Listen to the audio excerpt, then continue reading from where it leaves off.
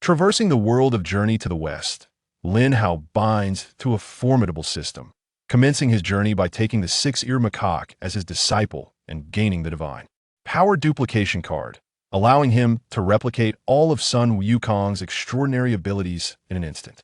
Sun Wukong has rebelled, slaughtering his way from the Royal Horse Bureau towards the southern heavenly gate. We are in grave danger. And Master, we are safe. Sun Wukong was just sent flying by a celestial soldier who has ascended to the heavenly realm. The Jade Emperor exclaimed, "Is it possible that our heavenly court possesses such extraordinary talent? Quick, bestow upon him the title of Guardian Deity of the Three Realms, placing him on par with the scattered immortals."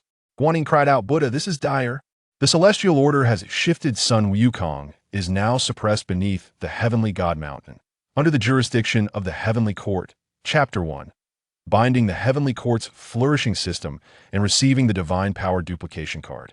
In the world of Journey to the West, Flower Fruit Mountain stands, resplendent, brimming with ethereal energy, its scenery both pristine and ancient, marked by towering trees and lush verdant grass, alongside cascading waterfalls that dance in harmony. Yet, amidst this tranquil haven, a voice of lamentation emerged. "Oh, what a pain in the head!" Lin Hao clutched his head, grimacing as he sat up. Once the throbbing subsided, he surveyed the unspoiled landscape around him in astonishment. His instincts told him he was no longer on Earth. If this were not a dream, he had indeed traversed realms. Just as Lin Hao prepared to slap himself to ascertain his state, a voice resonated within his consciousness. Ding! Binding the heavenly court's flourishing system. Congratulations, host. The system has been successfully bound. Welcome to the world of Journey to the West. Bind the heavenly court's flourishing system. Uphold the authority and image of the heavenly court. Assist in acquiring fortune and merit during the trials of Journey to the West. And receive corresponding rewards. Lin Hao was taken aback. He had actually crossed into the world of Journey to the West. As a seasoned player of games themed around Journey to the West and the Primordial Era, no one understood this realm better than him. Ding! Binding system task completed. Given that this is your first reward, a grand explosion of reward awaits. Congratulations! You have received a 9,000-year run water peaches, the merit spiritual treasure, Xianyuan sword, the divine power duplication card, and the cultivation method 8-9. Mysteries. Note: the divine power duplication card can only replicate Sun Wukong's abilities, and the host cannot utilize this card. Lin Hao could hardly contain his elation. As an experienced player of Journey to the West games, he was well-versed in the various treasures and elixirs of this world. The 9,000-year Ren Water Peach originated from the Heavenly Court's Peach Orchard, under the jurisdiction of the Queen Mother of the West, being a primordial spiritual. Root.it ripens every 3,000 years, 6,000 years, and 9,000 years, with the 9,000-year variant being the most precious. Consuming one grants the ability to achieve immortality, living in harmony with the sun and moon.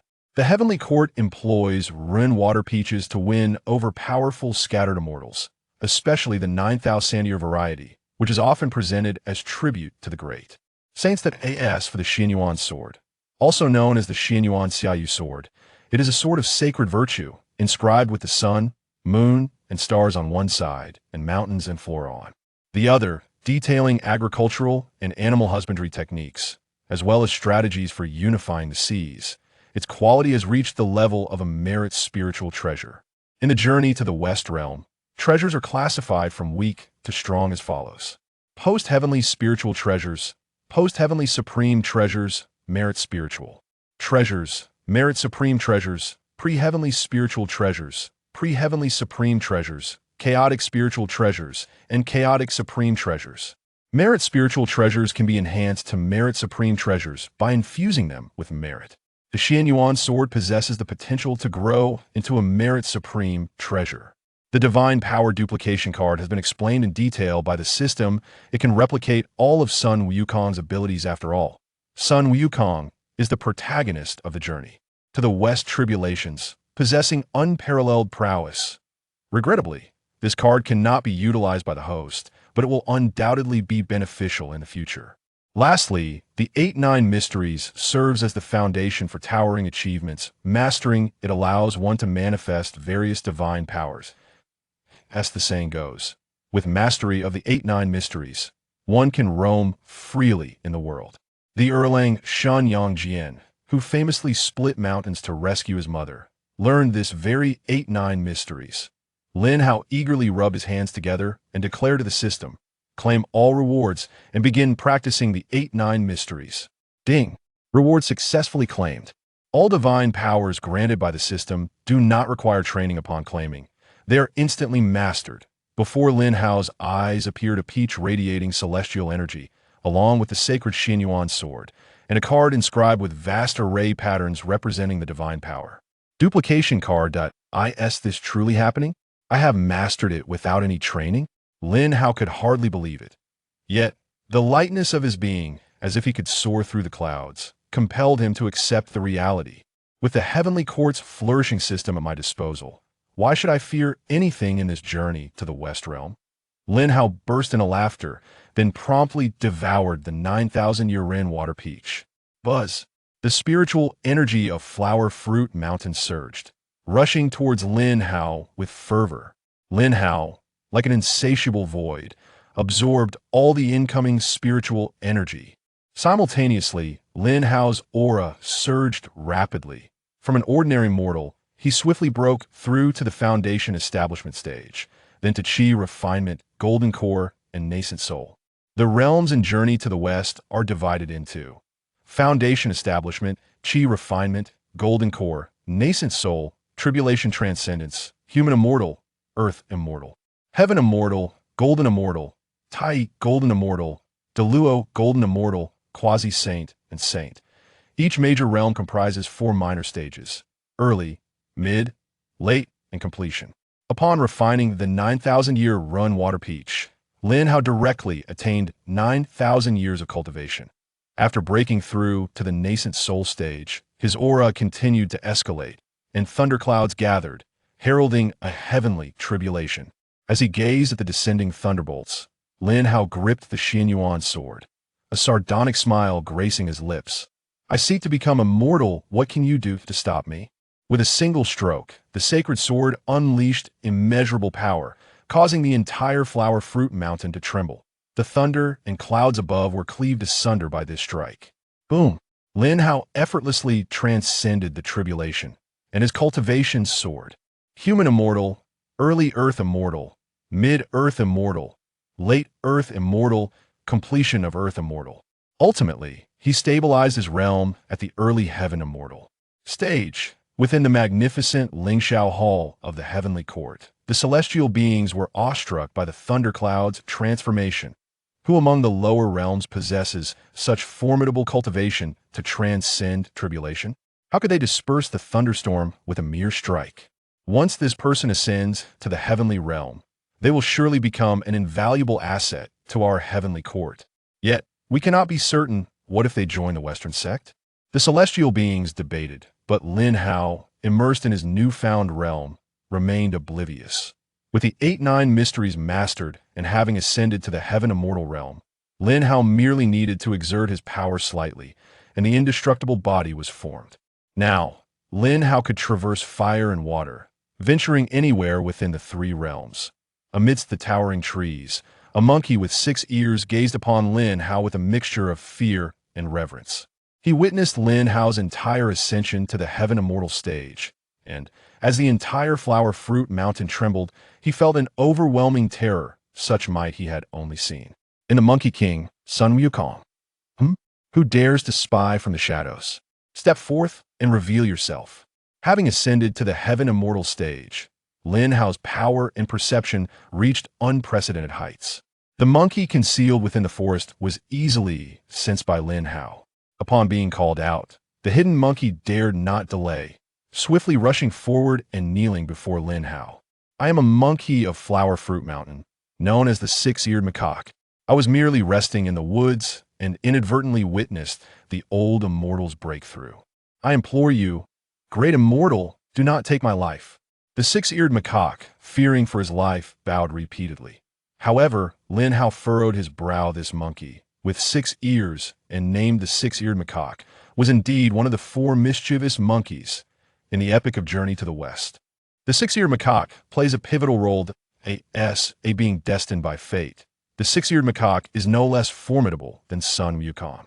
In fact, this creature existed even during the primordial era.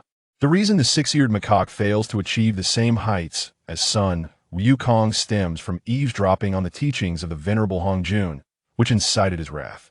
Consequently, Hongjun decreed that the law shall not be transmitted to the six-eared, rendering it impossible for anyone to impart magical arts to the six-eared macaque.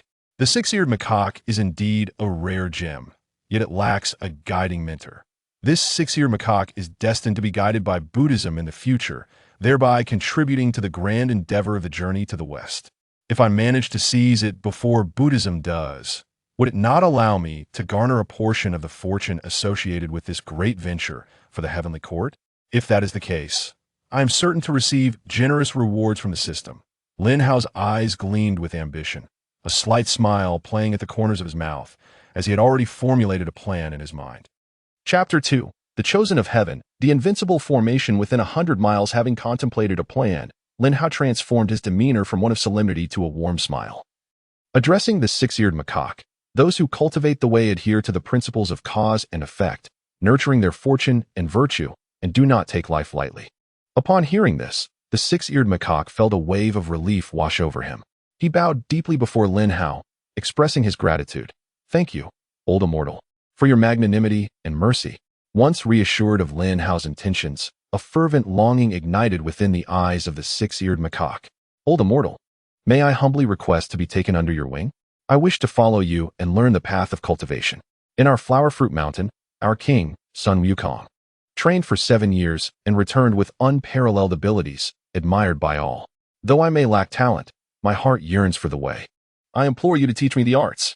The six-eared macaque clutched Lin Hao's feet in desperation. Unbeknownst to him, after witnessing Lin Hao's ascension to immortality, he had long harbored the desire to become his disciple, a wish that resonated with Lin Hao's own aspirations. However, Lin Hao restrained his inner delight, placing his hands behind his back and replying with calmness, "Please rise. The matter of accepting a disciple also hinges upon fate. Let me ascertain whether we share a connection as master and student." The six-eared macaque, completely convinced by Lin Hao's words, awaited eagerly as Lin Hao pretended to divine their destinies. Mimicking a fortune teller, Lin Hao narrowed his eyes and fidgeted with his fingers, only to finally open his eyes after a prolonged moment. The six-eared macaque, filled with anticipation, asked, "Old immortal, do I have a connection with you as a disciple?" Lin Hao nodded. "Our bond is decent. Although your innate talent is lacking and you possess no foundational skills, your sincerity in seeking the way is commendable." Lin Hao spoke disingenuously. The six-eared macaque was one of the 4 legendary monkeys, possessing cultivation potential that rivaled Sun Wukong's. According to the original text, Sun Wukong and the six-eared macaque battled from the mortal realm to the underworld, and then to the heavenly court, evenly matched until they were ultimately subdued with the aid of the Buddha. Both were destined beings within the trials of journey to the West. Yet, Lin Hao's words were intended to prevent the six-eared macaque from feeling invulnerable. "Does this mean I may cultivate alongside you, old immortal?" The six-eared macaque asked, excitement bubbling within him. "Very well, I shall begrudgingly accept you as my disciple. Despite your many shortcomings, I believe that under my astute guidance, you will achieve greatness." Lin Hao declared shamelessly, understanding that in this world, one must possess both audacity and the ability to deceive. "Old immortal, you have taken me as your disciple? Thank you for your generosity and broad-mindedness, for accepting me despite my inherent dullness. A day as a master is a lifetime as a father. Please allow me to bow to you 3 times. The six-eared macaque, overwhelmed with emotion, shed tears of joy. With Lin Hao's words, he had come to believe that he possessed no talent for cultivation, yet Lin Hao's acceptance filled him with deep respect and gratitude. "Good disciple, rise quickly." After achieving his goal of accepting a disciple, Lin Hao helped the six-eared macaque to his feet and solemnly stated, "As I calculated earlier, I discern that you have been schemed against since the day of your birth." The six-eared macaque froze momentarily, his fur bristling with indignation. He harbored no doubts about Lin Hao's words, whether it was the shock of his ascension or the kindness shown in accepting him as a disciple, which instilled in him absolute trust. Now, as Lin Hao revealed that he had been plotted against since birth, the six-eared macaque could not help but seethe with rage. "The perpetrators of your misfortune are the followers of Western Buddhism. You are merely a pawn in their grand design for the journey to the West. In the future, you will meet your demise at the hands of the protagonist, Sun Wukong. In the Thunder Sound Temple of the Spirit Mountain, Lin Hao stated gravely. The Six-Eared Macaque gritted his teeth in anger, yet felt powerless, well aware of Sun Wukong's might. If Sun Wukong truly intended to kill him, he had no means to defend himself. Master, save me. You must save me. The Six-Eared Macaque pleaded, grasping Lin Hao's arm as if it were his last lifeline. Do not fret excessively. Since you have become my disciple, I shall not allow you to be bullied. Sun Wukong has likely fallen into the trap set by Buddhism. But now that you are under my tutelage, I shall ensure you do not become another pawn in their game.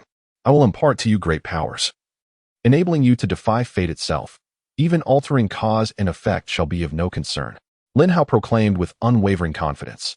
Well-versed in the entirety of the Journey to the West narrative and now endowed with a heavenly system that could alter destinies. Great powers? How grand are they? Can I soar through the clouds as Sun Wukong does? Will I possess the secrets of immortality? Or perhaps the ability to transform in 72 ways? The Six-Eared Macaque scratched his fur, his excitement palpable. Ha ha, all the powers that Sun Wukong possesses, you shall acquire as well, and even those he does not have. I shall help you, master. Lin Hao revealed a card of divine powers, initially thought to be of little use, but now proving invaluable. The Six-Eared Macaque stared in awe at the card, which bore the markings of supreme principles, surrounded by an aura of pure spiritual energy, unmistakably extraordinary. This is a treasure. Close your eyes, dear disciple, and allow me to perform the necessary actions. I trust you, master. The Six-Eared Macaque obediently shut his eyes as Lin Hao activated the card, which vibrated and emitted sounds. Buzz, please designate the target for use. Lin Hao commanded without hesitation. Lock onto the Six-Eared Macaque. Whoosh. The divine power card transformed into a stream of pure spiritual energy, surging into the body of the Six-Eared Macaque. Buzz buzz. A brilliant white light erupted from within the Six-Eared Macaque, and his aura began to rise rapidly, achieving the pinnacle of the golden immortal realm in an instant. At this moment, he wielded the Rui Jingu Bang, adorned in golden armor, crowned with a purple gold phoenix crest, and donned cloud stepping shoes, which allowed him to leap effortlessly, covering vast distances in mere moments. Haha, master, I can now leap 10,000 miles in a single somersault, just like Sun Wukong. The Six-Eared Macaque exclaimed, overflowing with gratitude. Thank you, master, for bestowing upon me such great powers. He knelt once more, bowing his head in reverence, fully aware that his newfound strength was a gift from Lin Hao. What a remarkable divine power card. It not only replicated all the abilities of Sun Wukong, but astonishingly also brought along his treasures. Lin Hao was equally astounded, raising his estimation of his system even higher. Ding. By accepting the Destined One as a disciple, you have expanded your influence and indirectly strengthened the heavenly court, receiving system rewards. Congratulations on acquiring Formation, Invincible Formation within 100 miles for a day, Divine Power, Buddha Nation in hand, Innate Spiritual Treasure, 36-Petal Reincarnation Purple Lotus. 3,000 years of cultivation. Invincible Formation within 100 miles for a day, an arrangement that renders one invincible within 100 miles for a day. Any who step within shall be instantly vanquished, irrespective of their realm. Note, a one-time formation, once deployed, it lasts for 1 day, hence the name One-Day Invincible Formation. After 1 day, the formation will cease to exist. Buddha Nation in hand, the supreme divine power of Buddhism, capable of containing an entire Buddhist realm within a single palm. 36-Petal Reincarnation Purple Lotus, a companion treasure of the 36-Petal Chaos Azure Lotus, formed by absorbing chaotic energy through cycles of blooming and wilting, shaped by the essence of the heavens after countless reincarnations. An innate spiritual treasure, primarily defensive, unmatched in its protective capabilities, impervious to all but innate treasures. It can both defend and attack, enveloping enemies and stripping them of their cultivation. Lin Hao swallowed hard, brimming with excitement as he declared, claim all rewards. Lin Hao's aura surged once again, and upon his crown, a lead flower blossomed. This lead flower is a symbol of the golden immortal. As the saying goes, when the 3 flowers gather at the crown, the spirit terrace appears, one becomes a carefree Deluo immortal. Lin Hao's cultivation level soared from a celestial immortal to a golden immortal, and his aura continued to rise. Early stage golden immortal, mid-stage golden immortal. Late stage golden immortal. Goodness, master has broken through again. Truly remarkable. My master is indeed a divine being. The Six-Eared Macaque gazed at Lin Hao in awe, completely overwhelmed by admiration. However, what Lin Hao gained was not merely an elevation in his cultivation, but also divine powers and exceptionally high-quality treasures. With these divine powers and treasures, even at the late stage of Golden Immortal, Lin Hao could easily crush enemies at the perfected Golden Immortal level. Chapter 3. The arrival of the Joyful Buddha and the activation of the formation in the west at the great heroic hall of Ling Mountain. The Buddha of Tathagata opened his eyes and spoke. Sun Wukong has arrived in the heavenly court to serve, and the great journey of the west is about to begin. Congratulations, my Buddha. The Buddha's teachings shall surely flourish. The 4 bodhisattvas, numerous Buddhas, and 18 arhats rejoiced in congratulations. Joyful Buddha, please make a trip to the Flower Fruit Mountain. Within resides a spirit monkey named the Six-Eared Macaque. In the future, this Six-Eared Macaque will play a significant role. It is essential to invite him to the west. The Joyful Buddha thus set off for Flower Fruit Mountain. Among the Buddhas, one holding a long banner transformed into a streak of golden light and flew down to the mortal realm. At Flower Fruit Mountain, Lin Hao and the Six-Eared Macaque were both stabilizing their realms. To enter Golden Immortal status in this world of journey to the west is truly unheard of. Lin Hao, realm, late-stage Golden Immortal, treasures, merit spiritual treasure Xianyuan's sword, invincible formation within 100 miles for 1 day. Inherent spiritual treasure 36, grade reincarnation purple lotus, techniques and divine powers. 8-9 profound art, Buddha kingdom in palm. Whoosh. A golden light streaked through the sky, and the Joyful Buddha had arrived at Flower Fruit Mountain. Startled from his stabilization, Lin Hao suddenly awoke, his expression wary as he glanced in a certain direction. The Six-Eared Macaque furrowed his brow, looking toward where Lin Hao was gazing, and asked in confusion, "Master, it seems there is demonic energy over there?" Lin Hao nodded, then stood up, apprehensively saying, "I did not expect the Buddhist sect to arrive so quickly. Buddhism? Is it that group plotting against me?" Upon hearing the term Buddhism, the Six-Eared Macaque exploded with rage. "Indeed, it is them," Lin Hao replied in a low voice. The aura descending upon Flower Fruit Mountain was formidable. Certainly not a minor character sent by the Buddhist sect. How audacious of Buddhism to scheme against me. Today, they shall learn of my might. The Six-Eared Macaque grasped his Rui Jingu Bang and prepared to leap forward. Impulsive and brash. Do you not know how powerful that Buddhist sect is? Even I cannot shake them at present. If you go now, you will only be walking to your death. Lin Hao scolded the Six-Eared Macaque with frustration. Hearing Lin Hao's words, the Six-Eared Macaque realized how foolish he had been, and the next moment, he obediently retreated behind Lin Hao. Six-Eared knows his mistake, Master. Do not blame me, the Six-Eared Macaque said, feeling ashamed. It is of no consequence. You have already reached the perfected Golden Immortal level at the beginning of your cultivation. In the future, you may not necessarily be inferior to those Buddhas in the West. The fiery gleam of confidence surged in the Six-Eared Macaque's eyes at Lin Hao's words. Lin Hao narrowed his eyes, a trace of killing intent flowing within, as he conjured the formation. Even if it is the Western Buddhism, what of it? As long as I am here, no one shall lay a finger on you, Lin Hao declared coldly. The Six-Eared Macaque looked at his master, feeling utterly impressed by his master's grandeur. Activate the invincible formation within 100 miles for 1 day. Lin Hao cast out the formation, and soon, an invisible array was established within 100 miles. As the formation was completed, the Joyful Buddha had also arrived. The Joyful Buddha scanned the scene and was astounded to find that the Six-Eared Macaque had already acquired spiritual power. Moreover, he possessed all of Sun Wukong's treasures. The Joyful Buddha was left bewildered. What is happening? The Six-Eared Macaque has not yet been enlightened by our Buddha. How does he already possess such magical powers? And who is this person? Why does this mischievous Six-Eared Macaque stand so obediently behind him? At that moment, a system information panel flew out. Joyful Buddha, realm, late-stage Deluo Golden Immortal, treasures, 6 souls banner, heavenly Tao rare treasure, joyful Zen staff, merit spiritual treasure, limitless Kasaya, post-heaven supreme treasure, techniques and divine powers, 10,000 Zhang golden body, subduing tiger formation, heavenly net of earth, relic incarnation. Joyful 2 Zen techniques, position, one of the 1,000 past Buddhas of Buddhism. Lin Hao focused and a sneer of disdain emerged on his face. The Buddhist sect actually sent the treacherous long-eared Joyful Immortal to capture the Six-Eared Macaque. Six-Eared Macaque, you are fated to our Buddhist sect.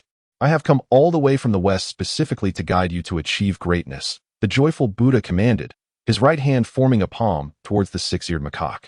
Quickly kneel and express your gratitude. Bah, you bald donkey. Your schemes do not work on me. You expect me to kneel in gratitude?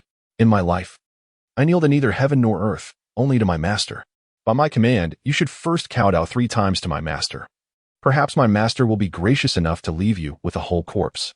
If Lin Hao had not enlightened the six-eared macaque about the schemes, he might have fallen for it. But now, fully aware of Buddhism's machinations, the six-eared macaque harbored deep resentment towards them. You actually took him as your master? What a cunning monkey, truly lacking in discernment. Regardless of who you have taken as your master, you must return to the West with me. The joyful Buddha ground his teeth in frustration and approached Lin Hao and the six-eared macaque. What a long-eared, joyful immortal. I did not expect your face to be so thick. Not only did you betray the teaching, but you also have the audacity to bully others under the guise of Buddhism. Who gave you the confidence to act so brazenly before me? Lin Hao shouted in anger. The joyful Buddha's advance suddenly halted, and his pupils dilated in shock. If he could, he would prefer that no one knew him by the title long-eared joyful immortal. For him, it was a source of shame, a joke that everyone ridiculed him for. Since he ascended to the Deluo golden immortal level, hardly anyone dared to mention that title before him. Yet today, this nameless little figure had exposed his scar. Boom. Spiritual energy surged forth. Powerful torrents swirling around the joyful Buddha. The ground beneath his feet shattered under immense force, cracking like a spider's web. A Deluo golden immortal is an invincible existence beneath the threshold of a saint. Moreover, the long banner held by the joyful Buddha was once the innate supreme treasure of the teaching, the Six Souls banner. In the past, the Heavenly Lord intended to use this Six Souls banner in conjunction with the sword array to unleash tremendous power and turn the tide, but unfortunately, before it could be used, it was stolen by the long-eared joyful immortal, leading to the complete defeat of the teaching in the Fengshen War.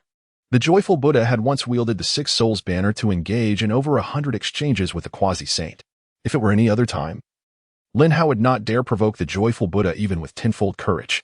However, now within the invincible formation, he felt no fear, even if a saint were to intervene. Kid, I had no intention of taking a life today, but since you seek death, then I shall send you to the afterlife. The joyful Buddha summoned the Six Souls banner, its six tails fluttering gently as supreme soul power radiated forth, reshaping the elements of earth, water, fire, and wind, creating astonishing phenomena in the world. The Six Souls banner, a heavenly Tao rare treasure, could lock onto the seven souls and six spirits of its enemies. Once locked by the supreme soul power, the seven souls and six spirits would instantly be obliterated. Even a saint would find it difficult to save them. As the joyful Buddha wielded the Six Souls banner, extraordinary occurrences erupted in his wake, leaving a golden line that seemed to cleave the sky in two, undeniably powerful. The entire flower and fruit mountain trembled under his single strike, and the unfortunate monkeys, frightened by the powerful auras that surged in a single day, huddled within the water curtain cave, shivering in fear. How fortuitous. Even if a sage were to come in person today, I would ensure he leaves empty-handed. Lin Hao exhibited no fear whatsoever and made no attempt at defense, calmly standing in place, awaiting the arrival of the Buddha of joyful light. The six-eared macaque harbored absolute trust in Lin Hao, and seeing his master unafraid, stood tall and resolute on the ground. What audacious arrogance! How dare you slander a sage? Today, I shall obliterate your seven souls and six spirits. The Six Souls banner, lock on. The supreme soul force pierced through the void. An unstoppable force locked onto Lin Hao. The Buddha of joyful light swiftly approached, a sneer of disdain etched upon his face, in his eyes. Lin Hao was no different from a corpse. In a radius of 100 miles, the invincible formation shall annihilate you. Lin Hao bellowed, and the entire formation suddenly stirred. Subsequently, an even more formidable power coalesced into a blade, accurately cleaving towards the Buddha of joyful light. Chapter 4. Capturing the Six Souls banner. Ascending to the heavenly court, the Six Souls banner is quite unique, an extraordinary treasure of the heavenly way, its soul power rivaling even that of chaotic artifacts. The Supreme Soul Force sought to ensnare Lin Hao's seven souls and six spirits, a force capable of devastating heaven and earth. Yet, such a cataclysmic power was utterly obliterated by the slash of the power manifested from the formation. The Supreme Soul Force condensed by the Six Souls banner was instantaneously destroyed. The Buddha of joyful light was left dumbfounded, staring in horror at the dim and lifeless Six Souls banner in his grasp. However, this was not the end. After shattering the offensive of the Six Souls banner, the blade did not wane but continued its ferocious descent towards the Buddha of joyful light.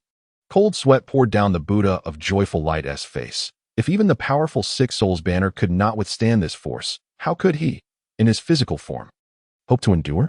He never dreamed Lin Hao could wield such overwhelming power.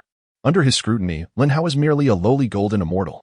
No, you must not harm me. I am the Buddha of joyful light from the Western Buddhism. Yet before the Buddha of joyful light could finish his plea, the blade struck down. Sizzle. A line of blood sprayed forth, and the entire form of the Buddha of joyful light was cleaved in two. Even the indestructible body of a great Luo golden immortal crumbled before this might. Clang.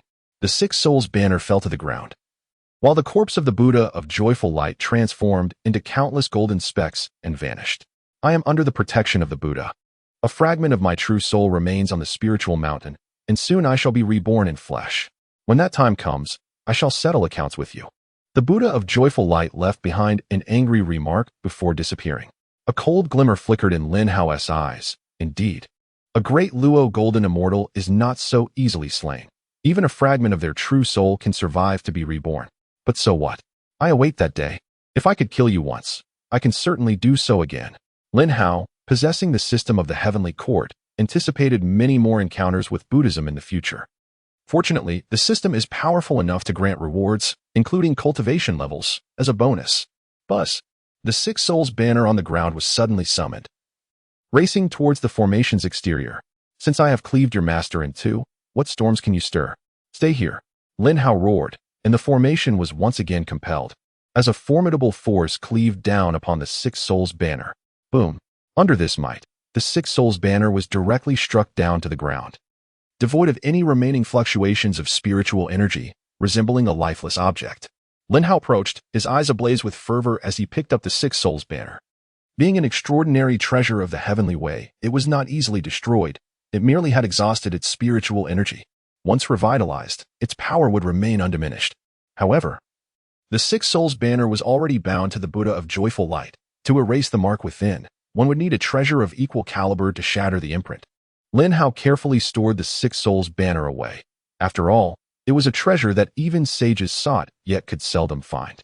Although he could not subdue it now, opportunities would surely arise in the future. The six-eared macaque gazed adoringly at Lin Hao's towering figure, admiration gleaming in his eyes. Moments ago, when the Buddha of joyful light unleashed his attack, the heavenly forces were drawn instantaneously, and the six-eared macaque realized how limited his perspective had been. Yet when his master struck, the formidable Buddha of joyful light was obliterated in a single blow, every tactic extinguished, even his body cleaved in two.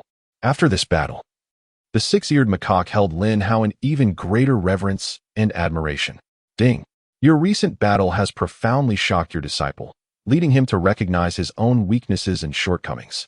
Greatly enhancing his character, you have received a reward. Ding. You have acquired the divine ability, earthly transformation of the 72 changes, law of heaven and earth. Riding the clouds and mist, at this moment, the voice of the system resonated, bringing joy to Lin Hao. His cultivation had reached the latter stages of the golden immortal realm, and his techniques were perfected. All that remained were various divine abilities to employ. And this reward was entirely composed of divine abilities. It perfectly aligned with Lin Hao's desires. Claim the reward. Lin Hao declared, feeling his arsenal of divine techniques expand. Master, after this battle, I have come to understand the gap between myself and Buddhism. I assure you, I shall never again act as recklessly as I did before. The six-eared macaque earnestly admitted his faults to Lin Hao. Lin Hao patted the six-eared macaque's head, expressing his satisfaction. Bravery without wisdom will ultimately lead to one's downfall. It is wise to think this way before possessing absolute power. Now, with a fragment of the Buddha of joyful light as true soul still residing on the spiritual mountain, it is only a matter of time before Buddhism sends someone to seek revenge. My current abilities are insufficient to contend with Buddhism for the long term, Lin Hao remarked, his gaze deep and contemplative. The six-eared macaque listened quietly. After a long pause, Lin Hao finally spoke, the only forces capable of resisting Buddhism, aside from a handful of powerful sages, are the heavenly court. Lin Hao's mind was already at work, having reached the realm of golden immortal. He was destined to ascend to the celestial realm. Moreover, carrying the system of the heavenly court, he could only gain rewards by upholding the authority of the heavenly court, thus achieving even greater advancement. Furthermore, once he entered the heavenly court, with his current golden immortal status, he could easily secure a substantial position. Even if Buddhism were to come knocking, the heavenly court could intervene. Master, are you suggesting ascending to become a celestial being? Our flower and fruit mountain's great monkey king, Sun Wukong, has been a celestial being in the heavenly court for quite some time now. The six-eared macaque exclaimed. Excited at the prospect of becoming a celestial being, something he had never dared to imagine before. Upon hearing this, Lin Hao couldn't help but chuckle. That Sun Wukong ascending to heaven isn't about becoming a celestial being. He was merely deceived into going to tend to the horses for the celestial beings, having fallen into a trap set by Buddhism. The Six-Eared Macaque was incredulous. The self-proclaimed exceptional Sun Wukong had been tricked into horse tending? Given Sun Wukong's temperament, wouldn't he have revolted against the heavens? Enough, disciple. With Sun Wukong in the heavenly court, and you resembling him not only in appearance but also in divine abilities and treasures, to avoid unnecessary trouble, you should transform into my pet for now. Lin Hao thoughtfully instructed the Six-Eared Macaque. The Six-Eared Macaque held absolute trust in Lin Hao. Without hesitation, he cast a spell, transforming into a small, adorable monkey that leaped onto Lin Hao's shoulder. With everything prepared, Lin Hao employed the technique of riding the clouds and mist, heading towards the southern heavenly gate of the heavenly court. At the southern heavenly gate, colossal pillars were entwined with golden-scaled, red-bearded dragons, exuding an oppressive grandeur. Before the gate stood several golden-armored guards, standing tall like pines, wielding spears and halberds, their spirits high, each of them at the level of human immortals. As Lin Hao arrived, the golden-armored gatekeeper soldier extended his spear and coldly commanded, "This is a sacred ground of the heavenly realm. No trespassers allowed." Lin Hao, undeterred, calmly clasped his hands in greeting and replied, "I am a newly ascended celestial from the lower realm. I kindly ask for your assistance." Hearing this, the soldier lowered his spear, his tone softening slightly. "Since you are newly ascended, you may wait outside for further instructions. It is expected that Lord Xingzhang will arrive today for inspection, and he will provide you with arrangements." Lin Hao nodded, unhurried, and moved to the side, leisurely playing with the Six-Eared Macaque perched on his shoulder. "We pay our respects to Lord Xingzhang." The soldiers stood at attention. "Maintain your posts. Recently, the heavenly court has brought up a troublesome monkey to oversee the stables. The Jade Emperor is concerned it may cause trouble, so I am dispatched for daily inspections, truly vexing." "Indeed, the workload is immense for our lord. Who is this?" Xingzhang approached Lin Hao, his imposing figure radiating authority. "Dressed in such disarray and audaciously keeping a monkey? It is utterly outrageous." Xingzhang stormed towards Lin Hao, causing the nearby celestial soldiers to pale. Yet Lin Hao remained composed, casting a glance at Xingzhang, who was merely a lowly celestial in his eyes, unworthy of concern. "I have just ascended from the lower realm. I request your guidance to receive my official title," Lin Hao said, his tone measured. Xingzhang, already irate, could hardly tolerate Lin Hao's dismissive demeanor. "How dare you? You, a mere rustic who has just ascended to the celestial realm, presume to receive a title? Do you consider yourself a terrestrial or celestial immortal? Be sensible and change out of that shabby attire into the golden armor of the gatekeepers, and stand guard at the south heavenly gate." Lin Hao silently scorned Xingzhang's narrow-mindedness. He was neither a terrestrial nor a celestial immortal, but a genuine golden immortal. How could Xingzhang dare to command him, a golden immortal, to serve as a mere gatekeeper? Even the Jade Emperor would not dare speak thus. Chapter 5. What is this? Sun Wukong has been struck down by celestial soldiers? The Six-Eared Macaque on Lin Hao's shoulder was furious, gnashing its teeth and scratching its ears. It was well aware of its master's formidable strength, having witnessed it firsthand. Yet, this oversized fool before him dared to position his master at the gates of the heavenly court? Such insolence! Lin Hao's eyes glimmered with cold resolve. Since Xingzhang sought to provoke him, he had no intention of letting the matter rest. Just as he prepared to act, a furious roar echoed from the distance.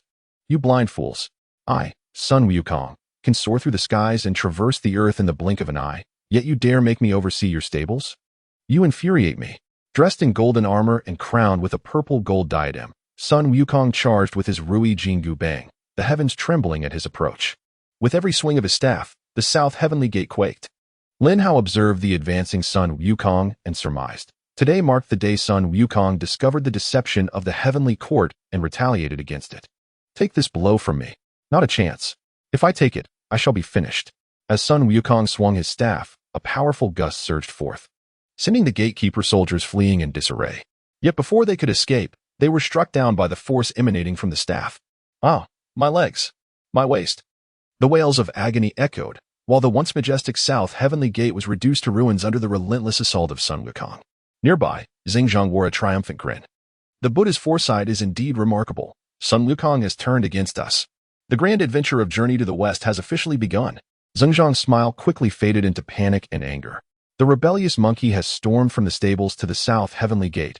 We are in grave danger. He hurriedly fled, calling out as he ran. Inside the Ling Hao Palace, the Hautian mirror displayed the chaotic events unfolding at the south heavenly gate.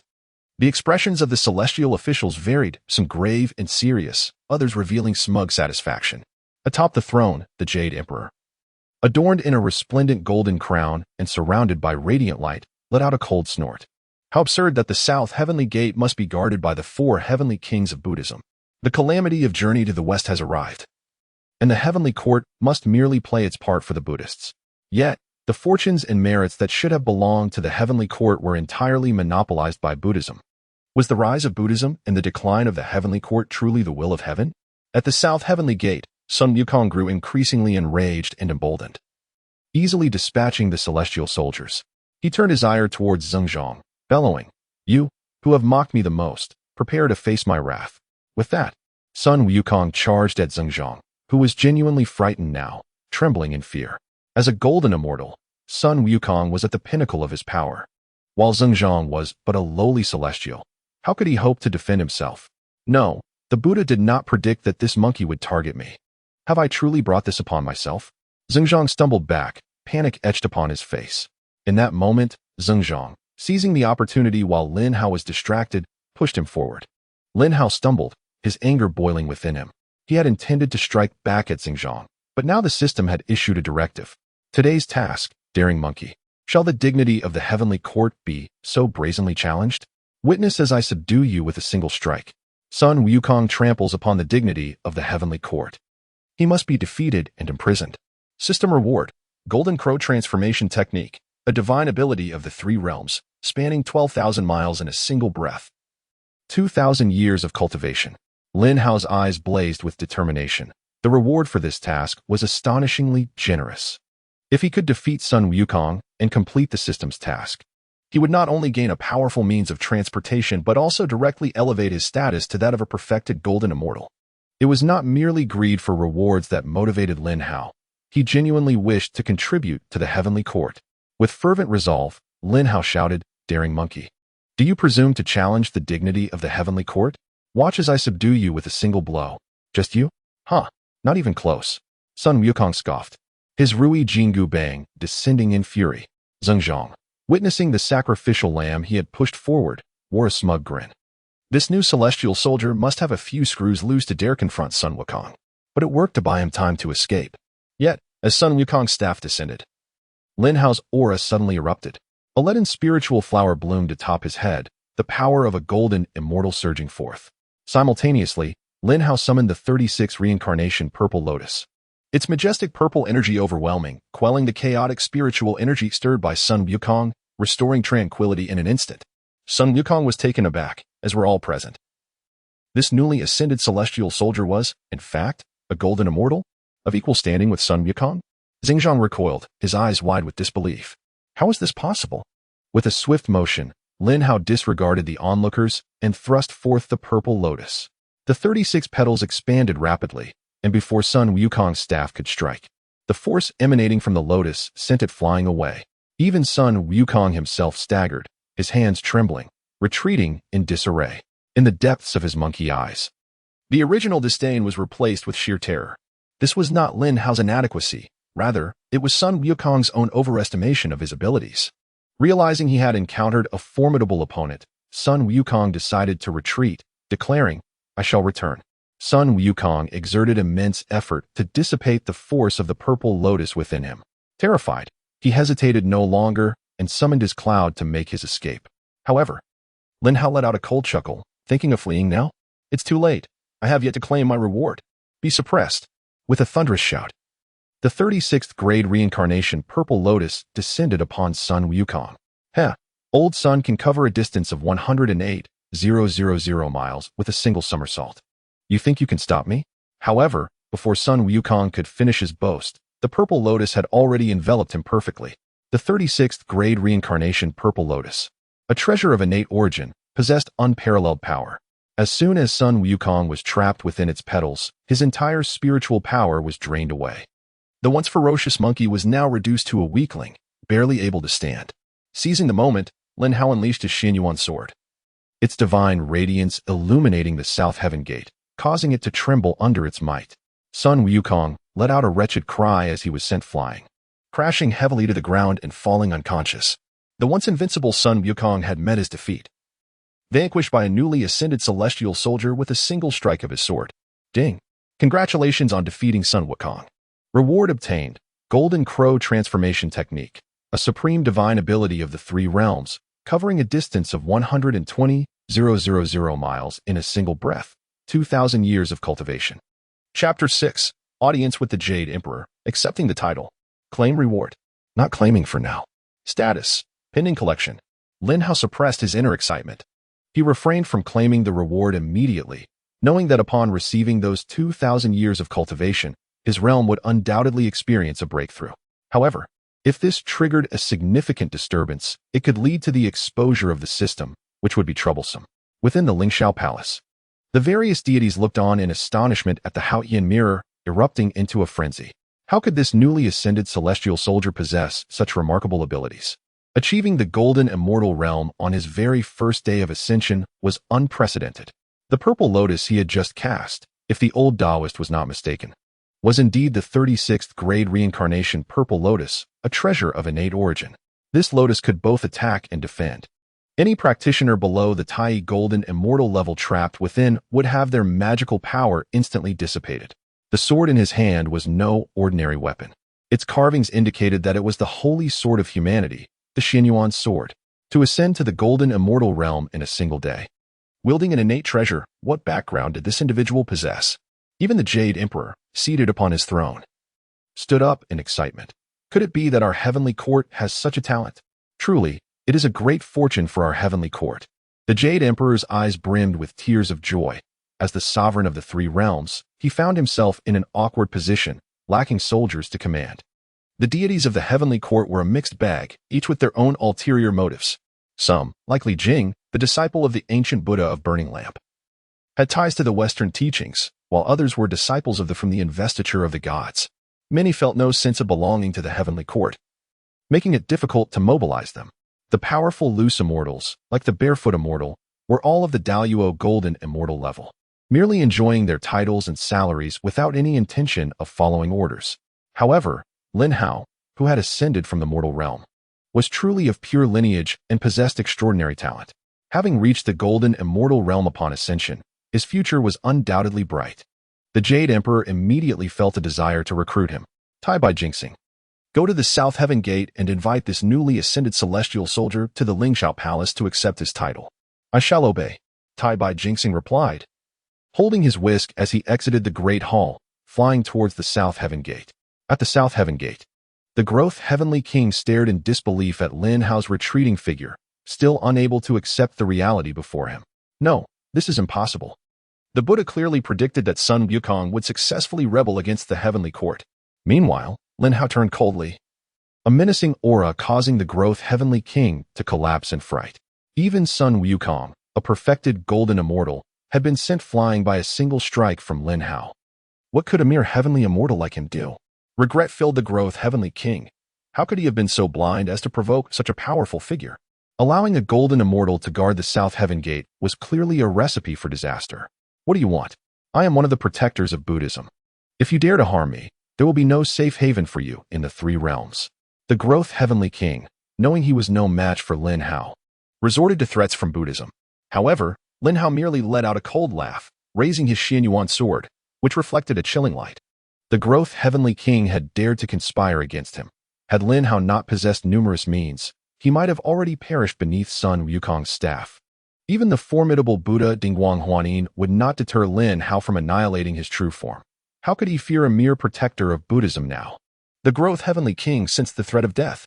At that moment, Tai Bai Jinxing had already arrived, waving his whisk and announcing, His Majesty has decreed that you enter the hall to receive your reward. Lin Hao raised an eyebrow, turning back to find that this individual was none other than Tai Bai Jinxing, a favorite attendant of the Jade Emperor. He graciously sheathed his Xianyuan sword and clasped his fists, saying, I appreciate your effort, immortal Tai Bai. Tai Bai Jinxing, pleased by Lin Hao's humility, wore a warm smile. In a low voice, Tai Bai Jinxing advised, Friend, you have just ascended to the heavens and have yet to be conferred a title. If you were to kill this demon right now, Buddhism would hold the heavenly court accountable.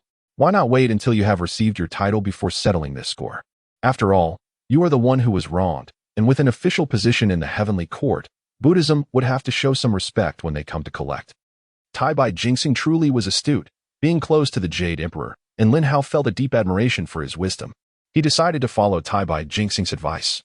Resolving to settle accounts with the growth Heavenly King after his title was conferred, Lin Hao clasped his fists tightly and expressed his gratitude. Thank you, Immortal Tai Bai. For the reminder, I was indeed impulsive.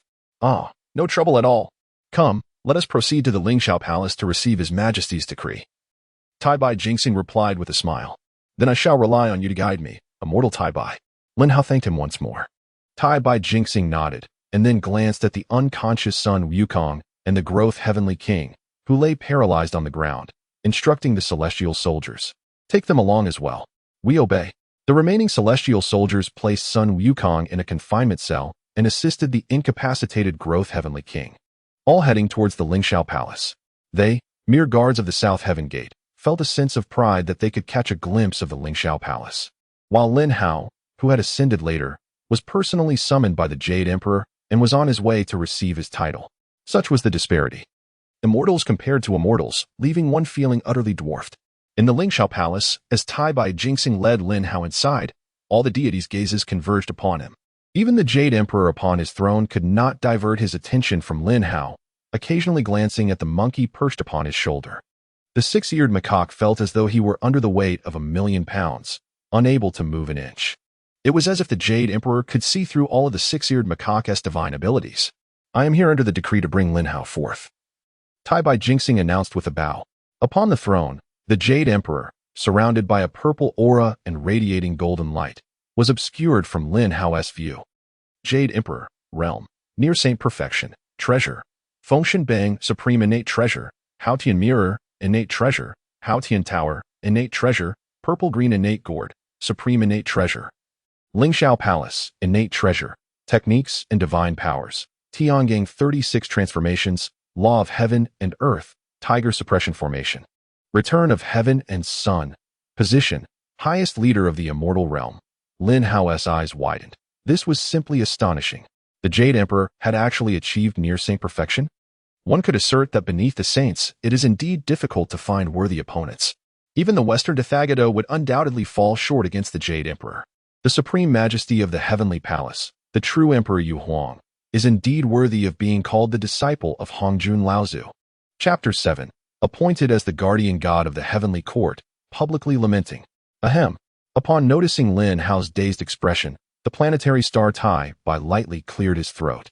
Lin Hao, startled, quickly composed himself and bowed, saying, I am Lin Hao, a humble celestial being, paying my respects to your majesty. Ah, Lin Hao, a splendid name indeed. Not only does it sound melodious, but the bearer is also remarkable, praised the Jade Emperor. The assembled deities exchanged perplexed glances, for Lin Hao's name seemed rather ordinary, even commonplace. Yet, the Jade Emperor's admiration for Lin Hao as an individual transcended any superficial judgment of his name.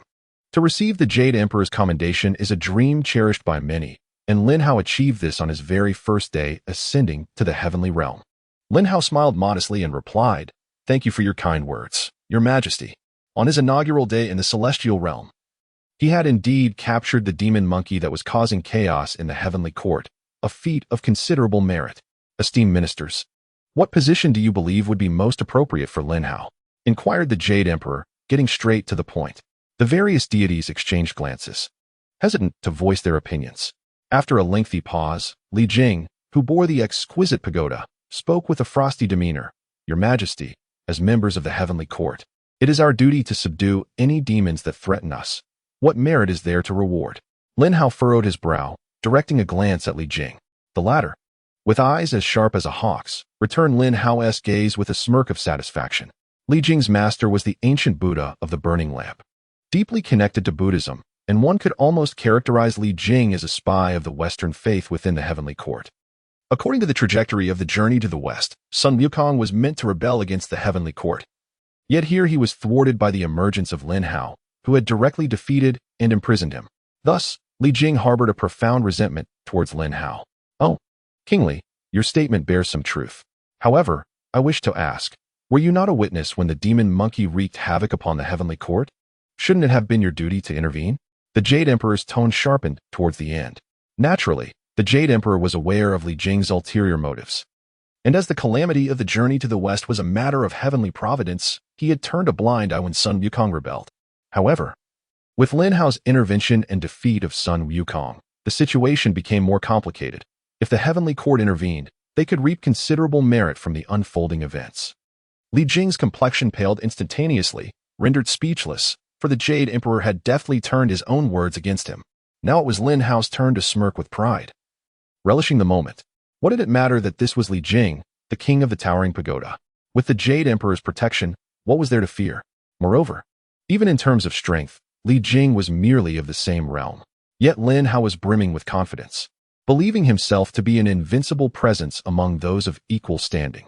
Li Jing, incensed by Lin Hao's arrogance, gritted his teeth in frustration. Meanwhile, many deities chose to remain aloof, which only served to further incite the Jade Emperor's ire.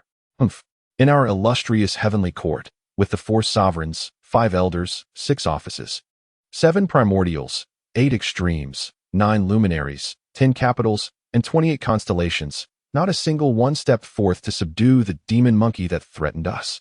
Lin Hao, with righteous spirit, bravely intervened to uphold the authority of the heavenly court, and now when I seek to confer a reward, some dare to contest it? Truly, you are audacious. The Jade Emperor nearly pointed his finger in accusation at Li Jing. Li Jing kept his head bowed, not daring to utter a single word. Meanwhile, Lin Hao felt an immense sense of satisfaction, surprised to discover how esteemed his reputation appeared in the eyes of the Jade Emperor.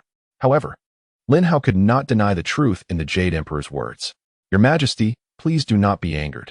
I believe Lin Hao's capture of the demon monkey merits recognition, and his strength is that of a golden immortal. Yet, the various celestial positions remain unfilled. It would be prudent to appoint Lin Hao as the guardian god of the heavenly court, responsible for maintaining our authority. Tai Bai Jin Xing seized the opportunity to offer his counsel. Excellent. The Jade Emperor nodded in approval, subsequently announcing, let it be known that I hereby appoint Lin Hao as the guardian god of the heavenly court, with a rank of 3rd grade, and grant him 5,000 heavenly soldiers to aid in upholding our authority. Gasp. Upon hearing this, the assembled deities collectively inhaled sharply, especially Li Jing, who nearly choked on the cold air. A rank of 3rd grade. Does that not place him on par with Li Jing? In the heavenly court, beings like the barefoot immortal are of 1st grade, while those of 2nd grade include favorites like Tai Bai Jin Xing.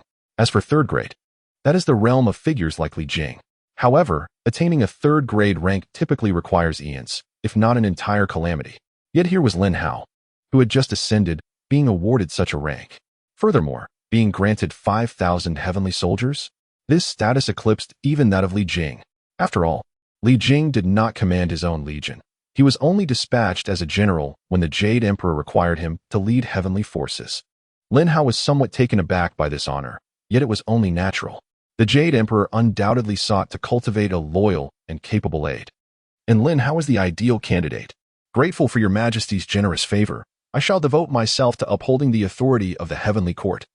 Lin Hao wisely approached to express his gratitude. Congratulations, your Majesty, on acquiring such a formidable general. This is indeed a boon for the heavenly court. Tai Bai Jin Xing exclaimed, recognizing the moment. Congratulations, your Majesty, on acquiring such a formidable general. The other deities echoed, eager to curry favor. For the Jade Emperor's favor was invaluable, especially for one of Lin Hao's caliber, a near-complete saintly being. Haha, splendid. The Jade Emperor was quite pleased. For Lin Hao's greatest asset was not merely his accomplishments, but the boundless potential he possessed. Seeing the Jade Emperor's esteem, a glint of cunning flashed in Lin Hao's eyes, and a sly smile graced his lips. Your Majesty, just outside the southern heavenly gate, when the demon monkey approached, the guardian of the southern heavenly gate hesitated in fear. Not only did he fail to assist the heavenly soldiers in subduing the demon monkey, but he also conspired against me, pushing me towards the demon monkey. I, being of slight build and frail constitution, nearly met a tragic end at the southern heavenly gate. I beseech your Majesty for justice. Lin Hao audaciously portrayed himself as a victim, his appearance reminiscent of a wronged maiden, evoking sympathy. Yet Li Jing was nearly driven to the brink of fury, almost spitting blood in exasperation. You, Lin Hao, frail? Who was it that sent the raging Sun Wukong flying with a single strike? You, a formidable golden immortal in the late stage, wielding a primordial treasure, have the audacity to claim weakness, as if you were the one at a disadvantage. Clearly, it was Sun Wukong who was struck down and left unconscious. The guardian of the southern heavenly gate was hardly in a better state, now trembling in fear. Yet none of this hindered Lin Hao's performance of victimhood. Chapter 8. The Wronged Lin AI, teaching Sun Wukong and the guardian of the southern heavenly gate etiquette. What? This is utterly preposterous. In my dignified heavenly court, such vermin exist. Truly, it is a travesty to my cherished subjects. Bring that devil, Li Qing, before me, commanded the Jade Emperor coldly. Though Lin Hao feigned victimhood, the Jade Emperor believed him, fiercely protecting him. One might even think Lin Hao was the Jade Emperor's illegitimate son. Li Jing, driven to madness, seethed with anger, while Lin Hao reveled in Li Jing's frustration at being unable to eliminate him. Your Majesty, as I made my way to the Lingxiao Palace, I ordered heavenly soldiers to bring that devil, Li Qing, along, and he is now waiting outside the palace alongside Sun Wukong. Upon witnessing the scene, the Tai Bai Jin Xing conveyed the message. The Jade Emperor nodded in satisfaction and commanded, Your foresight is commendable. Therefore, bring them all forth. As you wish, replied the minister. Shortly after, 4 celestial soldiers entered, escorting Sun Wukong and the Xingzhong Tianwang. Sun Wukong was confined within a cage of tempered steel, a treasure of the postnatal realm, capable of nullifying magical powers. Although he had regained consciousness, his abilities remained dormant.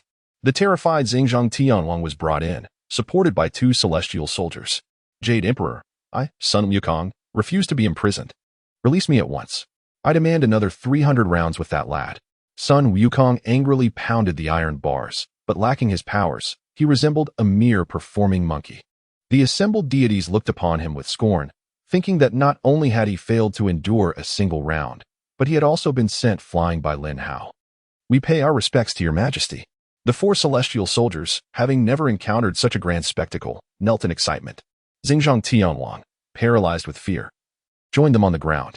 Li Jing and the other 3 heavenly kings observed Xingzhong Tianwang with concern, their faces devoid of color. The reputation of Buddhism had been thoroughly tarnished by Xingzhong Tianwang. Mo Li Qing, during the chaos caused by this monkey at the southern heavenly gate. You not only refrained from assisting, but also plotted against my beloved minister. Do you not know your transgressions? The Jade Emperor interrogated Xingzhong Tianwang. Your servant acknowledges his fault. Xingzhong Tianwang stammered, nearly in tears. The Jade Emperor held the Haoyan mirror, and Xingzhong Tianwang dared not lie. Yet, everything had unfolded too abruptly. Who could have anticipated Lin Hao's sudden emergence? Who would have guessed that Lin Hao was a formidable celestial being, favored by the Jade Emperor? Mo Li Qing. As one of the 4 guardian deities of Buddhism, you have committed such disgraceful acts. It seems your etiquette training in the West has been lacking. Therefore, I shall impose upon my beloved minister Lin to impart lessons in decorum to you. Only when Lin is satisfied with your progress shall you return to the West. Marvelous. The Jade Emperor's strategy was indeed brilliant. Using the pretext of teaching etiquette to detain Xingzhong Tianwang in the heavenly court and assigning him to Lin Hao was a clear indication of mischief against Xingzhong Tianwang. Your Majesty, I. Xingzhong Tianwang stuttered, his face paling. Li Jing intended to intervene, but Lin Hao stepped forward with righteous indignation, saying, Your Majesty, I fully understand that Xingzhong Tianwang possesses a fierce temperament and is difficult to discipline. However, I am willing to sacrifice myself to teach him through both words and actions. I believe that with my guidance, Xingzhong Tianwang will ultimately find satisfaction, as will everyone else. Hearing this, Li Jing and the 3 other heavenly kings wished to silence Lin Hao. Is this truly how one speaks? Sacrificing oneself to teach? Does this transformation not imply violence? This is my beloved minister, whose heart is filled with compassion, willing to sacrifice himself for the benefit of the heavenly court. Such selflessness should serve as a model for all beings across the 3 realms. Lin, my beloved minister, Xingzhong Tianwang is indeed obstinate. You must exert extra effort in your teachings. I am confident that both Buddhism and the heavenly court will appreciate your selfless contributions. The Jade Emperor's words were a clear endorsement of Lin Hao, implying that he could discipline Xingzhong Tianwang as he saw fit, with the heavenly court backing him in any consequences. After all, Xingzhong Tianwang was in the wrong. I shall do my utmost. Lin Hao replied earnestly. The two men played off one another, leaving Zhengzhang Tianwang aware that his fate was sealed.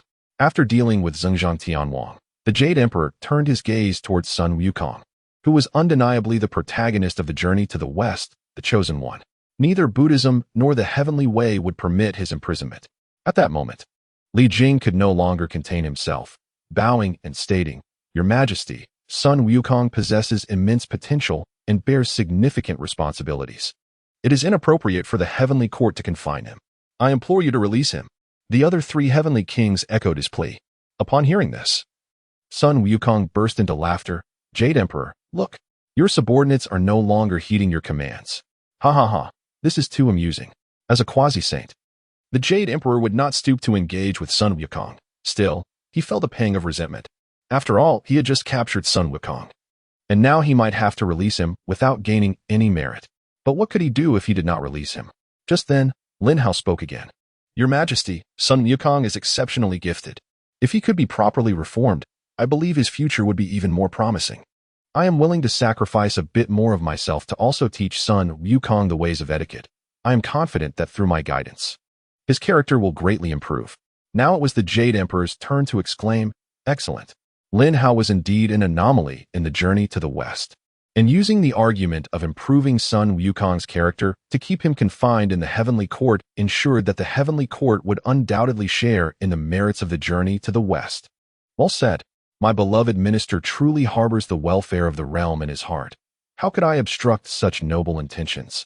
Therefore, I grant permission for both Sun Wukong and Zhengzhang Tianwang to be entrusted to Lin for their education. I shall exert all my efforts." Lin Hao responded, a wicked smile creeping across his lips. This smile sent chills down the spines of the assembled deities, who silently warned themselves that this newly appointed heavenly guardian was not to be trifled with. "Your Majesty, this is unacceptable." Li Jing stood dumbfounded. What was happening? The protagonist of the journey to the west, Sun Wukong, was to be confined in the heavenly court and instructed by Lin Hao. What would become of the journey to the west? Who would protect Tang Sung on his quest for scriptures? "Ah, I know that you, Li Tianwang, wish to express your gratitude, but there is no need. I am a person who enjoys doing good deeds without seeking reward. Your good intentions are enough for me. You too, place Zhengzhang Tianwang in the iron cage as well. To learn proper etiquette, one must first cultivate patience. Let them both remain in the cage for a while, and only then shall we discuss their development." Li Jing was so enraged he could barely contain himself. Who the hell wanted to thank you? And doing good deeds without recognition? How thick-skinned could one be? Furthermore, this was too cruel. Confined in a cage was Zhengzhang Tianwang, one of Buddhism's 4 guardian deities? And to be imprisoned alongside the violent Sun Wukong? Wasn't this clearly intended to torment Zhengzhang Tianwang? To claim it was about cultivating patience while locking them in a cage? This was the first time he had ever heard such a ludicrous excuse. "Get away from me, you big oaf. Just seeing you disgusts me. Prepare to fight." "Ah, monkey, don't scratch my face. It hurts. You've ruined my looks. That was mine. It's broken. Monkey, this isn't over." Chapter 9. Ascending to the Golden Immortal Realm. Countdown to system experience period. Inside the cage, the wretched Zhengzhang Tianwang was mercilessly assaulted by Sun Wukong, leaving him battered and bloodied, with the sight shocking the onlookers. Zhengzhang Tianwang's face twisted in agony as he clutched a sensitive area, writhing in pain. On the throne, the Jade Emperor feigned ignorance and continued, "Lin, my beloved minister, now holds the esteemed title of Heavenly Guardian War God. He shall be rewarded with a postnatal spiritual cloak and a purple gold sacred crown. His office shall be established within the 5 Ming Palace. Tai Bai, I must trouble you once more to escort Lin to the 5 Ming Palace." "I shall obey." After the Jade Emperor's decree, the assembly erupted in astonishment. Lin Hao had been granted 2 more postnatal treasures, and the 5 Ming Palace was designated as his official residence. This treatment far surpassed that of countless elder ministers in the heavenly court. 2 celestial soldiers approached, bearing the cloak and crown, and presented them to Lin Hao. Without hesitation, Lin Hao accepted them and humbly expressed, "Thank you, Your Majesty, for your generous rewards. I shall devote my utmost efforts to protect the heavenly court. Furthermore, I shall diligently instruct Sun Wukong in the etiquette befitting the 2 heavenly kings. The Jade Emperor's overtures towards me are impossible to decline. I take my leave." After the conferral of titles, the illustrious Tai Bai Jinxing guided Lin Hao away, amidst the envious gazes of all the deities. The iron cage that imprisoned Sun Wukong and the heavenly king of growth was dragged along by the heavenly soldiers, accompanying Taibai Jingxing and Lin Hao as they departed. As they passed by Li Jing, Lin Hao glanced up with a smug smile. Li Jing, gritting his teeth in anger, silently cursed, "This arrogant lad. How dare he imprison the chosen one, Sun Wukong? Just wait. Trouble from the west will soon find you." In the heavenly palace, before the five bright palace, numerous golden-armored deities brandished spears and whips, wielding swords and staves. Upon the arrival of Lin Hao and his companion, these golden-armored beings all bowed in unison, exclaiming, "We pay our respects to the esteemed Taibai Xianxing. We pay our respects to the palace master." The news of Lin Hao being revered as the guardian god of the heavenly court had spread far and wide, and the accolades bestowed upon the five bright palace were no less than a sensation. The heavenly soldiers, upon seeing their new master, were filled with profound respect. Lin Hao nodded in satisfaction. "Rise." "Thank you, Palace Master." With an army of 50,000 heavenly soldiers at his command, Lin Hao felt an exhilarating sense of power. "War God Lin, let us venture inside to explore the five bright palace," Taibai Jingxing continued, pleased by Lin Hao's good spirits. Together, they entered the palace, accompanied by the iron cage. Inside the grand hall, colossal pillars entwined with golden-scaled, radiant red-bearded dragon's sword, while several long bridges were adorned with resplendent feathered phoenixes soaring above. A crystal-clear spring flowed mysteriously, creating a breathtaking spectacle. Even the worldly wise Sun Wukong could not help but exclaim, "Such beauty, such grandeur. This palace surpasses my stables 1,000-fold. Taibai, if you were to release me now and bestow this palace upon me, I might reconsider staying in the heavenly court." Taibai Jingxing cast a silent glance at Sun Wukong. "You monkey, you are intent on courting calamity. It would be wise to study the ways of etiquette under War God Lin, for only through diligence can you return to your flower fruit mountain." Sun Wukong, gritting his teeth, felt not only anger but also a profound sense of fear when he looked at Lin Hao. With a mere gesture, Lin Hao had subdued him, and even now, the fear lingered. "War God Lin, allow me to enlighten you on the wonders of the five bright palace. This palace neighbors the bullfighting and the vast cold, absorbing the yang energy of the bullfighting and the yin energy of the vast cold. With a harmonious balance of yin and yang, it gathers the spiritual essence of the world, making cultivation here dozens of times more efficient than in the outside realm.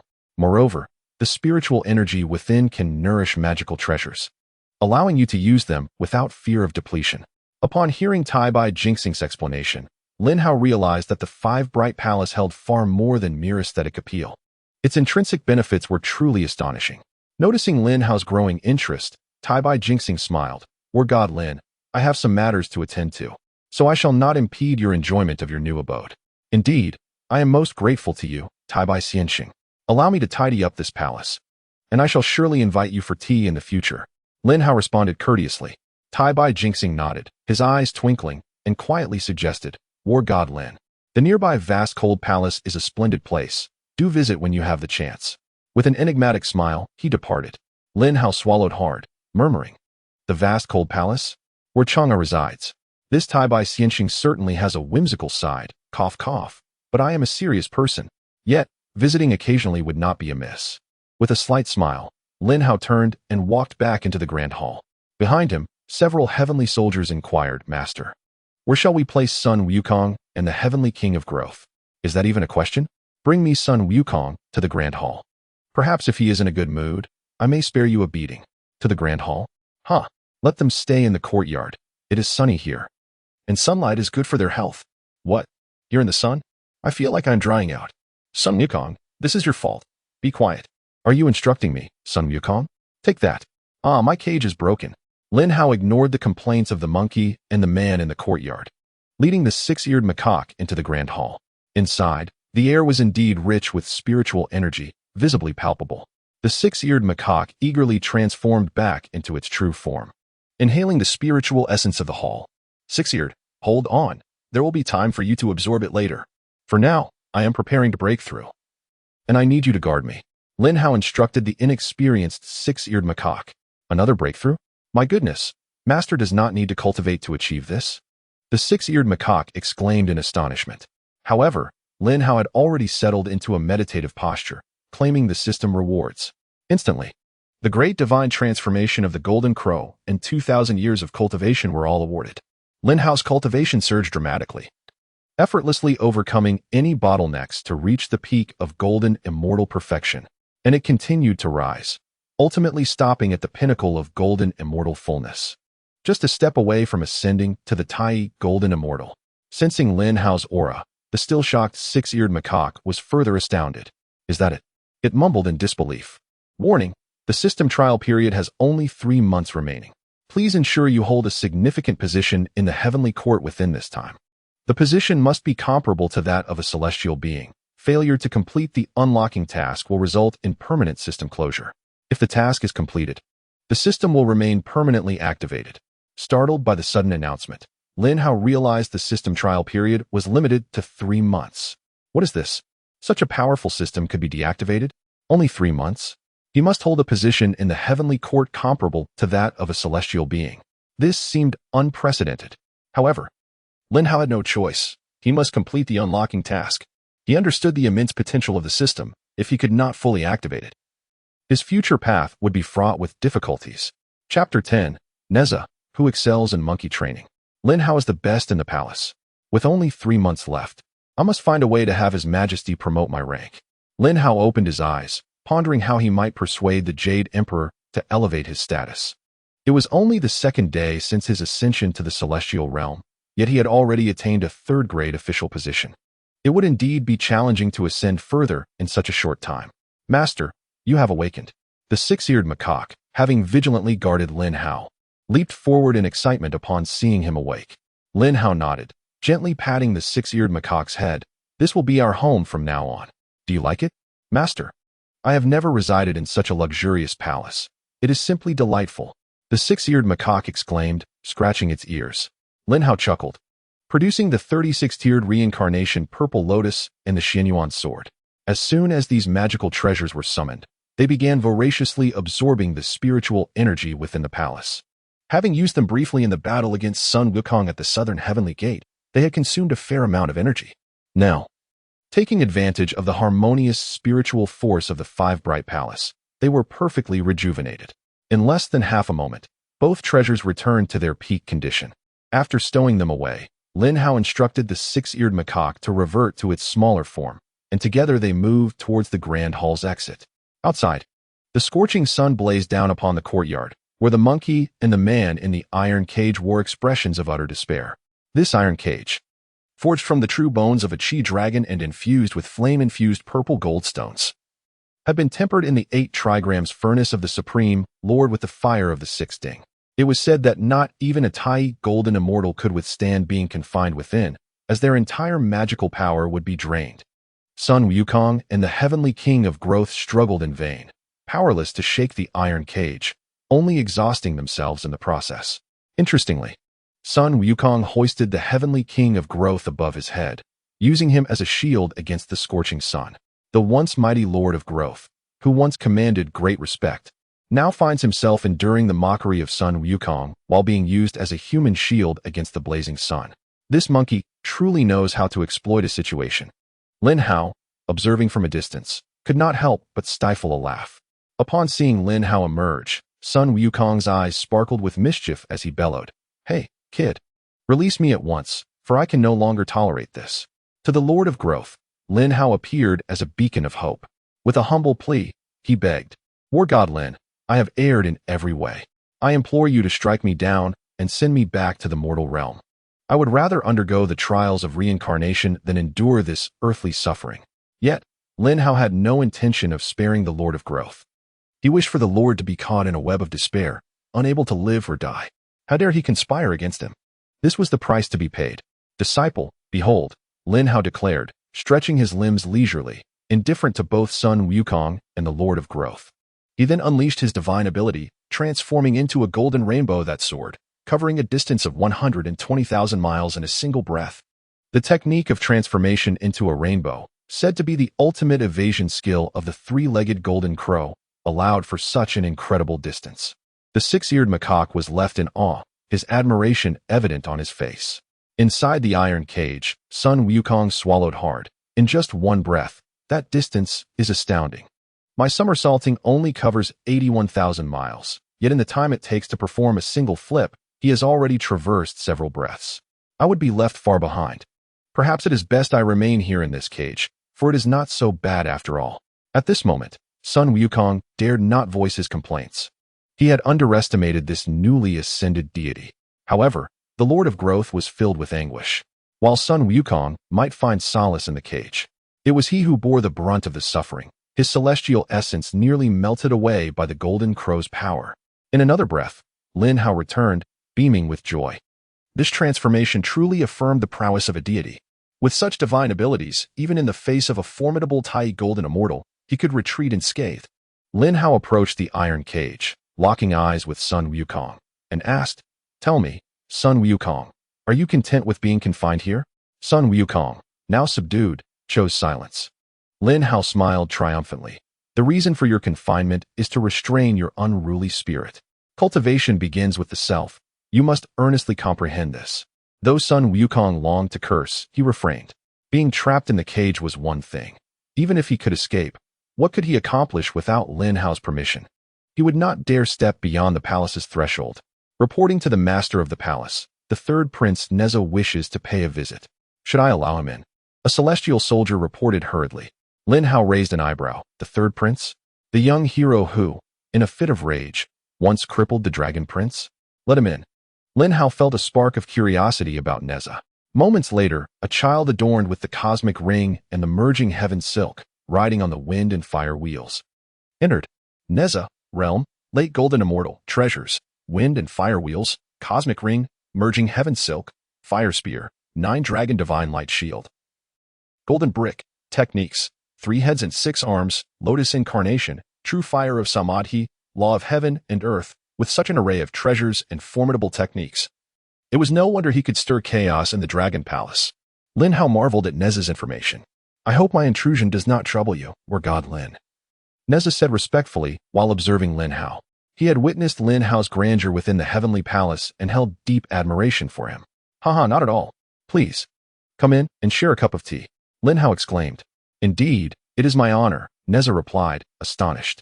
The grandeur of the Five Ming Palace was so impressive that, in Lin Hao's words, it had become a mere humble abode. "Sun Wukong, you two continue to temper your hearts here. I shall teach you both after I finish my tea with Neza." Lin Hao tossed the statement over his shoulder before turning to lead Neza into the main hall. Yet, the normally irritable Sun Wukong remained silent in Lin Hao's presence. Neza's respect for Lin Hao grew exponentially. Who excels in monkey training? It is undoubtedly Lin Hao of the Five Ming Palace. Inside the hall, Neza sipped his tea, reveling in the abundant spiritual energy surrounding him, feeling an overwhelming sense of envy towards Lin Hao. After enjoying the tea and the scenery, Neza spoke. "War God Lin, yesterday within the palace, you drove Li Jing to madness. For that alone, I hold you in great esteem." Upon hearing this, Lin Hao realized that Neza harbored a deep-seated hatred for his father. Li Jing. Li Jing had once forced Neza to destroy his own body, and had it not been for the intervention of the Tai Zhenren, who reconstructed Neza's form with a golden lotus, he would have been left as nothing more than a soul. Haha, it is Li Jing's own shortcomings. Perhaps I should capture him as well and confine him for some heart tempering, Lin Hao mused. Neza's eyes lit up at the prospect. Haha, splendid. Let that wretched Li Jing suffer at the hands of the Monkey King. Lin Hao inwardly praised Neza for his filial piety. By the way, War God Lin, I have come to warn you that the detestable Li Jing has gone to the Western Paradise to report to the Buddha. I suspect he will soon return with the Western Buddha to trouble you. Be wary of him. The 7 treasures Linglong Pagoda he wields is a postnatal treasure of immense power. I have suffered greatly from that accursed pagoda over the years. Neza's eyes reflected his grievances. Lin Hao grinned. Is he seeking help from the Western Paradise? Haha, what of it? I am currently tasked with instructing Sun Wukong and the Lord of Growth in the proper etiquette on behalf of the Heavenly Court. Even if the Buddhists come, they will not dare challenge me. As for Li Jing, I have no reason to fear him. If he dares to come, I will simply confine him alongside that raucous monkey. I suspect a few days in the cage will bring him to heel. Chapter 11. Rebuking the 4 Guardian Deities of Buddhism in the presence of Manjushri Bodhisattva. In the Western Paradise, within the Great Hall of Supreme Harmony, alongside numerous Buddhas, the pagoda-bearing Heavenly King Li Jing was also present. Li Jing's master is the ancient Buddha of the lamp, and his ties to Buddhism run deep. The Buddha of light, Shakyamuni, had been absorbed in calculations for quite some time. However, even after several minutes had passed, he had yet to ascertain anything. This was utterly illogical. How could a being of such caliber, as a quasi-saint, be unable to divine the truth? Could it be that a saint was involved? Yet, there were only a handful of saints in the three realms, easily countable on two hands. If a saint were truly at work, the three realms would have long descended into chaos. After a prolonged silence, Shakyamuni furrowed his brow and spoke. As the saying goes, the Great Way has 50 aspects, and the celestial evolution has 49. This newly ascended Lin Hao is likely an anomaly within the grand scheme of the journey to the West, if my conjecture holds true. He is the one who shattered the heavenly tribulations on Flower Fruit Mountain not long ago. It is unfortunate that this individual has no ties to our Buddhist order. The one who injured the light of certainty must undoubtedly be him. The assembly of Arhats and Buddhas present were left astonished by Shakyamuni's words. A newly ascended immortal managed to obliterate the physical form of the Golden Light Buddha? The Golden Light Buddha was still in the process of reconstructing his body, and without a cycle of 81 days, rebirth was impossible. Yet, Lin Hao is a figure whom even Shakyamuni could not fully comprehend. Where did Lin Hao hail from? What was his background? No one knew. Buddha, I wish to journey to the heavenly court to eliminate this anomaly. The foremost among the three sages, Guardian Bodhisattva, requested of Shakyamuni. The great Bodhisattva Avalokitesvara has important matters ahead. Therefore, this time, let us send Bodhisattva Manjushri to the heavenly court to rescue Sun Wukong. Remember, it is imperative that Sun Wukong return safely to Flower Fruit Mountain. The journey to the West is an unparalleled merit and grand endeavor, and any mistake is absolutely intolerable. With that, Manjushri accepted the command. He summoned the blue-haired lion and departed from the Spirit Mountain alongside Li Jing, heading towards the heavenly court. On this day, Lin Hao was diligently instructing Sun Wukong and the heavenly king of growth in the courtyard as usual. Outside the palace gates, an enraged Li Jing arrived, accompanied by Manjushri and Neza. Bodhisattva, Lin Hao is within the 5 bright palaces, Li Jing declared arrogantly, pointing toward the palace. Yet, his tone bore a hint of sourness. After all, he had served in the heavenly court for 1,000,000 years, yet his treatment seemed inferior to that of Lin Hao, who had just ascended. The more he thought about it, the angrier he became. Your Highness, please halt. The 5 bright palaces is the residence of our palace master. Kindly wait here while I seek permission for you to enter. A dozen divine soldiers, armed with long spears, firmly obstructed Li Jing and his companions. What? Open your eyes and see who I am. I am a third-rank official of the heavenly court, and you dare tell me to wait for your palace master's approval? Li Jing exploded in fury. Neza, witnessing this, could hardly contain his laughter. Apologies, but our palace master is also a third-rank official appointed by His Majesty, and holds equal status with the heavenly king. I kindly ask you to wait here, one of the divine soldiers retorted. He nearly added, my palace master also commands 50,000 heavenly soldiers. What do you have to compare? Li Jing, infuriated, was ready to retaliate, but Manjushri intervened, saying, wait a moment.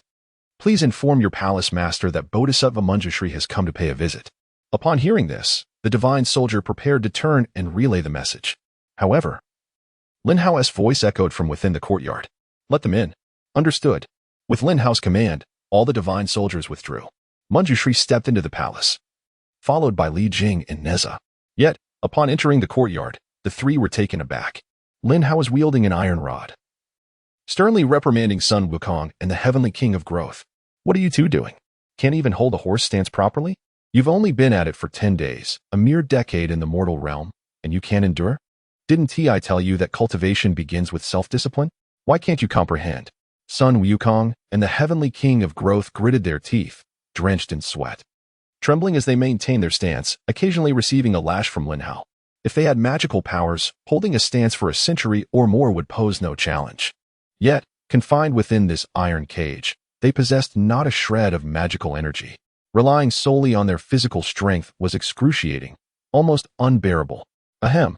Manjushri coughed lightly, his expression darkening, reminding Lin Hao that the protagonists of the Buddhist journey to the West were being treated so disrespectfully, which was a disgrace to Buddhism.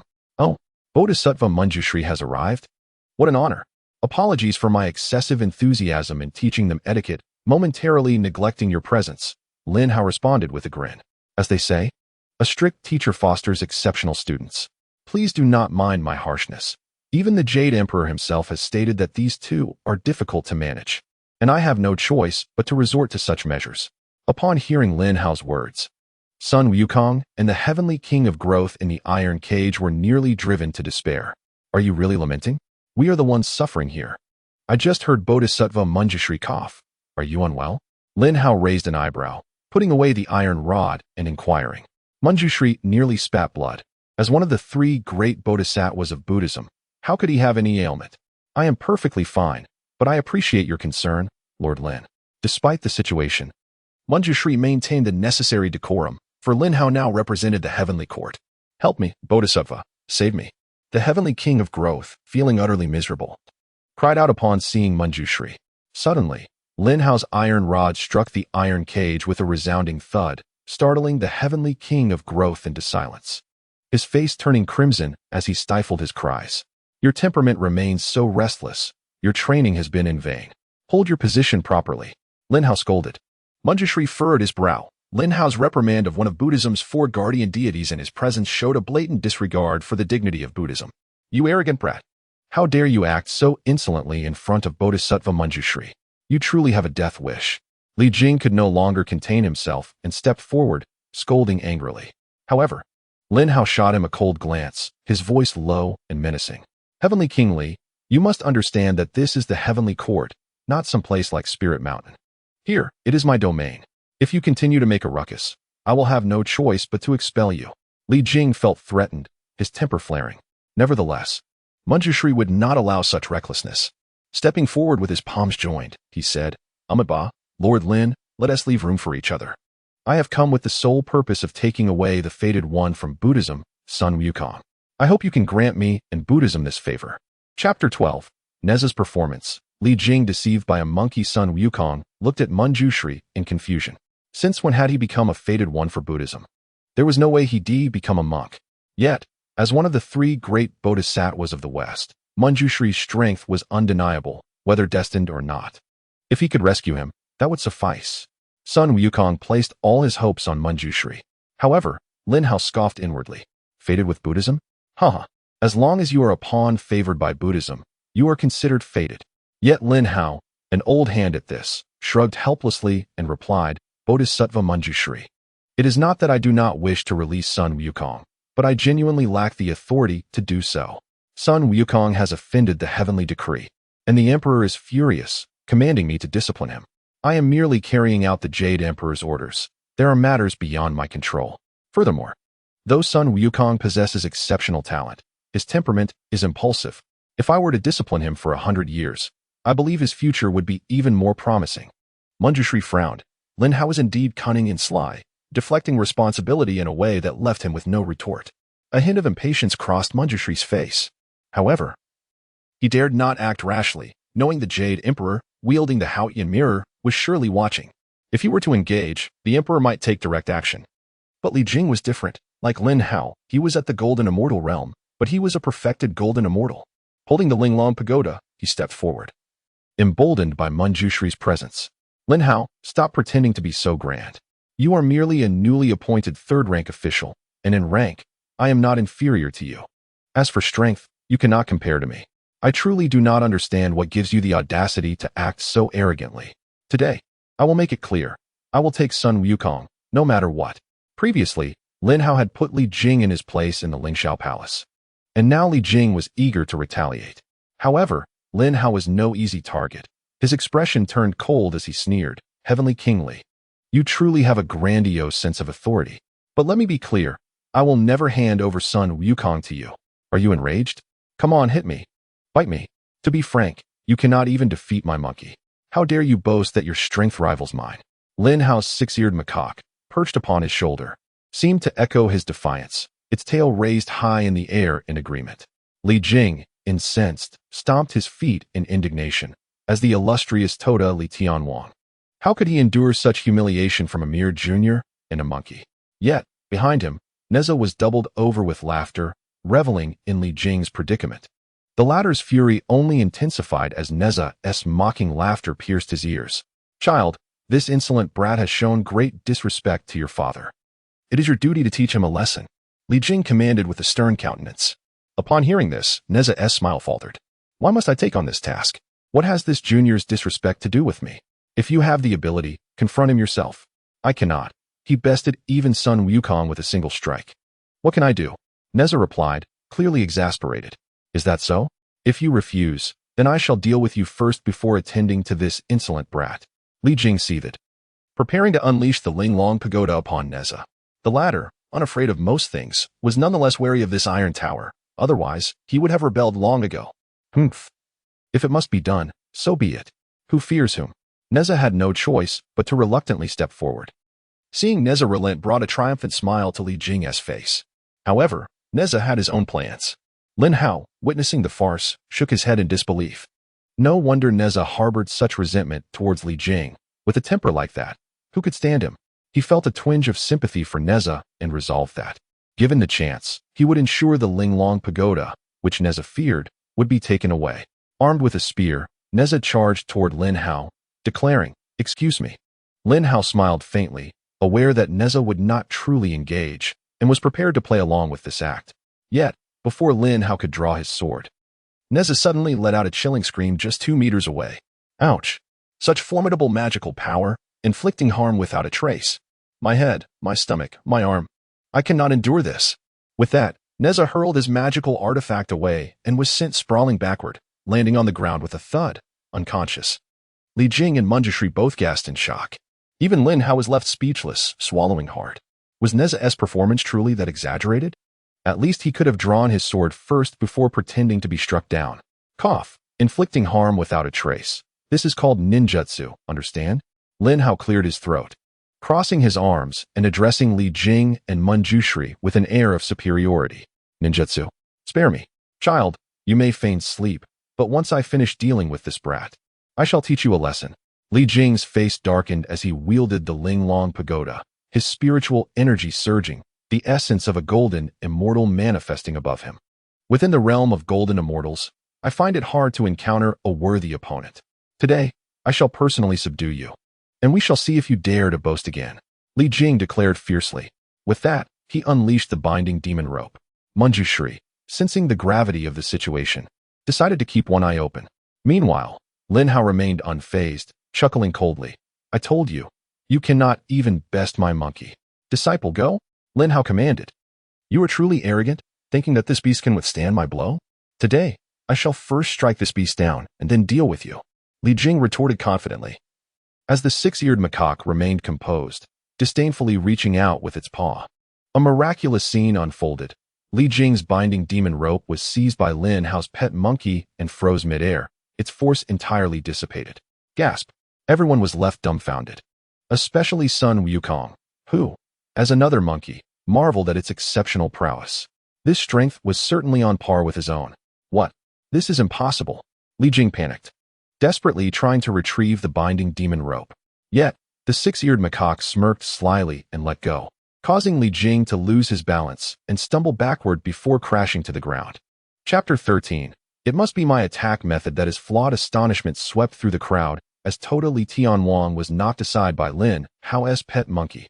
Previously, Lin Hao had sent Sun Wukong flying with a sword strike, and now, his monkey had flung Li Jing away with a mere swipe. Neza, feigning death on the ground, suddenly opened his eyes, and upon seeing Li Jing fall, burst into uncontrollable laughter, exposing his gleaming white teeth. Noticing Li Jing's glare, Neza quickly turned his head, pretending to be unconscious again. Li Jing, furious, pounded the ground with his fists, leaping to his feet and brushing off the dirt. Impossible! How could a mere monkey withstand my strike? It must be my approach that is flawed. I shall try again. Unwilling to accept defeat, Li Jing unleashed the binding demon rope with even greater force, launching a flurry of strikes. The binding demon rope, a postnatal treasure, conjured sinister whips as Li Jing infused it with magical energy. The overwhelming whip shattered the air, ensnaring the six-eared macaque.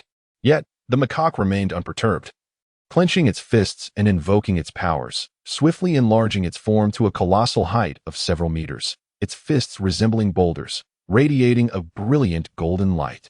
With a mighty punch, the macaque met the tyrannical whips in midair, creating a thunderous clash. To Li Jing's astonishment, his whips were shattered under the force of the macaque's strike, dissipating into nothingness in mere moments. Li Jing's brow furrowed deeply as he hurriedly raised the pagoda to shield himself, barely managing to disperse the overwhelming force of the macaque's blow. Yet even so, he was forced back several steps, disbelief etched across his face as he regarded the six-eared macaque. Gone was any trace of disdain, replaced instead by confusion and astonishment. How could even a monkey beside Lin Hao possess the strength of a perfected golden immortal? How was this possible? Lin Hao smirked with satisfaction. The six-eared macaque, like Sun Wukong, was a being of destiny, gifted with talents and fortunes that rivaled those of the latter. After replicating all of Sun Wukong's abilities, its strength was no less formidable. I'm at my wit's end. You useless brute, if you cannot hold your own, do not flaunt your abilities. Step aside and let Manjushri rescue me. Sun Wukong exclaimed, exasperated, wishing to strike down the incompetent Li Jing. Li Jing, already humiliated, now faced further mockery from Sun Wukong. His face twisted in rage. He was at his wit's end, unable to contend with even Lin Hao's monkey. Manjushri narrowed his eyes, fixating on the six-eared macaque. After a lengthy pause, he turned to Li Jing and said, "This monkey is extraordinary. Use the 7 treasures Linglong Pagoda against it." Li Jing, reluctant to reveal his trump card, had no choice. This monkey was far too strong. There was no other way to reclaim his honor. Infuriating monkey, perish, Li Jing declared, no longer hesitating, as he chanted the incantation to activate the 7 treasures Linglong Pagoda. The pagoda soared into the sky, taking form and reaching a height of 1,000 meters as it descended upon the six-eared macaque with the intent to suppress it. Lin Hao furrowed his brow, realizing that Li Jing was beginning to take matters seriously.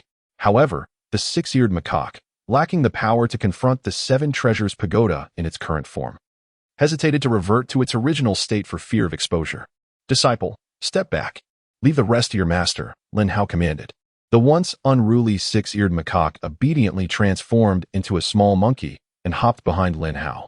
As Lin Hao gazed upon the descending 1,000-meter pagoda, he coldly declared, "A mere post-heaven treasure, how dare it challenge this battle god?" With a powerful incantation, he transformed, becoming a towering golden figure, and summoned the Xianyuan sword from thin air. Radiant light surged forth as the essence of his celestial power coalesced at his crown, reaching the peak of golden immortal strength, forcing Li Jing to stagger back several steps. Simultaneously, Lin Hao swung his sword. The Xianyuan sword, infused with divine power, unleashed a might far exceeding that of Li Jing's 7 treasures pagoda.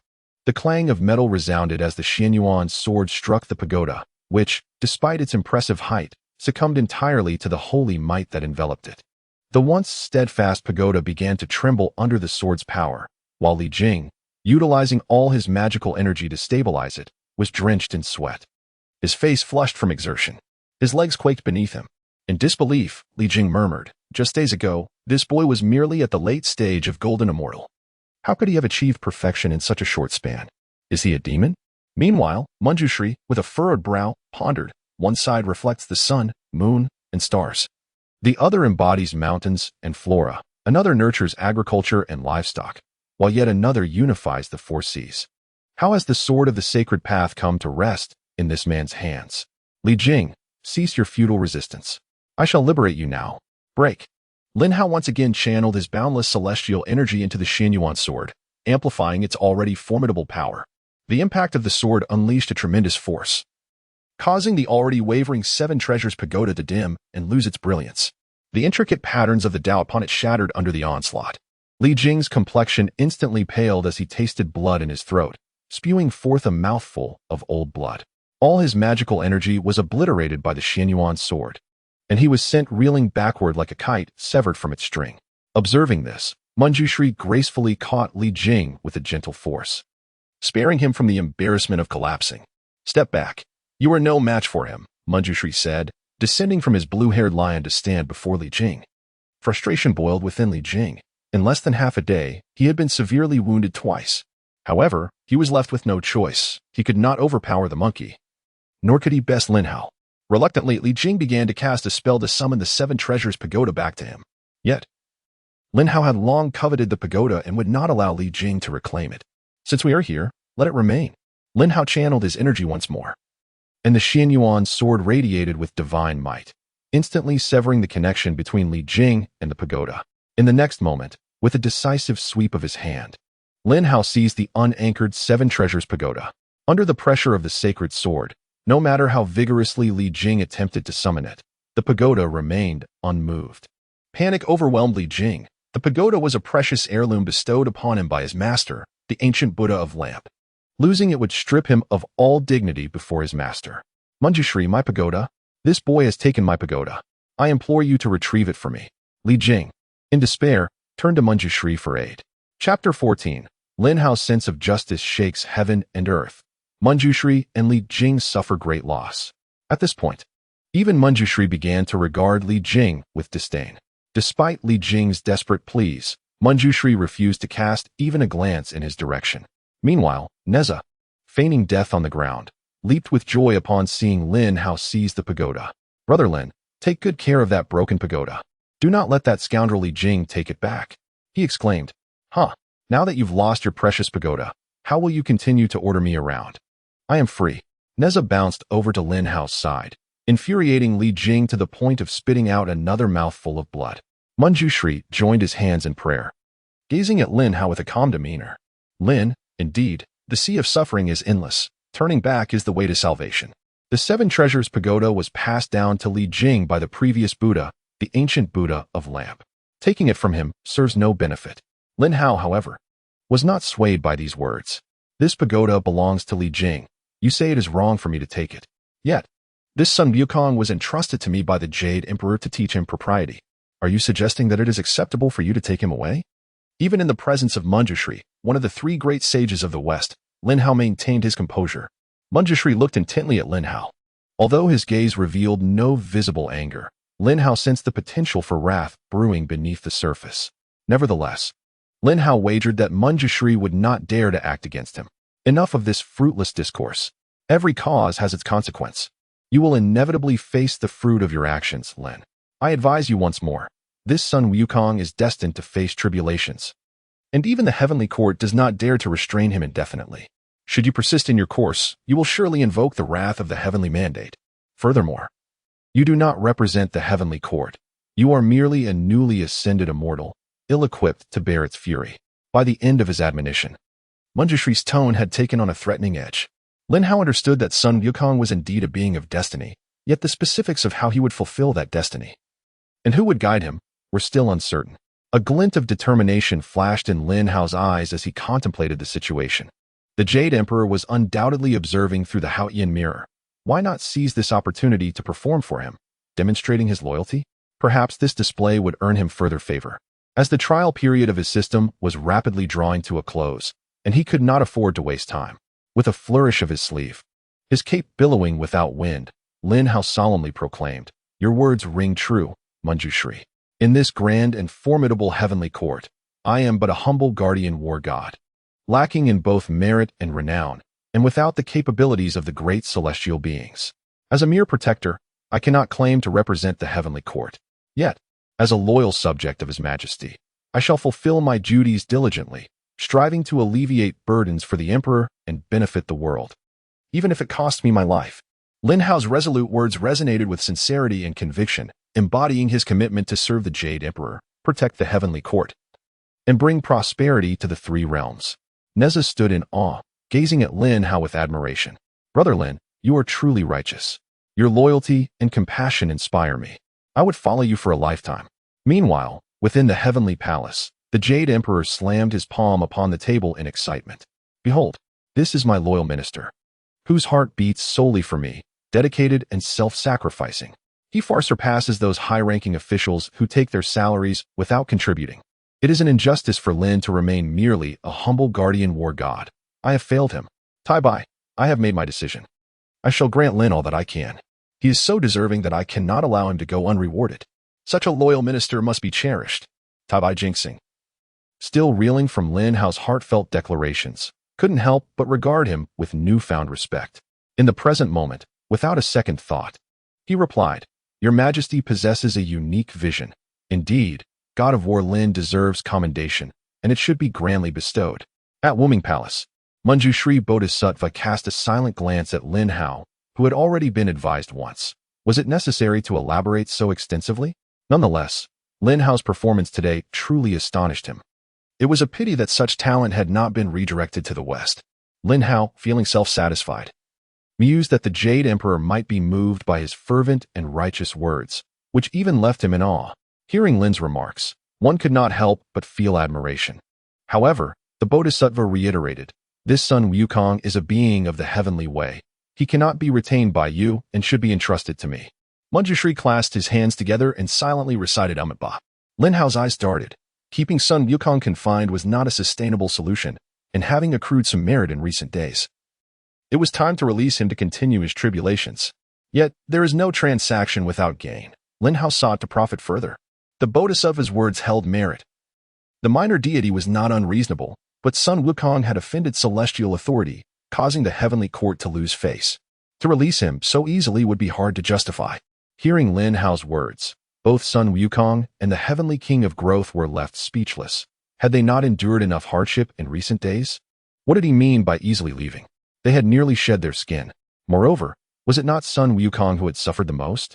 Was it not true that Lin Hao had sent him flying with a single sword stroke at the southern heaven gate, thus elevating the heavenly court as prestige? Yet, discerning eyes recognized that Lin Hao was merely bargaining. Upon hearing this, Li Jing's temper flared again, ready to erupt, yet Manjushri coldly interjected, "Silence." This marked the first time Manjushri had expressed anger, but it was directed at Li Jing, not Lin Hao. Terrified, Li Jing swallowed the words he had been about to unleash.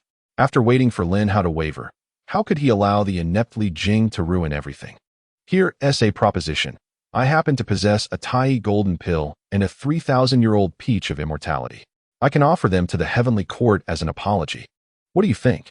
Manjushri Bodhisattva chose to take a step back for the sake of the journey to the west. He endured. Upon hearing this, Lin Hao felt a stir of interest. The Tai golden pill was a tremendous boon. A perfected golden immortal consuming one could instantly ascend to the Tai golden immortal realm. Manjushri, aware of Lin Hao's cultivation level, knew the significance of the Tai golden pill to him, hence the offer to entice Lin Hao. Ahem. This seems a tad insufficient, does it not? Lin Hao pursed his lips, appearing quite composed, feigning indifference. Manjushri frowned, astonished at Lin Hao's insatiable appetite. Was one Tai golden pill and a 3,000-year peach not enough to satiate his hunger? How about this? I will set terms. If the Bodhisattva finds them agreeable, we shall conclude our deal. First, the 7 treasures tower, which I claimed by strength, rightfully belongs to me. Secondly, good things come in pairs. I demand an additional Tai golden pill and peach. Lin Hao made a bold demand, causing even Manjushri to feel a pang of reluctance. Sun Wukong was equally displeased. Had he been reduced to a mere bargaining chip? Of course, Li Jing was in a state of panic. If Manjushri consented, the 7 treasures tower would be lost to him. Neza gazed at Lin Hao with admiration, marveling at his audacity to haggle even with the great Manjushri Bodhisattva. Silence ensued. As both parties fell into contemplation, Manjushri, visibly pained, hesitated, weighing the cost. What if the Buddha refused reimbursement upon his return? After much deliberation, Manjushri nodded. The undertaking to the west was paramount. There could be no delay. Manjushri Bodhisattva, I cannot. My 7 treasures tower. Be silent. For the sake of the journey to the west, you must endure. Manjushri coldly reprimanded Li Jing. Chapter 15. Impudent monkey, cease your babbling. Li Jing, gritting his teeth, had to swallow his grievances. Manjushri's words sounded pleasant, but to endure for the sake of the journey to the west? The 7 treasures tower was his strongest artifact. Without it, could he still be called the king of heaven with the tower? How would he intimidate Neza, who bore resentment and longed for his demise? How could he return to his master? You do not lose your treasures, Manjushri. You surely do not feel the weight of this loss. Observing Li Jing's forlorn expression, Lin Hao secretly reveled in his misfortune. However, he maintained a serious demeanor and remarked, "It seems King Li is somewhat reluctant. Very well. Let Sun Wukong remain with me to learn etiquette for a few hundred more years." Manjushri's expression turned ashen. To have Sun Wukong learn etiquette for several hundred more years? How could the journey to the west proceed? Was this a jest? Manjushri shot a piercing glare at Li Jing, his eyes sharp enough to kill. Under Manjushri's fierce gaze, Li Jing felt a chill run down his spine, cold sweat dripping from his brow, hastily proclaiming, "How could that be? I am most willing. I shall forego the tower." As he spoke, his heart bled. Neza, witnessing Li Jing's capitulation, was overjoyed. Without the 7 treasures tower, he was now entirely free. Lin Hao smirked triumphantly, but still said, since the tower is now mine. I must trouble King Li to erase the seal within it." Upon hearing this, Li Jing's face turned a ghastly shade. Forcing him to erase the seal and gift it away was a cruel fate. Noticing Li Jing's hesitation, Lin Hao feigned intimidation. Is King Li unwilling? Very well. Sun Wukong. Before Lin Hao finished, Li Jing gritted his teeth and, with a steely resolve, chanted the incantation. The intricate patterns on the 7 treasures tower shimmered, and one ray of light dimmed until it ultimately extinguished. With a gasp, Li Jing spat blood, severing his connection to the 7 treasures tower. Despair washed over him as he watched Lin Hao claim the tower. This endeavor was a complete loss. After securing the 7 treasures tower, Lin Hao turned to Manjushri Bodhisattva. His meaning unmistakable. "Young man, your turn." Now it was Manjushri's turn to feel the pinch, frowning. He pushed 2 gleaming Tai golden pills and 2 3,000-year peaches towards Lin Hao. Without hesitation, Lin Hao swiftly collected the 2 Tai golden pills and the 2 peaches. Manjushri's expression had never been so grim. The 2 Tai golden pills were a significant sacrifice. It was known that even Li Jing, who had been stuck at the perfected golden immortal level for millions of years, was not qualified to receive a single Tai golden pill. Yet, Lin Hao had managed to procure 2 from Manjushri. Li Jing, observing the pained expression of Manjushri, felt a strange sense of satisfaction. Ahem. I shall collect the offerings exchanged between Manjushri and King Li on behalf of the heavenly court. Once I reach the Grand Hall, I will certainly present them to His Majesty for a decision, Lin Hao proclaimed, clasping his fists with a smirk. Manjushri, expressionless, coldly inquired, "All that was to be exchanged has been offered. May I ask, Lin, can I take Sun Wukong with me?" "Haha, of course. After my careful nurturing and transformation, Sun Wukong's temperament has greatly improved. I believe that in the near future, he shall accomplish great deeds." Lin Hao grinned as he approached the iron cage. Manjushri's countenance darkened, and he coldly replied, "Then I must sincerely thank you, Lin, on behalf of Sun Wukong." "Haha, no need for thanks. I relish performing good deeds anonymously," Lin Hao retorted with a cheeky grin, nearly inciting Manjushri and Li Jing to spit blood in frustration. Lin Hao opened the iron cage, and Sun Wukong's eyes sparkled with eagerness. He wasted no time in leaping out. "Haha, I, the great Sun Wukong, am finally free." With a gleeful shout, Sun Wukong scratched his ears and cheered, albeit with the wisdom to keep his distance from Lin Hao. Manjushri and Li Jing observed the ecstatic monkey, internally cursing him for his joy, while they had expended their own resources to secure his release. The Growth Heavenly King gazed pitifully at Manjushri, wondering about his own fate now that Sun Wukong had been redeemed. However, Manjushri did not even spare a glance at the Growth Heavenly King. Redeeming just one Sun Wukong had nearly drained his entire fortune. To redeem another, the cunning Lin Hao would surely wring him dry. "Sun Wukong, let us depart. I shall escort you back to Flowerfruit Mountain." Manjushri wished to leave this sorrowful place without delay, eager to take Sun Wukong away. At this moment, Sun Wukong's powers were not yet fully restored, so he was more than willing to accept Manjushri's assistance. "Hee, I shall trouble you then, Bodhisattva. By the way, may I inquire if you have any extra Tai golden elixirs?" "Enough of your prattling, you mischievous monkey." Manjushri shot an exasperated glare at Sun Wukong and then dragged him towards the exit of the 5 bright palaces. Li Jing turned to Neza, but his earlier bravado had dissipated, and he merely said, "Aren't you coming with me?" "Huh, are you commanding me? You wretched one, I've had enough of you." "We have plenty of time to settle our scores," Neza proclaimed, taking flight on his wind fire wheels, departing with utter disregard. Li Jing could only watch in frustration. Without the 7 treasures tower, he was powerless. Resigned, he followed Manjushri out. "Manjushri, Li Tianwang, do visit again," Lin Hao called after the trio with a smile. Manjushri snorted softly, silently vowing to endure for the greater scheme of the journey to the west. The 3 hastened their steps and soon vanished from the 5 bright palaces. Just as they departed, the Silver Star, Taibai, arrived.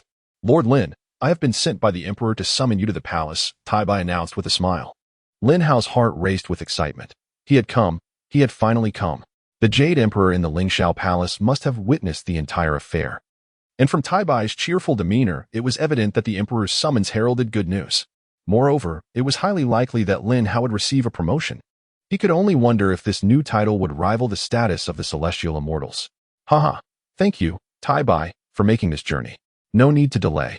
Let us hasten to the Lingshao Palace and not keep the Emperor waiting." Tai Bai appreciated Lin Hao's decorum and humility, willingly leading him towards the Ling Shao Palace. Simultaneously, deities from various realms hurried back to the heavenly court, but there had been no court assembly scheduled. The sudden summons from the Jade Emperor even called back the free-roaming immortals like the Barefoot Immortal. All were puzzled by the urgency, but sensed that something significant was about to unfold. Chapter 16. The Appointment of the Guardian Deity of the Three Realms. The Jade Emperor's lecture on the Chinese language. In the Ling Shao Palace, deities such as the 9 radiant stars, the 5 direction generals, the 28 constellations, the 12 Yuanqin, the universal star, Tai Bai, and the lunar monarch were all present. Even the honorable Laozi of the Doshui Palace was in attendance. Upon Tai Bai and Lin Hao's arrival, all the deities were familiar with Lin Hao and had a profound impression of him. Minister Tai Bai, Minister Lin Hao, we pay our respects to your majesty. The two ministers approached with a bow, and the Jade Emperor graciously permitted them to stand. All the deities looked at Lin Hao with envy. It was normal for Tai Bai, a favored minister of the emperor, to be treated with such esteem. However, Lin Hao had only ascended to the celestial realm for a mere dozen days. Yet the emperor showed him even more favor than Tai Bai. Your majesty, today, Manjushri Bodhisattva came to request the release of Sun Wukong. Due to his firm stance, I was unable to retain Wukong.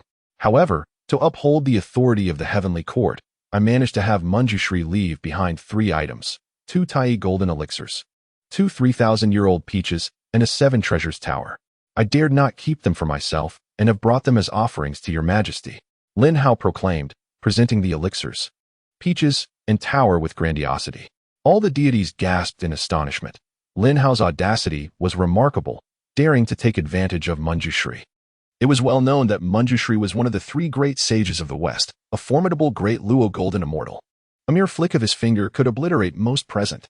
Among the deities, Li Jing's expression darkened as he gazed at the tower in Lin Hao's hands, feeling a pang of regret. Well done, Minister Lin. Even in the gravest of situations, you remain committed to the heavenly court, always seeking to alleviate my burdens. You possess treasures yet do not covet them. Truly, you are a model for all deities. Now that Lin Hao was at the pinnacle of the golden immortal realm, the 2 Tai golden elixirs were his to keep, aiding in his ascension to the Tai golden immortal stage, which was greatly needed in my heavenly court. As for the peaches, I have grown weary of them, and the tower is unremarkable. I shall bestow them all upon Minister Lin. Thank you, your majesty. Lin Hao's heart soared with joy. He had anticipated this outcome. Moreover, the reason he required 2 elixirs was in preparation for the Six-Eared Macaque, who was also at the pinnacle of the golden immortal realm and needed an elixir for his breakthrough. However, the other deities began to feel envious. Bemused by the emperor's peculiar reasoning, weary of peaches? The tower is unappealing? Was he not clearly intending to gift them to Lin Hao? But what truly made the deities green with envy was yet to come. The Jade Emperor, seated upon his throne, suddenly spoke with gravity. My esteemed ministers, I have summoned you to announce a decision I have made. The Jade Emperor was clear. He sought merely to inform the deities, not to consult them. Having already made his decision, all the deities exchanged puzzled glances, wondering what significant matter could warrant the presence of even the great Luo immortals. After careful consideration, I have decided to appoint Minister Lin as the guardian deity of the 3 realms, with a rank above first class, equivalent to that of the scattered immortals, effective immediately. His name shall be inscribed in the celestial records, proclaiming it throughout the 3 realms. The Jade Emperor's voice resonated throughout the Ling Shao Palace. All the deities were taken aback. To be named the guardian deity of the 3 realms? A rank equivalent to the scattered immortals? Was this madness? Lin Hao had barely been in the heavenly court for 12 days. Lin Hao grinned with satisfaction. The Jade Emperor was indeed demonstrating great ambition to win his favor. Your Majesty, I believe Li Jing will be the first among the deities to oppose this. However, as soon as the words left his mouth, the Jade Emperor coldly interrupted. Lordly, your suggestions are of no use. You may withdraw. Li Jing felt the sting of defeat, his brow furrowing in embarrassment. Seeing the Emperor's firm stance, no deity dared to voice opposition. Only the Honorable Laozi from the Doshui Palace stepped forward, stating, Your Majesty, would it be inappropriate to appoint a guardian deity of the 3 realms with a rank equivalent to that of the scattered immortals? After all, the scattered immortals hold the cultivation of great Luo golden immortals, while Lin Hao is merely at the golden immortal level. It seems a heavy responsibility for him. Does it not? Lin Hao frowned. The Saint Laozi had finally spoken up. It was said that Laozi had grown close to Buddhism, and today proved it true. Inappropriate? Wherefore inappropriate? I find it utterly sound. What shocked the deities even more was that the Jade Emperor had openly rebutted the Honorable Laozi. In the past, when Laozi spoke, the Emperor usually acquiesced, but today he displayed remarkable resolve. Laozi's brows furrowed. As a revered figure, he had always held significant authority, unchallenged by others, yet today he was publicly contradicted by the Jade Emperor, which surely left an unpleasant taste in his heart. Moreover, I must emphasize that the term guardian is not as narrowly interpreted as you might think. These two characters can be read separately, guardian and law. The former, guardian, refers to the act of safeguarding, while law pertains to legal statutes, signifying the maintenance of celestial laws, thus wielding the authority of criminal justice. The latter, guardian of the law, implies the defense of the heavenly realm, upholding its dignity and ensuring its safety. The beauty of Chinese characters lies in their meticulous dissection. My esteemed ministers, have you grasped this yet? At this moment, not only were the celestial beings taken aback, but even Lin Hao himself was profoundly astonished. Who would have thought that the Jade Emperor would entrust him with the power of celestial law, with the authority over criminal justice in his hands? Who would be deemed guilty, and who would be imprisoned? Was it not solely at Lin Hao's discretion? Marvelous. The intricacies of the Chinese language are indeed wondrous. And the Jade Emperor is equally remarkable. The Supreme Laozi, infuriated, his white beard fluttering as if caught in a tempest, realized that the Jade Emperor was not only opposing him, but was determined to see it through. Very well, your Majesty knows what he is doing. Thus, I shall refrain from intervening. The furnace still contains elixirs. I shall take my leave. With a sullen expression, the Supreme Laozi turned and departed the Grand Hall. After all, the Jade Emperor remains the visible supreme ruler of the three realms, and in terms of power, he was evenly matched with this benevolent corpse. The Supreme Laozi would not recklessly engage in conflict with the Jade Emperor. Witnessing the Supreme Laozi being effectively dismissed, the other deities dared not voice any dissent. Moreover, they pondered how to curry favor with Lin Hao in the future, for he now held the power of criminal justice. Each deity, to some extent, harbored their own unsavory deeds. If they were to offend Lin Hao, would they not face imprisonment? Lin Tianshan, it is time to express your gratitude. Tai Bai Jinxing reminded Lin Hao, who was still recovering from shock. Lin Hao, taken aback, eagerly approached to express his thanks. I am profoundly grateful for your Majesty's favor. I pledge to serve with utmost integrity and to restore clarity and justice to the three realms. Haha, with such words from my cherished subject, I am at ease. We pay our respects to the guardian of the law. All the deities, except for the scattered immortals, bowed in reverence to Lin Hao. Chapter 17. Ascending to the Tai Golden Immortal. Ding. Congratulations, you have been appointed as the guardian of the law of the three realms, ranking above the scattered immortals. And the Heavenly Court's Grand Prosperity System has been fully activated. The system has been fully activated, and rewards have erupted. Half of the God-slaying spear, a treasure of the heavenly Tao, the nine heaven soil, a primordial spiritual treasure, and the Montian Great Formation, a primordial spiritual treasure. God-slaying spear, formed from the root of the Chaos Supreme Treasure, the primordial blue lotus. It is a weapon for slaying gods and demons. Nine heaven soil, formed from the soil of the 12th grade pure world blue lotus. It is a sacred object of humanity, capable of nurturing all things in the world. Montian Great Formation, once established, even saints cannot peer into it. Upon being appointed as the guardian of the law of the three realms, Lin Hao found the system fully activated, granting him exceptionally generous rewards, including treasures of the heavenly Tao and primordial spiritual treasures, particularly the God-slaying spear, a divine artifact once wielded by the demon ancestor Rao, who had previously battled the venerable Hong Jun with it. As for the nine heavens soil, it is a treasure of Nuwa, esteemed as a sacred object of humanity. In the future, any heavenly materials or earthly treasures could be nurtured with it. After the promotion was completed and the system rewards successfully received, Lin Hao eagerly rushed back to the Wuming Palace. A multitude of celestial beings, wishing to leave a good impression on Lin Hao, sought an opportunity to congratulate him. Yet Lin Hao departed too hastily for them to catch up. Where did the deity go? How did he vanish so suddenly? I only saw a golden crow's radiance flash by, and then the deity was gone. This could hardly be blamed on them. Lin Hao, possessing the golden crow transformation technique, could travel 12,000 miles in a single breath, swiftly returning to the Wuming Palace. Within the palace, Lin Hao produced 2 Tai golden elixirs and 2 3,000-year-old peaches, generously offering one set to the Six-Eared Macaque. The Six-Eared Macaque hesitated. "Master, these are too precious. I fear I am unworthy of such gifts." However, Lin Hao gently patted his head, saying softly, "The reason I asked Manjushri for an extra portion was for you. As my disciple, how could you lack the qualification to enjoy this? Remember, even Sun Wukong pales in comparison to you. Do not belittle yourself." The Six-Eared Macaque stared at Lin Hao, tears glistening in his eyes, and without further hesitation, he knelt and bowed deeply. "The grace of my master today, I shall remember for a lifetime." The Six-Eared Macaque could hardly believe that his master had already prepared the elixir for his breakthrough. "All right, rise. Refine this elixir quickly and ascend to the Tai Golden Immortal. Now, we have truly offended Buddhism, and it is certain that we shall not rest until one of us is vanquished. If we wish to survive, we must grow stronger swiftly. Rest assured, Master, should those bald donkeys wish to harm you, they must first step over my corpse." Lin Hao nodded in satisfaction. The Six-Eared Macaque's loyalty to him was unwavering, and he felt secure in entrusting important matters to him in the future. Subsequently, Lin Hao set up the Montian Great Formation within the Wuming Palace. The formation activated instantly, completely isolating the palace from the outside world. Now even saints could not spy on the Wuming Palace. In the west, the Tathagata in the Great Hero Hall suddenly opened his eyes in confusion. What is happening? Why has the heavenly secret been abruptly obstructed? After completing the setup of the Montian Great Formation, Lin Hao consumed the Tai Golden Elixir and the peach, then began to refine them.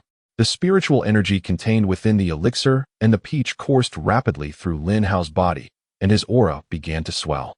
At the crown of Lin Hao's head, a leaden flower began to transform into a silver flower. Boom! At a certain moment, the sound of an explosion resonated throughout the Wuming Palace. A beam of silver light surged straight into the 33 heavens. All the celestial beings were shaken, turning their gazes to the source of the light, which was the palace housing the guardian of the law, Lin Hao. On the 13th day of ascending to the immortal realm, Lin Hao broke through to the Tai Golden Immortal, an unprecedented feat. The Jade Emperor beamed with joy, for his beloved subject had finally attained the Tai Golden Immortal. The silver flower condensed, and the Tai was initially formed. This profound transformation was truly a manifestation of the universe's creation. Feeling the surge of powerful energy surrounding him, Lin Hao was equally exhilarated. Having consumed the Tai Golden Elixir and a 3,000-year-old peach, Lin Hao's cultivation remained at the early stage of the Tai Golden Immortal.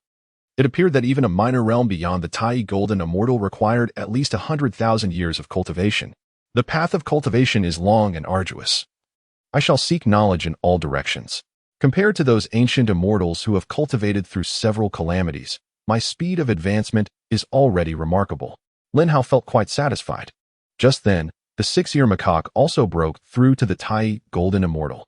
The sounds triggered by Lin Hao's breakthrough had not yet faded when the explosive energy from the Six-Eared Macaque reverberated again. A silver beam of light once more pierced through the 33 heavens. All the celestial beings were left astounded. Is this still the location of the Wuming Palace? Has another Tai Golden Immortal emerged from the Wuming Palace? Who could it be? Could it be the monkey raised by Lin Hao? All the celestial beings gasped in disbelief. Having cultivated for millions of years, yet this realm was surpassed by a mere monkey? What a disgrace to their dignity. Outside the Wuming Palace, the Barefoot Immortal and the Moonstar Lord had been waiting for quite some time. Facing the two scattered immortals, the heavenly soldiers guarding the palace were exceedingly cautious. In the heavenly court, scattered immortals could roam freely without restrictions. The heavenly soldiers had initially intended to invite them to sit inside, but fortuitously encountered the Master's promotion to Tai Golden Immortal. Reluctantly, the two scattered immortals could only wait outside until Lin Hao's aura dissipated after his breakthrough. After waiting for an hour, as the aura began to fade, the Barefoot Immortal joyfully declared, "It's gone, finally gone. This scorching sun has made me sweat profusely."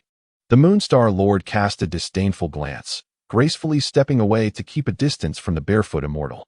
However, just as the two were about to step into the Grand Hall, a beam of silver light shot forth. The steps of the Moon God and the Barefoot Immortal froze mid-air as they gazed at the soaring silver light, their faces etched with despair, murmuring, "Is this ever going to end?" Thus, under the blazing sun, the two esteemed immortals awaited for over an hour. Once the two surging auras dissipated, the barefoot immortal, no longer willing to wait, eagerly stepped into the hall, instantly embraced by a refreshing coolness that soothed his soul. He thought to himself that even if others were to break through, he could not bear to wait another second outside. What captivated the two immortals upon entering the Palace of Five Lights was not the breathtaking scenery, but the king of growth confined within an iron cage. "Welcome. Congratulations on your fortune," the king of growth said with a mechanical smile, squatting in a horse stance. The two immortals exchanged puzzled glances, wondering how the king of growth had been transformed into a fortune cat. Could this be the etiquette taught by Lin Hao? It felt rather peculiar. Creak. At that moment, Lin Hao emerged from the door, with the six-eared macaque transformed into a small monkey leaping onto his shoulder.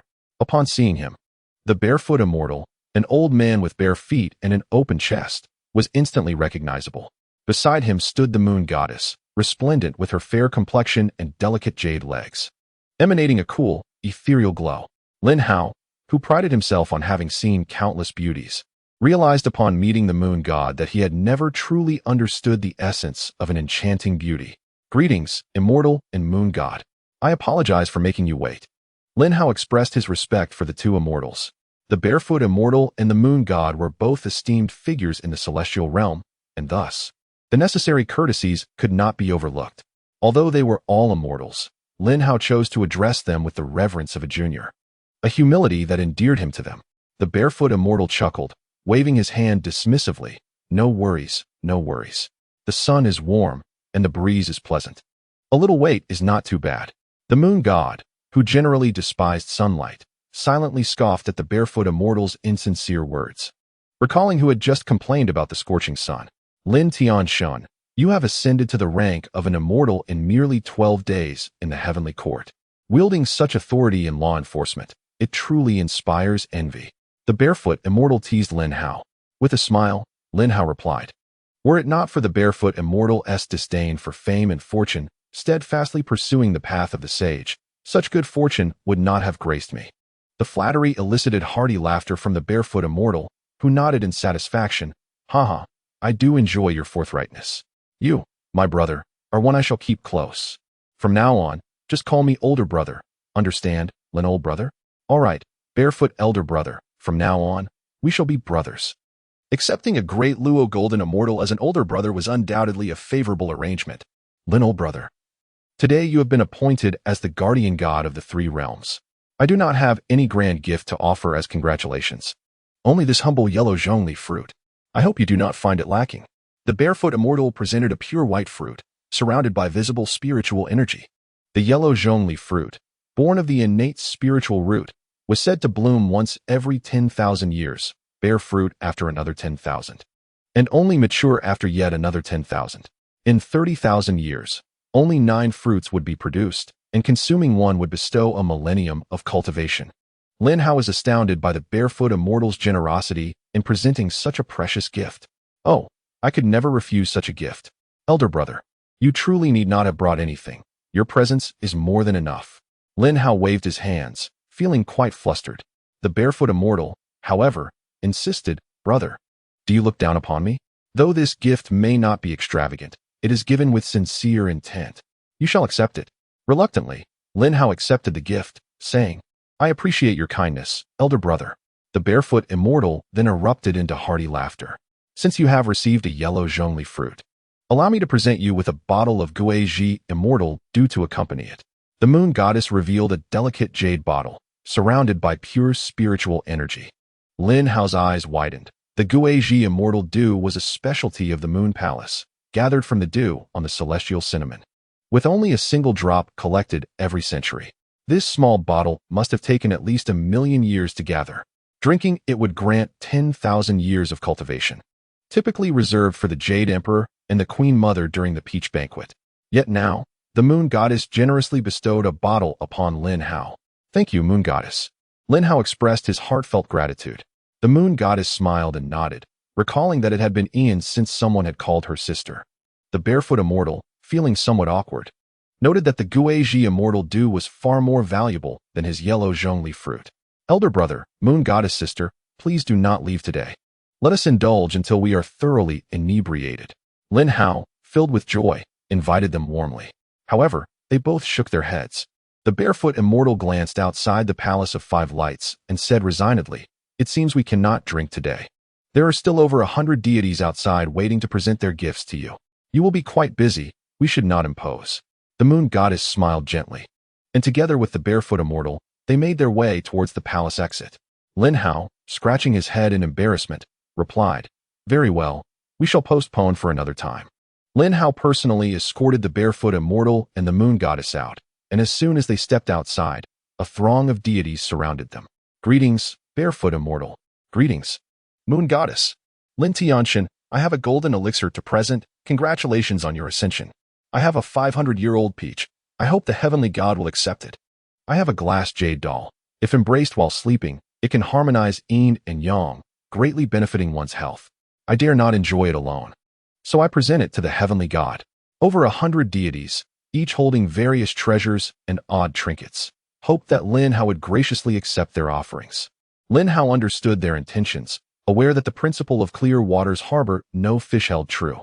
Thus, he accepted all gifts, regardless of their value, and said, "I graciously accept your kind gestures. Rest assured, I shall uphold justice and will not wrong any of you." Though his words sounded official, discerning ears understood the underlying message. The fate of any deity rested in a single decree from the heavenly god. Since he vowed not to wrong them, they need not fear their misdeeds being uncovered. By evening, Lin Hao had seen off all the visiting deities, and his hands had grown sore and numb from accepting gifts. Meanwhile, the Six-Eared Macaque was also busy, clutching, grasping, and adorning itself with a plethora of gifts. Lin Hao, early stage of Tai, golden immortal, magical powers, 8-9 profound art, Buddha kingdom in hand. 72 transformations of earthly spirits, law of heaven and earth, golden crow transformation technique, treasures, 6 soul banner, heavenly Tao treasure, unsealed, Xian Yuan sword, meritorious spiritual treasure. 36 reincarnation purple lotus, innate spiritual treasure, half of the god-slaying spear, 9 heaven's breath soil, concealment array, yellow zhong leaf fruit, Goeji immortal dew, golden elixir, glass jade doll. Is this what it means to be overwhelmed by gifts? Today, I have truly experienced it and am utterly exhausted. Lure. We can finally return to the palace. Today, the celestial beings delivered gifts, but aside from those from the barefoot immortal and the Lord of the Moon, few others piqued Lin Hao's interest. "Congratulations on your promotion, Brother Lin. I specially brought a bottle of exquisite wine from my master to savor together," said one. However, before Lin Hao could even set foot back in the Wombing Palace, a voice echoed from behind once again. Both Lin Hao and Lure the monkey were startled, their hands trembling involuntarily. "What? At this hour?" Lin Hao turned around, his impatience evident. To his surprise, the newcomer was Neza, who arrived riding on his fiery wheels. Seeing Lin Hao's impatience, Neza frowned and innocently asked, "Brother Lin, do you look down upon my exquisite wine? It is crafted by my master, the true man of Tai, and contains millennia of cultivation." Guiltily glancing at the innocent Neza, Lin Hao quickly waved his hand. "Brother Neza, it's a misunderstanding. How could I possibly disdain it? This exquisite wine is truly a rare find. So, I'm here to congratulate you, Brother Lin. Shouldn't you be delighted? Why do you seem somewhat glum? Delighted? Oh dear. How can I be? It's simply that I've received too many gifts today." "What? You're unhappy because you've received too many gifts? Shouldn't tea that make you happy? Why does it sound increasingly complicated the more I hear?" "Brother Neza, it's like this.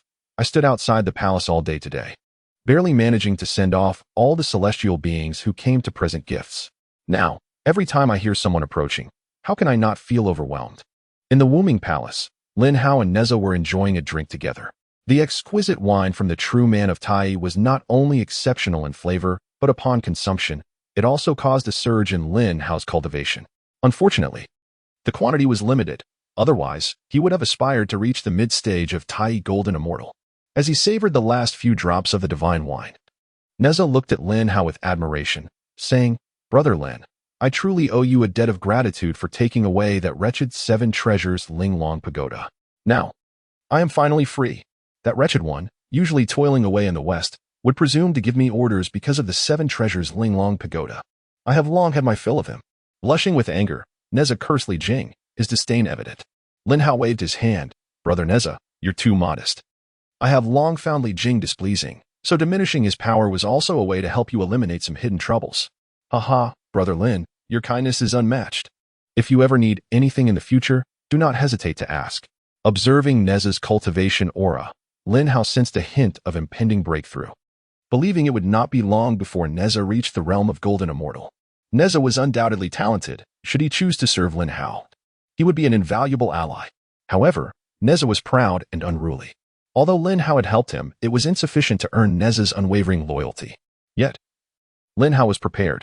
He extended his hand, and the 7 treasures Linglong Pagoda appeared, adorned with flowing patterns of the Tao, radiating a brilliant light.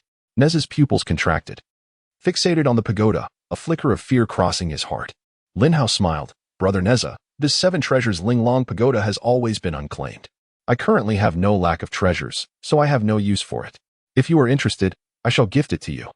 Neza's expression turned to one of astonishment. This pagoda was a postnatal treasure. To say he was not moved would be a lie. However, he was not foolish and understood Lin Hao's implication. This offer meant he would be expected to serve Lin Hao in the future.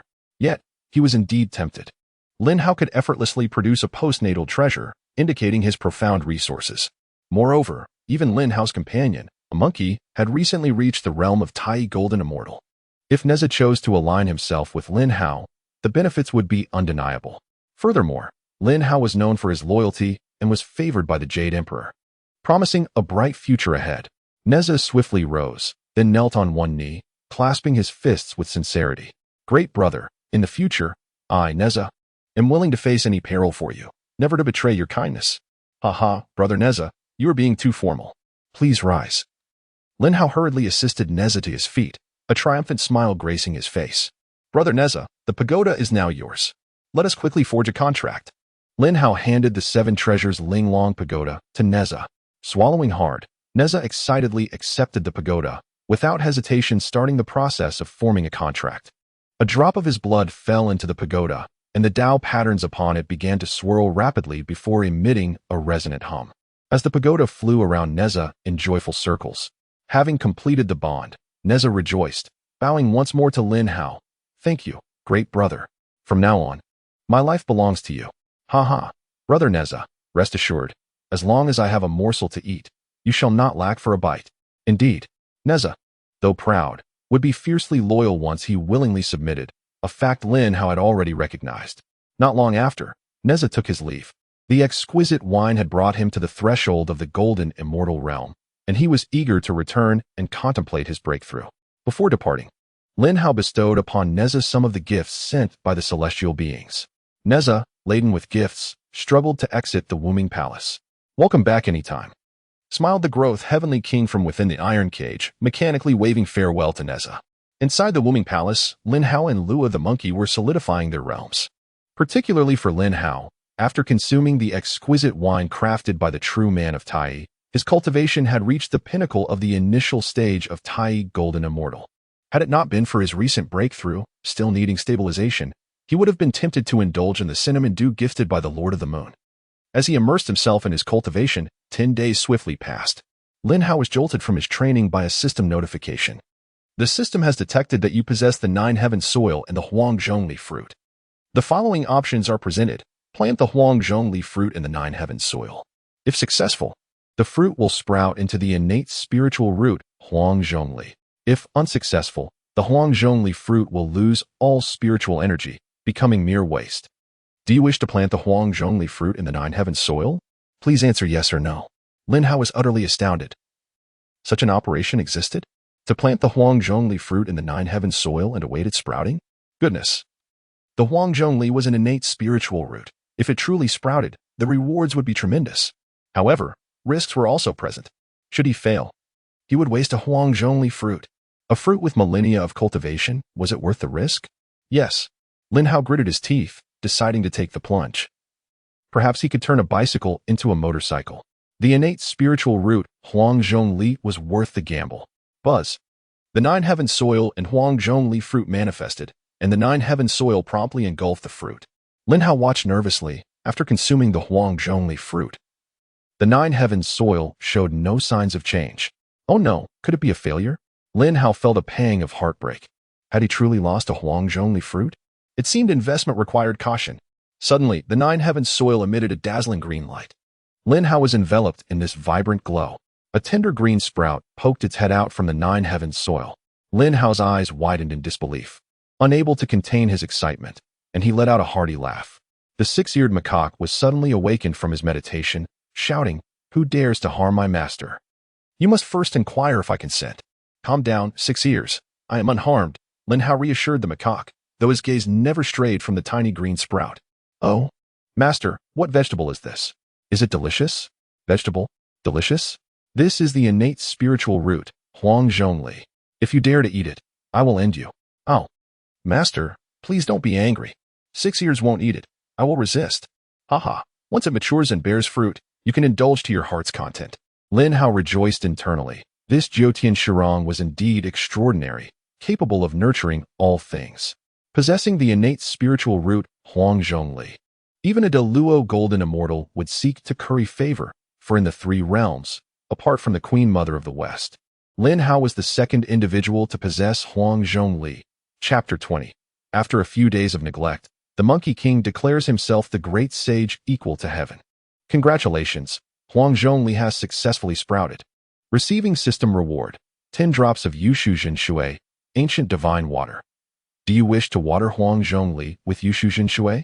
If watered, Huang Zhongli will instantly bloom and bear fruit, saving 20,000 years. Please choose yes or no. What? This system is truly remarkable, offering a one-stop service. Saving 20,000 years to bloom and bear fruit is simply astonishing. Lin Hao did not hesitate and commanded, "Yes." Buzz.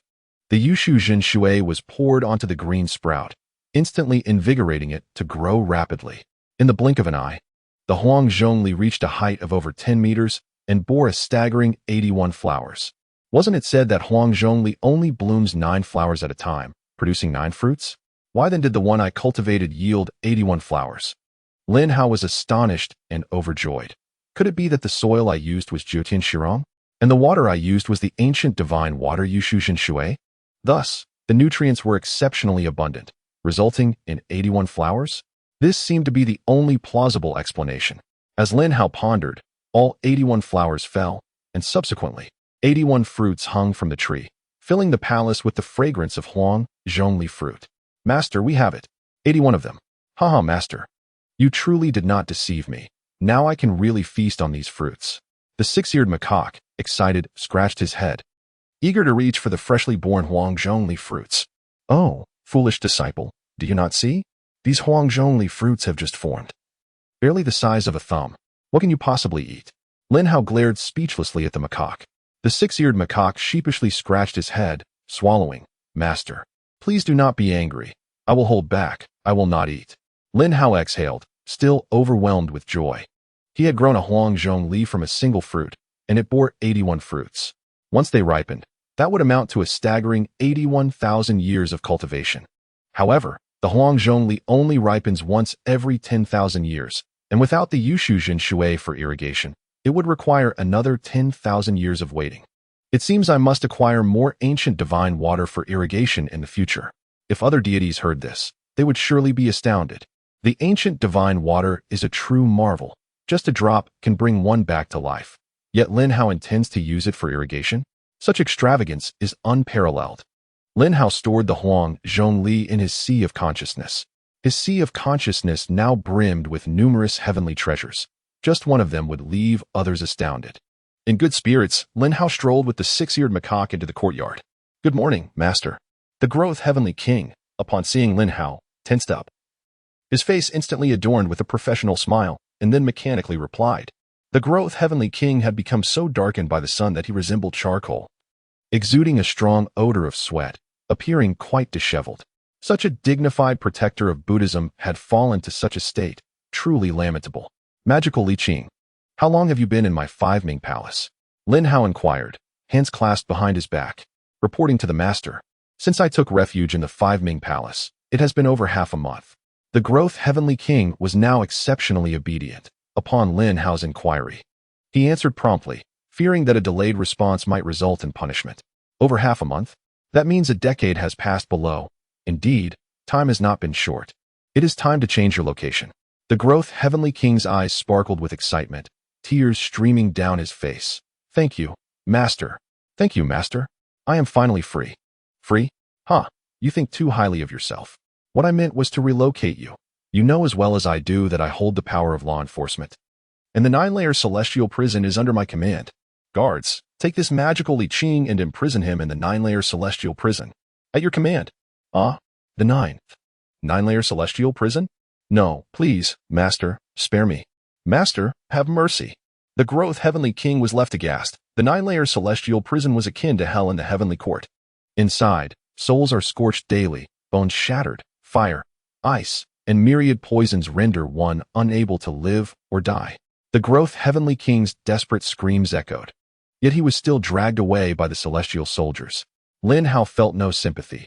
He could only blame magical Li Qing for harboring murderous intent towards him. This debt could not be easily absolved. Boom, boom. Just as magical Li Qing was taken away, the entire heavenly court reverberated with thunder. Lin Hao frowned. Upon the sound of thunder, every deity present in the heavenly court, regardless of rank, was summoned to the Ling Shao treasure hall. What significant event could have transpired? Lin Hao pondered, but in the next moment, he transformed into a golden rainbow and flew with the Six-Eared Macaque. Upon his arrival, only 3 individuals were present in the hall: the Jade Emperor, who had long been there, the Tai Bai Jingxing, and the Tai Shang Lao Jun, who came hurriedly upon hearing the thunder. As Lin Hao stepped into the hall, Tai Shang Lao Jun furrowed his brow, astonished and incredulous. His swift arrival was due to his quasi-saint cultivation, allowing him to traverse vast distances effortlessly. Yet Lin Hao, he had only recently broken through to the Tai Golden Immortal, and his speed was comparable to that of a quasi-saint. Greetings, Your Majesty. Lin Hao approached, respectfully bowing. Haha, my beloved Minister Lin truly cares for the heavenly court and is quite dedicated. You arrived promptly as soon as the thunder sounded. Please, no need for formalities. The Jade Emperor genuinely favored Lin Hao, who was the first to dare bring a pet to court. However, the Jade Emperor was aware that the monkey upon Lin Hao's shoulder possessed power that surpassed many deities. Before long, the Barefoot Immortal and the Moon God also arrived. And upon seeing Lin Hao, they were equally astonished as Tai Shang Lao Jun. As Grand Luo Golden Immortals, their speed was outpaced by a mere Tai Golden Immortal. How swift could Lin Hao's movements be? Soon after, the 5 Directions Generals, the 28 Constellations, Li Jing, and Neza also arrived, and all the deities gathered. The divine assembly buzzed with speculation, wondering what significant event had occurred. Was Lin Tianshan about to ascend again? If he ascended further, would he not stand equal to the Jade Emperor? Once all the deities had arrived, the Jade Emperor finally spoke. Esteemed ministers, today the 1,000-mile eye and the wind-listening ear reported that Sun Wukong, upon returning to Flower Fruit Mountain, has audaciously declared himself the great sage equal to heaven, openly defying the dignity of the heavenly court. How shall we, esteemed ministers, address this Sun Wukong?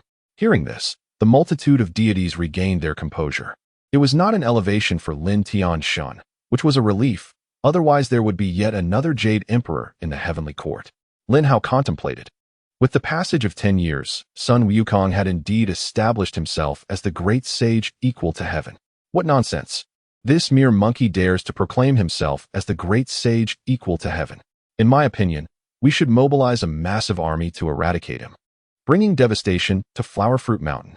Alas, this cannot be, for Flower Fruit Mountain is a blessed land, abundant in spiritual energy and harmony. Openly launching an attack might incite public outrage. Indeed, I agree, we must not act recklessly, yet we cannot allow that monkey to be so audacious. The celestial beings debated fervently, their opinions diverging, creating a scene of utter chaos.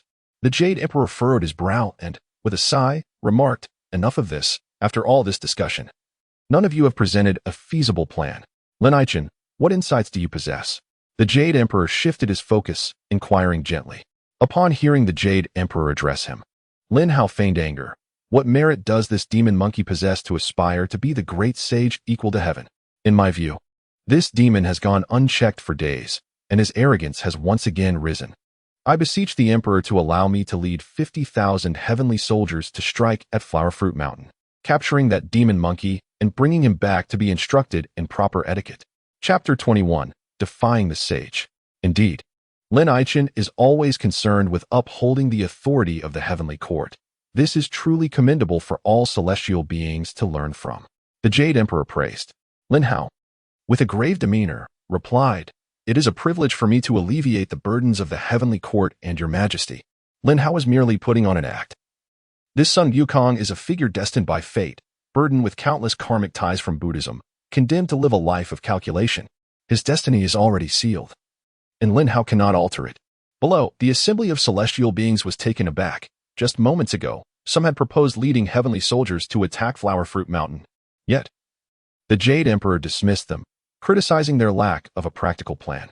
Now, when Lin Hao speaks, the Jade Emperor endorses him. This is a blatant double standard. Lin Hao, possessing both wisdom and courage, is indeed a model for our generation. Yes, excellent suggestion, splendid plan. Let us proceed as Lin Hao has suggested. I agree. I concur. This plan is magnificent.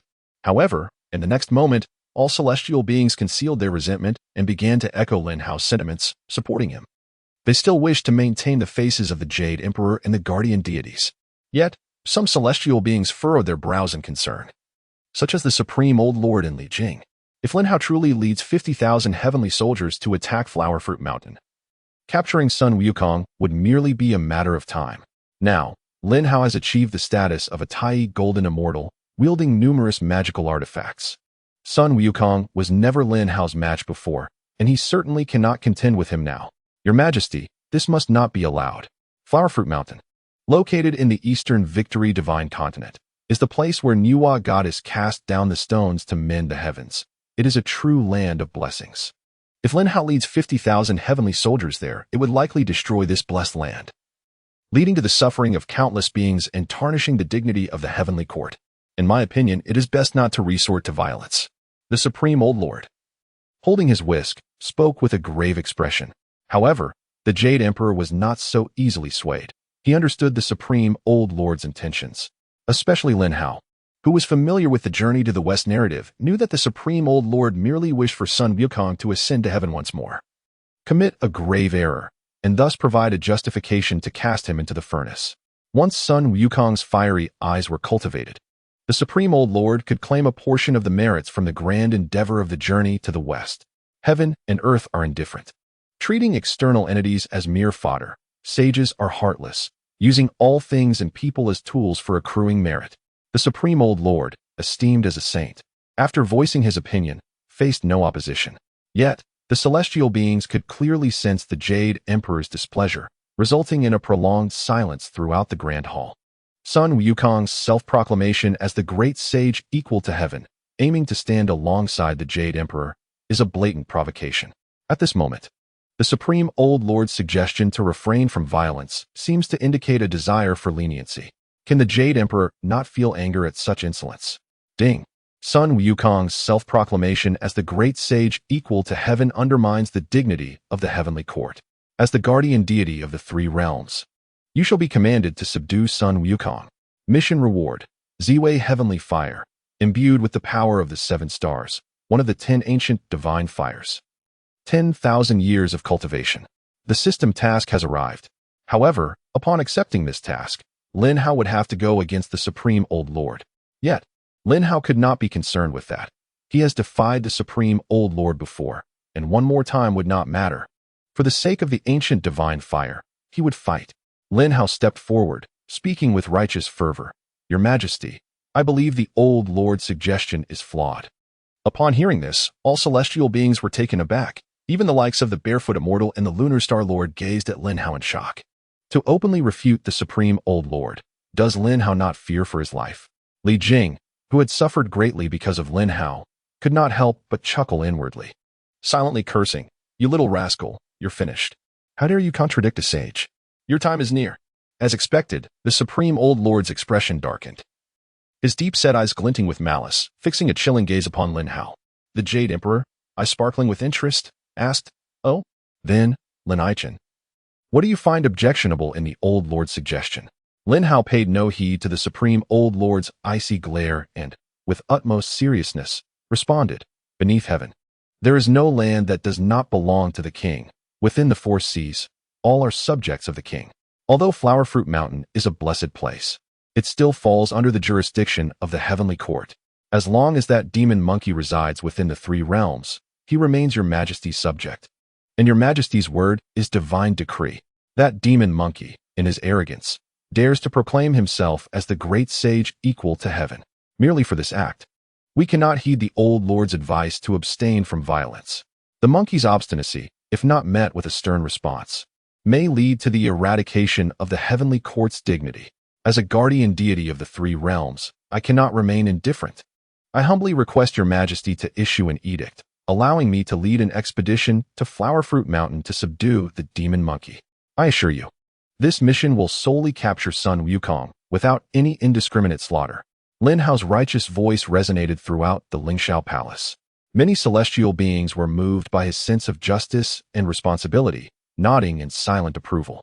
The barefoot immortal, with a determined gaze, slapped his fan against his belly, exclaiming with excitement, "Excellent! Truly commendable! You are indeed my brother. This sense of duty, this courage, I admire it greatly. Your Majesty, I support Lin Hao's proposal. I hope you will dispatch troops to subdue that demon monkey." I also agree with Lin Hao's sentiments. The Lunar Star Lord smiled gently, also lending his support to Lin Hao. The celestial beings gazed at Lin Hao with newfound respect. Even those who typically remained aloof from the affairs of the heavenly court now spoke in his favor. And the formidable barefoot immortal is actually Lin Hao's elder brother? This network of connections is truly extensive. The Jade Emperor had already been moved by Lin Hao's words. Now, with two celestial beings stepping forward to support him, the Jade Emperor felt a sense of control and accomplishment. Haha, Lin Hao's words resonate deeply with my heart. That demon monkey, in his arrogance and ignorance, dares to aspire to be the great sage equal to heaven. If we do not teach him a proper lesson, my reputation will be utterly tarnished. I hereby appoint Lin Hao as the Grand Marshal of Demon Suppression, allowing him to personally select generals to embark on this expedition, leading 100,000 heavenly soldiers to immediately subdue that demon monkey.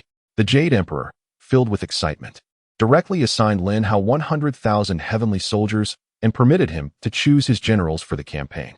This display of power was indeed grand. The Supreme Old Lord gritted his teeth in anger. Throughout the entire discourse, the Jade Emperor had not even glanced in his direction, and his suggestion was utterly disregarded. Even belittled by Lin Hao, he was furious. As a revered sage, when had he ever suffered such humiliation?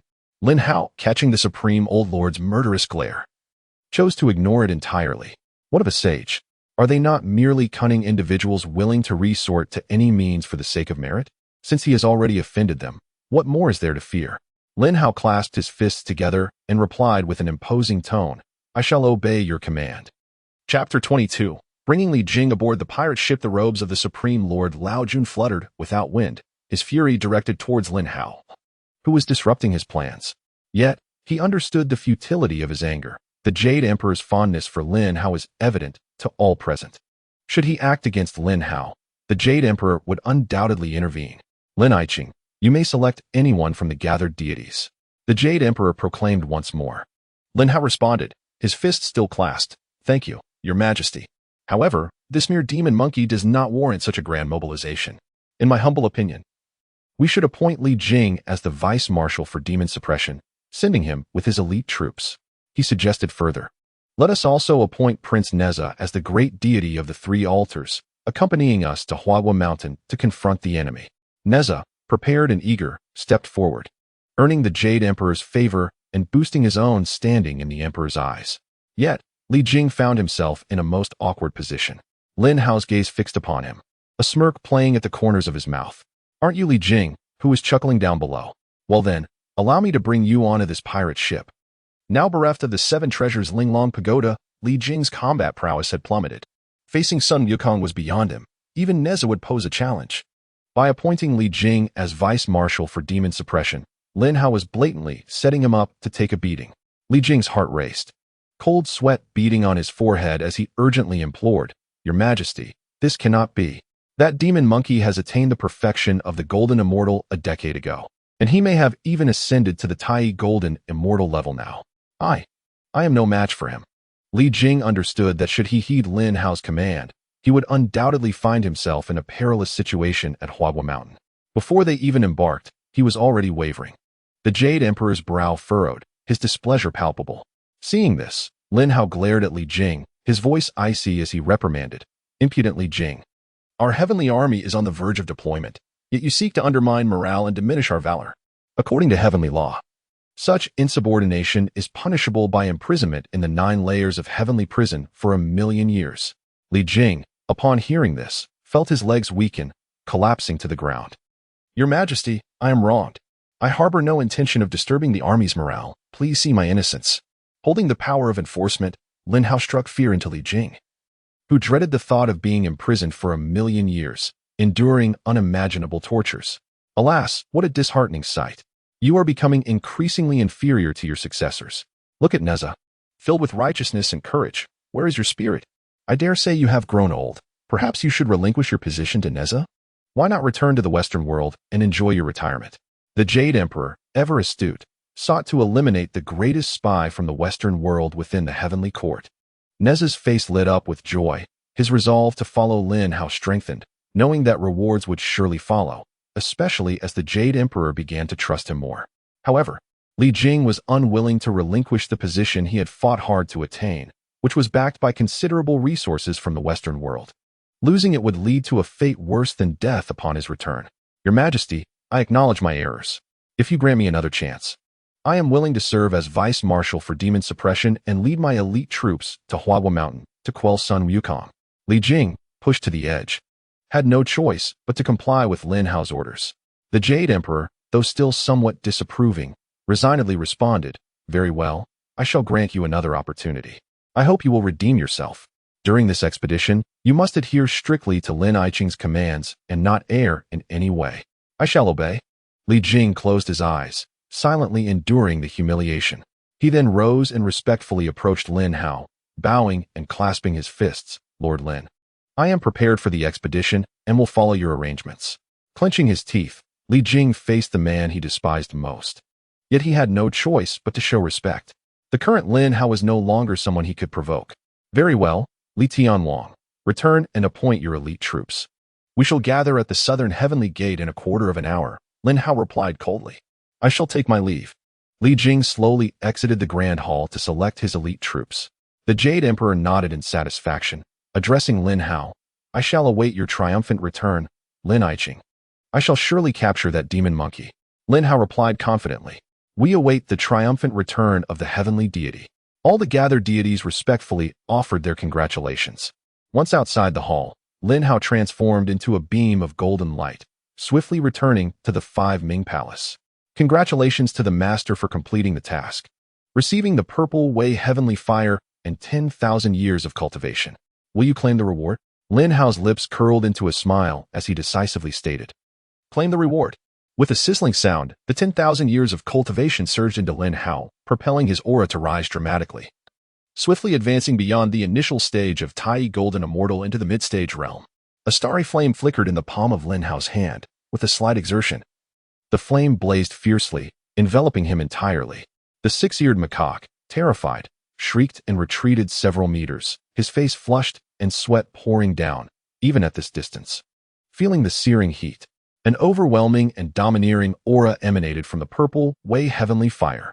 This fire, derived from the essence of the stars, was a fusion of the powers of the 7 stars, Tianshu, Tianxian, Tianji, Tianquan, Yuheng, Kaiyang, and Yaoguang. It was revered as one of the 10 ancient divine fires, its might extraordinary. Haha, while I may have offended the supreme Lord Lao Jun, I have acquired the ancient divine fire. Regardless of the saints, with the heavenly court's burgeoning system in hand, I shall surpass them one day. Sun Wukong, it seems we haven't met in a decade? Hee, I wonder if you've missed me? Lin Hao grinned sinisterly. If Sun Wukong were to see that familiar smile, he would undoubtedly be drenched in cold sweat. The suffering he endured in that iron cage would haunt him for a lifetime. 6 years, during this expedition to Huaguo Mountain, the Western forces will surely intervene. You must not reveal your identity just yet. Therefore, remain within the palace for now. However, do not fret. Your time to shine will come soon, Lin Hao said with anticipation, gently patting the Six-Eared Macaque's head. The Six-Eared Macaque obediently complied with his master's orders, believing that whatever actions his master took were surely for a reason. A quarter of an hour later, adorned in a golden helmet and battle armor. With a sacred cloak draped over his shoulders and the Xianyuan sword in hand, Lin Hao exited the Five Ming Palace. Chapter 23. Sun Wukong's devastating blow to the giant spirit god. At Huagua Mountain, various demon kings gathered, celebrating with a grand feast. Prominently displayed upon the lofty banners were the words "Great Sage equal to heaven." Lin Hao oversaw the battle from the clouds, with Nezar at his side, while Li Jing rallied the troops, designating the giant spirit god as the vanguard. A multitude of deities marched forth, a grand procession destined for battle. 100,000 heavenly soldiers arrived at Huagua Mountain, shrouding the skies above. Presently, Li Jing's only capable general was the giant spirit god. While the four heavenly kings were diminished, one of them, the Growth Heavenly King, imprisoned by Lin Hao in the 9 layers of heavenly prison. Without the Growth Heavenly King, the strength of the four heavenly kings was significantly weakened. Thus, the only reliable general left for Li Jing was the giant spirit god. Li Jing commanded, "Relay the order for the giant spirit god to descend and challenge them." The giant spirit god received the command, clutching his Xianyuan axe. He arrived at the entrance of the water curtain cave, seeing the multitude of demons gathered, and bellowed, "You beasts! Go tell by Ma One that I, a celestial general, come bearing the Jade Emperor's decree to subdue you. Come forth and surrender, lest you be harmed." The giant spirit, brimming with arrogance, struck fear into the hearts of many demons and monkeys, who, upon encountering the celestial being, stumbled in terror and hurriedly rushed to report to the water curtain cave. "My lord, trouble is at hand. A celestial being stands at the gates, claiming to be on a mission from the Jade Emperor to subdue you. He urges you to surrender forthwith, lest we suffer harm." Sun Wukong, who was indulging in fine wine, became enraged upon hearing this, his face twisting into a grimace. With a resounding crash, he smashed his cup and gritted his teeth, declaring, "Which scoundrel dares to be so brazen before this great sage? Gather my armor, for I shall confront this so-called general and see just how formidable he truly is." Ha! Aside from Lin Hao, I fear no one in the heavens. Adorning himself with a golden crown and armor, he donned his cloud walking shoes and grasped his Rui Jingu Bang, leaping forth from the cave. As he emerged, the giant spirit bellowed, "You insolent monkey! Do you recognize me?" Sun Wukong squinted, trying to discern the identity of this imposing figure. During his time in the heavens, he had not encountered this fellow, yet he deduced he was no formidable opponent. Thus, he retorted mockingly, "Which deity are you? I have no acquaintance with you. Speak your name quickly, for I do not slay nameless souls." The giant spirit, incensed by the monkey's insolence, shouted, "You blind fool! You do not recognize me? I am the vanguard of the great Li Jing, the heavenly king, and I come by the Jade Emperor's decree to capture you. Surrender at once, or I shall reduce you to dust." Upon hearing this introduction, Sun Wukong erupted in laughter, unabashedly expressing his disdain. "Ah, so you are merely one of Li Jing's lackeys. Ha! How fortuitous. I was present when Lin Hao made off with that pathetic tower of yours. Li Jing couldn't even safeguard his own treasures. Yet he dares meddle in my affairs. I shall ensure he learns the consequences." The giant spirit's countenance fell, as Li Jing's subordinate. He had faced continuous humiliation and pressure from his superiors, and now he was being belittled by Sun Wukong. Enraged, the giant spirit unleashed his powers, transforming into a towering 6-zhong golden figure, wielding a formidable axe, and roared, "Monkey, cease your insolence and receive my blow." With golden patterns swirling, the axe swung towards Sun Wukong's head. "And you, foolish heavenly warrior, dare to use such weak tactics against me? Open your eyes and witness how I shall send you reeling." A silver flower materialized atop Sun Wukong's head, radiating the undeniable strength of the Tai Golden Immortal. The giant spirit's eyes widened in fear. Sun Wukong had ascended to Tai Golden Immortal? How could a mere mid-level golden immortal charge recklessly forward? Yet, with no option for retreat, the giant spirit pressed on. Law of heaven and earth. Sun Wukong summoned the celestial energies, and a 100-zhong figure crushed the giant spirit, rendering him as insignificant as an ant. With a derisive laugh, Sun Wukong swung his golden staff, unleashing a fierce gust of wind. Boom! One strike shattered the giant spirit's axe, an unstoppable force. The giant spirit, overwhelmed by this might, found himself embedded in the ground. Despair etched on his face as he envisioned his grim fate. However, just as the golden staff was mere millimeters from the giant spirit's head, it suddenly halted. Sun Wukong delivered a powerful kick, sending the giant spirit crashing backward, a mere shadow of his former self. I intended to end you with a single blow, but I fear no one would be left to relay the message, so I shall spare your life. Go inform that useless Li Jing to send more capable warriors to face me." Sun Wukong scoffed. The giant spirit, disheveled and covered in dust, fell before Li Jing, who frowned in disbelief. "This cannot be. You were gone less than a minute, and you've already returned defeated? What is this?" Li Jing felt humiliated. The giant spirit, panicking, knelt before Li Jing and reported, "Sun Wukong truly possesses immense power. I was no match for him and have returned to plead for forgiveness." Furious, Li Jing kicked the giant spirit, sending him sprawling several meters away. Enraged, the giant spirit clenched his teeth. "I have endured hardship without reward, nearly sacrificing my life. And yet you treat me so? If you had true capability, you would confront him yourself. Why command me? You worthless wretch. You faced that demon monkey for less than a minute and returned in disgrace, tarnishing my reputation." Li Jing's frustration boiled over. "You have demoralized my troops. Bring him forth to be executed." Li Jing, having suppressed his anger towards Lin Hao, now directed his ire towards the giant spirit. Two heavenly soldiers seized the giant spirit, preparing for execution, when Nezo arrived, riding on a whirlwind of flames. "Li Jing, how dare you overstep your bounds and act without authority in the presence of the celestial enforcers? Do you still consider yourself the mighty King Li of yore? Truly laughable." Chapter 24. The giant spirit lacks composure. I shall teach him. Li Jing frowned, turning to see Lin Hao and Neza approaching. At Neza's command, the two soldiers immediately released the giant spirit and knelt respectfully. "We pay our respects to the celestial deity. We pay our respects to the grand deity of the three altars and the sea assembly." All the soldiers bowed, while Li Jing hesitated, struggling to maintain his dignity. Neza narrowed his eyes, coldly admonishing, "Li Jing, why do you fail to show respect to the chief celestial commander? Do not forget, you are in no position to act arrogantly before the divine." Clenching his fists, Li Jing felt humiliated by Neza's rebuke. However, the moment Lin Hao's icy gaze fell upon him, even the stubborn Li Jing had no choice but to bow and clasp his fists, saying, "I pay my respects to the celestial deity." "Rise," Lin Hao replied indifferently. All the heavenly soldiers stood, except for the giant spirit, who remained kneeling before Lin Hao, tears streaming down his face as he lamented, "Celestial deity, I have served faithfully and fought valiantly against that monkey, yet I was overpowered. Now, Li Tianwang seeks to have me executed. I am wronged." Li Jing panicked at the giant spirit's betrayal. Did he dare to undermine his authority? But then he realized, Lin Hao, as a guardian of the three realms, would hardly squander time on a mere spirit like him. The giant spirit was merely wasting breath. "Get up, giant spirit." However, to everyone's astonishment, Lin Hao personally stepped forward to assist the giant spirit to his feet. He then comfortingly patted the giant spirit's shoulder, passionately declaring, "I witnessed your battle with that demon monkey. You charged forward, fully aware of the vast difference in strength, yet you fought valiantly to the end. Such courage is commendable, far surpassing those who merely boast without action."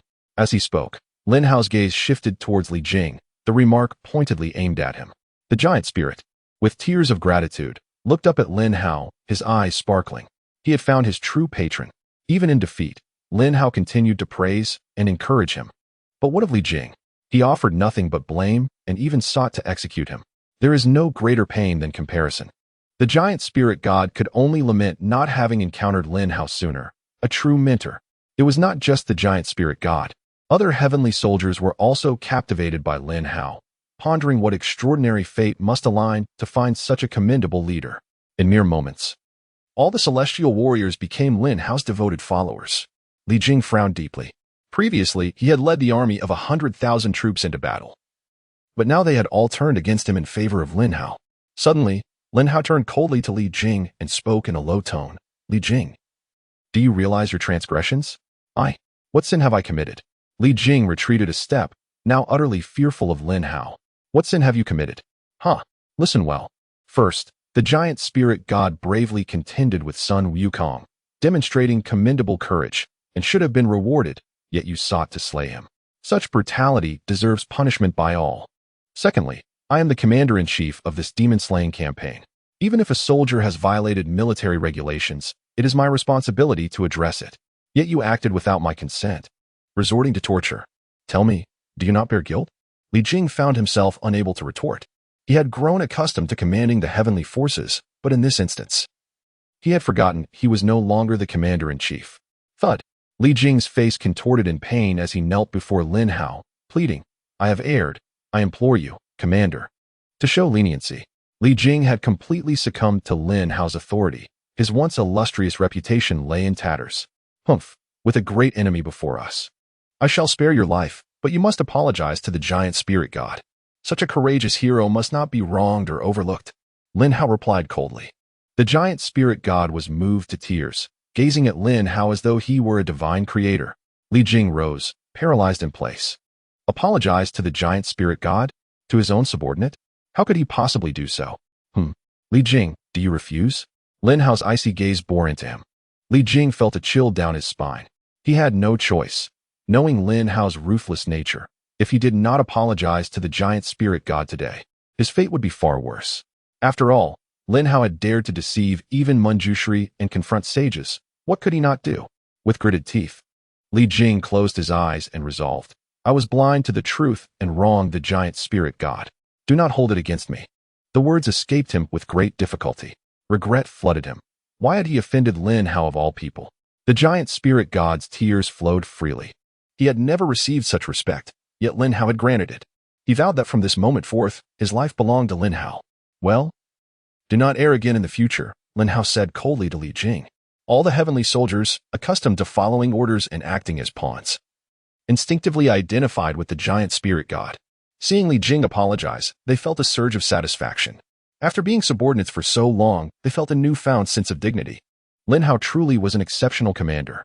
After dealing with Li Jing, Lin Hao smiled faintly, effortlessly winning the hearts of all the heavenly soldiers with his simple words and actions. "Giant spirit god, your courage is commendable, and your strength is not lacking. However, what you lack is patience. The Jade Emperor once tasked me with educating Sun Wukong, so I am quite familiar with tempering one's character. From now on, follow me, and I shall refine your disposition," Lin Hao declared, openly courting the giant spirit god.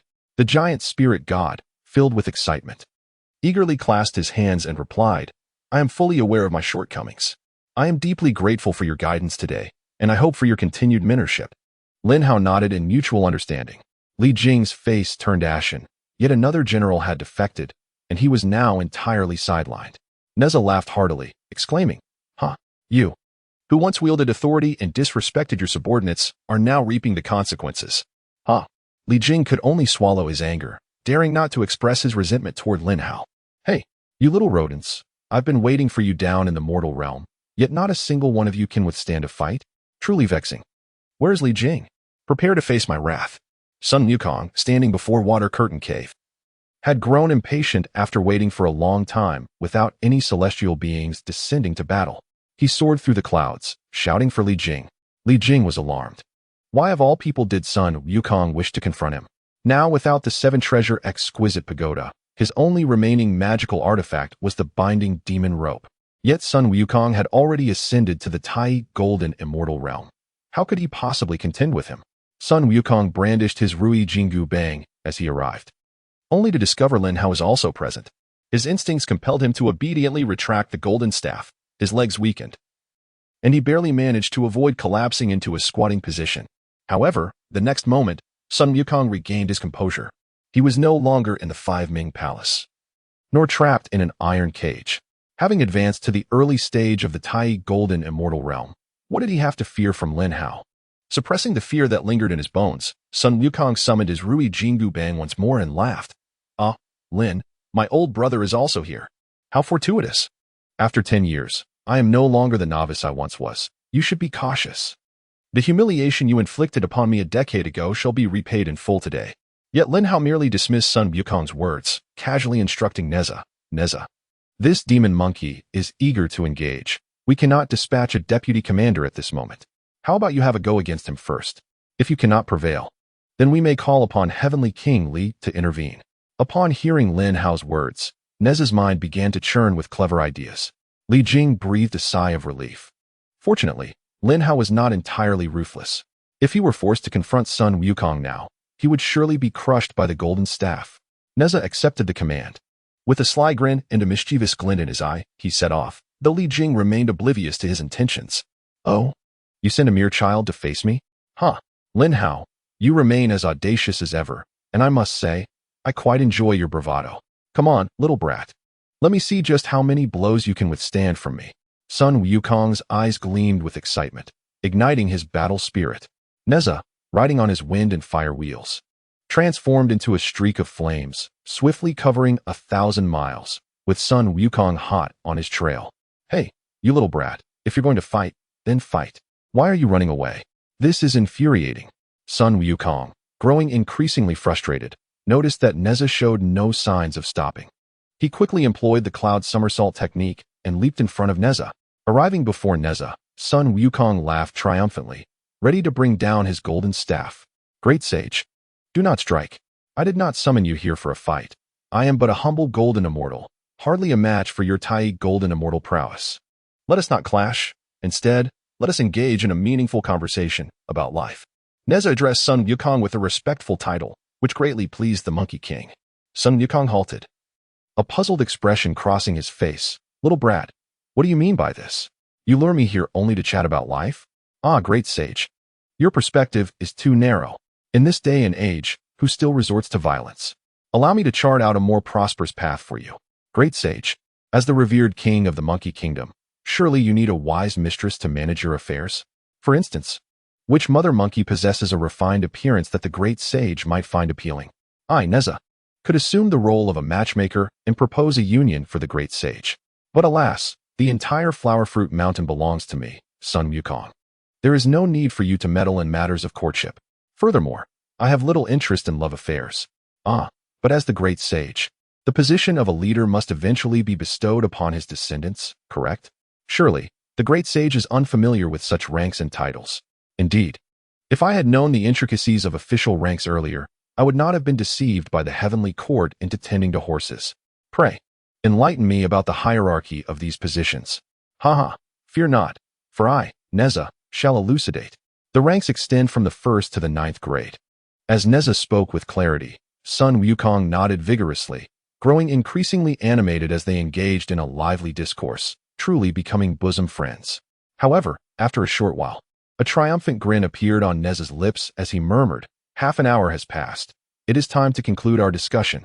Suddenly, Neza's brows furrowed, and he coldly declared, "You, wicked monkey, have openly violated the celestial decree by declaring yourself the great sage equal to heaven. I am the grand god of the 3 altars, appointed by the Jade Emperor himself. I shall not sit idly by while you continue your insolence. Prepare to receive my golden brick." Without warning, Neza sprang into action, wielding a golden brick aimed at Sun Wukong. Taken aback, Sun Wukong pondered, "Is Neza's mind truly sound? We were just enjoying a spirited conversation. Why this sudden turn? Brother Neza, this is rather unbecoming. The youth of today lack martial ethics." With a swift sidestep, Sun Wukong narrowly evaded the brick. "Now, taste my celestial silk." Neza unleashed another artifact, the crimson silk akin to a spider's web, ensnaring Sun Wukong. "Are you truly serious, Neza? Very well, then I shall cast aside any lingering sentiments." Enraged, Sun Wukong's celestial energy surged, manifesting his formidable powers. Law of heaven and earth. With a thunderous roar, Sun Wukong transformed into a towering golden figure. Brandishing his Rui Jingu Bang to strike at Neza, the force of his swing shattered half the sky. Neza's eyes sparkled with exhilaration as he exclaimed, "The great sage is enraged." "Huh, success. Wind and fire wheels." Neza laughed triumphantly, his wheels spinning rapidly, transforming into a blazing red streak that darted away. Sun Wukong, with a missed strike, grew even angrier and activated his cloud somersault, pursuing Neza. "Goodness, not this fast. I must exert myself." As Neza glanced back, he realized Sun Wukong was almost upon him. He gulped, suppressing his surprise, and increased his magical power, accelerating once more. The two raced through the heavens. A spectacle to behold. Report, Celestial Lord. The grand god of the 3 altars and that wicked monkey have been embroiled in a fierce struggle for half an hour and are now hastily returning. Oh no. It seems the grand god is being overwhelmed by the monkey's relentless pursuit. The heavenly soldiers rushed to deliver their report.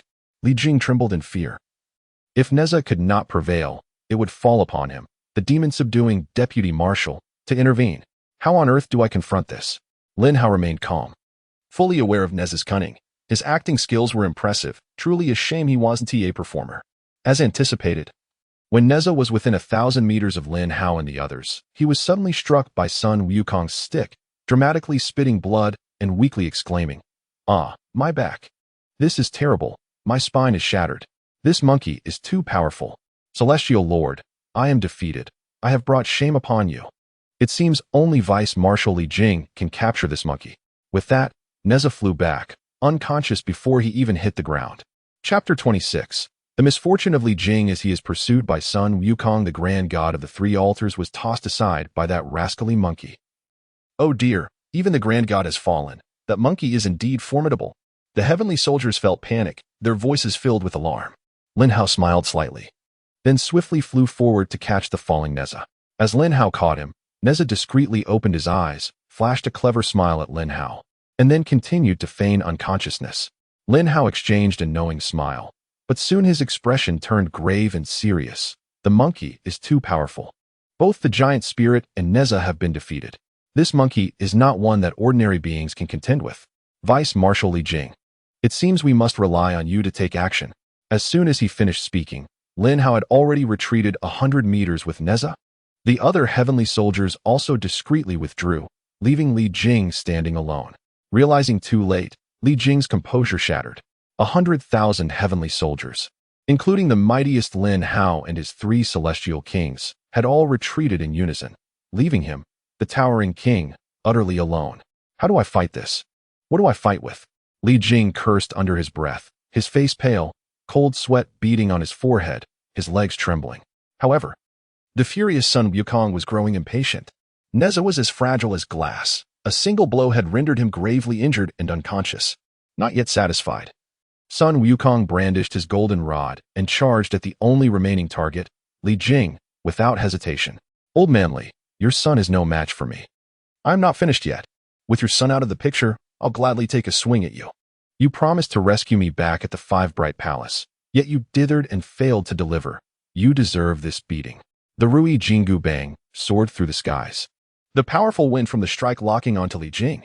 I cannot withstand this. Please, do not strike me. It was Neza who provoked you. I had no part in this. Li Jing lamented, tears welling in his eyes. Why should he bear the blame for another's actions? Summoning the demon-repelling mirror and the binding ropes, Li Jing prepared for a final struggle. With his magic infused into the mirror, a beam of golden light shot forth towards Sun Wukong, and with all his might, he wielded the ropes in tandem with the mirror to counterattack. Old man Li. The only thing that gives me pause is that broken tower. But now, it has changed owners. The trinkets you possess are not worthy of my attention. Here, take my blow. The golden rod, accompanied by a formidable wind, collided with the golden light and iron chains. In an instant, the two forces erupted. The golden rod easily dispelled the golden light, shattering the demon-repelling mirror with a resounding crack.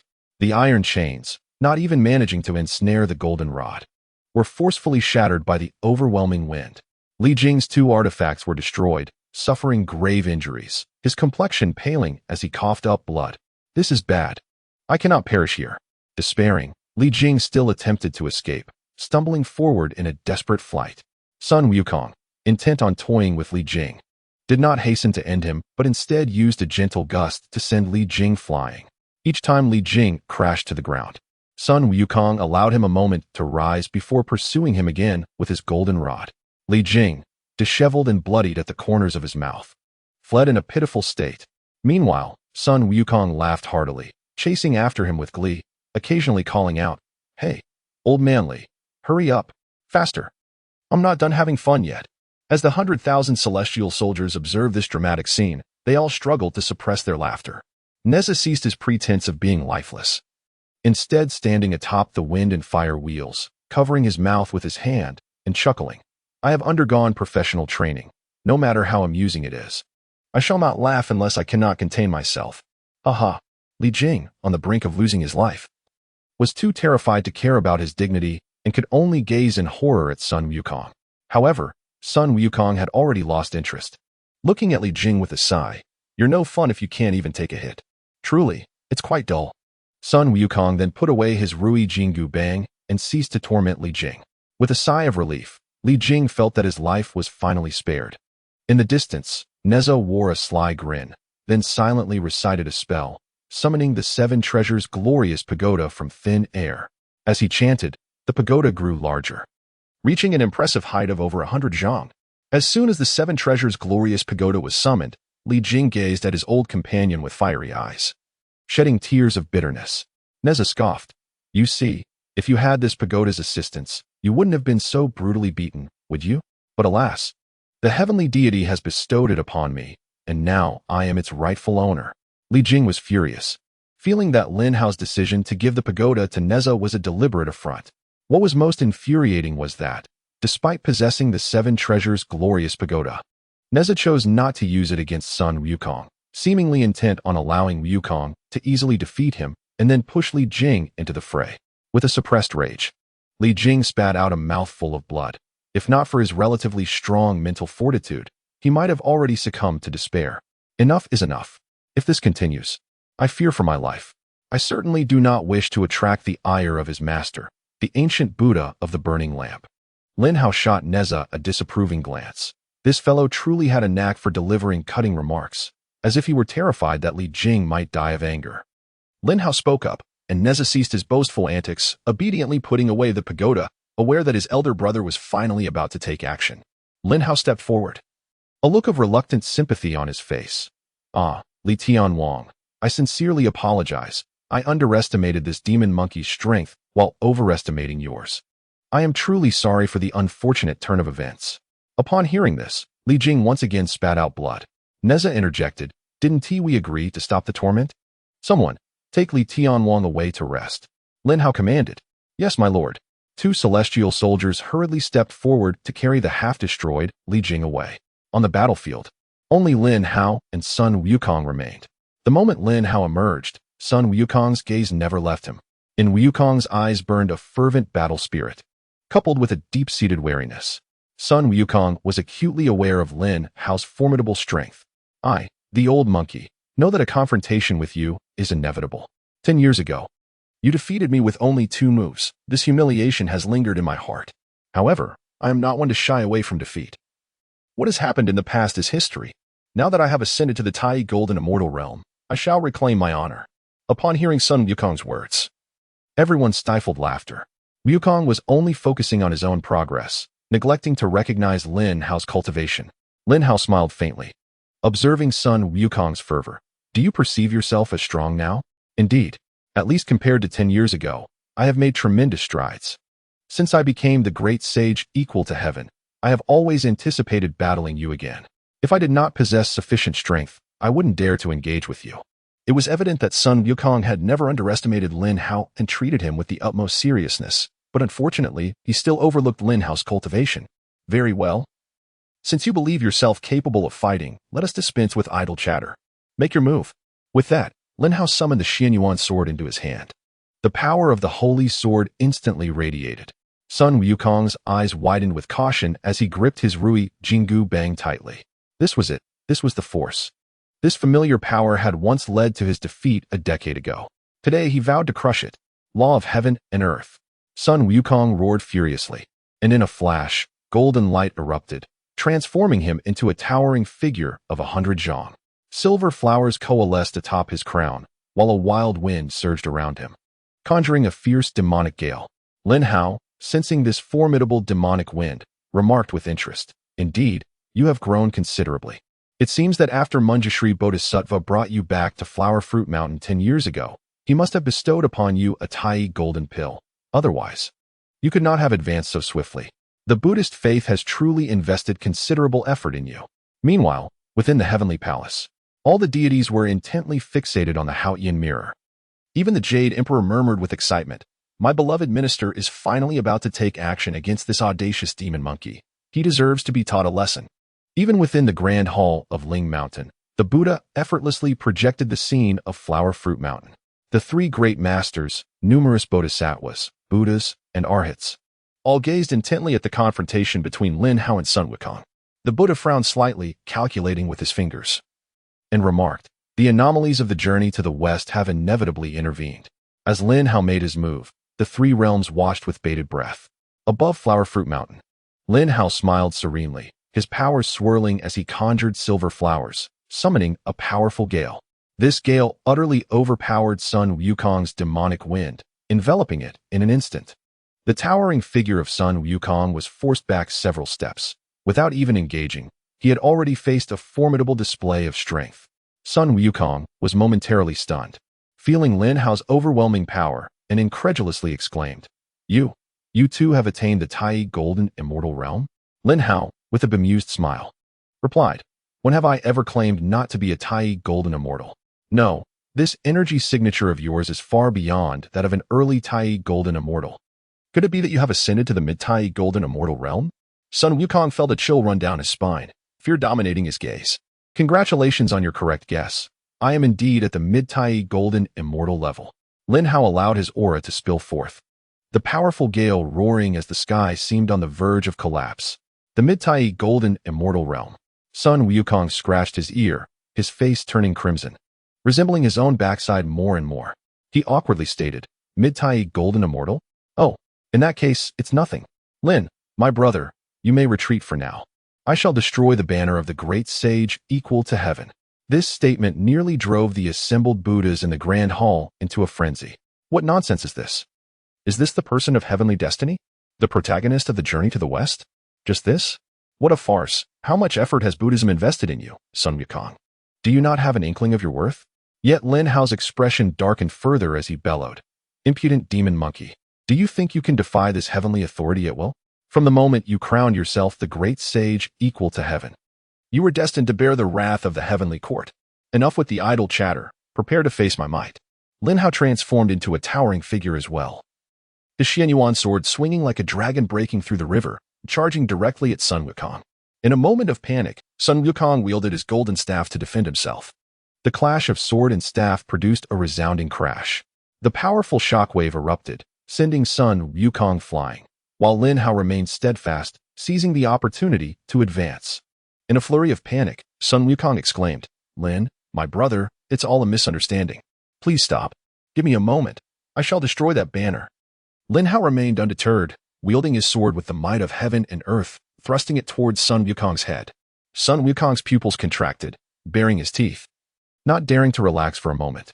With 3 heads and 6 arms, and an indestructible body, he summoned all his skills, transforming into 3 heads and 6 arms adorned with golden patterns, engaging Lin Hao in a fierce battle. Clang! The sound of metal clashing echoed as Lin Hao disregarded all of Sun Wukong's tactics, opting instead for a direct confrontation. When one's strength is formidable enough, one need not fear any ostentatious techniques. In a mere instant, over 100 sword strikes were unleashed, and despite Sun Wukong's multiple forms, he found himself overwhelmed, too quick to respond.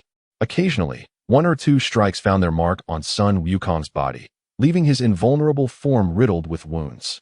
The 2 towering figures clashed amidst the heavens, creating explosive shockwaves that soared into the sky. 100,000 celestial soldiers, including the likes of Neza, were left in awe. Sun Wukong employed various techniques, yet Lin Hao countered with a single, calm sword strike, and still, Sun Wukong was pressed back. Enough, my brother Lin. I cannot compete with you any longer. Though I cannot match your strength, if I wish to flee, you shall not catch me. With that, Sun Wukong executed a somersault cloud, vanishing from sight. Huh, you believe you can escape me, Sun Wukong? From where does your confidence stem? Lin Hao scoffed, then bellowed. Golden Crow Transformation Technique. Instantly, he transformed into a beam of golden light, disappearing from his original position in the heavenly realm, within the Haotian mirror. Even as Sun Wukong traveled tens of thousands of miles in a single somersault, he remained within the mirror's confines, yet Lin Hao suddenly vanished. The celestial beings were bewildered. Where has Lin Tian gone? How could he just disappear? The Jade Emperor smiled silently. Lin Hao had not vanished, but had moved with such speed that even the Haotian mirror could not capture it. In the Grand Hall, the great Sun Tathagata looked perplexed and remarked, From where did this person learn my Golden Crow transformation technique? The 3-legged Golden Crow's transformation. Derived from the Golden Crow Immortal Sutra. How could he have mastered it? Chapter 28. The Tyranny of Ziwei Heavenly Fire. 100,000 miles away. Sun Wukong exhaled a sigh of relief. Haha, I'm safe at last. I finally evaded you, Lin Hao. Even if you were powerful, what of it? I have left you far behind. He casually rested his golden staff on his shoulder, appearing relaxed, yet a trace of fear lingered on his face. Lin Hao was formidable. Terrifyingly so. Suddenly, the sky ahead was enveloped by a golden light, and the temperature soared dramatically, causing Sun Wukong to feel an intense heat. Upon closer inspection, he realized that within the golden light was none other than Lin Hao. Oh no! Sun Wukong's scalp tingled with dread, and he cried out in alarm. Lin Hao, with a mournful expression, said, "You wretched monkey, I expected you to perform a couple more somersaults. So I awaited you at a distance of 220,000 miles. Yet, to my surprise, you stopped after just one somersault. It forced me to return at great speed to find you." Sun Wukong was stunned. The somersault cloud he prided himself on was less than half as fast as Lin Hao's movement. What in the world was this? His greatest ability was utterly inadequate. Sun Wukong felt as though his face had been rubbed in the dirt, utterly humiliated. Demon monkey, prepare to fight. Lin Hao again wielded the Xianyuan sword, relentlessly thrusting it towards Sun Wukong. Sun Wukong, filled with despair, felt his dignity crumbling as he gazed at the incoming sword light, helplessly pleading, "O great celestial being, please cease your attack. I truly do not wish to fight any longer." But there was no stopping Lin Hao. The sword light surged forth. And should Sun Wukong fail to defend himself, his head would surely be severed. "Behold my fiery lotus." Sun Wukong opened his mouth wide, gathering the celestial energies within him, unleashing a barrage of fire lotuses. The flames evaporated the surrounding moisture, creating a clear sky, intent on engulfing Lin Hao. However, Lin Hao appeared exhilarated. Why did Sun Wukong choose to play with fire? How utterly foolish. The fire lotuses conjured by Sun Wukong were mere ordinary flames, lacking anything extraordinary apart from the power of a Tai golden immortal. Yet Lin Hao was different. He possessed an ancient divine fire. With a grin, he transformed his spiritual energy into stellar power, causing the sky to darken, filled with countless stars. Amidst this celestial array, Lin Hao stood at the center. As a starfire blazed forth from his being, enveloping him and then spreading throughout the entire expanse. The primordial star fire, Ziwei heavenly fire. Sun Wukong's fire lotuses were instantly obliterated within the purifying flames of Ziwei. The intense heat caused Sun Wukong's armor and purple gold crown to disintegrate into nothingness. Even he felt as though he might be reduced to ashes within this starfire. Lin Hao, like a harbinger of doom, declared, "Sun Wukong, from the moment you chose to play with fire, you sealed your fate." In the heavenly realm, Taishang Laojun exclaimed, "Ziwei heavenly fire? Primordial star fire? Where did this boy acquire it?" Such ancient divine fire was thought to be extinct. Even the Jade Emperor could not remain composed. How many hidden abilities did Lin Hao possess? Yet the more powerful Lin Hao became, the more pleased the Jade Emperor felt, as he recognized his potential and sought to cultivate it. At this rate, within a millennium, Lin Hao could ascend to the pinnacle of power. Within the stellar realm, the Ziwei heavenly fire enveloped everything. Sun Wukong, scorched by the divine flames, writhed in agony, emitting pitiful cries. What did it mean to suffer unbearably? That was precisely Sun Wukong now. As he neared the brink of annihilation, Lin Hao suddenly withdrew. The Ziwei heavenly fire dissipated, revealing Sun Wukong, now a charred figure. Lying flat and gasping for breath, his eyes betraying deep fear and despair. Observing the utterly defeated Sun Wukong, Lin Hao murmured, "Is he truly so fragile? I have yet to fully unleash the power of my Ziwei heavenly fire." Upon hearing this, Sun Wukong's anger flared, nearly choking him. "Do you even comprehend the ferocity of your divine fire? And yet you dare to say that I cannot withstand it? Even the great Sun Tathagata would likely be reduced to relics within such flames. Nevertheless, though I am not yet finished, you are devoid of strength to continue. Thus, I shall take you back to the heavenly realm for proper discipline," Lin Hao declared, stepping forward and adjusting his sleeves with a sense of resignation. In the Grand Hall, the Tathagata Buddha panicked. This cannot stand. If Sun Wukong is imprisoned again, it may be centuries before he emerges, jeopardizing our journey to the west. "Guanyin, may I borrow a drop of the three-light divine water from your bottle?" the Buddha implored, raising his palm to his nose. Guanyin Bodhisattva furrowed her brow. The three-light divine water, like the jade purity true water, was a primordial divine liquid capable of reviving the dying with just a single drop. Yet the entire bottle contained no more than 50 drops, and although the Buddha said he would return it, there was little expectation of that. Seeing Guanyin hesitate, the Buddha grew displeased. The journey to the west is paramount, and Buddhism must flourish. We must make necessary sacrifices for the sake of this endeavor. Guanyin, surely you can comprehend this? With no other choice, Guanyin rose, pained, and said, "Fear not, Buddha, I shall grant Sun Wukong a drop of the three light divine water." Though she agreed, Guanyin silently cursed Sun Wukong in her heart. Is this wretched monkey truly a being of destiny? What a disgraceful and costly creature. A single droplet, shimmering with divine light, descended from Ling Mountain, directly striking Sun Wukong's forehead. Sun Wukong's eyes abruptly sprang open, and his wounds healed instantaneously, vitality radiating from him, and astonishingly, his cultivation had also progressed, reaching the pinnacle of the early stage of Tai Golden Immortal in the blink of an eye. With a leap, Sun Wukong grasped his Rui Jingu Bang and transformed once more into a spirited little monkey. Lin Hao furrowed his brow, recalling the droplet of divine water. And his heart began to conjecture. How could Buddhism allow Sun Wukong to be defeated? How could they permit Lin Hao to apprehend and discipline him? Yet, Lin Hao contemplated. Even if Sun Wukong regained his strength, what of it? He could simply defeat him again, could he not? If the Buddhists were willing to expend resources, let them do so. After all, foolishness accompanies great wealth. Oh, monkey, you have now restored your strength, just as I wished. It is a delight for all. Come, let us battle once more, Lin Hao declared, wielding the Xian Yuan sword with fervor. Instantly, Sun Wukong snapped back from the elation of regaining his power, suddenly feeling as though returning to his peak state was a form of torment as well. Chapter 29, Celestial Beings, Halt. If this continues, Sun Wukong will be lost. Sun Wukong was acutely aware of Lin Hao's formidable strength. Having barely preserved his life, he dared not continue the fight. Without a moment's hesitation, he resolved to flee, thinking that escaping, at least for the time being, was preferable to enduring further blows. He attempted to summon the cloud of transformation for his escape. Lin Hao, observing this, scoffed dismissively, sheathing his Xianyuan sword, and then forming his hands into a stance. Upon his palms, intricate patterns of the Tao swirled, golden hues shimmering and pulsating. Buddha, this hand technique seems somewhat familiar. No escape for you, monkey. Taste my palm. The Buddha kingdom in my palm. Lin Hao bellowed. And then a divine palm descended from the heavens. Boundless and immense, within the palm lay an entire Buddha realm, filled with numerous Buddhas and Bodhisattvas. The divine palm crashed down, enveloping the entire sky, and in the overwhelming darkness, Sun Wukong found himself utterly unable to escape Lin Hao's grasp. Sun Wukong had intended to use his Rui Jingu Bang for support, but it was instantly reduced to a mere silver needle. Even Sun Wukong's towering golden body was obliterated in the moment of the divine palm's descent. Sun Wukong suffered a devastating blow, regardless of any divine abilities, beneath this palm. All were rendered null. The cloud of transformation spun desperately, yet it could not evade this imprinted hand. Boom.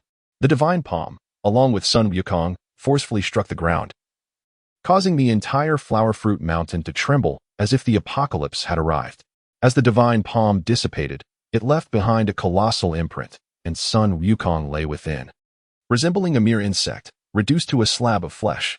Just moments after being rejuvenated by the three light divine water, Sun Wukong found himself once again, under Lin Hao's singular strike, returned to a state of subjugation. In the great heroic hall of Ling Mountain, many bodhisattvas and Buddhas were perplexed, questioning, why have the great powers of our Buddhist teachings been appropriated by Lin Hao? Whether it be the Golden Crow-esque transformation or the Buddha kingdom within the palm. These are trademarks of the great Sun Buddha, and even the three great sages are unworthy of mastering them. Yet Lin Hao, who is not of the Buddhist faith, possesses these two profound techniques. This left even the Tathagata Buddha himself in bewilderment.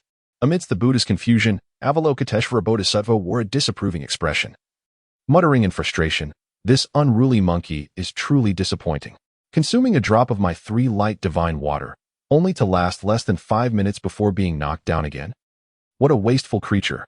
Having suffered similarly, Manjushri Bodhisattva cast a sympathetic glance at Avalokiteshvara, understanding all too well the sting of such loss. The Tathagata Buddha furrowed his brow, speaking anxiously. Sun Wukong cannot hold on much longer, but we absolutely cannot allow him to fall into Lin Hao's hands. Manjushri Bodhisattva, I must trouble you once more.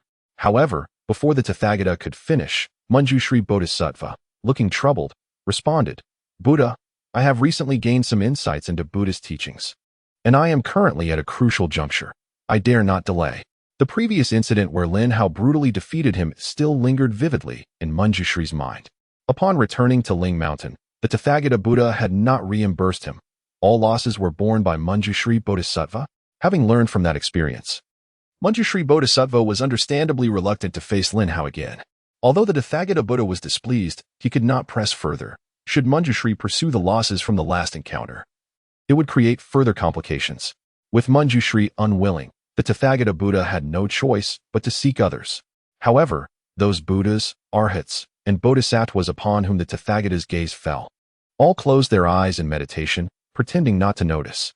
Previously, the Radiant Joy Buddha was annihilated by Lin Hao's array, and now Manjushri Bodhisattva had been brutally defeated. Even Avalokiteshvara's 3 light divine water had been squandered. Who would dare to intervene with such a formidable adversary? The Tathagata Buddha's fury simmered, yet he suppressed his anger. Feigning calmness as he said, Avalokiteshvara Bodhisattva, I must trouble you to make another trip. Upon your return, I will request 2 saints to allow you to enter the Ling Mountain's merit pool for a day of enlightenment. Originally feeling apprehensive at being singled out by the Tathagata, Avalokiteshvara's spirits soared upon hearing the latter part of his statement. The Ling Mountain's merit pool is a renowned treasure for gathering goodwill. Every deity present yearns for access to the merit pool. The Tathagata Buddha is indeed generous in his investment to ensure Sun Wukong aligns with the grand undertaking of the journey to the west. Rising from her lotus throne, Avalokiteshvara solemnly replied, I shall faithfully adhere to the Buddha's will. At this moment, on Flower Fruit Mountain, Sun Wukong trembled as he stood, his head spinning, feeling as though the very heavens and earth were swaying. Had he not been leaning against his Rui Jingu Bang, he would have struggled to remain upright. Oh, my head aches terribly. What kind of palm technique is this? Why is it so formidable? Once again, I, Sun Wukong, have been defeated by a single strike. Sun Wukong felt nearly deranged, his dignity shattered. The next moment, he focused his gaze to see Lin Hao approaching with a mischievous grin, speaking nonchalantly. Monkey, your resolve is still insufficient. Will you not promptly return with me to the 5 Bright Palace for your reformation? Hearing Lin Hao's words, Sun Wukong stumbled back in fright. Return to the 5 Bright Palace? To be confined in an iron cage again? To endure horse stances? To serve guests? No. Sun Wukong would rather die than undergo reformation. It was simply beyond what a monkey could endure. Cloud of transformation. Sun Wukong exerted every ounce of strength in summoning his divine ability. A feeble cloud resembling an elderly figure stumbled forth. Yet before it could arrive, Lin Hao had already swept in with his sword. The might of the holy sword rendered the already frail cloud of transformation asunder. Sun Wukong, watching the cloud dissipate, cried out in despair, My cloud! You foolish monkey. Even at this juncture, you remain unrepentant? Very well, I shall let you endure further physical suffering. Lin Hao proclaimed with authority. With that, the Xianyuan sword struck out again, forcefully sending Sun Wukong's Rui Jingu Bang flying, and subsequently, with a scream, Sun Wukong was brutally thrust back several thousand meters. Once more, Sun Wukong crashed to the ground. Battered and bruised, utterly devoid of the majesty of the great sage equal to heaven. Lin Hao, however, had held back. For Sun Wukong was the chosen one of the heavenly Tao, and he dared not deliver a fatal blow. Furthermore, Buddhism would not permit any harm to come to him. What puzzled Lin Hao was the absence of any Buddhist intervention. Where are the Buddhists? How can Lin Hao reap the rewards without them? In the heavenly court, within the Lingshao Hall, the multitude of deities witnessed Lin Hao's vigorous assault on Sun Wukong. Their spirits ignited, applauding with fervor. The majority of these celestial beings harbored allegiance to the heavenly court, finding Sun Wukong's disdain for its authority deeply unsettling. Now, with Lin Hao acting on behalf of the heavenly court to punish Sun Wukong, they felt a sense of vindication. Under the collective gaze of many, Lin Hao demanded once more, Monkey, are you now willing to return to the 5 Bright Palace for your reformation? Yet Sun Wukong's head shook vigorously, akin to a drum, revealing the vastness of his inner turmoil. Lin Hao stepped forward with his sword raised, exclaiming, You are nothing but a nuisance. You still deserve a good beating. At that moment, a lotus flower soared through the air, revealing the Bodhisattva Avalokiteshvara, who gracefully held a pure jade vase. She exclaimed, Cease your assault. Divine beings, please stop. If this continues, Sun Wukong will perish. Avalokiteshvara was deeply distressed, fearing that Lin Hao might indeed inflict fatal harm upon Sun Wukong, leaving her in a precarious position when she returned to report. Should that happen, not only would she be barred from the merit pool, but she might even face the wrath of the two saints who could strip her of her divine flowers. Chapter 30. Extorting the Bodhisattva at last. The Buddhist order has sent emissaries. To Lin Hao's astonishment, it was none other than the foremost among the three great bodhisattvas, Avalokiteshvara herself. Lin Hao, adhering to the customs of respect, clasped his fists and said, "I pay my respects to the great bodhisattva." However, within the recesses of his mind, he schemed. Recognizing that Avalokiteshvara possessed treasures surpassing even those of Manjushri. For instance, the divine water from the jade vase. Why not seize this opportunity to acquire a taste? Seeing Lin Hao's profound reverence, Avalokiteshvara thought that, leveraging her esteemed reputation, this newly appointed deity would surely grant her a favor. Thus, she could effortlessly fulfill her task and enter the merit pool. The more she pondered, the more elated she became. She smiled and said, "Lin Tianshun, could you grant this humble monk a favor? Great Bodhisattva, if there are matters at hand, let me first deal with this demon monkey." Lin Hao interjected, already brandishing the Xianyuan sword, lunging towards Sun Wukong once more. Avalokiteshvara furrowed her brow. What was this? As a bodhisattva of the Buddhist order, did he not consider her feelings? Ah, Bodhisattva, save me. Bodhisattva, save me.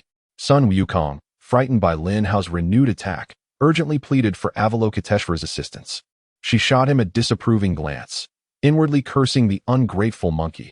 Yet with her mission at stake, she hastily exclaimed, "Lin Tianshun, this Sun Wukong is fated with my Buddhist order. I have come under the Buddha's decree to rescue him. I implore you to show mercy." At her words, Lin Hao scoffed, "Bodhisattva, do not jest. This demon monkey is audaciously claiming the title of the great sage equal to heaven on Flower Fruit Mountain, thus provoking heavenly wrath and angering the Jade Emperor. I come at the behest of the Jade Emperor to subdue this demon. If he refuses to return to the heavenly court, I shall be compelled to send him to the netherworld. If the Bodhisattva believes that this demon monkey is deserving of rescue due to his ties to Buddhism, let her petition the Jade Emperor. Only upon receiving a decree of pardon shall I cease my actions." Avalokiteshvara was momentarily taken aback. Lin Hao was playing a game of passing the buck right before her eyes. "Ah, Bodhisattva, save me." Lin Hao disregarded her pleas, striking Sun Wukong with his sword once more. Sun Wukong spat blood, his vitality waning, and Avalokiteshvara's heart raced with anxiety, fearing that a single misstep from Lin Hao would spell the end for Sun Wukong. Yet, she could not directly intervene against Lin Hao, for he was the Jade Emperor's appointed Grand Marshal of Exorcism, tasked with subduing Sun Wukong. To act against him would be to openly defy the heavenly court, potentially souring the relationship between Buddhism and the celestial realm, even igniting conflict. Even though Buddhism was currently gaining prominence among various powers, the strength of the heavenly court was not to be underestimated. With no other recourse, Avalokiteshvara raised her lotus finger, gazing toward the heavenly court, and respectfully stated, "Your Majesty Jade Emperor, I humbly pay my respects." In the Lingshao Palace, Avalokiteshvara's voice resonated through the Haotian mirror. The Jade Emperor, slightly displeased, muttered, "When you first arrived, you did not show me respect. Now that there is an issue, you remember me?" Nevertheless, the Jade Emperor felt a sense of pride. For it was Avalokiteshvara who sought his assistance, placing all authority in his hands, a power secured by his loyal subject, Lin Hao. The Jade Emperor chanted incantations, and the patterns of the Tao flowed across the Haotian mirror. Seizing the opportunity, he inquired, "Great Bodhisattva, what brings you here? What business requires your personal presence?" Avalokiteshvara internally grumbled, "Is this not evident? The protagonist of the journey to the west, Sun Wukong, is on the verge of being slain by your beloved subject. Your Majesty, I come at the behest of the Buddha to rescue the fated one, Sun Wukong. I implore you to issue a decree of pardon for this rebellious monkey, and do not allow Lin Tianshun to strike." The Bodhisattva dared not keep the Jade Emperor in suspense any longer and spoke plainly, "Great Bodhisattva, I hope you can maintain your dignity. This demon monkey has proclaimed himself the great sage equal to heaven. Should I not seek to subdue him?" The Jade Emperor's tone turned icy, displeasure evident in his response.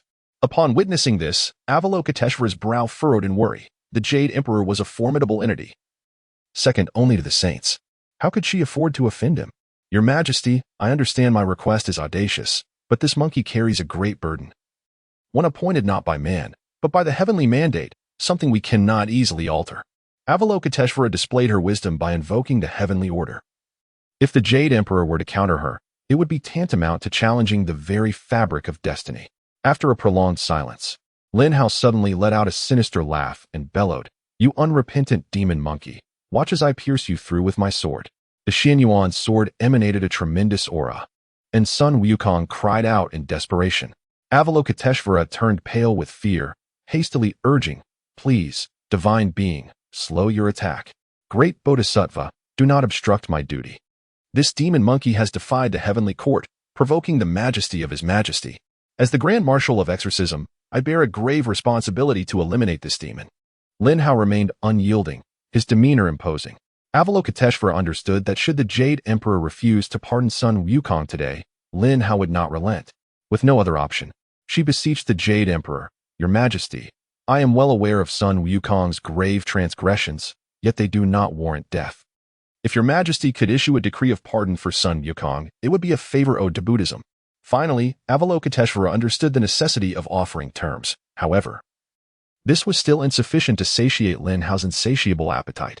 "Demon monkey, prepare for me to sever your meridians and strip you of your divine flowers, ensuring you can never cultivate again. Ah no, do not come any closer." Lin Hao's threats and Sun Wukong's anguished cries prompted Avalokiteshvara to sigh in resignation. With a pained expression, she implored, "Lin Tianshan, if you would only spare Sun Wukong, I will agree to any condition you set." Chapter 31. The Great Sage equal to heaven bought with gold by Buddhism. In the end, Avalokiteshvara yielded. Lin Hao grinned with triumph, withdrawing his offensive while casting a mischievous glance at Avalokiteshvara. Not only was she deeply skilled in the mystical arts, but her beauty was also unparalleled. A visage that could captivate nations. Draped in a flowing white gown, her slender waist was as delicate as a willow, her skin radiant and translucent. Every smile and frown exuded nobility. Avalokiteshvara, noticing Lin Hao's grin, furrowed her brow and rebuked him, "You reckless deity. After countless eons, this is the first time I have encountered such a scoundrel." Yet Lin Hao maintained a serious facade, feigning disdain as he retorted, "What does the great Bodhisattva mean by that? You possess no mind-reading abilities. Thus how can you presume to know the nature of my thoughts? Only those who are tainted see filth. Buddhism teaches that form is emptiness, and emptiness is form. With the Buddha in one's heart, one can hear clearly." Lin Hao, with an air of profound wisdom, lectured before the Bodhisattva Guanyin. Meanwhile, Guanyin was nearly driven to madness, as a being who had existed for countless eons. Could she not grasp the Buddha's teachings that this boy spoke of? It was simply laughable. "Heavenly deity, let us attend to our urgent matters," Guanyin interjected impatiently. Upon hearing her words, Lin Hao fell silent, though a mischievous smile returned to his face. "Haha, right, let us get to business." Guanyin gritted her teeth in frustration. Yet, Lin Hao nonchalantly replied, "Didn't the Bodhisattva say so? I merely repeated it. Why such anger? Could it be that you are once again thinking of filthy things?" If it were possible, Guanyin would have wished for nothing more than to see Lin Hao perish. However, it was not an option. "I hope the heavenly deity will exercise restraint." Guanyin was left speechless with rage. Observing this, Lin Hao ceased his teasing and hesitantly began, "Great Bodhisattva, I just witnessed a drop of divine water fall upon Sun Wukong's brow, and he was instantly revived. I wonder if the Bodhisattva knows what this divine water is?" Lin Hao feigned ignorance, yet those in the know understood that he coveted the most precious thing in Guanyin's life. Guanyin's brow furrowed. Her greatest fear had indeed materialized. Yet for the sake of the journey to the west, to save Sun Wukong, she had to take the plunge. "That divine water is the Three Lights divine water from my jade bottle, an ancient elixir. How about this? I shall grant you a drop of the Three Lights divine water, and in return, you will release Sun Wukong." Guanyin decided to take the initiative to avoid Lin Hao's lion-like demands. However, Lin Hao's appetite was far from modest. Ancient divine water was precisely what he lacked. Just a few more drops of the Three Lights divine water, and his 81 Huang Zhongli fruits would ripen in an instant. Bodhisattva, do not jest. Sun Wukong is an invaluable monkey. The heavenly court has dispatched 10,000 heavenly soldiers for him, and the time and resources expended cannot be compensated by merely a drop of Three Lights divine water. Lin Hao hinted to Guanyin that one drop was insufficient. Guanyin winced at the thought, her beautiful eyes narrowing as she exhaled deeply, responding in a low voice, "Then let it be 2 drops. Yet Lin Hao shook his head. Continuing, 2 drops of Three Lights divine water would only suffice for half of Sun Wukong. How about this? I will split Sun Wukong in two. One half for the Bodhisattva and the other for myself. Lin Hao brandished the Xianyuan sword, poised to strike. Sun Wukong, terrified, hurried behind Guanyin, genuinely fearful of Lin Hao. However, Lin Hao was relentless, circling around Guanyin, vowing not to relent until he had cleaved the monkey in two. Bodhisattva, save me. Bodhisattva, save your old son. Sun Wukong clung to Guanyin's delicate legs, weeping uncontrollably. This sight filled Lin Hao with envy. This monkey had quite the fortune, yet regrettably, he failed to appreciate it. Sun Wukong's cries gave Guanyin a headache. Unable to withstand Lin Hao any longer, she resolutely declared, 2 drops for half of Sun Wukong. Then I shall give you 4 drops of 3 lights divine water. Spare him.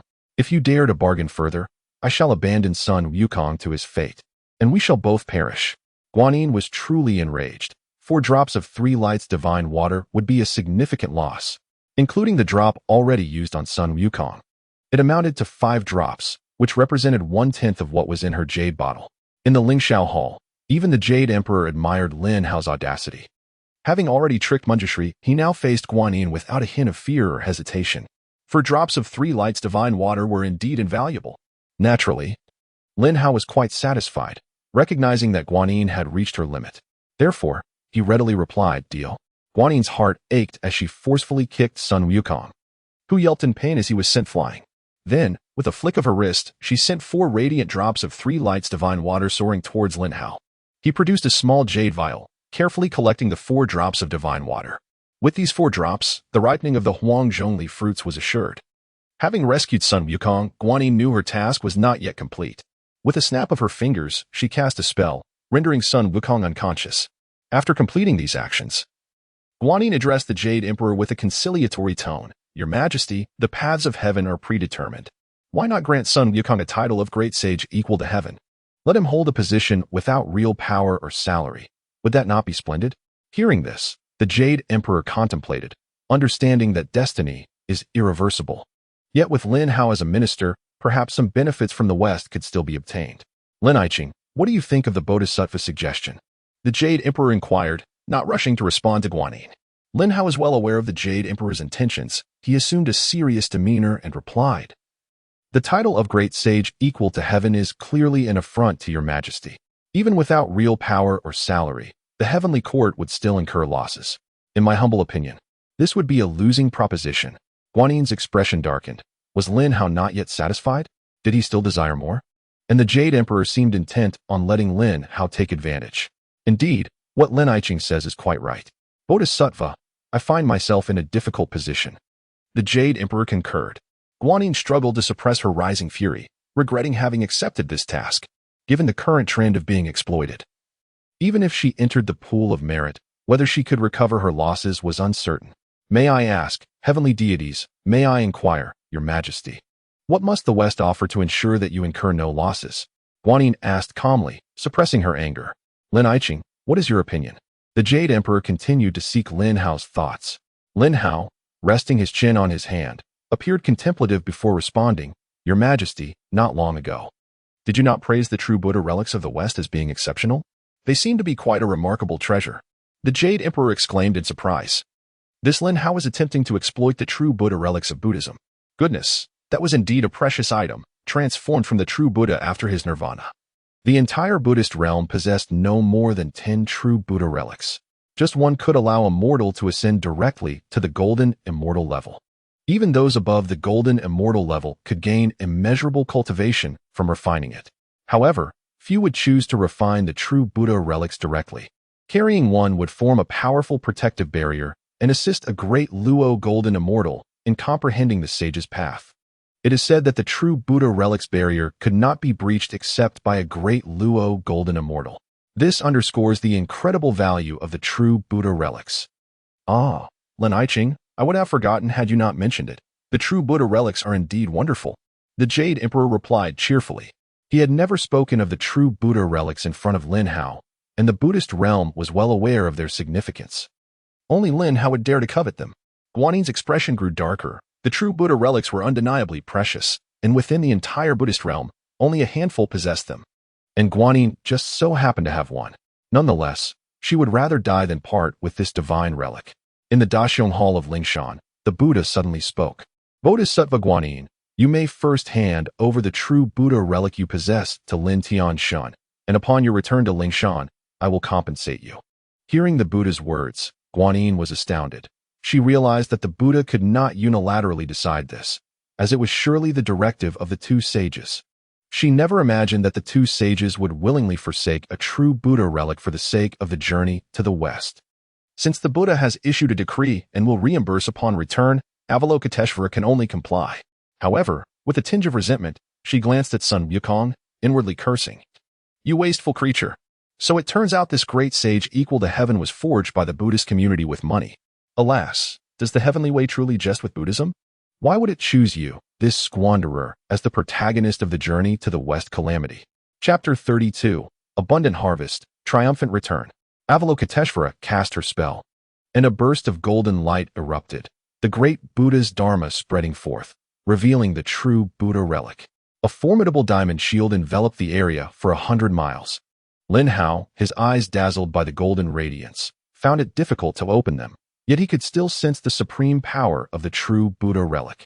Avalokiteshvara erased the markings on the relic, her eyes glinting with coldness as she emotionlessly stated, Your Majesty, the true Buddha relic is here. I hope the heavenly court will honor its promise. In the Lingshao Palace, all the deities focused their gaze upon the true Buddha relic. Even the Jade Emperor was salivating over it. Rest assured, Avalokiteshvara, since I have made a promise, I shall not break it. Lin Iching, you may first collect this true Buddha relic on my behalf. Lin Hao was more than willing to undertake this task. He stepped forward nimbly and smiled at Avalokiteshvara, saying, Great One, allow me to assist in receiving this true Buddha relic for His Majesty. Avalokiteshvara, already pained at parting with it, saw Lin Hao's smug grin and felt a surge of anger. Yet, in the next moment, Lin Hao swiftly seized the true Buddha relic and tossed it into his own sea of consciousness.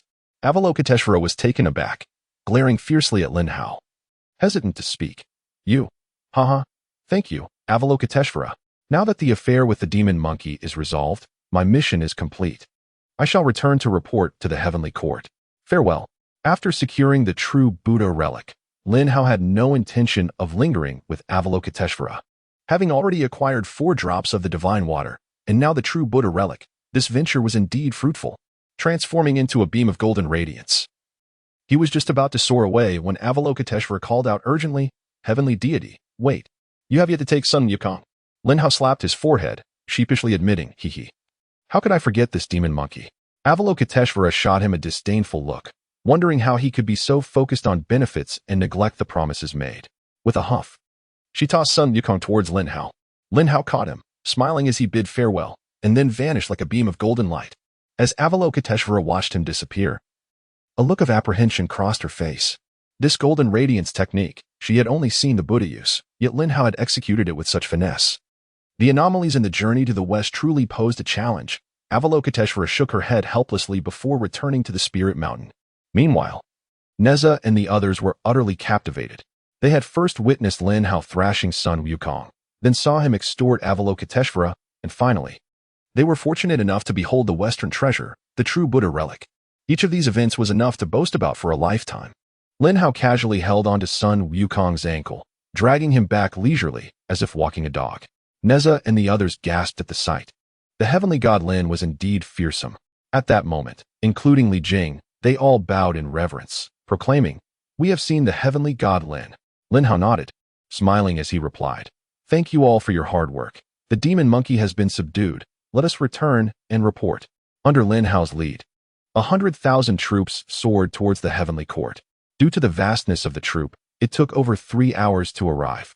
Dragging Sun Wukong, Lin Hao, accompanied by Neza, Li Jing, and others, headed towards the Lingshao Palace to report. As they stepped into the palace, all the deities were left speechless, gazing at the disheveled Sun Wukong being dragged in. Having been jolted by Lin Hao's swift movements, Sun Wukong was frothing at the mouth. Utterly disheveled, where was the dignity of the great sage equal to heaven? Lin Hao carelessly dropped Sun Wukong, then stepped forward to bow, declaring, Your Majesty, I have returned from subduing Sun Wukong. Neza, Li Jing, and the giant spirit god also bowed in respect. The Jade Emperor waved his hand with a smile, saying, Haha, quickly rise. I am quite reassured by your actions, my dear minister. Seeing this, The planet Venus clasped his fists and said, "Congratulations to Heavenly God Lin on your triumphant return." Soon after, all the deities echoed, "We congratulate Heavenly God Lin on your triumphant return." The palace resounded with congratulatory voices. Lin Hao's prowess was evident to all, and his ruthlessness instilled fear among the deities. Just look at Li Jing and Avalokiteshvara. Those who had offended Lin Hao were left with no good outcomes. In the face of the deity's flattery, Lin Hao humbly smiled, then summoned the true Buddha relic from his sea of consciousness, enveloping the entire Lingshao palace in golden light. All the deities focused intently, their eyes glued to the true Buddha relic. Lin Hao presented it with both hands, stating, "Your Majesty, here is the true Buddha relic. I hope you will take a look." The Jade Emperor's interest peaked. With a wave of his sleeve, the true Buddha relic flew into his hands. After examining it closely, he nodded appreciatively, saying, "What pure Buddhist law! Truly a treasure of Buddhism. It seems the rumors are true. Carrying it on one's person indeed aids in comprehending the sage's path." Feeling a surge of anxiety as the Jade Emperor displayed such fondness for the relic, Lin Hao feared that the Emperor might truly keep it for himself. He had hoped to possess one, but if the Jade Emperor refused to bestow it upon him, Lin Hao would have no recourse. Just as disappointment began to settle in, the Jade Emperor unexpectedly pushed the true Buddha relic back, stating, "Though the relic is splendid, it no longer suits me. I have my own understanding of the sage's path, and the diamond shield that even the great Luo golden immortals find difficult to breach is merely a trifle to me. Lin Aiching has performed a great service in subduing the demon monkey. I shall reward you with this true Buddha relic, along with 100 bottles of imperial wine." In this campaign against the demon monkey, Neza displayed remarkable courage in battle, and with his extraordinary talent, I grant him a Tai Golden Pill. Hoping he will soon break through to the Tai Golden Immortal level and assist Lin Aiching in defending the three realms. The giant spirit god also contributed significantly, but as Lin Aiching mentioned, his temperament needs refining. Henceforth, he shall follow Lin Aiching to temper his disposition and shall be rewarded with 100 golden flowers. The Jade Emperor not only bestowed the true Buddha relic upon Lin Hao, but also rewarded Lin Hao's companions, openly signaling his intent to court Heavenly God Lin. Lin Hao and the others were overjoyed, hurriedly expressing their gratitude. "We thank your Majesty." All the deities looked at Lin Hao with envy, simultaneously feeling envious of Neza and the giant spirit god, as the Jade Emperor's favor extended to them as well. Meanwhile, Li Jing, covered in injuries, felt overlooked. The Jade Emperor had not even mentioned him.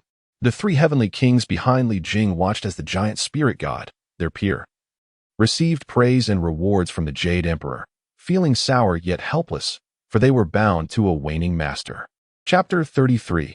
2 drops of divine water nurture the yellow middle pears to full ripeness. Ouch, my head. It hurts so much. Why do I also feel sore all over?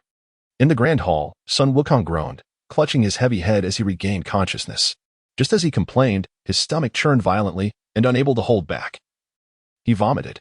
All the deities cast disdainful glances at Sun Wukong. Once he finished vomiting, he felt somewhat relieved and, upon focusing his gaze, noticed the Jade Emperor seated in a high position. With a cheeky grin, Sun Wukong called out, "Isn't that the old Jade Emperor? My old son has arrived at the Lingshao Palace. You mischievous monkey, show proper respect to his Majesty and kneel to pay your respects." Lin Hao glared fiercely at Sun Wukong, his voice laced with authority. Upon hearing Lin Hao's commanding tone, Sun Wukong trembled in fear. The sight of Lin Hao's ferocious visage compelled him to obediently step forward and bow, exclaiming, "I, Sun Wukong, pay my respects to your Majesty." This comical display of reverence elicited hearty laughter from many deities present. Sun Wukong grinned with irritation, were it not for Lin Hao's intimidating presence. He would have wielded his golden staff against those mocking deities. The Jade Emperor, aware of Sun Wukong's mischievous nature, chose not to dwell on the matter. Instead, he followed protocol and stated blandly, "The stone monkey from Flower Fruit Mountain, Sun Wukong, steps forward to receive his reward." Sun Wukong was taken aback. Was the Jade Emperor bestowing a reward upon him? Hadn't he been brought here in chains by the divine Lin? Could it be that he was not destined for a cage? Lin Hao chuckled, urging the stunned Sun Wukong, "Your Majesty grants you this honor. Do not delay." Without hesitation, Sun Wukong advanced once more, awaiting his reward. "I govern the three realms and have never overlooked a talent. Your cultivation has now reached the level of Tai Golden Immortal, and you possess numerous skills, being a transformation of the ancient Inwa stone. Recognizing that your talents have had no opportunity for expression, I hereby appoint you as the great sage equal to heaven, granting you the great sage equal to heaven's estate. Henceforth, you shall assist Lin in guarding the heavenly court. The Jade Emperor's words were intriguing. He made no mention of Buddhism, attributing the merit of Sun Wukong's promotion solely to the heavenly court. Sun Wukong, upon hearing this, was filled with excitement, scratching his ears and cheeks. The Jade Emperor had truly appointed him as the great sage equal to heaven, and he would have the opportunity to fight alongside the formidable Lin. How grand indeed! I, Sun Wukong, thank your majesty. Ha! I am now the great sage equal to heaven, he boasted, brimming with enthusiasm. However, discerning eyes recognized this as merely a nominal title, devoid of salary or official rank. Yet, no deity dared to shatter his exuberance. Sun Wukong then turned to Lin Hao, a smile gracing his face as he respectfully declared, Divine Lin, I can now fight alongside you, haha. Lin Hao feigned the demeanor of a senior, patting Sun Wukong's shoulder and encouraging him. Yes, work hard in the future. I believe in your potential.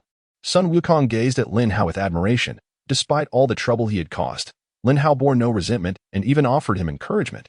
How grand must be the heart to act in such a commendable manner. Sun Wukong nodded obediently like a child. Rest assured, Divine Lin, I will strive diligently. From now on, I shall follow you.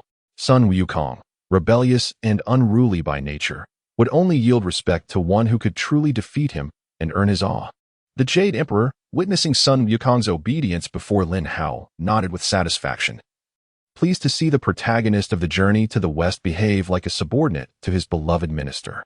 Surely, a portion of the merits from the journey to the west would belong to the heavenly court. With a contented smile, the Jade Emperor proclaimed, Today's court session concludes. If any ministers have matters to address, speak now. If not, you may depart. With the assembly finished, the deities dispersed, and Lin Hao, having gained much, returned home.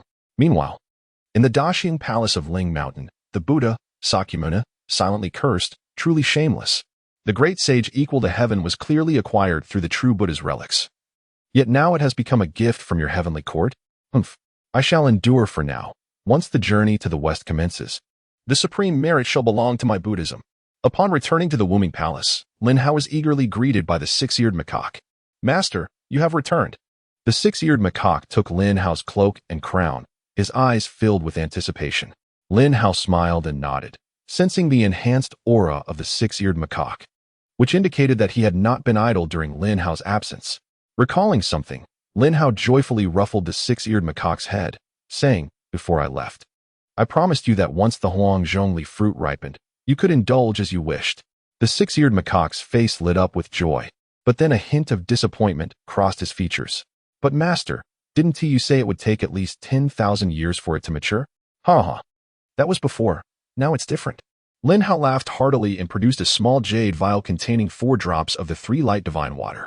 The moment the vial was revealed, the entire palace overflowed with an abundance of vitality, and the spiritual energy intensified. The Six-Eared Macaque stared in astonishment. Master, what is this? Lin Hao, beaming with pride, replied, Ancient divine water, the 3 light divine water. Is it on par with the Yeshizan water? The Six-Eared Macaque inquired fervently. In his mind, his master seemed capable of obtaining anything. Lin Hao nodded. It is even more potent than the Yeshizan water.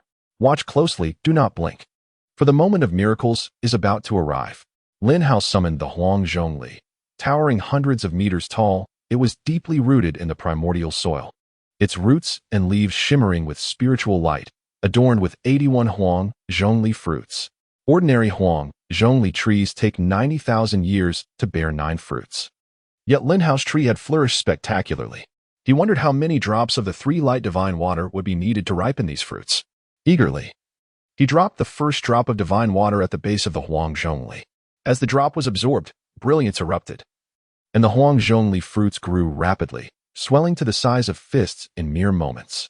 The fragrance of the Huang Zhongli fruits wafted throughout the palace. However, 1 drop of divine water was insufficient for complete maturation. The results exceeded Lin Hao's expectations. The ancient divine water truly possessed remarkable efficacy. How immense, truly immense. The Six-Eared Macaque murmured in amazement. Ha! Even more astonishing wonders await, Six-Eared. Watch closely. Lin Hao bellowed with laughter, promptly dropping another drop of the three light divine water. Once again, the Huang Zhongli rapidly absorbed the divine water, and the dazzling brilliance returned. The fruits became golden and enticing. The aroma of the ripe fruits wafted through the air, tantalizing the Six-Eared Macaque, who drooled with anticipation. With just 2 drops of the 3 light divine water, 91 Huang Zhongli fruits had fully ripened, saving them a millennium's worth of time. Chapter 34. The Obsession of the Tongtian Teacher. Lin Hao and the Six-Eared Macaque gazed fervently at the ripe 91 Huang Zhongli fruits. Each fruit contained the essence of 10,000 years of cultivation. 91 fruits meant a staggering total of 910,000 years of cultivation. Such holy fruits were coveted by countless deities. Lin Hao, overjoyed, said to the Six-Eared Macaque, "Six-Eared, you may indulge freely until you break through to the mid-stage of Tai Golden Immortal." Upon hearing this, the Six-Eared Macaque was overwhelmed with excitement, barely able to believe his ears. He gulped and asked, "Oh, really?" Lin Hao chuckled and shook his head, then stepped forward to personally pluck one fruit and tossed it to the Six-Eared Macaque. The Six-Eared Macaque could no longer contain himself. He devoured the Huang Zhongli fruit in one bite. Instantly, 10,000 years of cultivation surged into him, and his aura began to swell. The Six-Eared Macaque smacked his lips, eagerly reaching for more, stuffing one fruit into each hand, relentlessly shoving them into his mouth. One by one, the Huang Zhongli fruits disappeared into the Six-Eared Macaque's belly. Half an hour later, he had consumed 60 fruits, his belly round and full. The Six-Eared Macaque burped contentedly, allowing the sacred fruits to transform into robust spiritual energy. Within moments, the powerful energy surged through his body, his cultivation aura exploding forth. The Six-Eared Macaque has effortlessly ascended to the mid-stage of the Tai Golden Immortal realm. Transitioning from the early stage to the mid-stage of Tai Golden Immortal typically demands an arduous 600,000 years of cultivation, underscoring the increasing difficulty of the path as one progresses. Lin Hao estimated that to reach the late stage of Tai Golden Immortal, he would require no less than 1,000,000 years of cultivation. The newly empowered Six-Eared Macaque was brimming with excitement, now capable of overpowering Sun Wukong. Gratefully, he bowed to Lin Hao and expressed, "Master, I owe my current state to you." Lin Hao smiled with satisfaction, pondering, "Six-Eared, should I ever ask you to undertake a perilous task that might jeopardize your life, would you dare to proceed?" Without hesitation, the Six-Eared Macaque responded, "If it is your command, Master, I would gladly risk my life. Without your guidance, I would still be languishing in Huagua Mountain, aimlessly living as a wild monkey." He pounded his chest in assurance. Lin Hao nodded approvingly. The loyalty of the Six-Eared Macaque justified his efforts. Observing the remaining 21 Huang Zhongli fruits, Lin Hao's gaze grew fervent. The Six-Eared Macaque had had his fill. It was now Lin Hao's turn.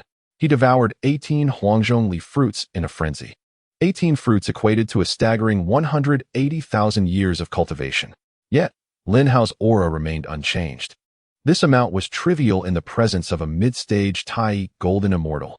Feeling dissatisfied, he retrieved the Guizhi Immortal Dew gifted by the Tian Star Lord and consumed it without hesitation. Instantly, an additional 100,000 years of cultivation was added. But regrettably, his cultivation still showed no sign of movement.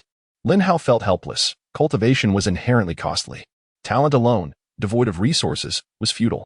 Contemplating the remaining 3 sacred fruits of Huang Zhongli, Lin Hao devised a different plan. Even if he consumed 3 more, the benefits would be negligible. It would be wiser to reserve them. He could later bestow them upon Neza, the giant spirit god, or Sun Wukong, thus fostering goodwill. Just as the Queen Mother of the West utilized the Rinshui peaches to win over various deities, yielding consistent success at every peach banquet by attracting powerful beings from the 3 realms. In the days that followed, as no major events transpired, Lin Hao enjoyed a leisurely existence. He savored tea and admired flowers with the Six-Eared Macaque, occasionally strolling through the heavenly court. Countless deities bowed respectfully upon encountering them. The sensation was utterly delightful. One day, while meandering in the Wuming Palace, a gatekeeper's celestial soldier approached to report, "Master of the palace, the great god Neza and the giant spirit god have come to visit." Bored, Lin Hao felt invigorated at the news and eagerly replied, "Please, show them in." With a series of footsteps, Neza and the giant spirit god arrived. Bowing respectfully, "We pay our respects to the heavenly deity." Lin Hao shot them a glance and said, "That tone is rather unappealing. When we are alone, you may simply address me as Lin Ge." Neza and the giant spirit god exchanged astonished glances, marveling at the fortune of being allowed to refer to the esteemed Lin god as brother, especially the giant spirit god, who had previously served under Li Jing, where he had been treated as a mere servant, devoid of rank and dignity. Yet, Lin Hao was entirely unpretentious, treating them as equals. However, they were well aware of Lin Hao's temperament and dared not oppose him, promptly adjusting their address. "Greetings, Lin Ge." Upon hearing this, Lin Hao let out a hearty laugh. He then stepped forward, clasping their shoulders, and declared, "My dear brothers, I possess a great treasure that I wish to bestow upon you." As he made contact with Neza, Lin Hao sensed the immense power radiating from him, a result of his recent breakthrough. In surprise, he inquired, "Neza, have you ascended to the Tai Golden Immortal Realm?" Neza nodded enthusiastically and demonstrated his newfound power, silver flowers forming atop his head. The day the Jade Emperor had bestowed a Tai Golden Pill upon Neza, he must have consumed it to achieve this breakthrough. In a mere few months, Neza had transitioned from the late stage of Golden Immortal to the early stage of Tai Golden Immortal, entirely owing this advancement to Lin Hao. "Splendid. Truly befitting of my brother." Lin Hao joyfully patted Neza on the shoulder, now that both Neza and the giant spirit god were his subordinates. Their strength directly bolstered Lin Hao's own stability. "Lin Ge, what treasure were you referring to earlier?" Neza and the giant spirit god eagerly inquired. Lin Hao smiled and casually plucked 2 Huangzhongli fruits from his consciousness, presenting them to the pair. Their eyes widened in shock, fixated on the fruits, which radiated spiritual energy and displayed intricate patterns of the Tao. "What is this?" Neza and the giant spirit god swallowed hard, their astonishment palpable. Lin Hao replied with a grin, "This is the Huangzhongli fruit." "The Huangzhongli fruit?" "The one that blooms once every 10,000 years, bears fruit once every 10,000 years, and matures once every 10,000 years, yielding only 9 fruits every 30,000 years?" "Precisely," Lin Hao affirmed with a nod. Neza and the giant spirit god were nearly speechless, their jaws dropping at the fruit's rarity. "Lin Ge, no. This sacred fruit is far too precious. We are unworthy of such a gift. Please, keep it for yourself." They felt undeserving after already receiving immense benefits from accompanying Lin Hao and were reluctant to accept such a divine treasure. Seeing their refusal, Lin Hao expressed his displeasure. "Take it. I have grown weary of this fruit. With the impending calamity of the journey to the west, we will require your strength for many future endeavors. You must hasten to enhance your capabilities. There are numerous merits awaiting us in this upcoming trial." Lin Hao was ambitious, and Neza and the giant spirit god, inspired by his fervor, ceased their objections, each accepting a Huangzhongli fruit. As Lin Hao stated, they needed to swiftly elevate their strength. Only then could they avoid becoming a burden to Lin Hao and seize the opportunity to repay him. In a certain chaotic location, a powerful being within a cave wielded their divine powers, splitting into a true form and a doppelganger. The doppelganger transformed into a streak of light, breaking free from the cave's seal. "Master, I cannot let go of the outcome of the Fengshen calamity. This final obsession compels me to seek another chance in the upcoming calamity. I hope for your understanding." "Ah, were it not for your stubbornness, how could you have faced such a crushing defeat in the Fengshen calamity? Alas, all is fated." Chapter 35. Remember to hide the peaches well when bringing them to my palace. After acquiring the Huangzhongli fruits, Neza and the giant spirit god returned to their residence, elated to refine their newfound treasures. Such divine fruits could not be readily enjoyed even by the Jade Emperor or the Queen Mother. Yet Lin Hao generously gifted each of them one. Their respect for Lin Hao grew immensely, and any lingering thoughts of self-interest vanished. Their sole focus became the desire to grow stronger and serve him faithfully. Outside the Wuming Palace, Sun Wukong swaggered in, clutching a bundle of rosy peaches. Upon reaching the palace entrance, he respectfully inquired, "Brothers, may I ask if the heavenly deity is at home?" Sun Wukong had been in the heavenly court as the great sage equal to heaven for some time now, and he was puzzled by the Jade Emperor's decision to assign him to guard the peach orchard. Now, he had begun to sneak away a few peaches. The gatekeeper's celestial soldiers, taken aback by Sun Wukong's politeness, replied amiably, "We kindly ask the great sage to wait a moment while we inform the palace master." "Haha, I appreciate your efforts, brothers. I shall wait right here." Sun Wukong chuckled gratefully, known for his impetuousness and rudeness. Sun Wukong was notorious for pilfering items from any household he visited. Yet now, at the Wuming Palace, he appeared as gentle as a lamb. The gatekeeper's celestial soldiers soon returned, sheathing their weapons and gesturing for Sun Wukong to enter. Our apologies for the wait, great sage. Please, come inside. Heh. No need to wait long. I, the great sage, express my gratitude to my two brothers. Sun Wukong scratched his ears and then, with a nimble leap, entered the Five Ming Palace. Inside, Lin Hao was savoring tea, attended by the Six-Eared Macaque. Upon arrival, Sun Wukong noticed Lin Hao appeared somewhat apprehensive and respectfully exclaimed, "Brother Celestial, it's been a while." "Oh, it is the great sage, haha. Please, take a seat. You must be quite familiar with my Five Ming Palace." Lin Hao teased with a smile. Sun Wukong shivered at the memory, exclaiming, "How could I not be familiar?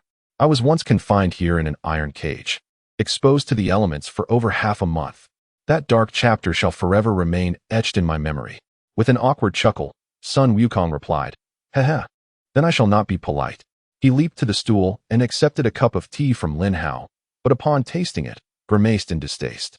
"Brother Celestial, this tea is dreadful. I cannot abide it. Perhaps we should have some wine instead." Sun Wukong spat out the tea. His face contorted in displeasure as he addressed Lin Hao. Lin Hao chuckled, shaking his head. It was quite a task to get the impatient Sun Wukong to drink tea. "Disciple, pour a cup of wine for the great sage," he instructed, and the Six-Eared Macaque swiftly obliged, pouring a cup of clear liquor. After downing the drink, Sun Wukong felt immensely relieved and then scrutinized the Six-Eared Macaque, pondering aloud, "Brother Celestial, this monkey seems somewhat familiar. From where did you acquire him?" The Six-Eared Macaque had already reached mid-stage of the Tai Golden Immortal level, while Sun Wukong was merely at the initial stage. Hence he could not discern the true form of the Six-Eared Macaque. "Great sage, you cannot presume familiarity merely because my disciple resembles a monkey. There is no need for further explanation," Lin Hao replied, not wishing to elaborate, and Sun Wukong dared not press further. Then, with a sudden thought, he produced several peaches from his robe and eagerly presented them to Lin Hao, saying, "Brother Celestial, behold these exquisite peaches from the peach garden, all carefully selected. Each of the finest quality, aged 9,000 years. I hope you will accept them." It seemed Sun Wukong had come to flatter Lin Hao. However, Lin Hao frowned. Sun Wukong indeed had audacity to pluck peaches from the Queen Mother's domain without permission. If this were to come to light, it would be Sun Wukong who would suffer the consequences. Nevertheless, Lin Hao was not surprised, knowing that in the future, Sun Wukong would again be targeted by the Heavenly Court over the peach incident, leading to the great turmoil that would mark the beginning of the journey to the West. Feigning seriousness, Lin Hao coldly remarked, "Sun Wukong, do you not realize you have committed a grave offense?" Seeing Lin Hao's displeasure, Sun Wukong was as frightened as a child caught misbehaving. He quickly stood, trembling as he asked, "Brother Celestial, what do you mean? Where have I gone wrong?" Having always taken without giving in the Heavenly Court, this was his first time offering a gift, leaving him bewildered as to his fault. The peach garden is under the jurisdiction of the Queen Mother. Peaches may only be harvested during the peach banquet. The Jade Emperor assigned you to guard the garden. Yet you dared to indulge," Lin Hao gently admonished. Sweat beaded on Sun Wukong's forehead as he feared the Jade Emperor might send Lin Hao after him. "I thought I could have a few since I was assigned to guard it. Who knew there were such rules? But please, Brother Celestial, do not be angry. I only consume 2 or 3 a day. The peach garden spans thousands of miles. They wouldn't notice." Sun Wukong approached Lin Hao, attempting to ease the tension. Fearful of inciting his ire, Lin Hao cleared his throat and shot an exasperated glance at Sun Wukong. "Be more careful in the future. I shall overlook this matter for now." Sun Wukong's eyes darted. Then he cautiously asked, "What about these peaches, Brother Celestial?" Let us just keep them for now. Just remember to be discreet about bringing peaches to my palace in the future," Lin Hao advised sternly. Who would he desire the Renshui peaches from the peach garden? Moreover, Sun Wukong would inevitably clash with the Heavenly Court over the peach issue, so why not seize the opportunity to gather more? Ha. I understand. Brother Celestial, please enjoy these now, and I will frequently bring you more in the future." Sun Wukong exclaimed, elated at having Lin Hao accept the peaches. Lin Hao, though not devoid of compassion, did harbor sympathy for Sun Wukong and thought he would assist him should opportunities arise. He plucked the last Huang Zhongli fruit from his sea of consciousness and offered it to Sun Wukong, saying, "Great sage, this is a Huang Zhongli fruit. There is only one left, so I present it to you." Sun Wukong's eyes sparkled. Though he had not heard of Huang Zhongli fruit, he could sense the profound spiritual energy emanating from it. This was undeniably a divine fruit. Without hesitation, he accepted it and thanked Lin Hao. Thank you, Brother Celestial. I shall remember this kindness. Should you ever need anything, I will not hesitate. Sun Wukong, who both feared and respected Lin Hao, felt even more admiration after receiving his kindness. Shortly after, the two monkeys and one person, Lin Hao and the Six-Eared Macaque, indulged in the peaches while Sun Wukong savored the Huang Zhongli fruit, all behaving like gluttons. Bang, bang, bang. Just as they were enjoying their feast, the heavenly drum suddenly sounded. The resounding beat summoned all deities in the heavenly court. Lin Hao frowned, swallowing the peach in his mouth, murmuring, another significant occurrence has transpired. Chapter 36. The Loss of Penglai Island. The remnants of the Jie sect emerge. With the drum's toll, all deities hastened to the Lingshao Palace. Inside the Grand Hall, aside from the Jade Emperor, the Venus of the White Tiger, and the Grand Supreme Elder, there were also the deities of the Thousand-Mile Eye and the Listening Wind Ear. Both the Listening Wind Ear and the Thousand-Mile Eye appeared flushed, their expressions tense. The other deities present also wore grave expressions. A golden crow's rainbow light streaked across the sky, with Sun Wukong somersaulting frantically behind Lin Hao. Brother Celestial, slow down. I cannot keep up. I can still flip. Lin Hao effortlessly arrived at the Lingshao Palace, while Sun Wukong, panting heavily, arrived several minutes later. His face flushed and sweat glistening on his forehead, staring in shock at Lin Hao, unable to utter a complete sentence. Lin Hao shook his head in resignation and teased. I told you not to chase me. It leads nowhere, yet you insisted on believing otherwise. Now you've exhausted yourself? Haven't you? I only exerted 7 parts of my strength. If I unleashed my full power, you wouldn't even catch a glimpse of my shadow. Lin Hao was not boasting. Should he truly unleash the Golden Crow transformation rainbow technique, Sun Wukong would indeed be left far behind. Filled with admiration and shock, Sun Wukong gazed at Lin Hao, realizing he was a divine being forever beyond his reach. Together, Lin Hao and Sun Wukong stepped into the Grand Hall, bowing respectfully. Though the Jade Emperor appeared somewhat anxious, he maintained a relatively calm tone when addressing Lin Hao, noting the grim expressions of the Venus of the White Tiger and the Grand Supreme Elder. Lin Hao understood that the matter at hand was undoubtedly quite serious. After bowing, Lin Hao and Sun Wukong positioned themselves to the side, awaiting the arrival of the other deities.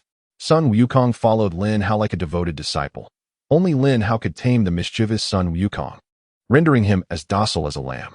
Before long, the Barefoot Celestial and the Moon Star Monarch arrived, greeting the Emperor before sharing a smile with Lin Hao, standing alongside him. Shortly thereafter, Neza and the Giant Spirit God arrived, also joining Lin Hao's side. With various deities gathering, over half of them stood beside Lin Hao, highlighting the immense influence he wielded within the heavenly court. Upon the arrival of all the deities, the Jade Emperor finally spoke, his voice low and heavy with displeasure. Qianlian and Xuanfinger, please recount the events that transpired in the mortal realm. The two deities clasped their fists and replied, we shall obey your command. Qianlian began to narrate. The Penglai Island, a bastion of the heavenly court, was unexpectedly assaulted by a mysterious force. Though few in number, their combat prowess is formidable. Notably, their leader wielded a golden hoop and, with a single strike, defeated the 3 golden immortals stationed there.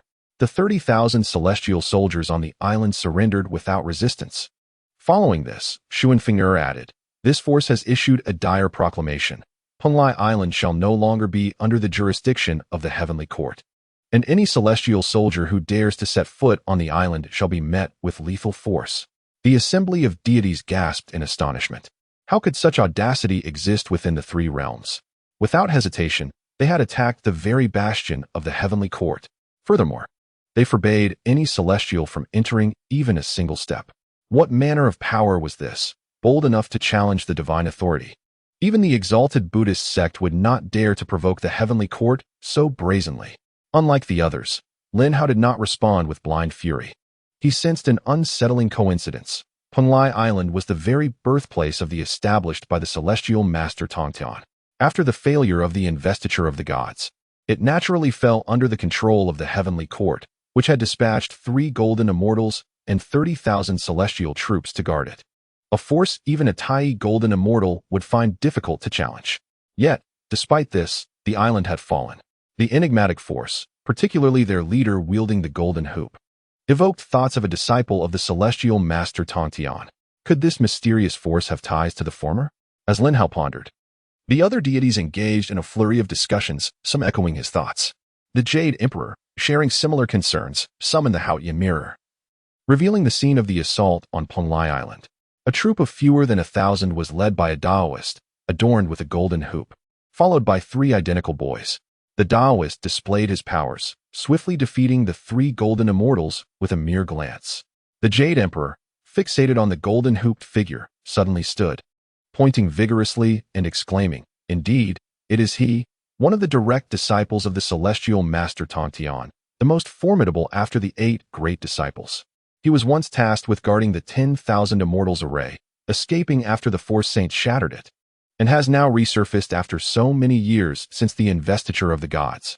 Not only the Jade Emperor, but many deities recognized this golden hooped figure, especially those from prior to the investiture. Taishang Laojun, observing the scene in the Haotian mirror, narrowed his eyes and remarked enigmatically, "The horse that laughs at the foolish immortal." The foolish immortal harbors true profundity. The true profundity has a path untrodden. Only I, the peach of immortality, am worthy of it. The golden hoop figure, Ma Sui, had devoted his life to the path of the golden hoop, reaching the late stage of the great Luo golden immortal during the investiture, and now he was likely unmatched among the great Luo. After so many years of silence, his sudden emergence hinted at complexities that could involve other powerful figures from the remnants of, still bitter from their defeat in the investiture, were likely unwilling to surrender in the face of a new calamity. Taishang Laojun, with fragments of Laozi's memories within him, had insights that the other deities respected. However, his analysis was alarming, if what he suggested were true. It indicated that the celestial master Tongtian might be backing the golden hooped figure. With a new calamity emerging, the involvement of the celestial master would complicate matters immensely. Yet, how could the Jade Emperor endure such humiliation? His face darkened as he declared, "The investiture calamity is past. This is no longer the domain of. How dare these remnants attack the Penglai Island under our guard? This is an open provocation against the heavenly court, and such an affront to divine authority cannot go unpunished." As the Jade Emperor's fury mounted, all the deities lowered their heads in silence, fearing to draw his ire. They understood well that the Jade Emperor would not allow the golden hooped figure and his cohorts to occupy Penglai Island without consequence. To do so would mean a loss of face for the Jade Emperor and a diminishment of the heavenly court's prestige in the 3 realms. Chapter 37. In all the court of civil and military, none surpasses my loyal minister Lin. The Jade Emperor momentarily suppressed his wrath and, with piercing eyes, addressed the assembly of deities, exclaiming, "The remnants have emerged, brazenly challenging the heavenly court by injuring 3 of our golden immortals and seizing Penglai Island. Such indignity must be repaid tenfold, 100-fold. With all the celestial beings gathered in the Great Hall, is there a general willing to volunteer to vanquish these remnants?"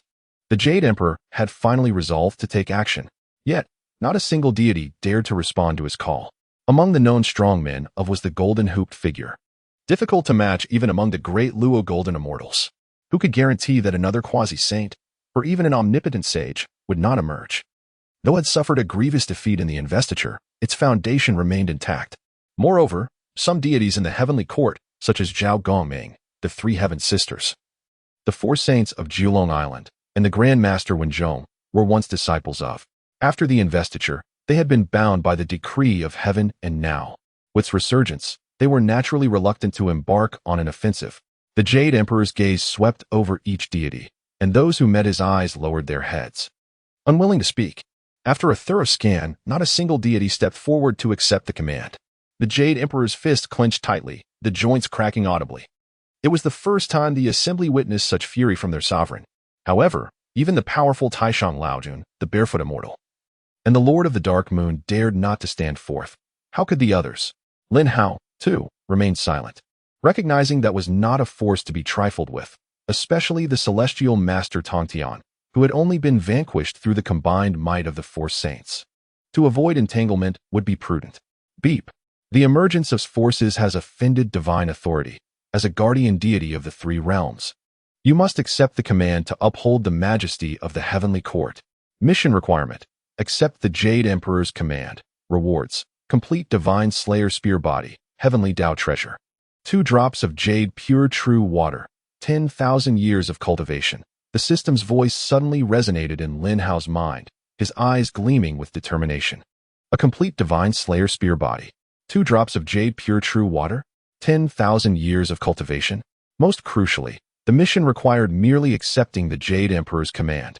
In other words, by simply standing forth to accept the Jade Emperor's order, irrespective of the execution or outcome of the campaign, one would directly receive the rewards. This was akin to a windfall. As a guardian deity of the 3 realms, holding a position of great authority and responsibility, how could Lin Hao remain passive? With unwavering resolve, he stepped forward and declared boldly, "Your Majesty, though I am but a humble Tai golden immortal, as your loyal minister, I shall endeavor to alleviate your burdens, no matter how insignificant my strength may seem. In the face of righteousness, personal sacrifice is always worthwhile. Should I, a humble minister, tragically meet my end, it would be a death well deserved. To serve the heavenly court and contribute to your Majesty's efforts fills me with immense honor. I earnestly implore your Majesty to grant me permission to lead the charge against the remnants of the ignorant Jia sect." Lin Hao's fervent words stirred the entire assembly of deities within the Grand Hall. Originally, the barefoot immortal intended to dissuade Lin Hao from wading into such murky waters. But after listening to his impassioned declarations, he realized the limitations of his own perspective. How foolish it was to measure a noble heart with the mind of a petty individual. Neza and the giant spirit god gazed at Lin Hao with admiration, a surge of fervor igniting within them.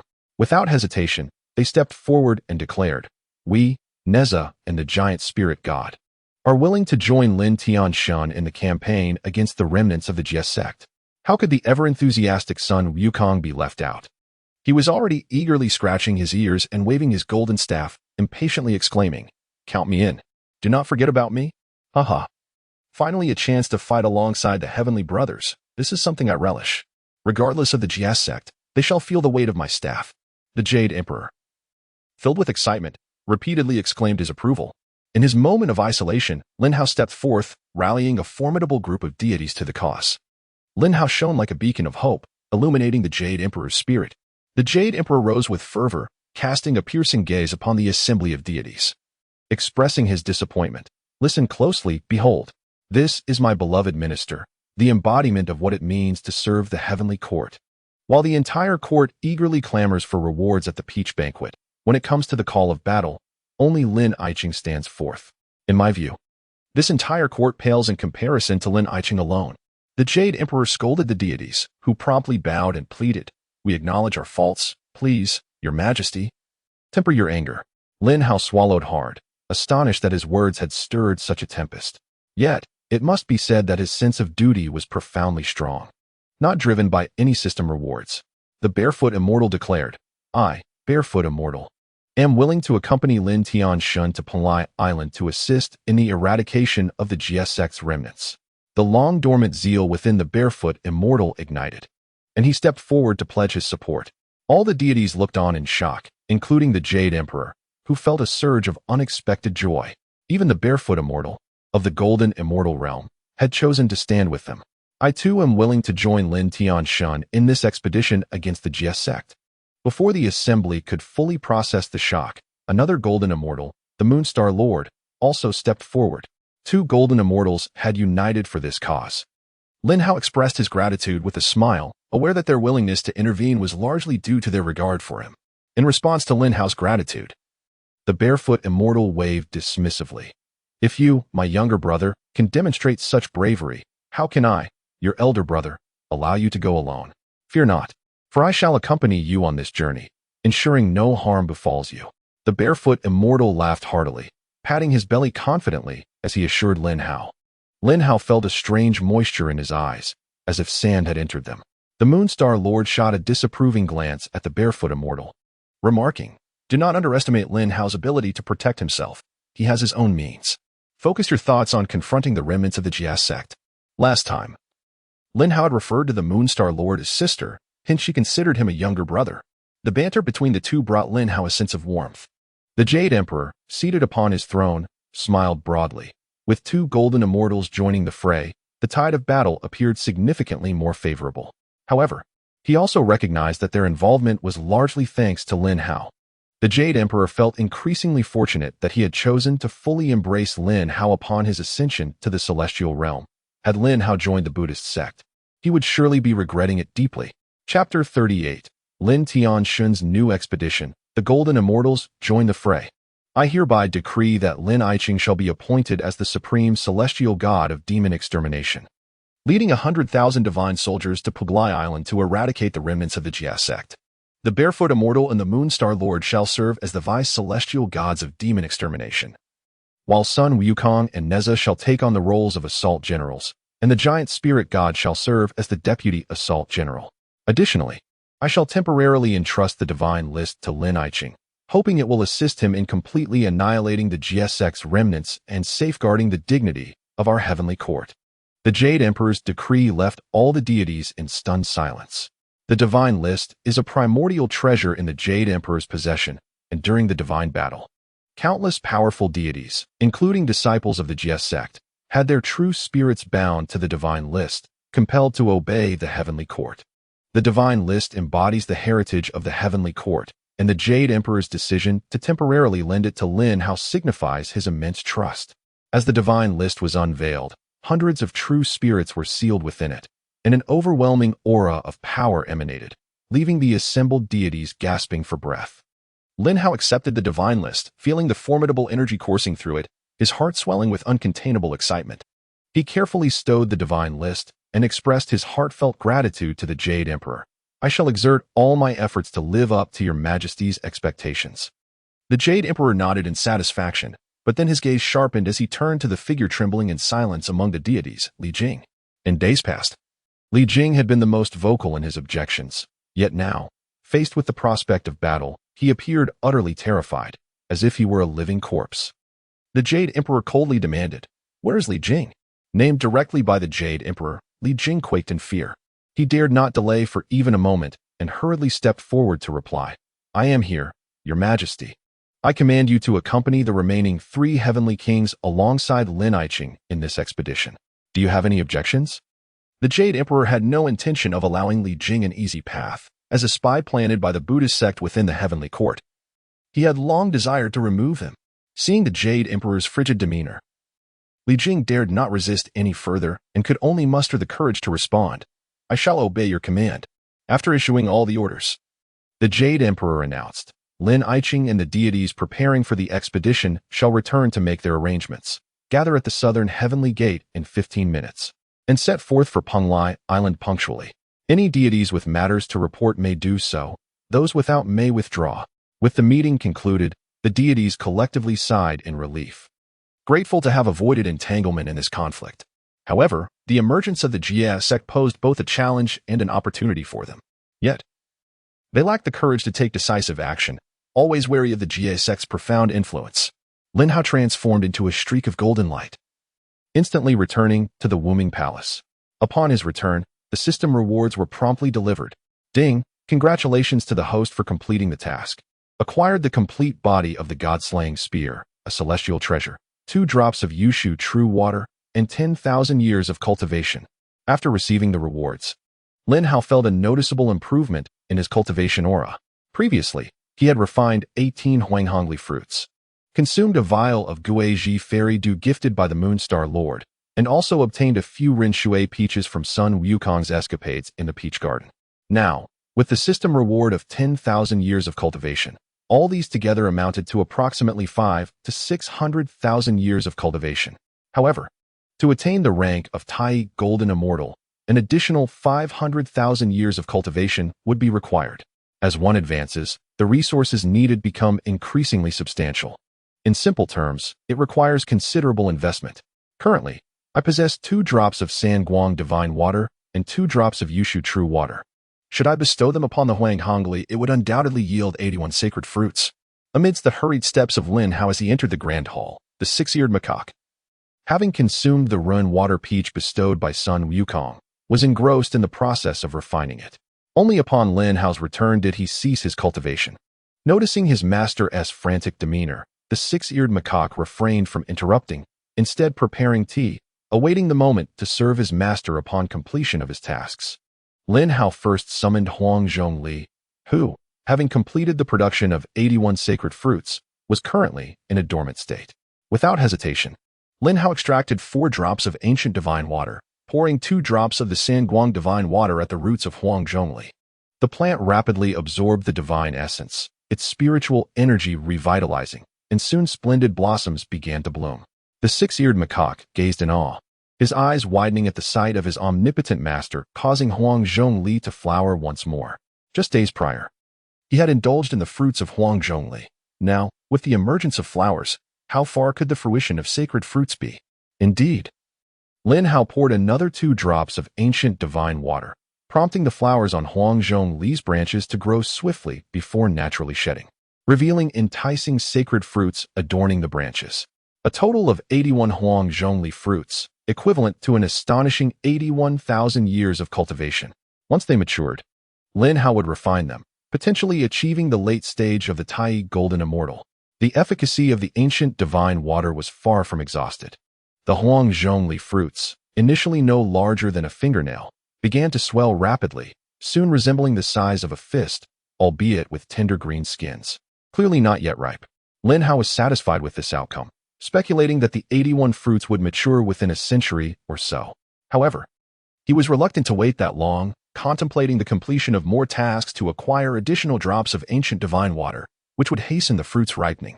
By then, it would coincide with his ascension to the late stage of the Tai Golden Immortal. The Six-Eared Macaque, excitedly offering tea, remarked, "Master, these fruits have indeed sprouted again. Hee. Does that mean we shall feast upon them soon?" Lin Hao shook his head in amusement, responding, "You little glutton." Embarrassed, the Six-Eared Macaque scratched his head. Lin Hao took a sip from the teacup, then, with a profound expression, addressed his disciple, "My dear pupil, I must descend to the mortal realm to undertake a perilous mission. Would you accompany me?" Without a moment's hesitation, the Six-Eared Macaque replied, "Master, what are you saying? I have long declared that I would risk my life at your command." He continued, "Moreover, I have yet to showcase my skills since my smooth ascent to the mid-stage of the Tai Golden Immortal. I am eager to prove myself." Lin Hao, pleased, affectionately patted the Six-Eared Macaque's head. He had already made plans for the Six-Eared Macaque, but this time, he decided to bring him along. Though the Six-Eared Macaque possessed commendable strength, as he had stated, he lacked practical experience. If he remained a sheltered flower, it would be challenging for him to accomplish the tasks Lin Hao intended to bestow upon him in the future. The adversaries this time were extraordinary, potentially attracting the attention of saints. Thus, utmost caution was imperative. In critical moments, survival was key. Having already received the system rewards, Lin Hao deemed the outcome of the expedition inconsequential. After all, what mattered more than preserving one's life? He silently reminded himself before setting off towards the southern heavenly gate alongside the Six-Eared Macaque. Chapter 39. The Golden Cudgel Immortal faces 2 Great Luo. An hour later, at the majestic southern heavenly gate, the 10,000 heavenly soldiers had gathered in full force. The likes of the Barefoot Immortal, the Moonstar Lord, Neza, and Sun Wukong were all present. The Jade Emperor himself came to bid farewell, and not a single deity dared to be absent. The Golden Crow's rainbow radiance arrived in an instant. Before the deities could fully perceive this streak of light, Lin Hao had already manifested. With the exception of a few high-ranking deities, the rest hurriedly saluted Lin Hao. He smiled faintly, nodding in acknowledgement, before approaching the Emperor to pay his respects. The Jade Emperor waved his hand, his gaze falling upon the Six-Eared Macaque in surprise that Lin Hao had brought him along. "Good subject of mine," the Emperor cautioned gravely. "This journey is fraught with danger. You must exercise utmost caution. Your Majesty need not worry. I shall proceed with care, and with the divine decree in hand, our chances of success shall undoubtedly increase." Lin Hao replied with equal solemnity. The Jade Emperor nodded, and Lin Hao took his leave. Adorned with a golden crown and a cape that billowed as though caught by an unseen wind, his eyes sharp and commanding, Lin Hao strode before the 10,000 heavenly soldiers, exuding an aura of authority. The heavenly soldiers looked upon him with reverence, ever ready for action. After ensuring that the likes of the Barefoot Immortal and the Moonstar Lord were present, Lin Hao resolutely turned, calling out, "All deities, heed my command. Let us proceed to Penlai Island to vanquish the remnants of the Jie sect. Kill." The 10,000 heavenly soldiers roared in unison, their voices reverberating with tremendous might. The Jade Emperor watched Lin Hao and his entourage depart, the celestial beings resounding in unison. We wish the heavenly god a successful extermination of evil and a swift return in triumph. Such a commotion had already alarmed the western spirit mountain. Within the great hero hall, 2 arhats relayed the news, leading to a flurry of discussions among the bodhisattvas and Buddhas. The Tathagata Buddha opened his eyes. A hint of wariness reflected within. As the calamity of the journey to the west approaches, the GS sect's resurgence surely seeks to divide the merits of our journey. The Tathagata's expression grew grave. The GS sect's prowess was well recognized throughout the 3 realms. Furthermore, he, the many treasures Tathagata, had once been a disciple of the GS sect before the rise of the divine decree, one of the 8 direct disciples of the Celestial Master of Heaven. As a close disciple of the Celestial Master, he understood his temperament well. Having suffered defeat in the divine war, the Celestial Master would not remain complacent. One of the 3 great masters, the Avalokiteshvara Bodhisattva, holding the pure jade bottle, spoke, "Yet, it is fortunate that the Jia sect has not yet sought trouble with us in the west, now that the Penglai island of the heavenly court has been seized. With the deities dispatched to conquer it, even 2 great Luo golden immortals have been mobilized. We shall see just how much strength the Jia sect remnants possess." The Buddhas and Bodhisattvas nodded in agreement, eagerly awaiting the outcome of the heavenly court's expedition. At the East Sea, on Palai Island, the mist swirled with ethereal beauty. The sun and moon radiated auspicious light. Ancient pines stood verdantly, the mountain winds whispering like autumn waters under an endless sky. Incense wafted delicately, emanating from the primordial void. And the celestial peaches and fruits appeared akin to golden elixirs, while the cries of the yellow crane echoed, and the azure phoenix danced gracefully. Punlai Island has long been renowned for its abundance. It was precisely for this favorable geomancy that the Celestial Master of Heaven established the Jia sect here. Following the Divine War, the Heavenly Court placed great emphasis on Punlai Island, dispatching heavy forces for its defense. Yet, it still fell. Now, at the entrance to the island, a flag bearing the Jia sect's insignia stood tall, and a row of silver-armored warriors gripped their spears, their faces displaying fierce expressions. Lin Hao and his company of 10,000 heavenly soldiers arrived, instantly shrouding the heavens. The silver-armored warriors guarding the island's entrance looked up in terror, realizing too late the immense host of heavenly soldiers descending upon them. Observing their intent to send word, Lin Hao decisively commanded, "Neza, giant spirit god, lead 1,000 heavenly soldiers to annihilate them all. Your orders shall be followed." Neza and the giant spirit god stepped forth, Neza atop his wind and fire wheels. The giant spirit god wielding a mighty axe, charging forth with 1,000 heavenly soldiers to unleash havoc. Before the silver-armored warriors could even sound the alarm, Neza transformed into a towering golden figure, belching flames and hurling the universe ring, reducing countless silver-armored warriors to mere fragments. The giant spirit god also transformed into a colossal golden form. His axe, as formidable as a mountain, cleaved downward, splitting the ground asunder and claiming the lives of thousands of silver-armored warriors in its wake. Amidst the tumult, the throngs of heavenly soldiers, filled with righteous fury, surged into the depths of the island. The silver-armored guards stationed at the entrance, taken by surprise, had no time to react and were entirely obliterated under the onslaught of the 10,000 heavenly soldiers. In the first battle, Neza and the giant spirit god led a host of celestial soldiers into Palai Island. However, at that moment, a brilliant golden flower began to coalesce within the island. And then a powerful, dazzling golden light erupted, sweeping forth with tremendous force. Lin Hao, the barefoot immortal, and others furrowed their brows. This is bad. The golden flower signifies the presence of a great Luo golden immortal. Neza, giant spirit god, retreat. The barefoot immortal and the Moonstar Lord had already initiated their movement techniques to escape, but it was too late. The golden light was far too swift, striking Neza and the giant spirit god in the blink of an eye. Both summoned their strongest defenses, yet were overwhelmed in a single blow, spitting blood and being sent flying. As for the countless celestial soldiers, they were utterly incapable of withstanding the assault, instantly reduced to mere blood mist within the golden light. Lin Hao employed the golden crow transformation technique, swiftly moving forward to catch Neza and the giant spirit god, both gravely injured and unconscious. He handed them over to the logistics team, casting a wary glance at the source of the golden light, where a figure adorned with a golden circlet emerged.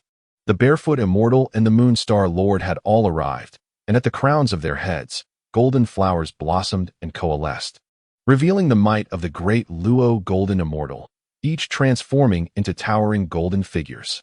The barefoot immortal wielded a fan, stepping forth, causing the entire island to tremble under the force of his foot.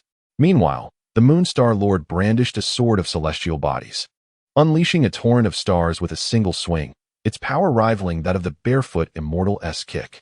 The two great Luo golden immortals joined forces, finally shattering the golden light attack of the golden circlet immortal. The barefoot immortal, late-stage great Luo golden immortal. Artifact: red flame fan, treasure of virtue. Primordial wine gourd, spirit treasure of virtue.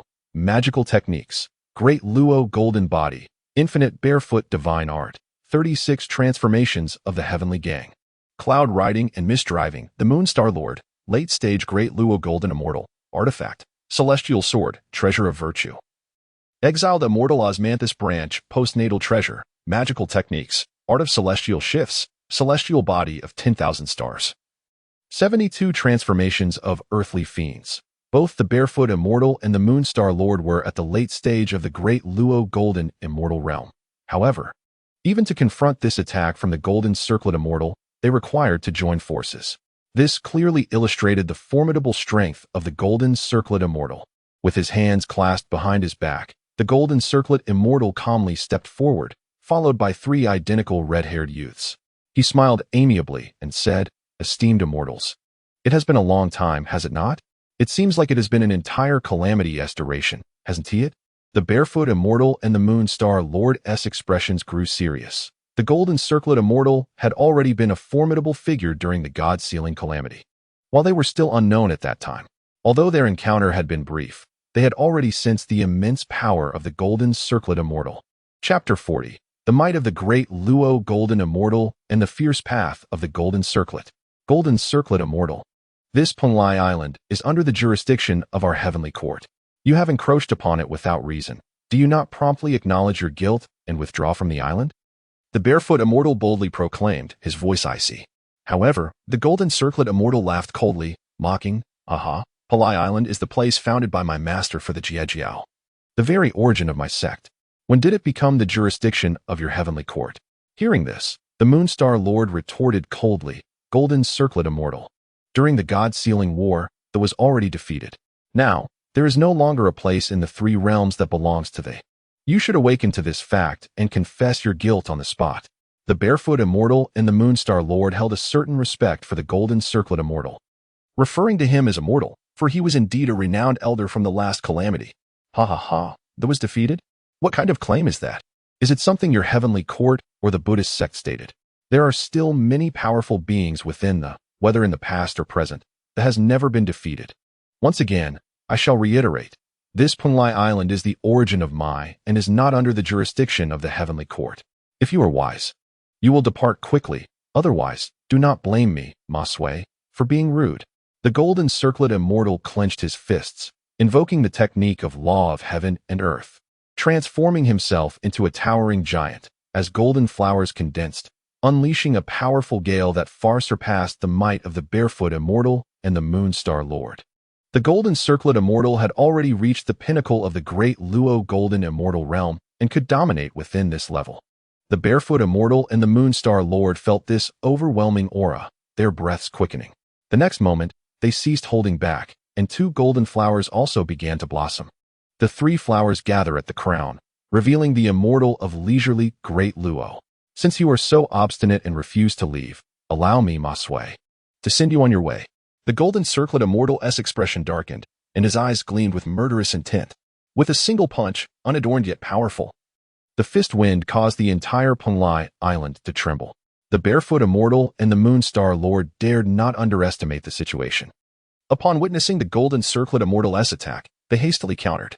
The barefoot immortal poured his mana into the red flame fan, which quickly expanded, spewing forth endless flames to meet the oncoming fist wind.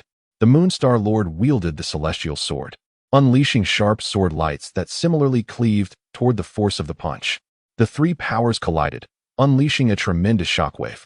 All the immortals exerted their powers to form a robust protective barrier, barely shielding themselves from the devastation. The ground cracked, the sea surged, and chaos reigned as everyone found themselves engulfed in turmoil. Only the sounds of battle echoed in their ears. Lin Hao gazed in astonishment, fixated on the chaotic scene. In the blink of an eye, the three had exchanged blows countless times. Such was the might of the great Luo Golden Immortal, capable of stirring the very forces of heaven and earth with each strike, causing mountains to crumble and the earth to quake. Boom. After an indeterminate time of chaotic conflict among the three towering figures, they finally separated, and the chaos began to dissipate. The Barefoot Immortal and the Moon Star Lord panted heavily, their foreheads beaded with sweat, appearing extremely fatigued. In stark contrast, the Golden Circlet Immortal remained at ease, hands still clasped behind his back, as if unfazed. "Now, may I suggest you leave?"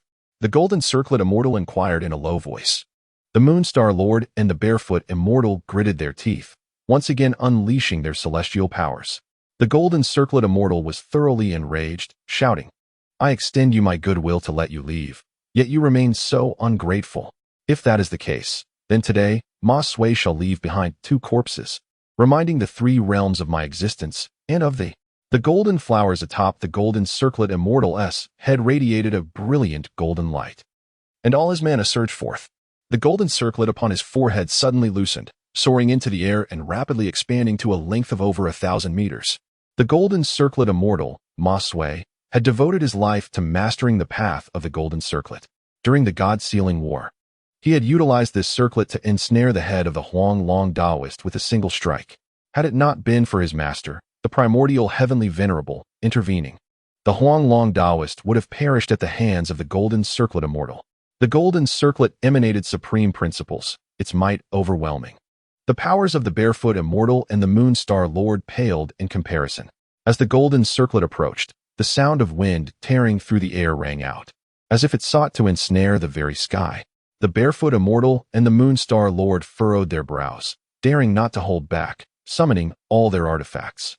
The celestial sword drew upon the power of the stars. The exiled immortal osmanthus branch shone with a chilling radiance. The red flame fan erupted with endless flames, and the primordial wine gourd sought to subdue the Golden Circlet. For artifacts surged forward, but the Golden Circlet stood undaunted, charging forward with ferocity. Boom! A thunderous explosion resounded once more, as the immense force of the Golden Circlet first obliterated the exiled immortal osmanthus branch, shattering it into countless fragments that scattered across the ground. Subsequently, the primordial wine gourd was also swept away by the Golden Circlet, leaving only the celestial sword and the red flame fan struggling to hold their ground. The faces of the Barefoot Immortal and the Moon Star Lord turned pale, feeling as insignificant as ants beneath the oppressive might of the Golden Circlet. Infinite Barefoot Divine Art of Celestial Shifts. The Barefoot Immortal and the Moon Star Lord made a last stand, unleashing their powerful techniques, combining the 2 artifacts to sweep toward the Golden Circlet. Upon witnessing the situation, the Golden Cudgel Sage calmly invoked his magic, commanding, "Suppress them." With a thunderous crash, the brilliance of the Golden Cudgel illuminated the surroundings, its profound laws akin to a majestic eagle unfurling its wings before swiftly descending. The 2 magical artifacts could no longer withstand the force and were instantly sent flying, while the assaults of the Barefoot Immortal and the Moonstar Monarch were decisively obliterated. Truly, the path of the Golden Cudgel is unmatched in power. Despair flickered in the eyes of the Barefoot Immortal and the Moonstar Monarch. If ensnared by this Golden Cudgel, their chances of survival would be slim to none. In the sky, Lin Hao squinted, unwilling to stand idly by as the Barefoot Immortal and the Moonstar Monarch faced peril. For it was their regard for him that had brought them here. Lin Hao exerted his utmost powers, summoning the God-slaying list bestowed by the Jade Emperor. As the God-slaying list emerged, its merits manifested in the world, conjuring a dazzling brilliance from the true spirits of over 100 celestial beings. Within this radiance, the laws of the cosmos rivaled, and even surpassed, the Golden Cudgel. How dare the mere Golden Cudgel boast before the might of the God-slaying list? Suppress them, Lin Hao declared, thrusting the God-slaying list forward as its unparalleled brilliance enveloped the Golden Cudgel. The once dominant Golden Cudgel was forcefully restrained beneath the power of the God-slaying list, unable to stir, revealing itself as a primordial spiritual treasure, the very foundation of the heavenly court. The Barefoot Immortal and the Moonstar Monarch exhaled with relief. Had Lin Hao not timely summoned the God-slaying list, their lives would have undoubtedly been forfeit. The Golden Cudgel Sage, having devoted his life to the study of the Golden Cudgel's path, was indeed formidable. Frowning, the Golden Cudgel Sage regarded the god-slaying list, his voice laced with apprehension. Zhang Beineng has even bestowed the god-slaying list upon this young man? What is his true origin? He is merely a Tai Golden Immortal. The Golden Cudgel Sage had no understanding of Lin Hao, which led him to dismissively utter the words merely a Tai Golden Immortal. According to the earthly timeline, Lin Hao ascended from mortal to Tai Golden Immortal in less than a century, and he had even outmaneuvered the likes of Bodhisattva Manjushri and Bodhisattva Avalokiteshvara. Had the Golden Cudgel Sage been aware of such matters, he would not have been astonished at why the Jade Emperor entrusted the god-slaying list to Lin Hao. After forcing the Golden Cudgel back, the god-slaying list's power was exhausted, and it flew into Lin Hao's consciousness to receive nourishment. Meanwhile, the Golden Cudgel, having been struck by the god-slaying list, dimmed in brilliance, and would be unable to unleash such formidable might in the near future. Lin Hao hurriedly approached. Noticing the pale faces of the Barefoot Immortal and the Moonstar Monarch, their gazes filled with gratitude. Lin Hao, concerned, inquired, "Barefoot brother, Moon sister, are you both unharmed?" The Barefoot Immortal waved his hand dismissively, maintaining his bravado. "No worries, I won't perish just yet. I can still fight." The Moonstar Monarch, more tactfully, added, "Though we may not be at our peak, we should still be able to continue the battle, especially since the Golden Cudgel Sage has also been gravely injured." The Barefoot Immortal and the Moonstar Monarch were not inclined to let Lin Hao confront the Golden Cudgel Sage. Although Lin Hao possessed numerous abilities, he was still merely a Tai Golden Immortal, and facing a great Luo Golden Immortal would leave him with no means to retaliate. The Golden Cudgel Sage turned his gaze toward Lin Hao, narrowing his eyes, a murderous intent surging within. Had it not been for Lin Hao, he would have already slain the Barefoot Immortal and the Moonstar Monarch. Instructing the three disciples behind him, the Golden Cudgel Sage commanded, "Big Ant, Second Ant, Third Ant. Handle this young man. Do not fail to repay your master's enlightening grace." "We obey." The three identical red-haired youths declared as they advanced to encircle Lin Hao, each wielding a crimson sword. These three disciples approached with a menacing air, their intent clear. The Barefoot Immortal and the Moonstar Monarch initially intended to intervene, but the Golden Cudgel Sage suddenly attacked. "You too, your opponent is me," he bellowed, summoning golden light that revealed the full extent of his great Luo perfected strength. Unleashing a punch that could rend the heavens and earth, the Barefoot Immortal and the Moonstar Monarch, fully aware of the Golden Cudgel Sage's might, dared not hesitate for even a second and immediately summoned all their magical powers to counter. The Barefoot Immortal, feeling uneasy about Lin Hao, glanced back frequently, allowing the Golden Cudgel Sage to seize the opportunity to keep them suppressed. Lin Hao furrowed his brow, calling out to the two, "Barefoot brother, Moon sister, focus on battling the Golden Cudgel Sage. These three disciples pose no threat to me." With Lin Hao's reassurance, the Barefoot Immortal and the Moonstar Monarch finally felt at ease and committed themselves to the fight against the Golden Cudgel Sage. The three great Luo Golden Immortals clashed once more in a fierce battle, the sounds of their powers colliding echoing throughout the entirety of Palai Island, plunging it into chaos. Meanwhile, the three red-haired disciples had fully surrounded Lin Hao with their swords drawn. At that moment, the system's information board appeared. Big Ant, Second Ant, Third Ant, Cultivation, Mid-Tai Golden Immortal, Magical Techniques, Myriad Holy Ant Hands, Sword of Divine Arrival, 36 Transformations of the Celestial General, 100 Zhang Golden Body. Riding the Clouds, Treasure, Sword that cuts iron like mud, acquired treasure. Soul-devouring Infernal Flute, acquired treasure. Origin, 3 red ants enlightened by the Celestial Teacher. Lin Hao was taken aback. These 3 red-haired disciples were actually enlightened by the Celestial Teacher? How astonishing was the Celestial Teacher's power! These casually enlightened red ants had reached the Mid-Tai Golden Immortal realm? Truly, the might of a sage is unparalleled. Boom, boom, boom. The silver flowers bloomed at the crowns of the 3 red-haired disciples, releasing the formidable power of Mid-Tai Golden Immortal, generating a tremendous gale. Brothers of the Celestial Realm, I, Old Sun, have come to lend you a hand. Sun Wukong exclaimed excitedly as he leaped into the fray, finally seizing the opportunity to fight alongside Lin Hao. Initially, Lin Hao intended to confront the 3 red ants alone, but upon realizing Sun Wukong's eagerness to engage, he decided to adopt a different strategy. Lin Hao quietly instructed the Six-Eared Macaque perched on his shoulder, 6 ears, Sun Wukong is merely a novice Tai Golden Immortal. He may struggle against one of the disciples alone. Therefore, assist him, but remember, you must not reveal your true form. Although the Six-Eared Macaque was brimming with combat spirit, he dared not defy his master's command. He leaped down from Lin Hao's shoulder and approached Sun Wukong. Sun Wukong, puzzled, looked at Lin Hao, who explained, "Great sage, let my disciple join you in confronting one of the disciples." Upon hearing this, Sun Wukong grew anxious, mistakenly thinking Lin Hao looked down on him, his golden fur bristling. "Brother of the celestial realm, your words imply disdain for me. These three little brats cannot withstand a single blow from me. Watch closely, brother of the celestial realm, for I shall take them down with one strike." He shouted, "You foul creature, prepare to meet your end."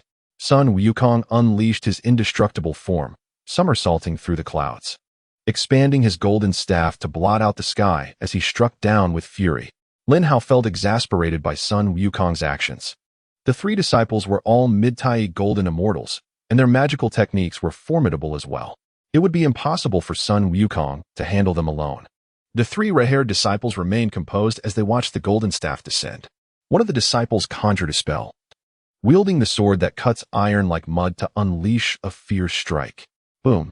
The forceful strike halted Sun Wukong and his golden staff in midair. Regardless of how hard he tried, he could not budge an inch. Sun Wukong's eyes widened in disbelief. How is this possible?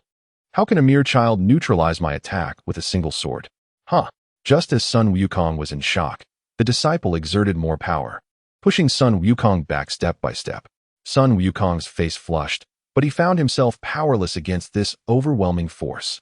Seeing this, Lin Hao shook his head, muttering, "You wouldn't believe me when I said you were too hot-headed.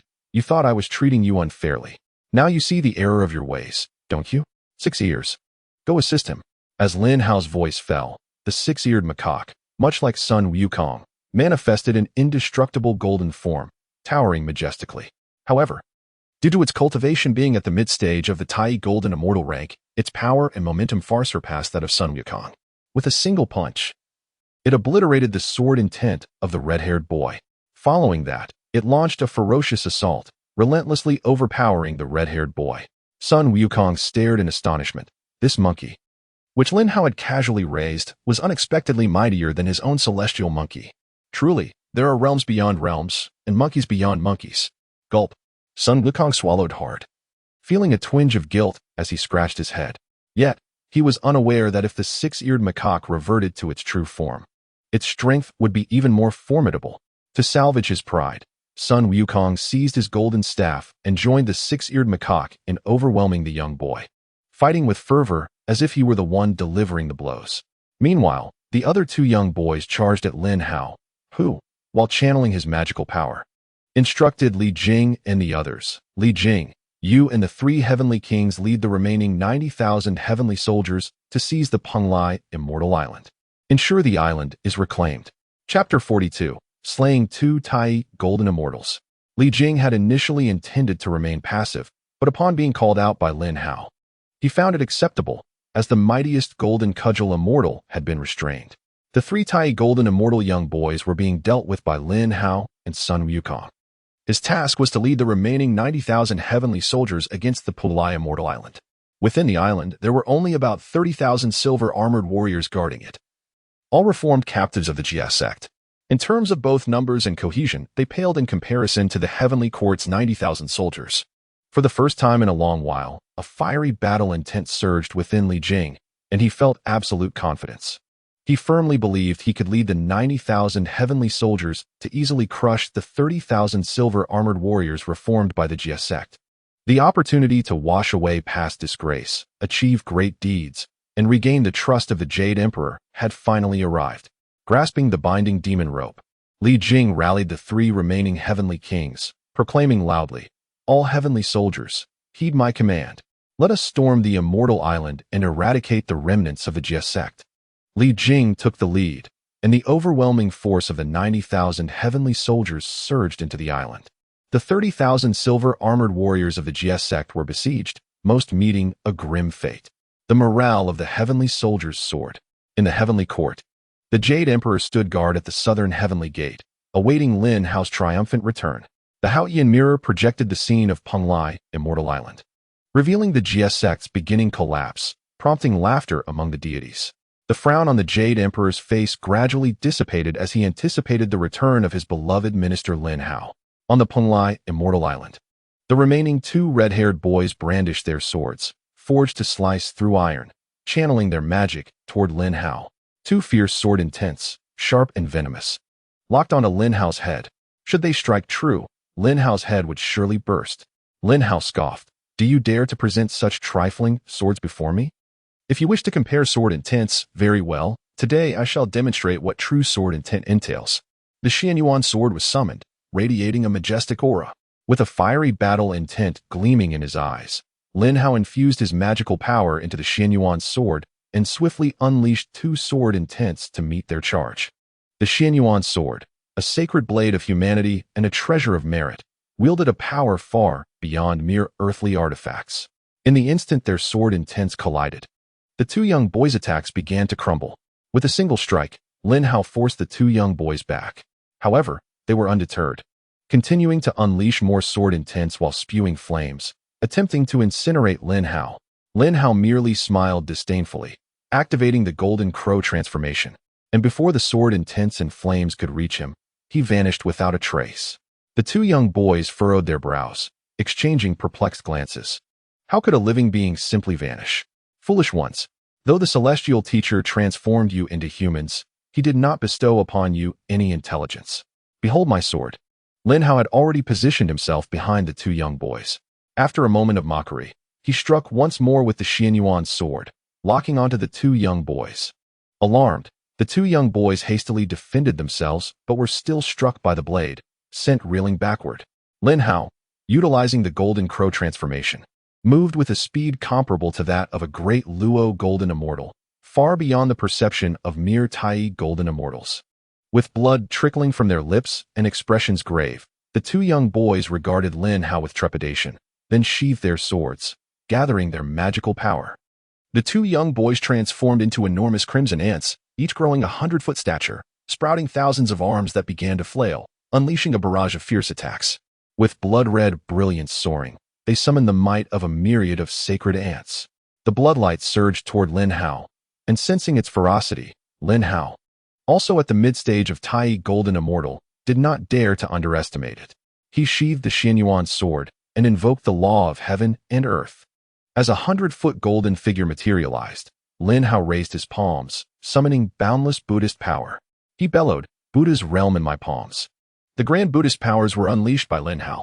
A colossal golden palm descended from the heavens, encompassing Buddhas and Bodhisattvas, creating a world of its own. Boom. As the palm struck down, the bloodlight had not yet fully expanded, but was instantly obliterated.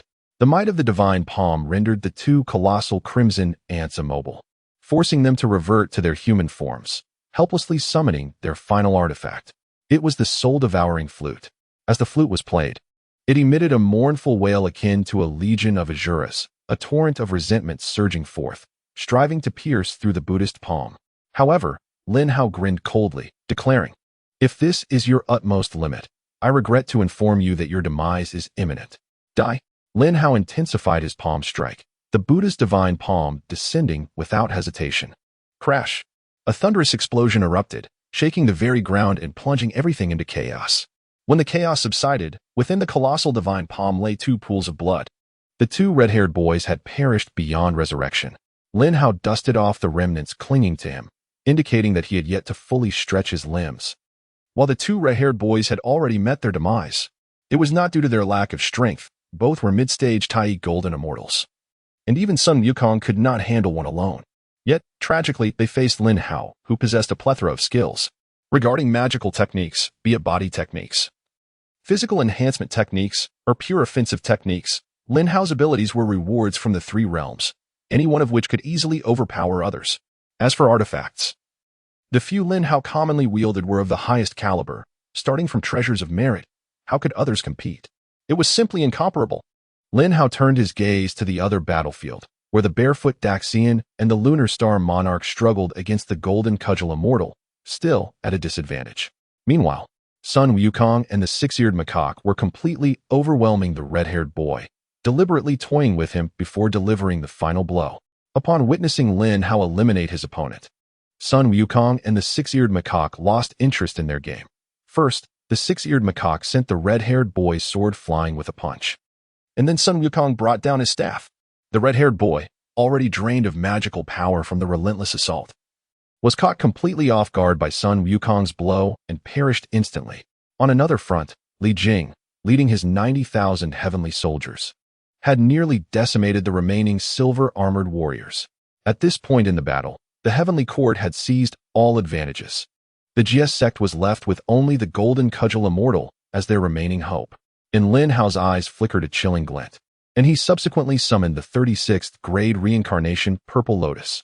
This innate spiritual treasure, the 36th grade reincarnation Purple Lotus, serves both as an offensive and defensive weapon. When wielded for attack, it can envelop the enemy and nullify all their strength. At this moment, the golden cudgel immortal was being restrained by the barefoot immortal and the moon lord. Once Lin Hao cast the 36th grade reincarnation Purple Lotus, he could ensnare the golden cudgel immortal within its grasp. Even if the golden cudgel immortal were to exhibit immense power, he would still be doomed to lose all his magical energy. Chapter 43, The Arrival of Danger. Lin Hao locked his gaze on the golden cudgel immortal and suddenly thrust the 36th grade reincarnation Purple Lotus forward. The might of this innate spiritual treasure stirred the very forces of heaven and earth, its grandeur rivaling that of the most powerful techniques wielded by the great Luo golden immortals. All eyes were drawn to this 36th grade Purple Lotus, particularly Sun Wukong, who felt a shiver run down his spine. After all, Lin Hao had previously deployed this very lotus to suppress him at the southern sky gate. As the Purple Lotus was unleashed, cheers erupted throughout the arena. For the first time, a look of terror crossed the golden cudgel immortal's face, his lips quivering as he murmured, "This power, could it be another innate level treasure? Could it be that a nameless Tai golden immortal possesses two innate level treasures? Has the age of calamity rendered innate treasures as common as cabbages?" Upon hearing this, Lin Hao could not help but mock the narrow-mindedness of the golden cudgel immortal. He possessed far more than just two innate treasures, including a true relic of Buddhism. If the golden cudgel immortal were to discover this, he would likely be struck dumb with astonishment. Growing increasingly panicked, the golden cudgel immortal urged his golden hoop once more, striking back to force the barefoot immortal and moon lord away, attempting to escape and evade the encroaching lotus. However, the golden cudgel immortal underestimated the innate level treasure. In an instant, the lotus loomed above his head. The lotus expanded rapidly, enveloped by the supreme laws of the Tao, with boundless purple radiance cascading down, seeking to ensnare the golden cudgel immortal. With a face full of dread, the golden cudgel immortal shouted in fury, "Damn this purple lotus! Golden hoop, go!" Desperately resisting, he hurled the somewhat dimmed golden hoop. The hoop, at its best, could only be considered a treasure of merit. Its previous ability to withstand the innate level function bang was solely due to the golden cudgel immortal's perfected great Luo golden immortal strength. Now, both the golden cudgel immortal and his treasure had sustained considerable depletion in this battle. Faced with the fully charged 36th grade Purple Lotus, he was utterly defenseless. Bang! Under the might of the lotus, the remaining golden light of the hoop faded completely, and its energy dissipated, returning automatically to the golden cudgel immortal's forehead. Without the golden hoop, the golden cudgel immortal was akin to a fish out of water, entirely powerless against the Purple Lotus. Buzz! With a mere glance, the golden cudgel immortal found himself enveloped by the lotus. Under the suppression of the lotus, the golden cudgel immortal's face twisted in agony. His form contorted as he felt his magical energy dissipate, emitting a wretched cry. The once formidable golden cudgel immortal, capable of contending against two great Luo golden immortals, was completely subdued by Lin Hao's summoned Purple Lotus. The barefoot immortal and the moon lord breathed a sigh of relief, wiping the sweat from their brows. Still somewhat shaken by the ordeal, the golden cudgel immortal was indeed a domineering force. But now, it seemed all was over, with the golden cudgel immortal subdued. What else could the remnants of the GS sect stir up? At the southern sky gate, the celestial beings rejoiced. The Jade Emperor, equally exhilarated, proclaimed, "At last, the golden cudgel immortal has been defeated. Truly, my loyal minister has proven himself, subduing the once invincible golden cudgel immortal with a single strike. The end of the GS sect's remnants is nigh. Those who dared challenge my heavenly court shall face the consequences."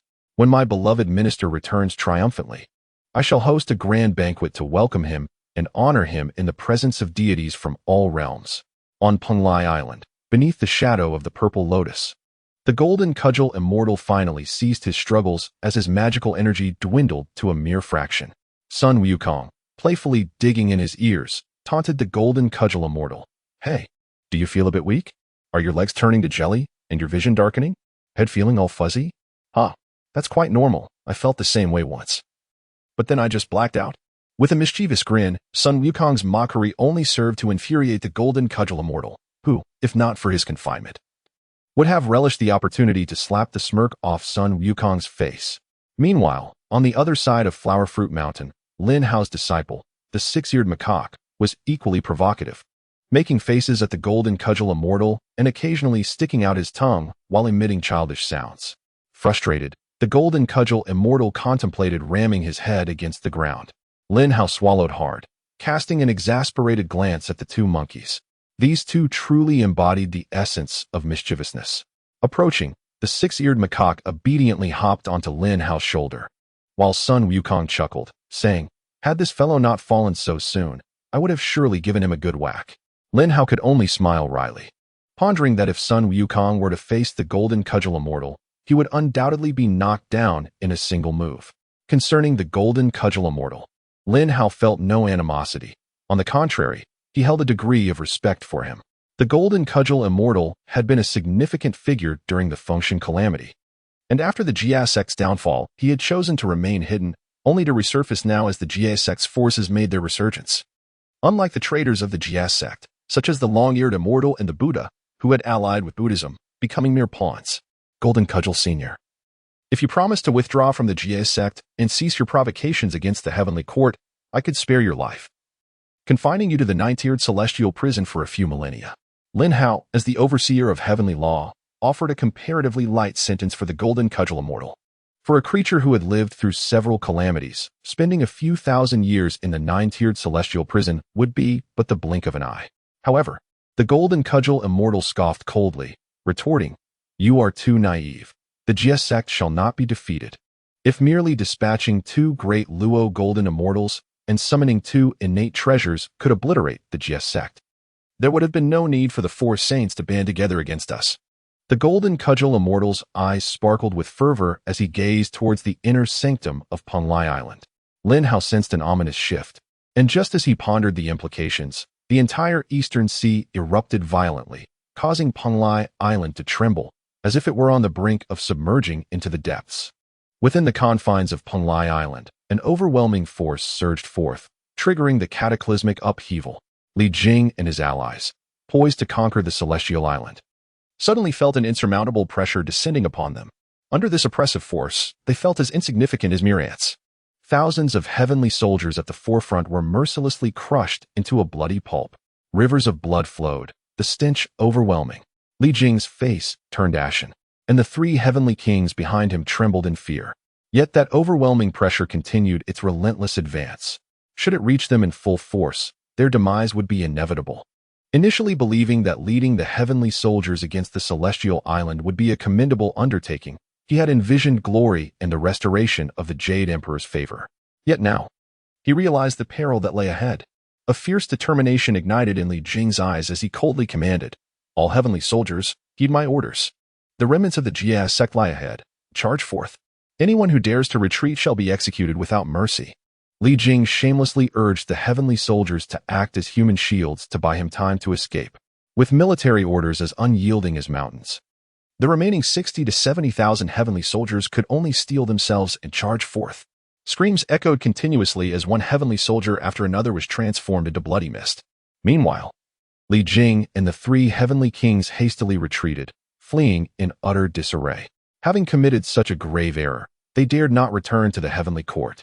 At the entrance of Panglai Island, Lin Hao watched helplessly as countless celestial soldiers were crushed into mere blood and flesh, his heart aching as if pierced by daggers.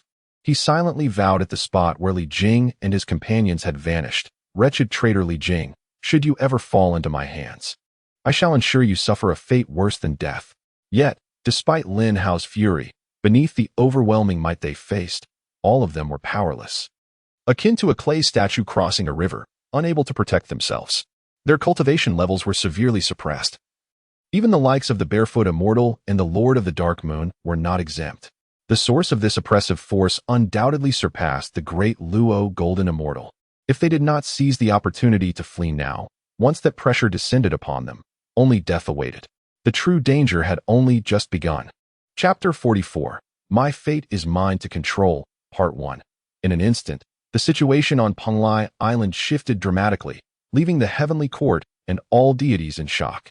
The Jade Emperor's fury was palpable as he clenched his fists, the aura of a quasi-saint faintly radiating, compelling the surrounding deities to hastily retreat. This damned lackey. Because of his command, my heavenly court shall lose at least 80,000 celestial soldiers. The Jade Emperor seethed, wishing to rend Li Jing into pieces. Taibai Jinxing, with a grave expression, urgently advised, Your Majesty, the pressing matter is to withdraw the celestial beings from Penglai Island at once. Upon hearing this, the Jade Emperor emerged from his rage, his face paling as he exclaimed, Indeed, Taibai speaks wisely. My beloved subjects must not encounter further misfortune. The Jade Emperor quickly cast a spell, and the Hautian Mirror activated. He commanded, Lin, dear Minister, Barefoot Immortal, do not concern yourselves with Penglai Island for the time being. Retreat to the heavenly court swiftly. However, the Emperor's words failed to transmit, leaving the deities aghast. The Hautian Mirror was a primordial-grade treasure. Why had it suddenly malfunctioned? In the next moment, an even more astonishing event unfolded. The great patterns on the Hautian Mirror were suddenly attacked, causing it to dim and instinctively return to the Emperor's hand. The Jade Emperor furrowed his brow, while the Supreme Old Lord's eyes widened in disbelief. After a long pause, the Supreme Old Lord, with a face full of dread, murmured, to render the Hautian Mirror ineffective. The source of this oppressive force must be at least a quasi-saint or a saint. A quasi-saint? A saint? Could there truly be a saint on Penglai Island? Countless deities gasped in horror, realizing that even saints had become embroiled in this conflict. The Jade Emperor understood this well. He swallowed hard, his fists tightening, the sound of cracking knuckles echoing. I cannot stand idly by as my beloved Lin suffers. I sent them to confront Penglai Island. I must go rescue them. The Jade Emperor muttered furiously. Upon hearing this, all the deities knelt before the Jade Emperor. Your Majesty, you must not. If there truly is a saint on Penglai Island, what good would it do if we all went? Indeed, Your Majesty, please reconsider. Both the Supreme Old Lord and Taibai Jinxing opposed the Jade Emperor's personal expedition to Penglai Island. As the ruler of the three realms, if anything were to happen to him, chaos would surely ensue. What would you have me do? Should I send this group of useless cowards to rescue my beloved minister? The Jade Emperor nearly exploded in frustration. All the deities lowered their heads in shame. At that moment, Taibai Jinxing spoke up, Your Majesty. The celestial beings and the Barefoot Immortal are not foolish. They will surely recognize the need to retreat in the face of such overwhelming force. Let us wait for a while. If they have not returned after an hour, I, along with the others, will accompany you to Penglai Island. Hearing this, the Jade Emperor calmed slightly. All the deities understood the depth of the Emperor's affection for Lin Hao, so they offered no objections to Taibai Jinxing's proposal, nor dared to voice any dissent. On Penglai Island, the tremendous force continued to sweep across, plunging the entire island into chaos. Lin Hao and his companions had reached a consensus. They would abandon the celestial soldiers within the island, taking advantage of their distance from the oppressive force. They still had the chance to escape. Lin Hao, heart heavy, gazed at the interior of the island where screams echoed and rivers of blood flowed. The Barefoot Immortal, brow furrowed, approached Lin Hao and said, Brother Lin, we must leave. If we do not depart now, we will truly miss our chance. This was the harsh reality. Heaven and earth were indifferent, treating all beings like mere grass, and saints lacked compassion, viewing countless lives as mere tools for accruing merit. Those of weaker power, like them, were merely pawns in the grand scheme. Lin Hao sighed deeply. He understood this truth well. However, as a transmigrator, he had come from a world where humanity was cherished, where life was revered as the most precious of all. Thus, he felt particularly conflicted.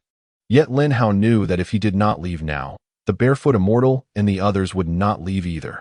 With determination, he turned to the group and declared, We shall depart.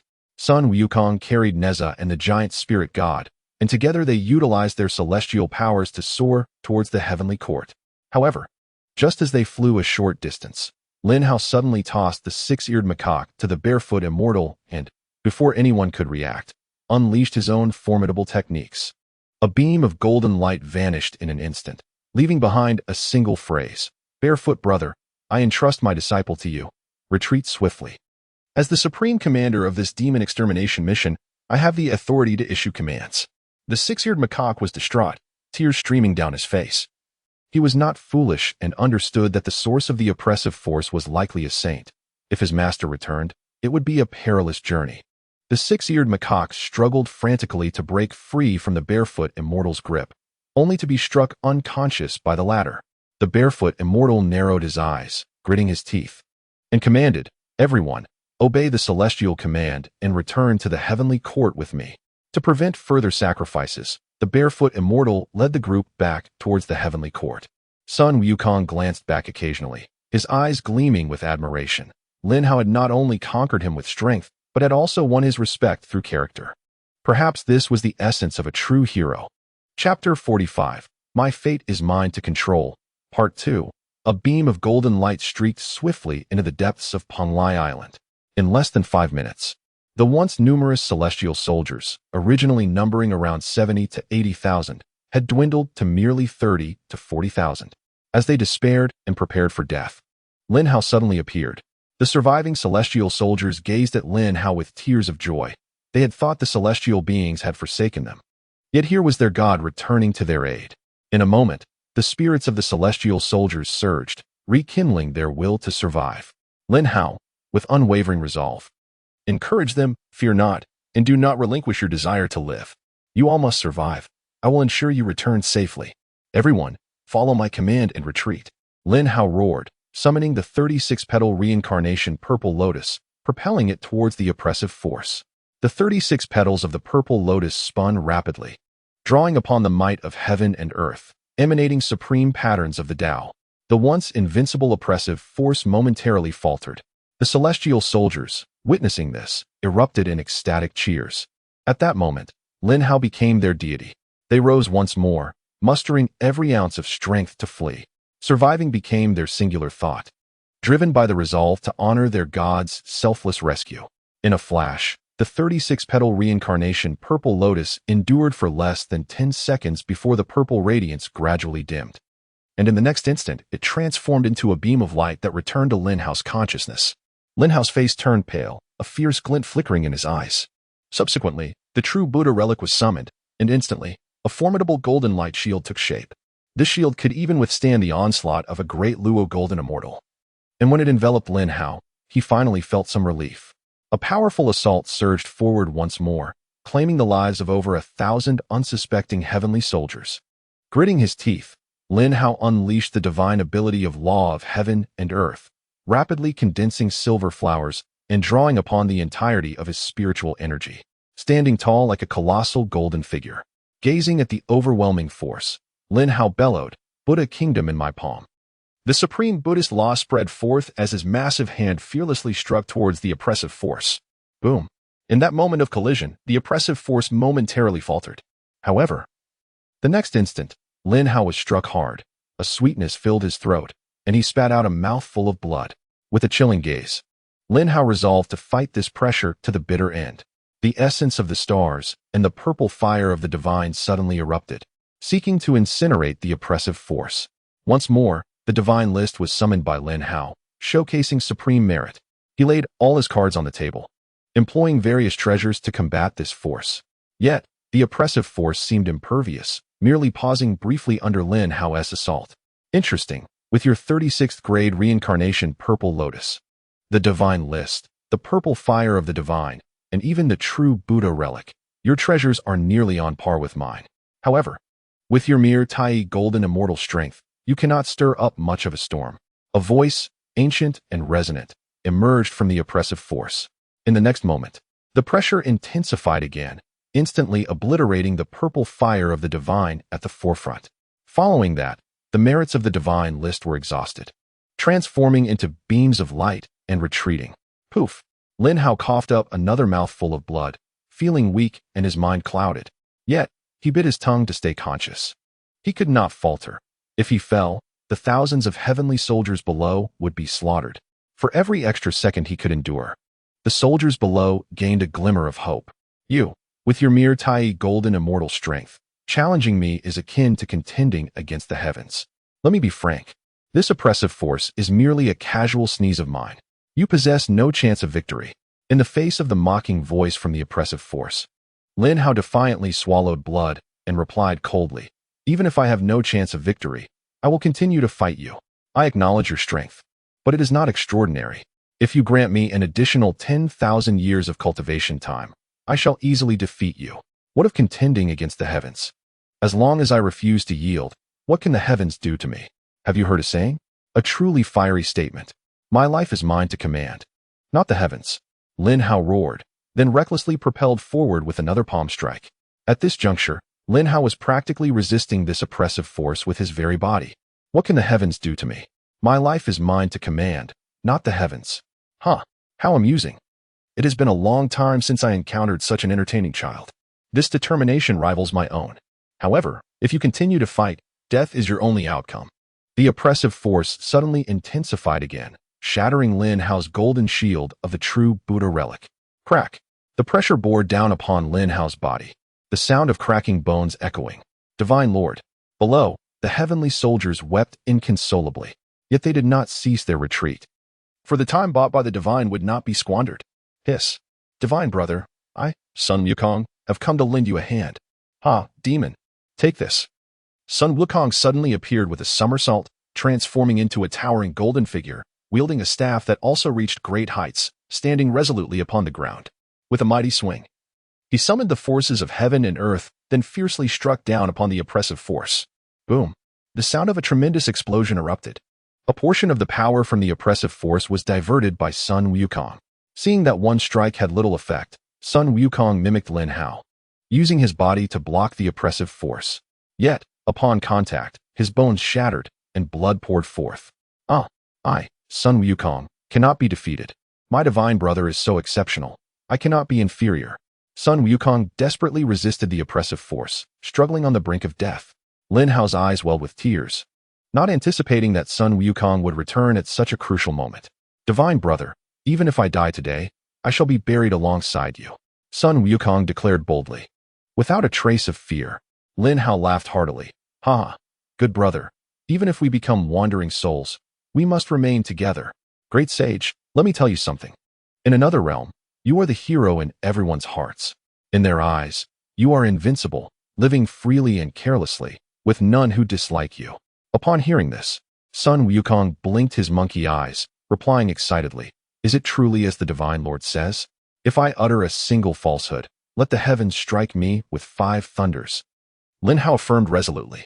Haha, am I also a great hero? Not bad, not bad. Just like Divine Brother, a great hero. Poof. After uttering his final words, Sun Wukong could no longer hold on, his body flying backward, a line of blood trailing through the air. Without Sun Wukong, Lin Hao found it difficult to resist. And even his final Buddhist palm was dissipated, his entire form shattered by the oppressive force and sent flying. I have done my utmost. 9 years of compulsory education. I revere life and respect it. Though defeated, Lin Hao bore a smile, for at least he felt no guilt. Had he truly abandoned the heavenly soldiers to flee alone, he would have regretted it for a lifetime. Just as Lin Hao believed this assault would crush him into a bloody pulp, the attack suddenly dissipated. Lin Hao's pupils contracted in shock as a light orb enveloped him and Sun Wukong, and the two felt themselves being transported to another realm. Chapter 46. To preserve one's life, one must skillfully flatter. Upon awakening, Lin Hao found himself in a magnificent palace. Azure dragons and flaming phoenixes entwined around 9 golden columns. The grandeur rivaled that of the Lingxiao Hall. Lin Hao shook off the heaviness from his mind, discovering that Sun Wukong lay beside him, still in a state of unconsciousness. To his astonishment, all of Lin Hao's injuries had completely healed. Even his shattered bones were miraculously restored. As he reached out to check on Sun Wukong, he found that his injuries had also mended, yet he remained in a deep slumber for reasons unknown. If it weren't for being in this unfamiliar palace, Lin Hao might have thought he was dreaming. Little one, you have finally awakened. A voice resonated through the grand hall, a voice Lin Hao recognized all too well. He was certain that the owner of this voice was the one who had spoken amidst the oppressive force. furrowing his brow. Lin Hao cast a grave look towards the front of the hall, where a throne awaited. Upon that throne sat an elderly man with white hair and a youthful face, clad in a blue robe, gazing at Lin Hao with a smile. Behind the blue-robed elder stood a mature and graceful woman, donned in a flowing white dress. Lin Hao was taken aback. Moments ago, the throne had been empty, and in the blink of an eye, the blue-robed elder and the white-clad woman had appeared. Yet, he had not sensed their presence at all. This meant that if the blue-robed elder and the white-clad woman harbored ill intentions, Lin Hao would have no idea how he met his demise. The more terrified Lin Hao felt inside, the more composed he appeared outwardly. He cleared his throat, stepped forward, and bowed, saying, "I meant no offense to the two esteemed elders. I hope for your forgiveness." Having deduced the identity of the blue-robed elder, Lin Hao surmised that he was indeed the one who had emitted that oppressive force, possessing strength that surely surpassed the threshold of a quasi-saint. In the only being with power surpassing that of a quasi-saint is none other than the illustrious Tontian Jiao Master. As for the woman in white, she is undoubtedly the Wudong Saintess, one of the 8 disciples of Tontian Jiao Master. Years ago, during the catastrophic defeat of the Wudong Saintess was commanded to withdraw from the myriad celestial formations, thus preserving her life. Little did he expect that 2 renowned figures from the Fengshen calamity would now stand before Lin Hao. The Tontian Jiao Master scrutinized Lin Hao, noticing that despite facing him, Lin Hao's complexion remained unperturbed, his voice steady and clear, even exhibiting an elegance akin to that of an untroubled soul. Intrigued, Tontian Jiao Master inquired with a half-smile, "Youngster, do you not fear that I might take your life?" In response, Lin Hao merely chuckled and shook his head, replying, "That will not happen. If the master intended to kill me, that lad over there would have already turned to blood before your might." "Oh, you actually know who I am?" Tontian Jiao Master asked, astonished. "Haha, it is not difficult to discern. Your eyes, deep and piercing, seem to transcend the ages. Such depth could only be achieved through the accumulation of time.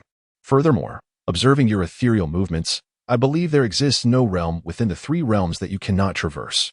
Your every gesture is devoid of any aura, rendering you as light as a feather, akin to an ascended immortal. In the 3 realms, only you possess such formidable powers." Lin Hao eloquently flattered the Tontian Jiao Master from head to toe. Yet, internally, he was fraught with anxiety, pondering what would happen if the Tontian Jiao Master were to disdain such flattery. Would he not crush Lin Hao underfoot with a mere sneeze? "Ha ha, what a sharp-tongued little fellow. Your words indeed ring true." Tontian Jiao Master suddenly erupted into laughter. Lin Hao was overjoyed. His gamble had paid off. The esteemed Tontian Jiao Master relished the praise bestowed upon him. However, after the laughter subsided, a hint of confusion crossed Tontian Jiao Master's face as he asked, "Young man, you praise me so highly, yet you must know that during the Fengshen calamity, I was often derided as the villain. How is it that you perceive me as so pure and unblemished?" Lin Hao's expression turned serious. The Tontian Jiao Master seemed to embody an endless stream of inquiries. Yet, he dared not show dissatisfaction. He quickly organized his thoughts and retorted, "Master, your assertion is misguided. Who claims that is villainous? In my view, that is simply preposterous. Before the calamity, regardless of the deity or sect, all sought to seize a share of the merits. It is as ruthless as the cycle of large fish consuming smaller ones. The weak are merely tools for the strong to divide the merits. Those who speak of the Chan sect, the human sect, and the Western sect only label as the villain out of fear of its power, providing justification for their collective assault against us. Consider this. Would a righteous figure, characterized by integrity, ever unite with 3 others to confront a single individual? Had it not been for the combined assault of those 4 saints, would you have been defeated? Throughout it all, regardless of who your opponents were or how formidable they appeared, you never wavered, adhering steadfastly to your own path. To face 4 saints alone. The sheer audacity of it commands my utmost respect." Lin Hao passionately articulated his thoughts, voicing the admiration he had long harbored. Yet, within his words lay a kernel of truth. In his eyes, the so-called distinction between good and evil in the Fengshen War was a mere illusion. Even the revered saints were, in the face of merit, but petty individuals. The Tontian Jiao Master, moved, slammed his fist onto the table. A gleam of resolute intensity shone in his eyes. After an entire calamity, all his pent-up grievances from the Fengshen War were voiced by Lin Hao. For an entire calamity, no one had truly understood him. He had harbored solitude and resentment. Now, upon re-emerging, he had encountered such a kindred spirit. Truly, heroes often see eye to eye. Well said. Absolutely right. Your words ought to be heard by that hypocritical bunch. I, Tong Tian, have always acted with integrity and has remained forthright. During the Fengshan War, those self-proclaimed righteous individuals banded together against me. My defeat was indeed unjust. Tong Tian Jiao Master's eyes brimmed with a murderous intent as he clenched his fist, causing the entire palace to tremble. Lin Hao discreetly swallowed, praying that the Tong Tian Jiao Master would not become too agitated, lest a single stomp unleash an unparalleled force. Fortunately, Lin Hao's concerns were unwarranted. Soon, Tong Tian Jiao Master regained his composure and, with a gentle gaze, asked Lin Hao, "Little one, did I frighten you?" Lin Hao swallowed hard, feeling as though he was on the brink of being sent away. Although he thought this inwardly, he graciously replied, "Not at all, Master. With your affable demeanor, how could I possibly be frightened?" The Tong Tian Jiao Master was immensely pleased with Lin Hao's response.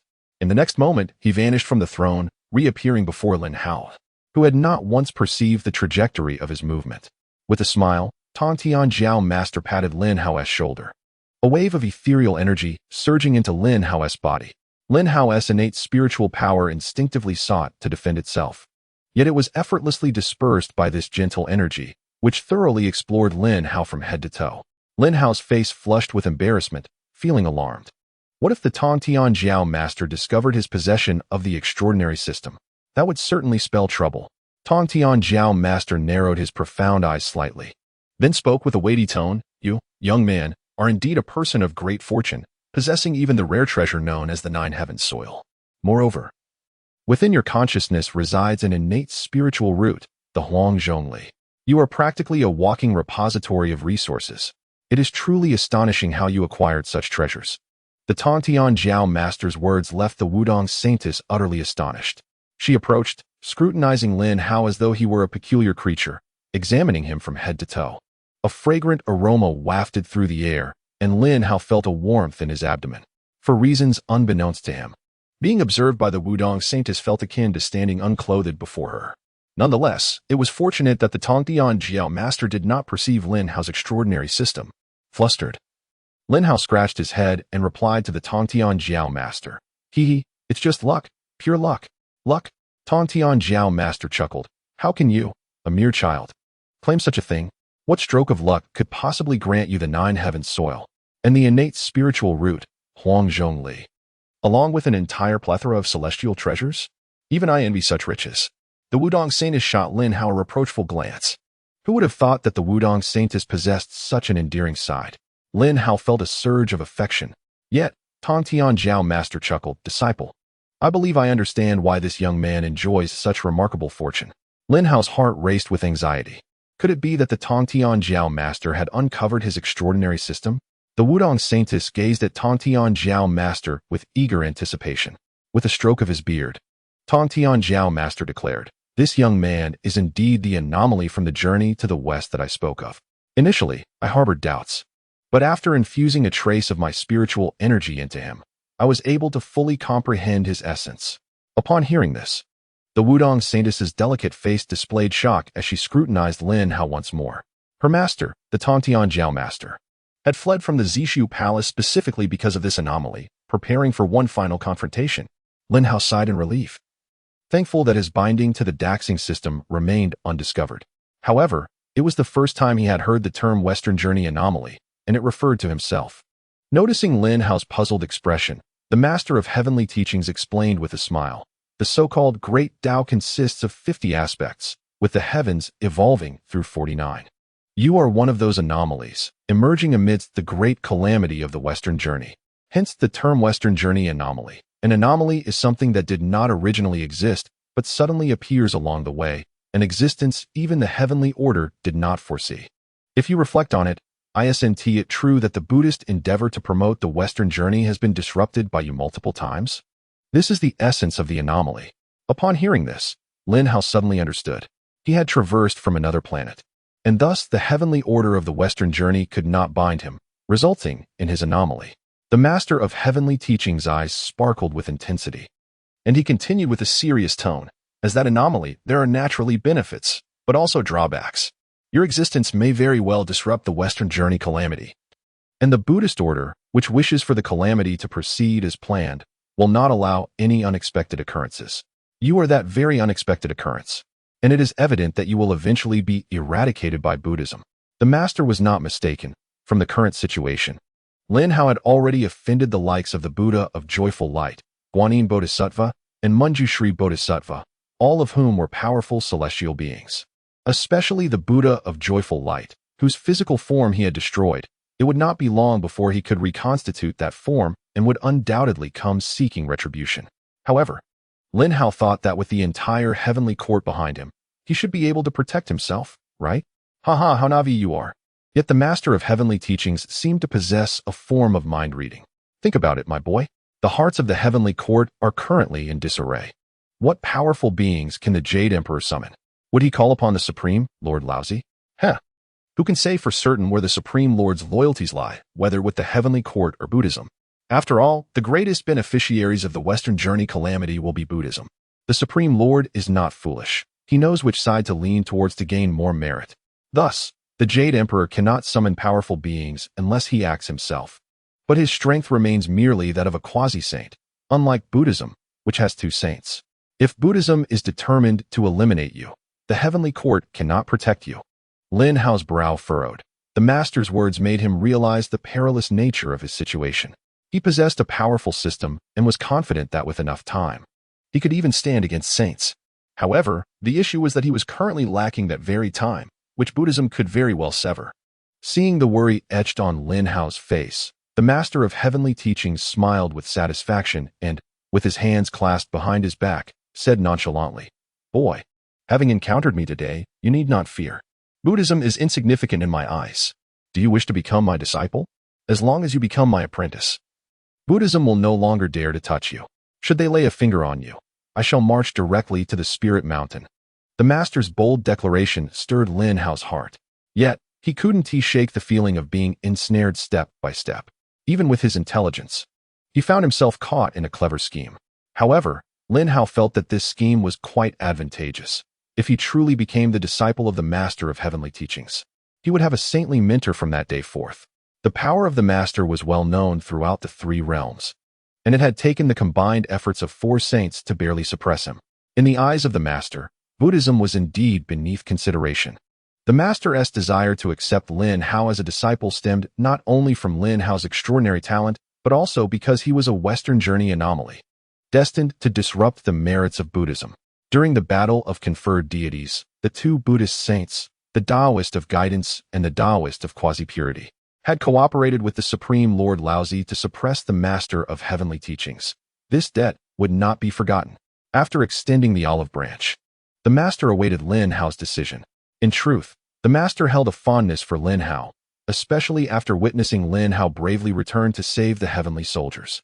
This heroic spirit reminded him of his own youth. With a thud, Lin Hao knelt and proclaimed, "Master, please accept your disciples' 3 prostrations. From this day forth, you shall be my master, once a master, always a father, and I shall never forget this kindness." After careful consideration, Lin Hao made the decision to take the master of heavenly teachings as his mentor and bowed 3 times, each with a resounding thud. Following this act, Lin Hao officially became the disciple of the master of heavenly teachings, gaining a saintly master from that day onward. Chapter 48. The Qingping Sword as a Disciple's Gift. Good disciple, rise. The master of heavenly teachings beamed with warmth, personally helping Lin Hao to his feet. Good disciple, from this day forth, you shall be my direct disciple, on par with your senior sister, Wudong. The master said, patting Lin Hao's shoulder. Upon hearing this, not only was Lin Hao astonished, but even Wudong Saintess was equally taken aback. As the first disciple of the master of heavenly teachings, she had 3 peers, the Taoist of many treasures, the Golden Spirit Saintess, and the Turtle Spirit Saintess. These were the 4 foremost disciples of the master. Among them, the Taoist of many treasures had entered Buddhism and become the many treasures Tathagata, while the Golden Spirit and Turtle Spirit Saintesses had perished in the battle of conferred deities. Now that Lin Hao had been accepted as the first disciple, in terms of seniority, he outranked even the second-generation disciples like Zhao Gongming and the 3 Shaos. This clearly illustrated the master of heavenly teachings' regard and affection for Lin Hao. Wudong Saintess quickly accepted this reality. Although Lin Hao had become her junior disciple, it did not hinder her from playfully calling him a little brat. She approached Lin Hao, playfully ruffling his hair with her delicate hands while teasing, "Little brat. Welcome to our big family. From now on, I shall be your senior sister. Come, call me so I can hear it." Lin Hao reluctantly swallowed, feeling his hair had been thoroughly tousled. However, he dared not show any displeasure. After all, Wudong Saintess was a quasi-saint level powerhouse and had lived through several calamities. Being called a little brat by her was of little consequence. The key was that although Wudong Saintess had lived through numerous calamities, her looks and skin were as youthful as those of a young maiden. Having a beautiful woman ruffle his hair was not a loss at all. With a charming smile, Lin Hao called out, "Senior sister, I hope you will take good care of me from now on." Since the defeat in the Battle of Conferred Deities, Wudong Saintess had secluded herself and hardly interacted with outsiders. Now, hearing her little junior disciple sweetly address her as senior sister melted her heart. Unable to contain herself, Wudong Saintess pulled Lin Hao into her embrace and affectionately rubbed her exquisite chin against his cheek. Lin Hao felt the softness against his forehead, and a delicate fragrance overwhelmed his senses. Wudong Saintess's beautiful eyes glistened with moisture as she embraced Lin Hao, saying, "Little junior brother, do you know? It has been such a long time since anyone has called me that. Before the fall of our sect, my younger sisters, Yun Xiao, Xiong Xiao, and Bi Xiao, all used to call me senior sister, senior sister. I miss those times dearly. Unfortunately, after the Battle of Conferred Deities, my younger sister's primordial spirits entered the Conferred Deities list, never to leave the heavenly court again." Lin Hao felt a surge of passion within him, his throat dry as he repeatedly swallowed. "Sister, please don't be sad. There will be opportunities ahead. After all, my younger sisters are still alive." In response to Wudong Saintess's emotional outburst, the Master of Heavenly Teachings was not surprised. He simply said lightly, "All right, let go of your junior brother. I have matters to discuss with him. Our sect will not fall." Just like a bow drawn back is not a retreat, but a preparation for a powerful strike. A fierce determination shone in the Master's eyes. Realizing her own indiscretion, the unfettered Saintess quickly released Lin Hao, her expression filled with remorse as she inquired, "Junior brother, did I suffocate you?" Lin Hao gasped for breath, his face flushed. Yet he felt a twinge of disappointment. "Was that all?" "Haha, not at all. I was merely taken aback," he replied, scratching his disheveled hair. The unfettered Saintess, feeling guilty, stepped forward to tidy up his messy locks. The Celestial Master stood with his hands clasped behind his back, and, once Lin Hao regained his composure, he inquired, "Disciple, today you have taken me as your master, and naturally, I must present you with a gift. Speak, what do you desire?" At this, Lin Hao's interest was piqued. All thoughts of beauty were cast aside. His master was a revered sage, and surely, he possessed treasures aplenty, akin to a wealthy capitalist ripe for exploitation. Hee. I'm a bit shy to ask, but perhaps you could just casually bestow upon me 7 or 8 innate treasures, Lin Hao suggested with a smile. The unfettered Saintess could no longer contain her laughter. The Celestial Master shot Lin Hao a disapproving glance, muttering, "You rascal, how can you call that being shy? Do you think innate treasures are as common as cabbages?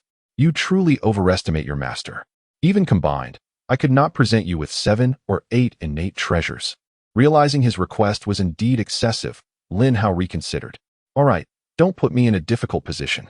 How about I receive just 1 treasure, but I assure you, it will not be of low quality," the Celestial Master proposed. Without hesitation, Lin Hao nodded in agreement, eagerly anticipating the treasure's nature, for the Celestial Master had assured him of its high caliber. Seeing Lin Hao's burgeoning interest, the Celestial Master beamed with pride, his expression turning serious. In the next moment, the entire palace was enveloped in a radiant azure light. In the Celestial Master's hand appeared a dark jade sword, its blade and sheath pitch black, adorned with swirling blue lotuses.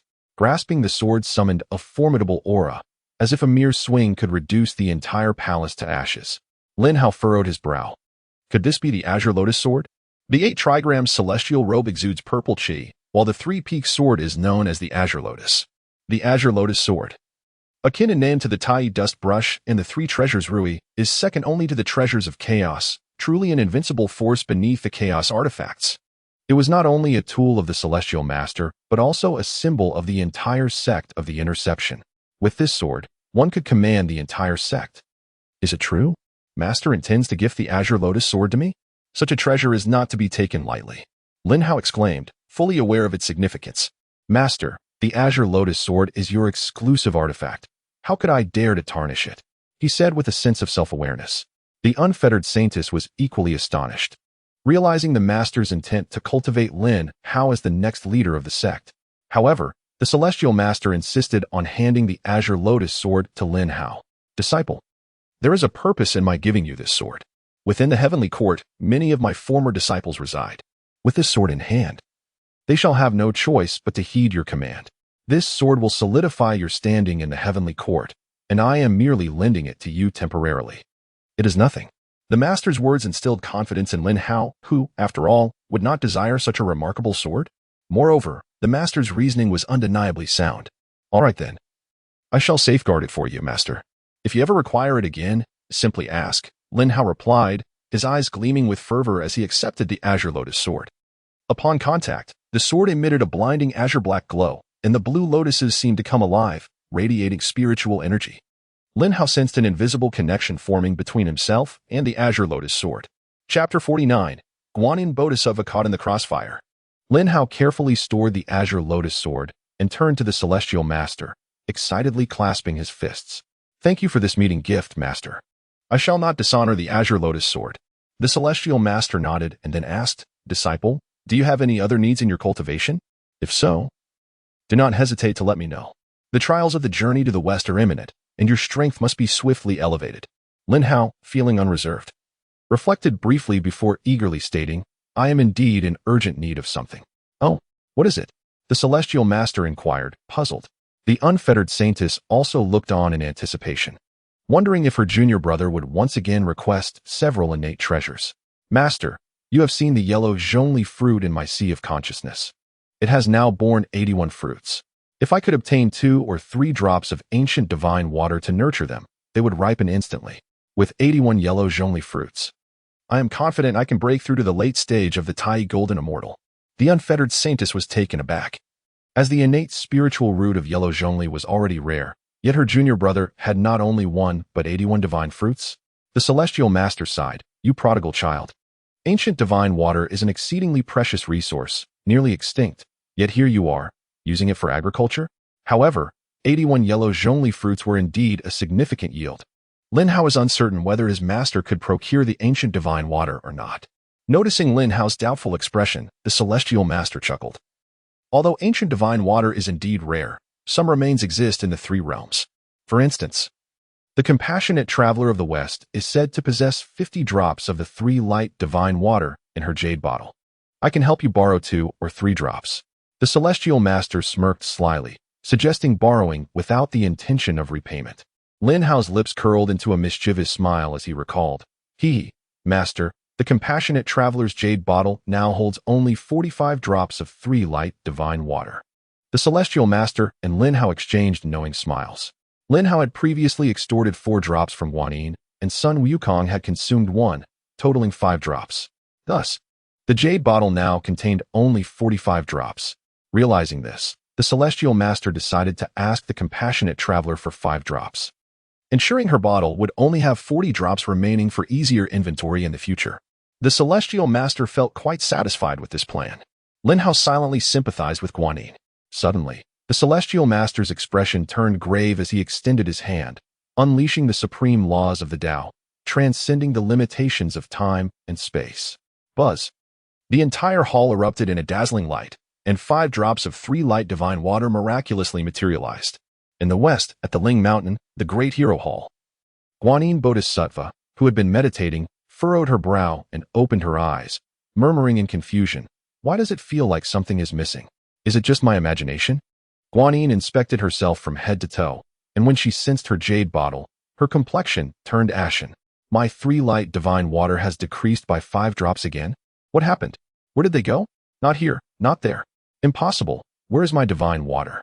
Guardian hurriedly rose from her lotus seat, searching frantically and murmuring to herself, awakening the other bodhisattvas, Buddhas, and arhats, who looked on with growing impatience. Even the Buddha on the throne wore an expression of displeasure as he inquired, Guardian Bodhisattva, what causes this commotion in the grand hall? Guardian, on the verge of tears, hurriedly replied, Buddha, I have lost another 5 drops of my divine water. The Buddha raised an eyebrow, puzzled by this revelation. He sensed that Guanyin might be subtly implying something. After all, last time, due to her dealings with Sun Wukong, she had lost 5 drops of divine water because of Lin Hao. Was she suggesting he reimburse her? The Buddha nonchalantly remarked, ahem. How could 5 drops of divine water simply vanish without reason? Perhaps you should double-check. Could it be a misperception? Buddha, I assure you, 5 drops are indeed missing, without warning. As if they sprouted legs and fled. Guanyin's panic rendered her words somewhat incoherent. Many Buddhas observed her distress and speculated that she might be suffering a mental strain. The Buddha, sharing this sentiment, waved his hand and commanded, "Where is Mujia? Your master has not been well. Assist her and ensure she is cared for." At once, Mujia stood up and approached to help Guanyin, preparing to leave. "I will not depart. My 5 drops of divine water remain unfound. They must be in the grand hall. I must search again. Buddha, I am certain my 5 drops are in the hall. Please assist me in locating them." The Buddha, increasingly irritated by the clamor, felt Guanyin was hinting at him. With a snap of his fingers, a ray of light struck Guanyin, rendering her unconscious. And Mujia took her away. The assembly of Buddhas and Bodhisattvas were taken aback. Even the esteemed Guanyin Bodhisattva had been significantly affected. It seemed they would need to approach Lin Hao with utmost caution in the future. As the ruckus subsided, a beam of golden light swooped into the grand hall and landed on the Buddha's shoulder. It was the golden-winged great Ping. The Ping whispered into the Buddha's ear, and a smile spread across his face. He then joyfully declared, "Haha, esteemed ones, the calamity of the journey to the west has come to pass. Henceforth, there shall be no more obstacles in our great endeavor." To celebrate, the remaining 2 great bodhisattvas would recite the Ummabha Sutra, followed by Kasyapa and Ananda reciting the Heart Sutra, bestowing immense blessings upon all. The Buddhas, upon hearing this, were filled with ecstatic joy. These 2 sutras were revered texts of great merit in Buddhism, typically accessible only to the Buddha and those 2 revered saints. The entire Lingshan was enveloped in festivities. Meanwhile, on Penglai Island, Lin Hao was in a state of exuberance. He took the 5 drops of divine water he had acquired and used 3 of them to nourish the roots of the Huangjongli. Instantly, all 81 Huangjongli fruits ripened.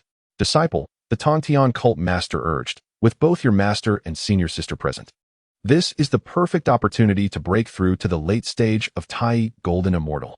Lin Hao nodded in agreement, his eyes alight with fervor as he began to devour the sacred fruits. Chapter 50. The Jade Emperor summons the 4 sovereigns. Lin Hao achieves a breakthrough. In the heavenly court, at the southern heavenly gate, the Jade Emperor, flanked by numerous immortals, awaited anxiously. The celestial master of Barefoot and his companions returned in disarray. Yet Lin Hao was notably absent. The celestial master of Barefoot bowed his head in shame and, facing the anxious Jade Emperor, clasped his hands, saying, "Your Majesty, we have sinned. We failed to bring Lin Tianshun back safely." Lin Tianshun had suddenly turned back to Penglai Island to rescue the trapped heavenly soldiers. The celestial master of Barefoot, tears streaming down his face, felt genuine sorrow. He had regarded Lin Hao as a brother, and now, unable to ensure his safe return, his heart was bleeding. Boom. The atmosphere around the Jade Emperor erupted, unleashing the full might of a perfected sage, sending nearby mortals flying. Even the seemingly indestructible southern heavenly gate cracked under this overwhelming pressure. The assembly of immortals fell to their knees, pleading, "Your Majesty, quell your anger." Yet the Jade Emperor roared in fury, "Quell my anger? At this moment, you ask me to calm down? My beloved minister risked his life to save the heavenly soldiers. How can I remain calm? You dare to harm my beloved minister? Then I shall ensure that all of you accompany him in death." Tai Bai Jin Xing swiftly summoned the 4 sovereigns. "We shall march together to Penglai Island. Today, I demand that the remnants of the Jie sect pay for Lin Aiching's sacrifice." Seeing the Jade Emperor's seriousness, Tai Bai Jin Xing did not hesitate and took flight to carry out his orders. The Jade Emperor was truly enraged. He held in high regard this beloved minister, whose extraordinary talent promised a boundless future, a minister who was just and dedicated to serving him, striving to alleviate his burdens. Yet, such a remarkable minister had perished at the hands of the Jie sect's remnants. How could he not be furious? The immortals trembled on the ground, none daring to utter a word. The wrath of a perfected sage bore unimaginable consequences, and this time, all 4 sovereigns were to be summoned. With the Jade Emperor, that would be 5 perfected sages. The strongest forces of the heavenly court, 5 perfected sages acting together, would surely bring about a great calamity across the 3 realms.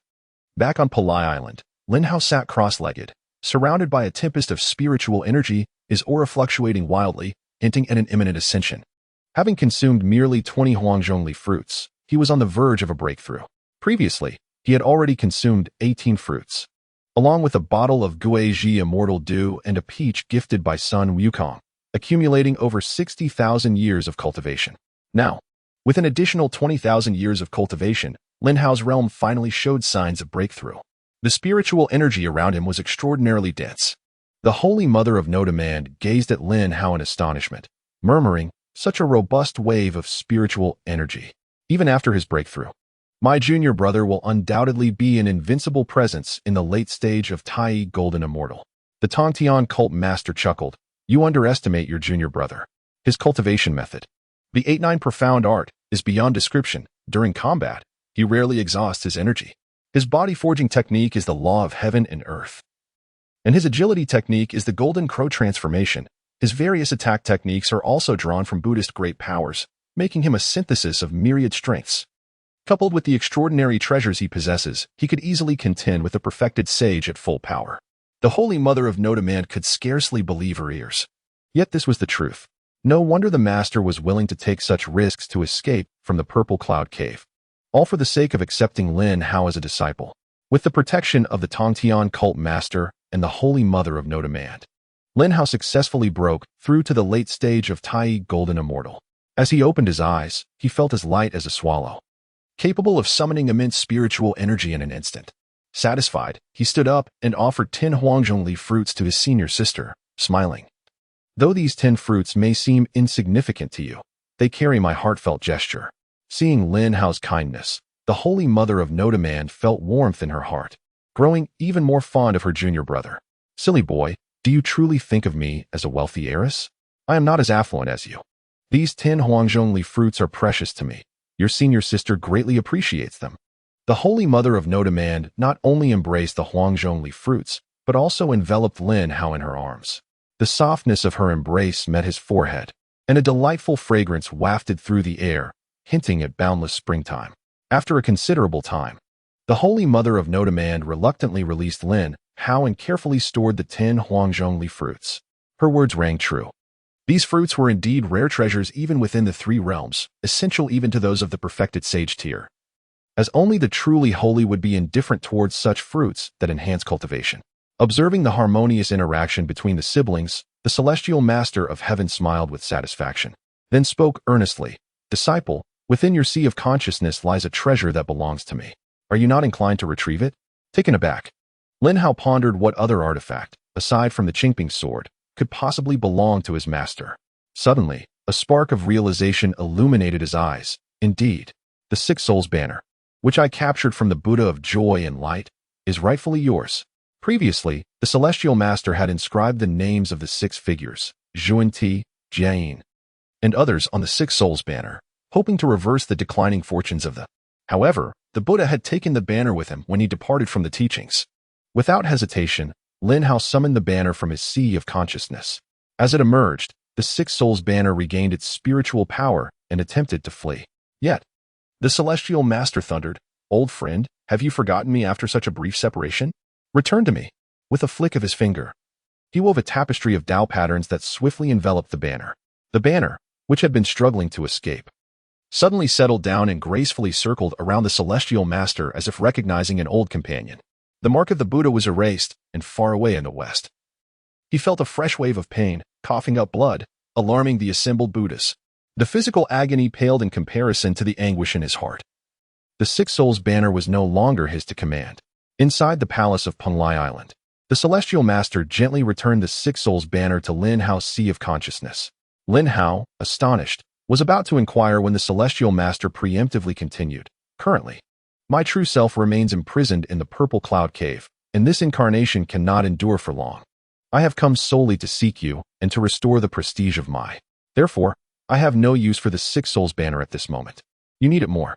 In due time, when my merits are fulfilled and I can emerge from the Purple Cloud Cave, it shall be used to confront those despicable individuals." A hint of sorrow crossed the celestial master's face.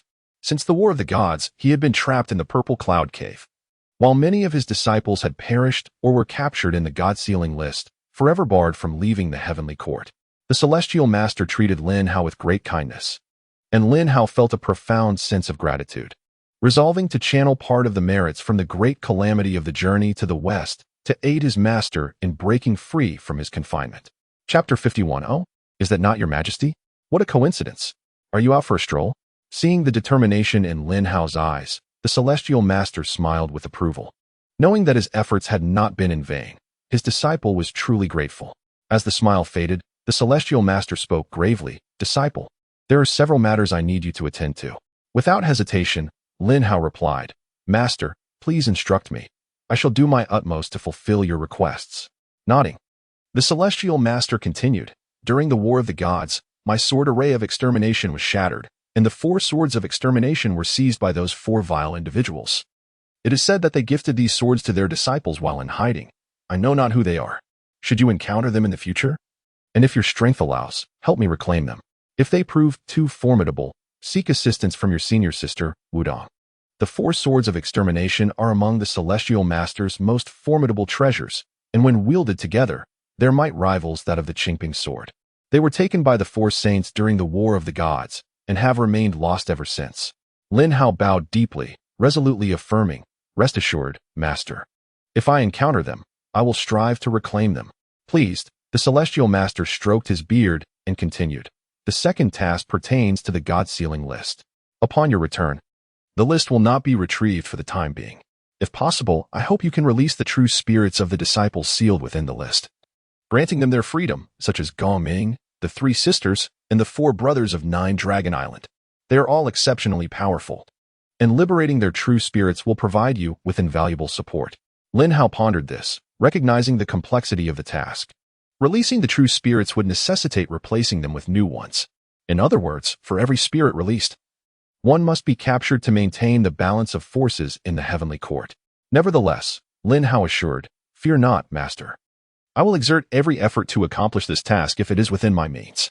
Seeing Lin Hao's firm commitment, the celestial master felt relieved and then turned his attention to the unconscious Sun Wukong, saying, "This monkey is truly unfortunate, having lived a life full of schemes since birth.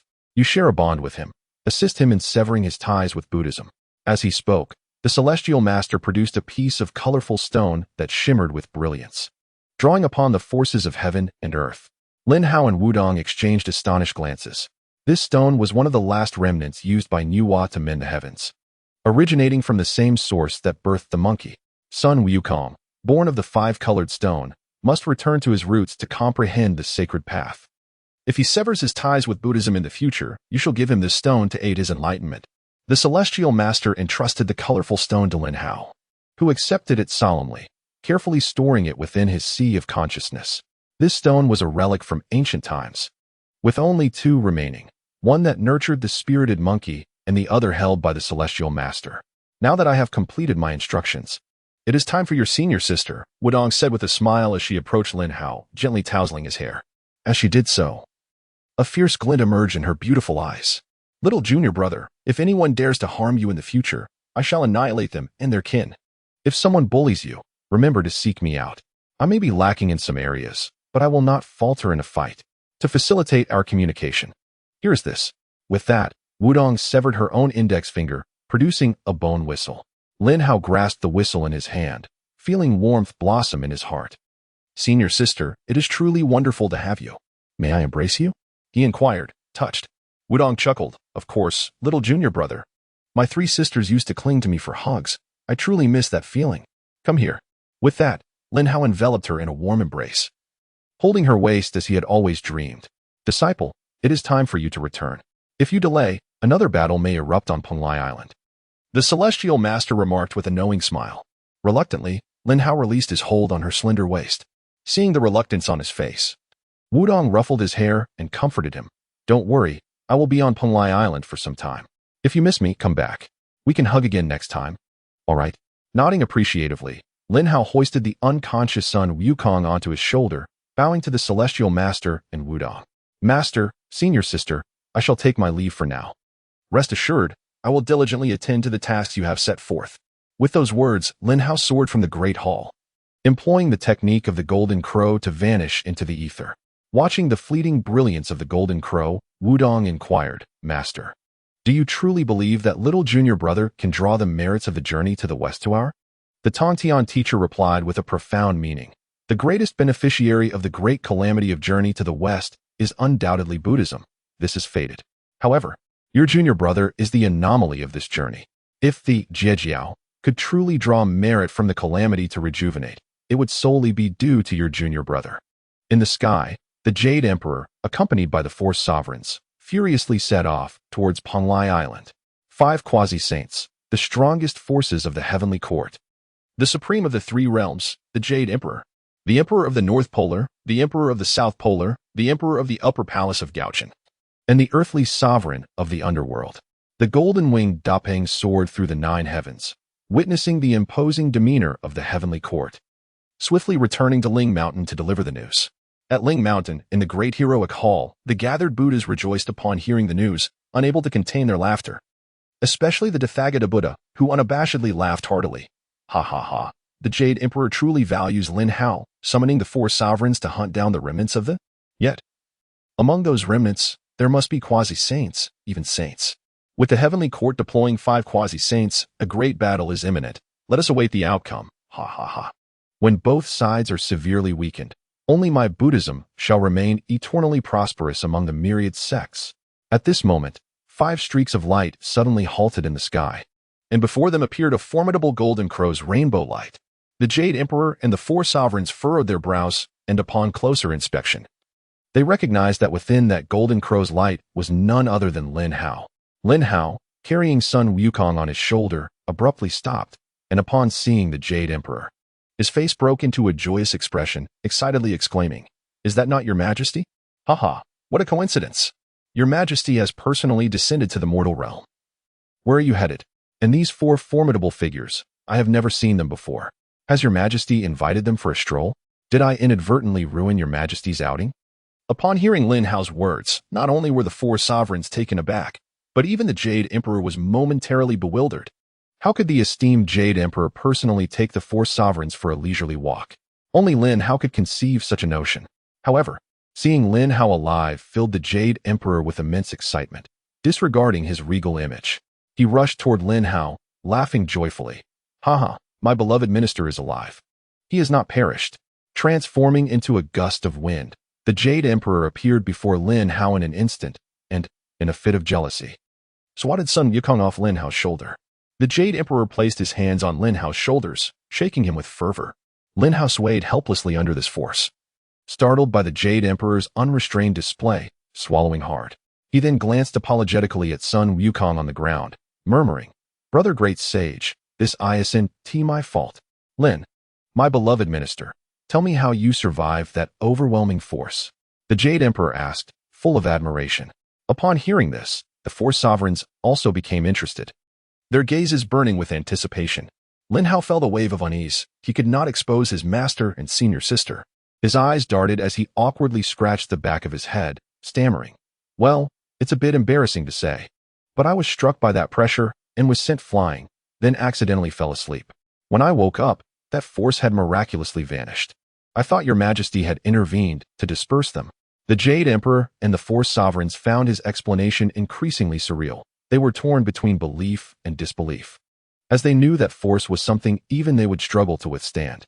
After pondering for a while, the Jade Emperor decided not to dwell on it any longer and clapped Lin Hao on the shoulder with appreciation, boasting to the 4 sovereigns, "Ha! In my excitement, I almost forgot to introduce you all.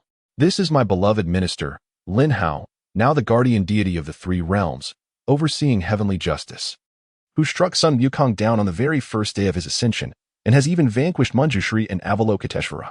The Jade Emperor unabashedly recounted all of Lin Hao's glorious deeds, as if he were showcasing how remarkable his own son was.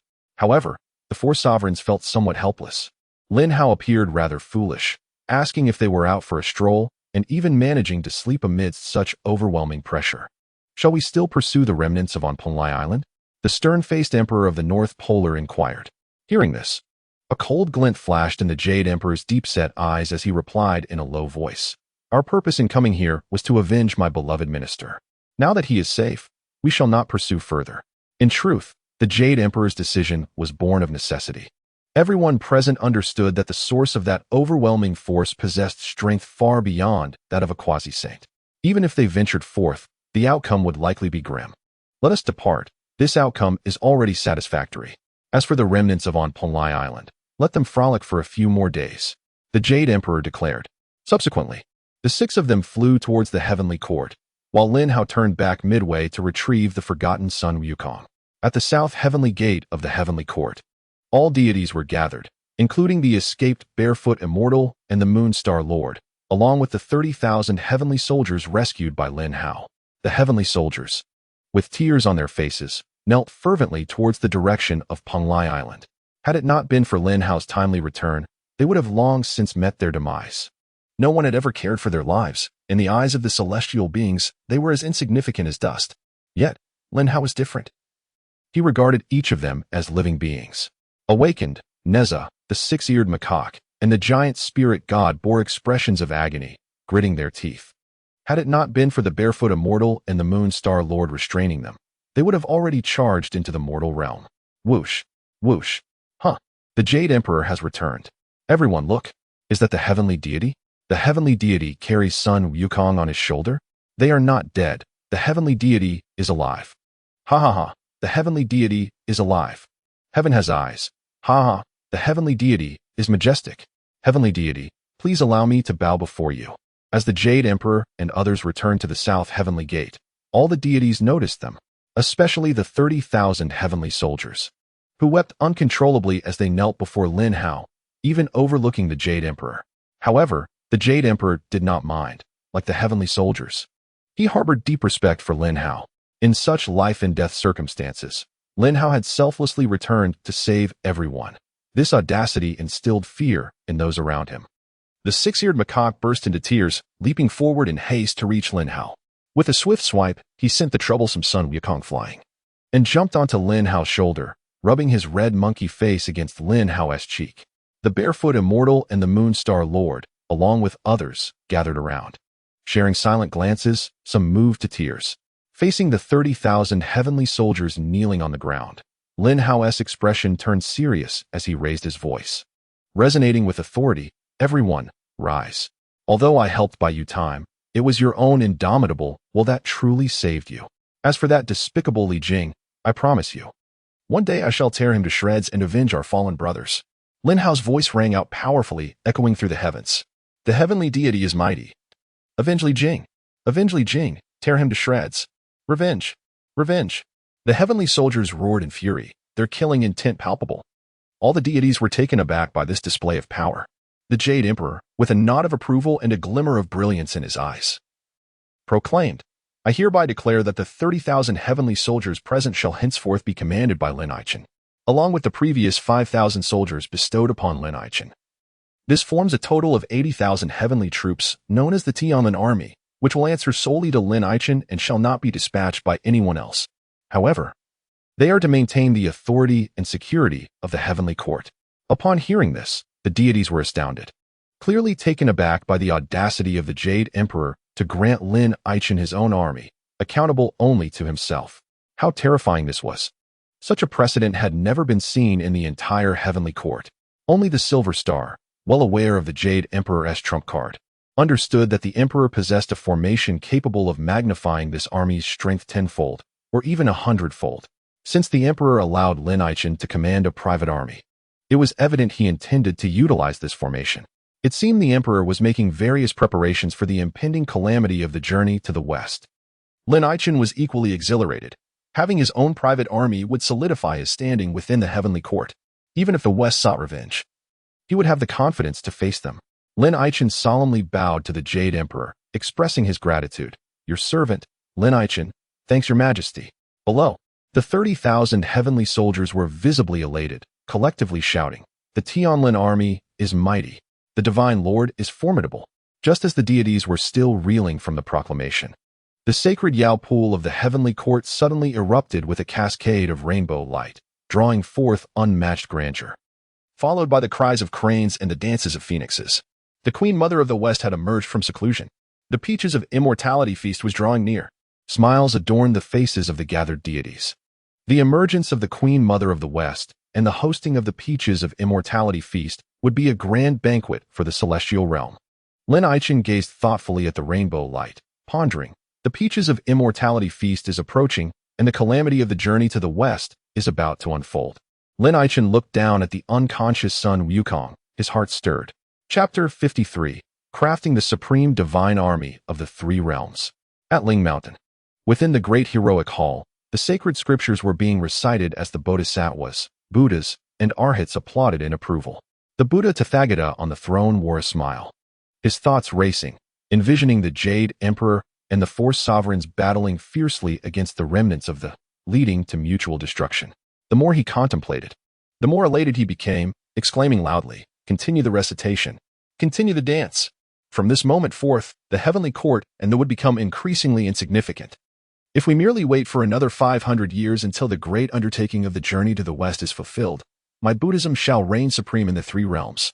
As the Buddha concluded, the hall erupted in joyous laughter, the noise of exuberance echoing, devoid of any semblance of a monk's demeanor.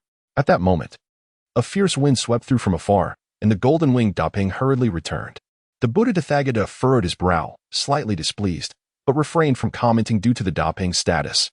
When the Dapeng alighted in the hall, it began to frantically gesture, flapping its wings and squawking repeatedly, leaving the onlookers bewildered. Even the Buddha Tathagata found it difficult to decipher the creature's language and, exasperated, said, "Dapeng, assume your human form and speak plainly." The golden-winged Dapeng indeed regarded the Tathagata as a mere bird, having once been swallowed by a peacock. Transforming, it became a solemn young man clad in black robes. Visibly anxious, hurriedly uttering, "Buddha, Tathagata, Jade Emperor, for sovereigns, oh? The Jade Emperor and the four sovereigns have been injured?" Upon hearing this, the Tathagata interrupted the Dapeng in excitement. However, the Dapeng hastily shook its head. No, it's that, ultimately, the Dapeng struggled with speaking human language, causing the Tathagata to wish for it to revert to its bird speech. What on earth is it? Since the Jade Emperor is unharmed, it must be a calamity on this side, which is not entirely unwelcome, the Tathagata remarked joyfully. Yet the Dapeng continued to shake its head, swallowed hard, and finally spat out a name. "It is Lin Hao." Upon hearing this name, all the Buddhas turned to look, pondering that for the Dapeng to be so agitated, it must have brought news of Lin Hao's demise. Lin Hao, an anomaly of the journey to the west, if he were erased, their thorn in the side would be entirely removed. The Buddha Tathagata held his breath, desperately trying to contain his inner elation, waiting for the Dapeng to confirm. Lin Hao. He is still alive, and moreover, unscathed, and he has even broken through in cultivation. The golden-winged Dapeng finally managed to articulate a complete sentence. Upon hearing this, the Tathagata coughed up a mouthful of blood. Not only was he alive, but he had also progressed in his cultivation. At this moment, the two great warriors and the two honored ones were still lost in the recitation of the sacred scriptures. The Tathagata thundered, "Cease at once. What scriptures are you still reciting? What is there to celebrate? That anomaly is not dead." The Buddhas were astounded, and the great heroic hall fell into a profound silence. However, among the Buddhas, the blissful Buddha bore a sinister smile. "Ah, truly, heaven aids me. Since that lad is not dead, I can personally eradicate him and reclaim my six-soul banner. Aha, the heavens are kind to me." After the Queen Mother of the West emerged from seclusion, the entire heavenly court became bustling with activity, particularly in the Moon Palace. The celestial maidens began to concoct elixirs and gather peaches in preparation for the Peaches of Immortality Feast. Within the Five Bright Palace, Lin Hao, having returned to the palace, began to solidify his cultivation realm. His breakthrough on Ponglai Island had been rather rushed, and his cultivation was yet to stabilize. As for the Six-Eared Macaque, having thought he would never have the chance to repay his master, was overjoyed at Lin Hao's safe return, now steadfastly guarding him. The gatekeepers clearly stated that Lin Hao was within the hall, yet upon reaching the entrance, I cannot sense even a hint of his presence. A voice filled with confusion echoed from outside the palace, yet no footsteps followed. Lin Hao suddenly opened his eyes, not daring to hesitate, and swiftly stood up, respectfully facing the entrance with the Six-Eared Macaque, bowing, "Your humble servant welcomes your majesty's presence." Lin Hao has indeed noticed me. A golden light illuminated the hall as the Jade Emperor, towering at a height of 500 meters, entered, rendering the palace somewhat diminutive. Lin Hao gazed up. Even at this stage of late Tai Golden Immortal, he was still obscured by the golden radiance, unable to discern the true visage of the Jade Emperor. Upon entering the hall, the Jade Emperor questioned, Lin Hao, you are clearly present within this hall, yet why can I not sense your aura from outside? Is it possible that within this hall, the Jade Emperor surveyed the surroundings but found no clues? Lin Hao secretly chuckled. Within the five bright palace was laid a primordial-level obscuring formation, impervious even to saints, let alone the Jade Emperor, a mere quasi-saint. While thinking this, Lin Hao scratched his head, feigning embarrassment. It's nothing much, just some minor techniques. The Jade Emperor swallowed hard, rolling his eyes at Lin Hao, his mind boiling with fury. Minor techniques? You dare to call this a minor technique? Even a quasi-saint cannot perceive a hint of it, and you call it minor? Ahem, your majesty, do not dwell on that. Please take a seat. Lin Hao respectfully invited the Jade Emperor to sit. The Jade Emperor, still unable to calm his tumultuous emotions, waved his hand dismissively and got straight to the point. There is no need. I have come with an important matter to discuss with you. Lin Hao looked at the Jade Emperor with a puzzled expression. The Jade Emperor smiled and responded, I have brought a formation that can assist you in forging the mightiest divine army in the three realms. Lin Hao was astounded. What sort of formation could be so powerful as to create the strongest divine army in the three realms? However, Lin Hao had already suspected that the Jade Emperor's intention to have him assemble this Tianlin army was premeditated. Otherwise, he would not have so readily named it the Tianlin army.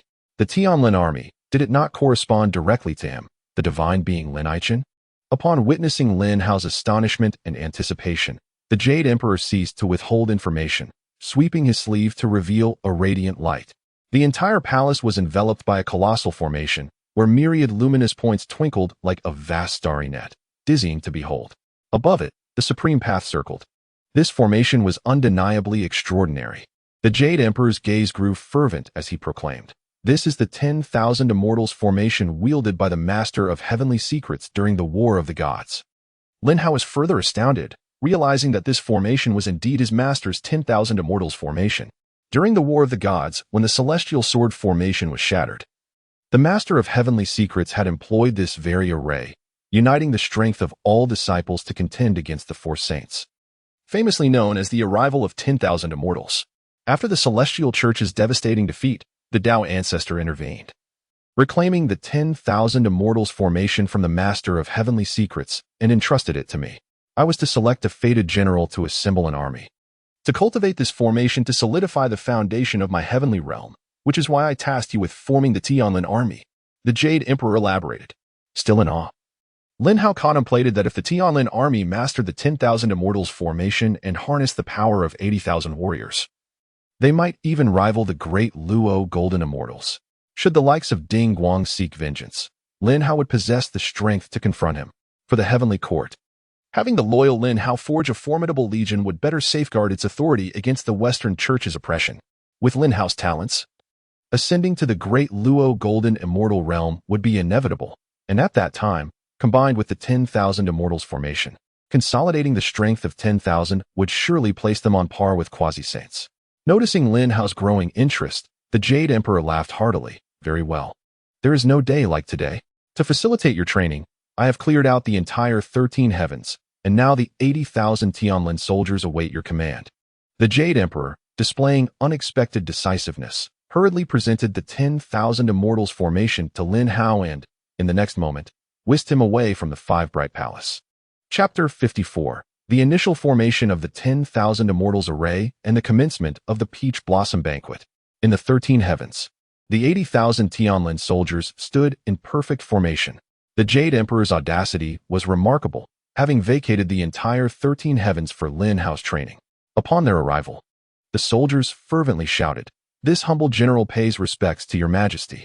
Salutations to our leader. The 80,000 Tianlin soldiers were Lin Hao's private army, answering solely to him. Hence their address of him as leader. The Jade Emperor observed the 80,000 soldiers with satisfaction. Among them, 30,000 had returned from the gates of hell, their bloodlust palpable. The remaining 50,000 had long been bestowed upon Lin Hao, having fought alongside him in the battles of Huagua Mountain, thus possessing an unwavering loyalty to him. This army, brimming with courage and cohesion, was ideally suited to train in the 10,000 Immortals formation. Lin Hao The foremost formation of the three realms is now in your hands. Whether you can forge the mightiest legion in the three realms depends on your actions. The Jade Emperor chuckled, patting Lin Hao's shoulder. Lin Hao nodded solemnly, a fierce glimmer igniting in his eyes as he stepped forward before the multitude. His spiritual mantle billowed without wind, exuding an aura of authority. The 80,000 Tianlin soldiers fixated their gaze upon Lin Hao, their eyes sparkling with fervor. After surveying the assembly, Lin Hao proclaimed, "Everyone, I wish to pose a question. When you witness your comrades falling in battle, do you not feel a swell of rage? Do you not feel helpless? You wish to rescue them, yet find yourselves in peril." Lin Hao's voice reverberated, yet the army fell into silence. Most clenched their fists. Teeth gritted, anger etched upon their faces. Sensing their emotions stirred, Lin Hao continued, "To the strong, you are but insignificant pawns, just like the treacherous Li Jing.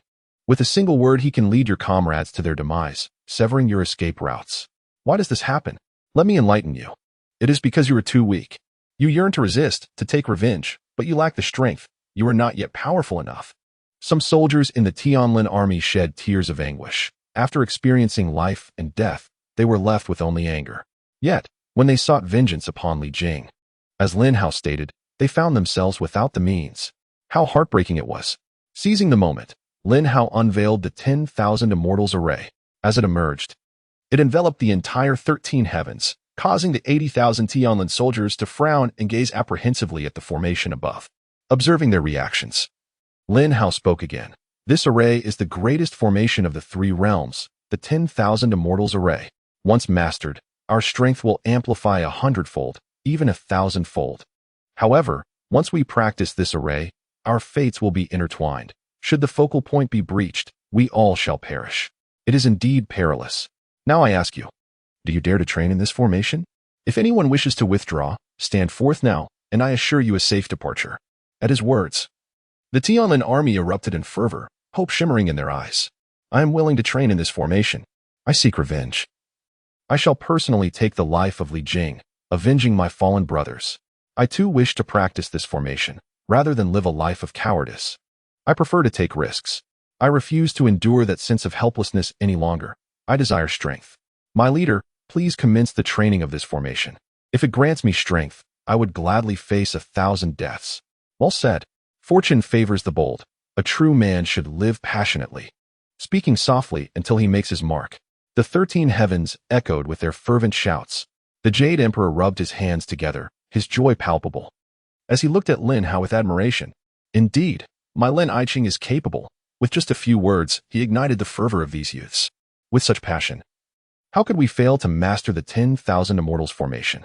Lin Hao too felt immense satisfaction, repeatedly exclaiming, "Excellent. Truly, you are the Tianlin army. All of you. Heed my command. Offer your essence and blood, and let it flow into the 10,000 Immortals array. We shall commence our training now." We obey, without hesitation. The 80,000 Tianlin soldiers drew forth a drop of their essence blood, which flew into the array. Countless luminous points radiated brilliantly, each soldier corresponding to a single light. As Lin Hao's essence blood entered the formation, the focal point revealed itself. Buzz! A thunderous roar erupted, shaking the entire 13 heavens. The Jade Emperor waved his sleeve, erecting a golden barrier to shield himself from the onslaught. Such formidable residual force, the 10,000 Immortals array indeed lives up to its reputation. The Jade Emperor murmured in astonishment. As the 10,000 Immortals array activated, glowing points surged forth, streams of light converging to gather the immense energy of the 80,000 soldiers. Within the focal point, Lin Hao radiated with brilliance, towering like a beacon. As countless light points drew towards him, supreme paths manifested.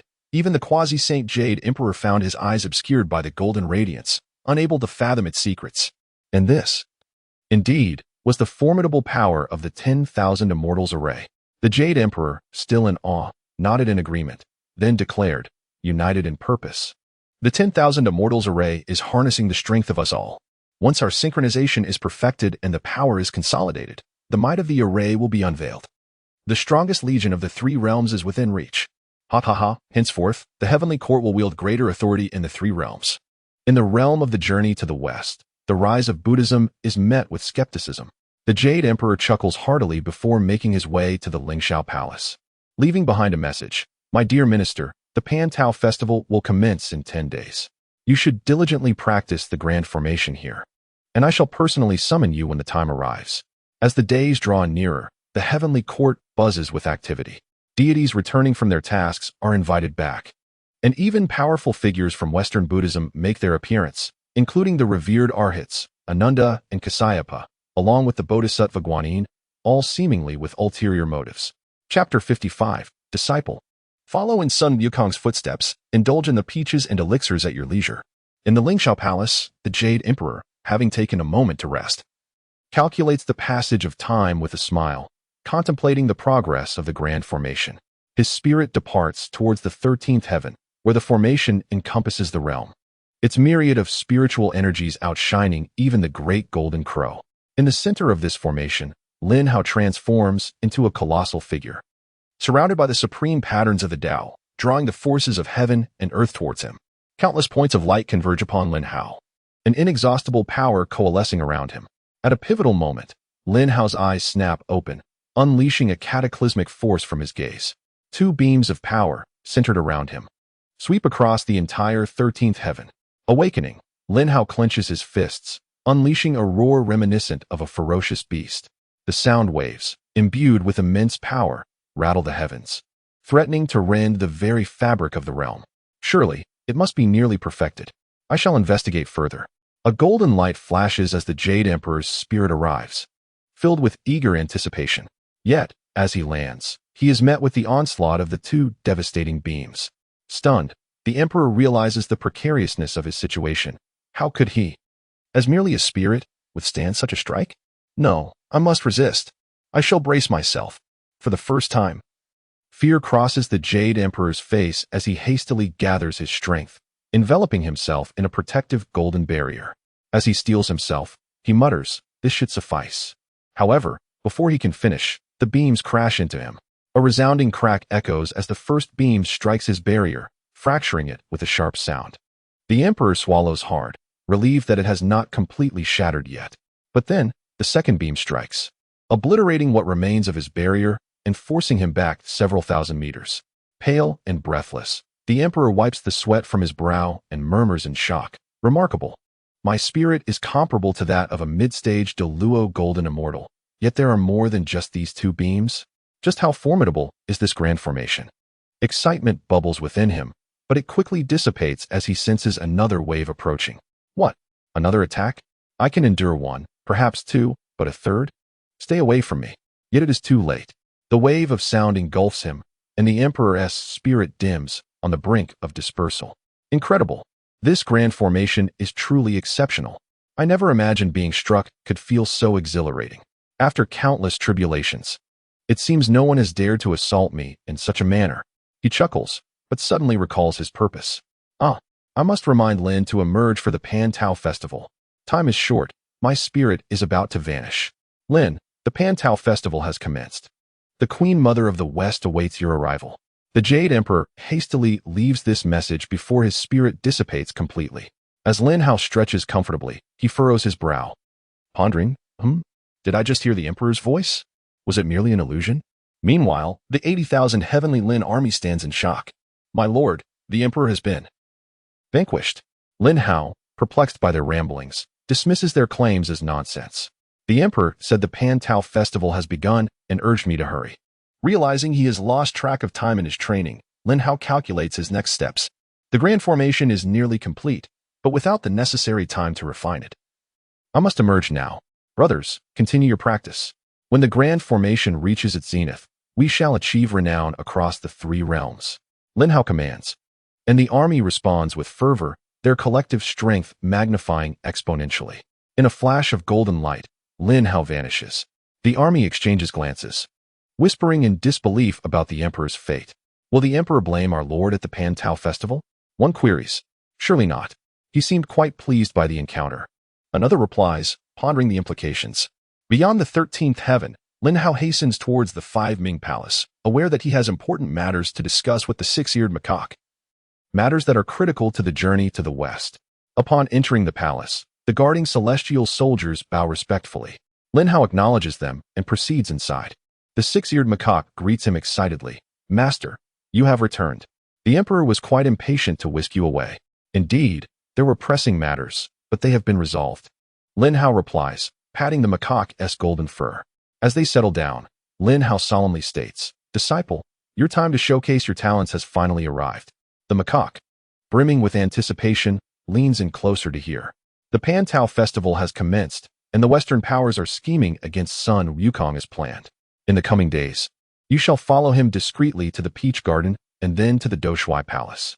The heavenly peaches are ripe for the picking, and the elixirs are plentiful. Take as many as you can. If necessary, pack some away. At this moment, the Grand Supreme Elder is least likely to be stingy.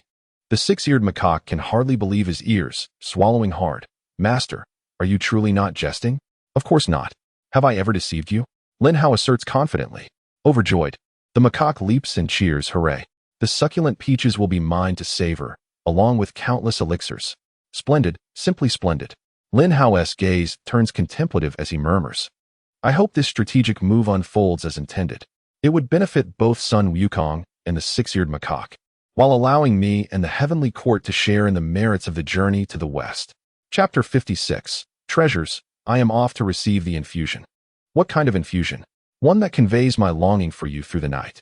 With his instructions complete, Lin Hao exits the palace. The Pan-Tao festival has commenced, and as a guardian deity of the three realms, Lin Hao could not afford to miss it. Shortly after exiting the Five Ming Palace, he observed celestial maidens from the Guanghan Palace gracefully passing by, each bearing jade plates laden with exquisite Pan-Tao, fine wines, and a variety of delectable delicacies. Given the proximity of the Five Ming Palace to the Guanghan Palace, it was inevitable that these maidens would traverse this area to deliver their culinary treasures to the Yao Pool.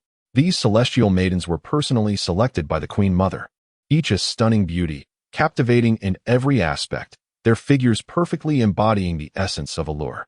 Notably, one maiden donned a slightly revealing white dress, subtly revealing her delicate, fair legs, leaving onlookers entranced. Amidst the throng, Lin Hao's attention was irresistibly drawn to an ethereal maiden clad in a simple blue dress. She wore a delicate veil of powder, her graceful form draped in fine silk, with hands as soft as a willow and skin smooth as cream. Her delicate features and enchanting eyes allowed her to stand out even among the most beautiful of the crowd. This maiden was none other than the renowned beauty of the three realms, the goddess Chang'e. Lin Hao found himself regretting that the Five Ming Palace was so close to the Guanghan Palace. How had he only now discovered this treasure trove? Look, sisters, that strikingly handsome young man. Could he be a high-ranking celestial deity? One of the maidens remarked. He must be a deity, but how can he be so extraordinarily handsome? His very gaze has stolen my heart. Another chimed in. I once had the fortune to see the handsome Ziwei Emperor, but I must say, he pales in comparison to this deity. All the celestial maidens were captivated by Lin Hao's striking appearance. He was undeniably handsome, yet his formidable power overshadowed his looks, establishing his reputation throughout the three realms based on strength rather than mere beauty.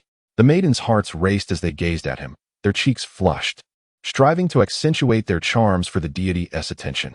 As guardians of the three realms, these maidens aspired to win the deity's affection, akin to a carp leaping over the dragon gate. Eagerly, the maidens approached Lin Hao, vying for his favor. Greetings, great deity. What a fortuitous meeting during such a warm moment for me. One exclaimed, Oh, great deity, look at me. I have candles and whips in my abode. Do come visit me at the Guanghan Palace. Another urged, Great deity, allow me to treat you to a sweet, juicy peach. Great deity. I just had an infusion. Guess what it was? Ah, I miss you dearly. The maidens, in an effort to curry favor with Lin Hao, unabashedly expressed their desires, uttering even the most audacious words. Yet, Chang'e remained a breath of fresh air amidst the chaos, shyly observing Lin Hao with a rosy blush adorning her delicate cheeks.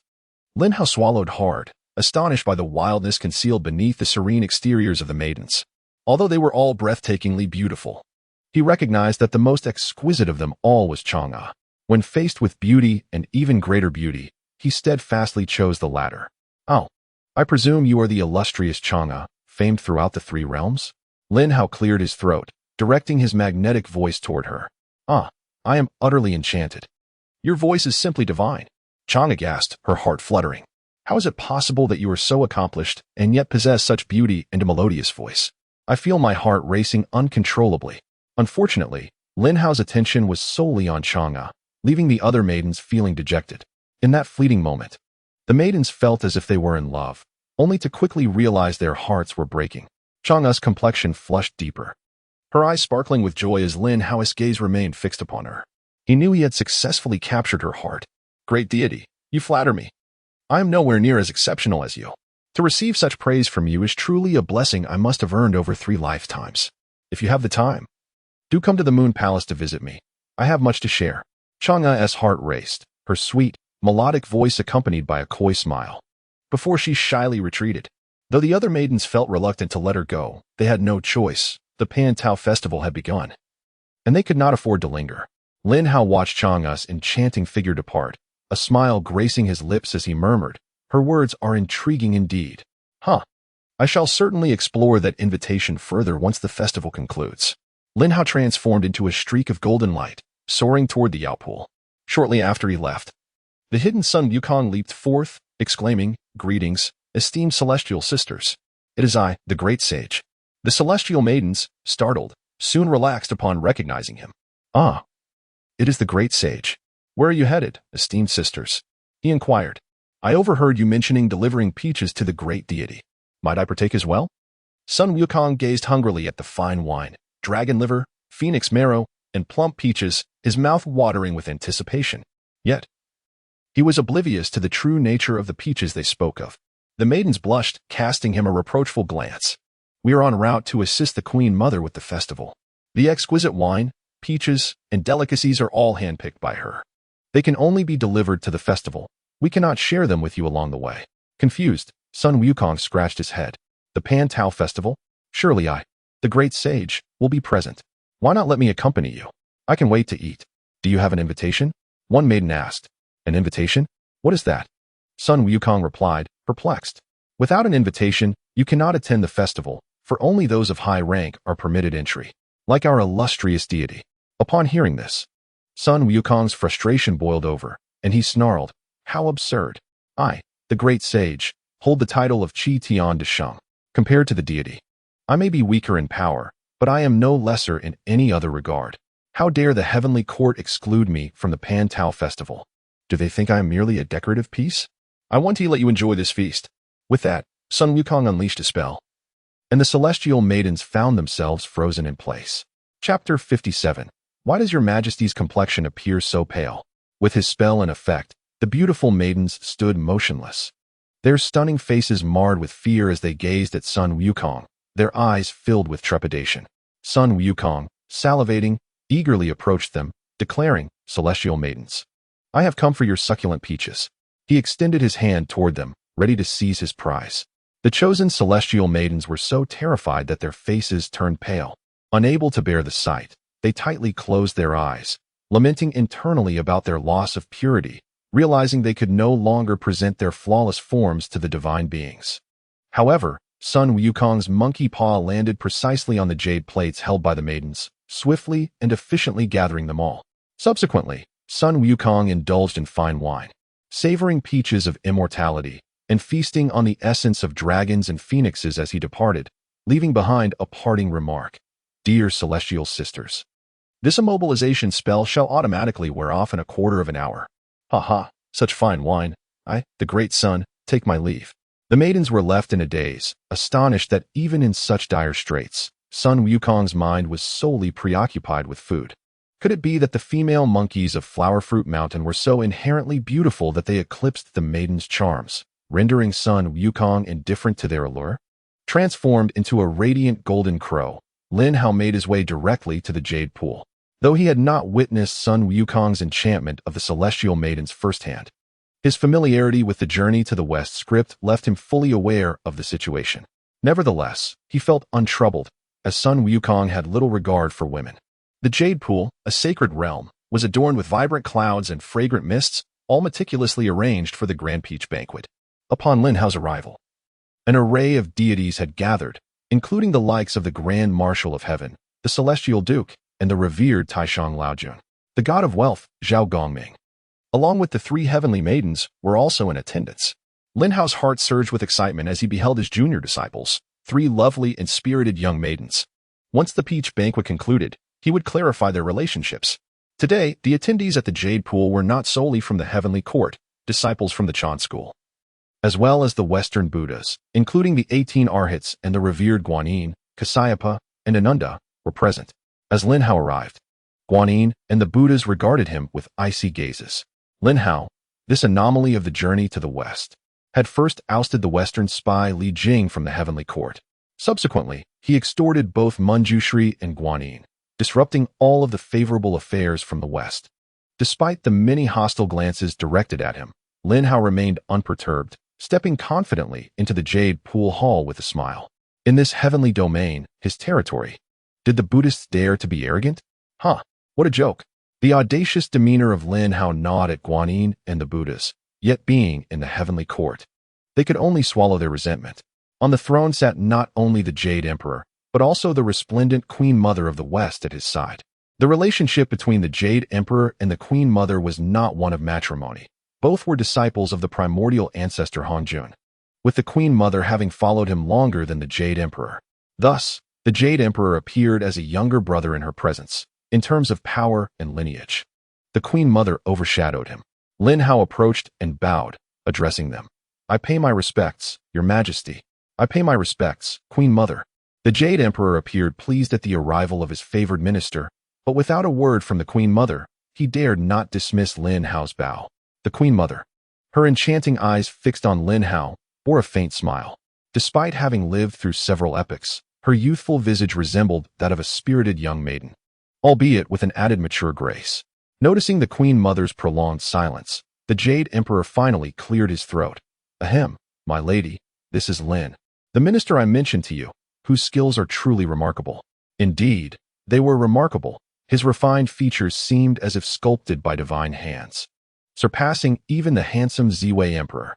When the Queen Mother spoke, everyone was taken aback, including the Jade Emperor himself. The collective impression of Lin Hao had stemmed from his prodigious talent and formidable strength, yet the Queen Mother's attention was purely captivated by his appearance.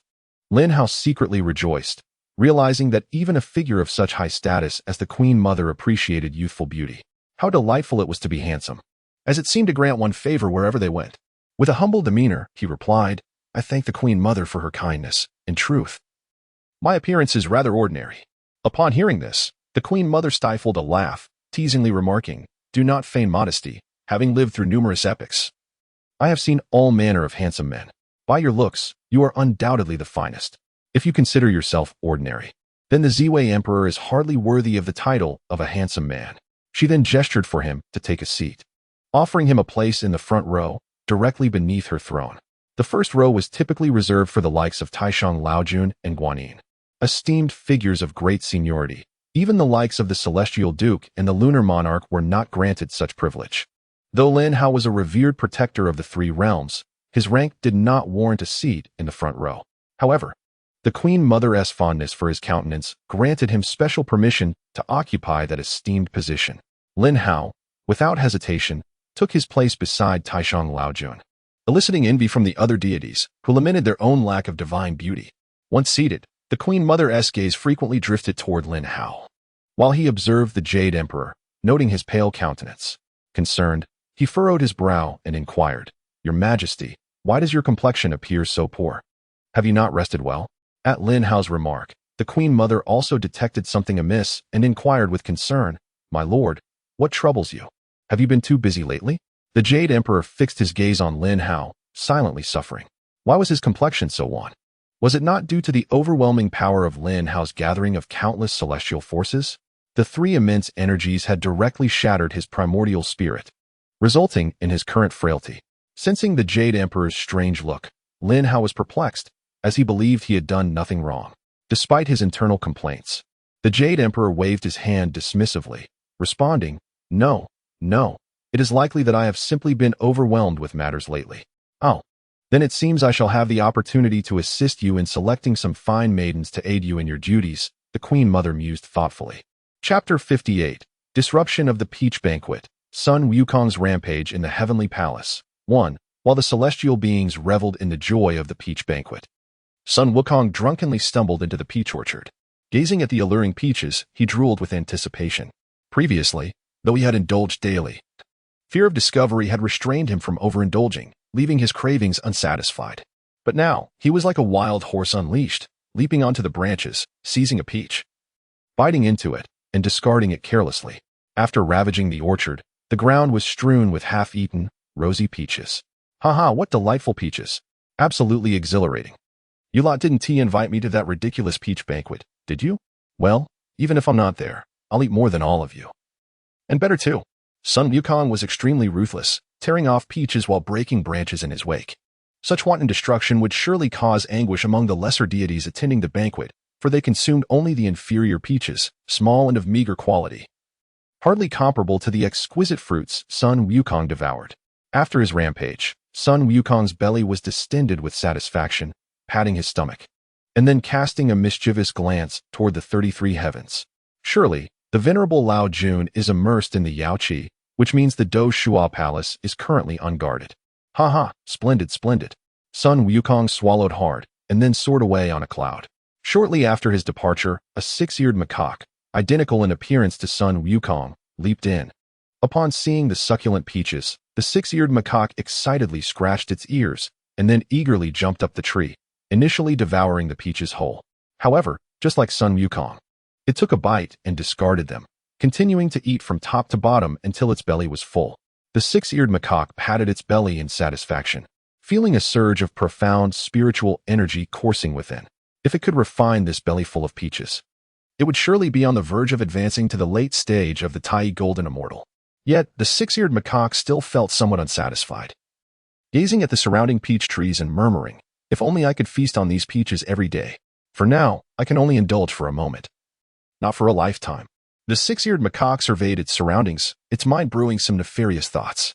Suddenly, its gaze was drawn to a towering ancient tree in the center of the peach orchard. The peaches hanging from this tree were 2 to 3 times larger than those on the other trees. The tree was lush with foliage, saturated with dense spiritual energy, and an unparalleled Tao flowed within. Even its roots were thicker than the trunks of the other peach trees. The six-eared macaque exclaimed with delight, "My master once said that there exists a primordial spiritual root, the Run water peach tree, in this orchard, and all the other peach trees are mere branches derived from this primordial root. One could say that this primordial root is the ancestor of all peach trees. It has thrived for no less than 3 calamities, gathering the essence of heaven and earth, and the Run water peaches it bears possess a quality of 9,000 years. Eating one would instantly grant one 9,000 years of cultivation. If I could uproot this primordial root and plant it on my master S9 heaven's earth, wouldn't I then have an endless supply of Run water peaches? Haha, splendid, splendid." The six-eared macaque was overjoyed, then pulled out its Rui Jingu Bang and bellowed, "Thicker, longer, still not thick enough. Make it thicker." The Rui Jingu Bang instantly transformed into a length of 10,000 zhong, and the six-eared macaque exerted all its strength, thrusting the staff deep into the ground for tens of thousands of meters before forcefully prying it upwards. The overwhelming might surged, and although the roots of the Run water peach tree were indomitable, under the six-eared macaque's cleverness, they began to loosen. My master told me that as long as there is a fulcrum, I could leverage the entire planet. Now, a mere primordial root is insignificant before my fulcrum. This is no challenge for me. Come out. The six-eared macaque roared angrily, and with a thunderous sound, the roots that extended 10,000 meters underground emerged entirely from the ground. Haha, it worked, it worked. I shall have countless peaches to eat in the future. The six-eared macaque was ecstatic, then retracted the Rui Jingu Bang, using all its magical power to summon the primordial Run water peach tree into its sea of consciousness. The primordial root, overseen by the Queen Mother, was uprooted by the six-eared macaque. What a ruthless individual, indeed the most formidable in the 3 realms. After accomplishing all this, the six-eared macaque followed Sun Wukong toward the Do Shua Palace in the 33 heavens. Upon arriving at the Do Shua Palace, Sun Wukong had just transformed back into the venerable Lao Jun, walking in with a whisk in hand. At the entrance, 2 young attendants, upon seeing Lao Jun's return, inquired with confusion, "Sir, weren't you invited to the peach banquet? Why have you returned at this hour?" The venerable Lao Jun cleared his throat and replied in a voice laden with age, "I encountered some old friends at the gathering, so I came back to bring some elixirs as gifts." Hearing this, the 2 attendants nodded in understanding. Subsequently, the venerable Lao Jun stepped into the Do Shua Palace. And as soon as he entered, he was greeted by the fragrant aroma of elixirs. A magnificent and imposing bagua furnace stood in the center, within which blazed the ancient divine fire, the six-ding divine fire. On rows of ancient shelves, there were numerous jade bottles, from which the fragrant scent of elixirs wafted. Moreover, beside the jade bottles containing the elixirs were labels detailing the properties of each elixir. This perplexed Sun Wukong. These elixirs were all concocted by Lao Jun, and he could identify them just by their scent. Why would there be labels detailing their effects? It was as if they were prepared specifically for him, perhaps to facilitate his selection of elixirs to consume. Sun Wukong chose to disregard these puzzling matters for the moment, transforming back into his true form and eagerly approaching to select only the finest elixirs.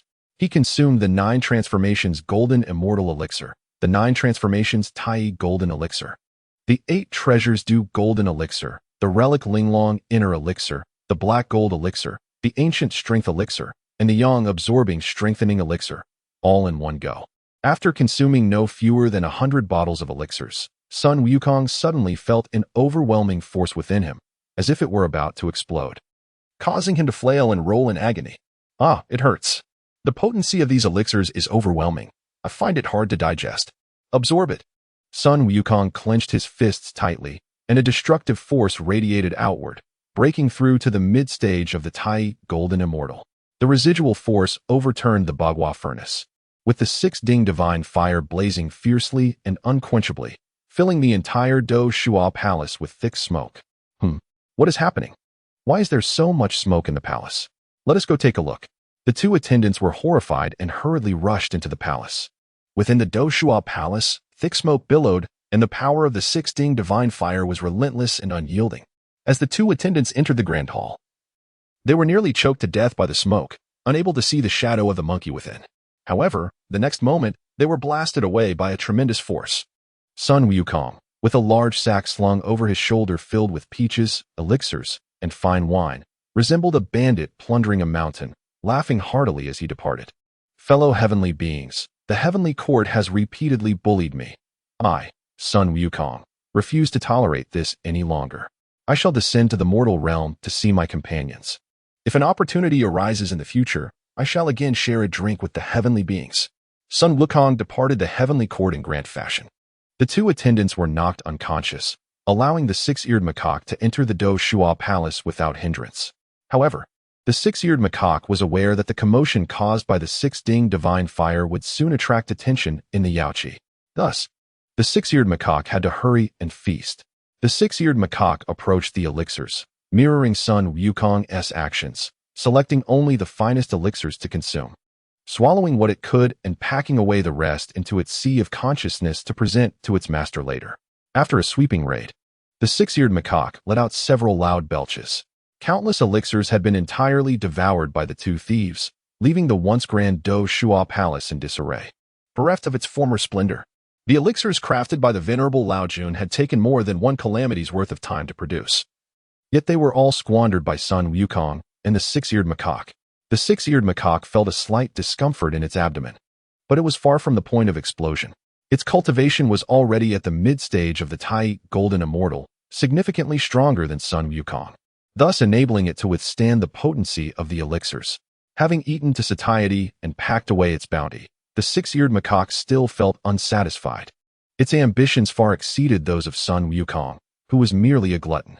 The 6-eared macaque thought more long-term, rather than seeking only momentary pleasure. It surveyed the surroundings, murmuring, what other treasures might be found within the Do Shua Palace besides elixirs? Suddenly, the 6-eared macaque was drawn toward the bagua furnace containing the 6-ding divine fire. Legends say that Lao Jun's bagua furnace can refine anything, comparable to a primordial magic treasure. Furthermore, the 6-ding divine fire within is an ancient divine fire, rivaling the Ziwei heavenly fire in the hands of its master. If one were to carry away the 8 trigrams furnace, the rewards would not only include this divine cauldron, but also the ancient divine fire contained within it. Such a notion is exceedingly perilous, after all. The 8 trigrams furnace was personally utilized by the sage Laozi and subsequently passed down to his loyal disciple. Yet, the 6-eared macaque dares to contemplate seizing it? How audacious indeed. However, not only does the 6-eared macaque entertain this thought, he also dares to act upon it. Without hesitation, he transforms into a towering golden figure, approaches the 8 trigrams furnace, and, with immense strength, manages to hurl it into his sea of consciousness.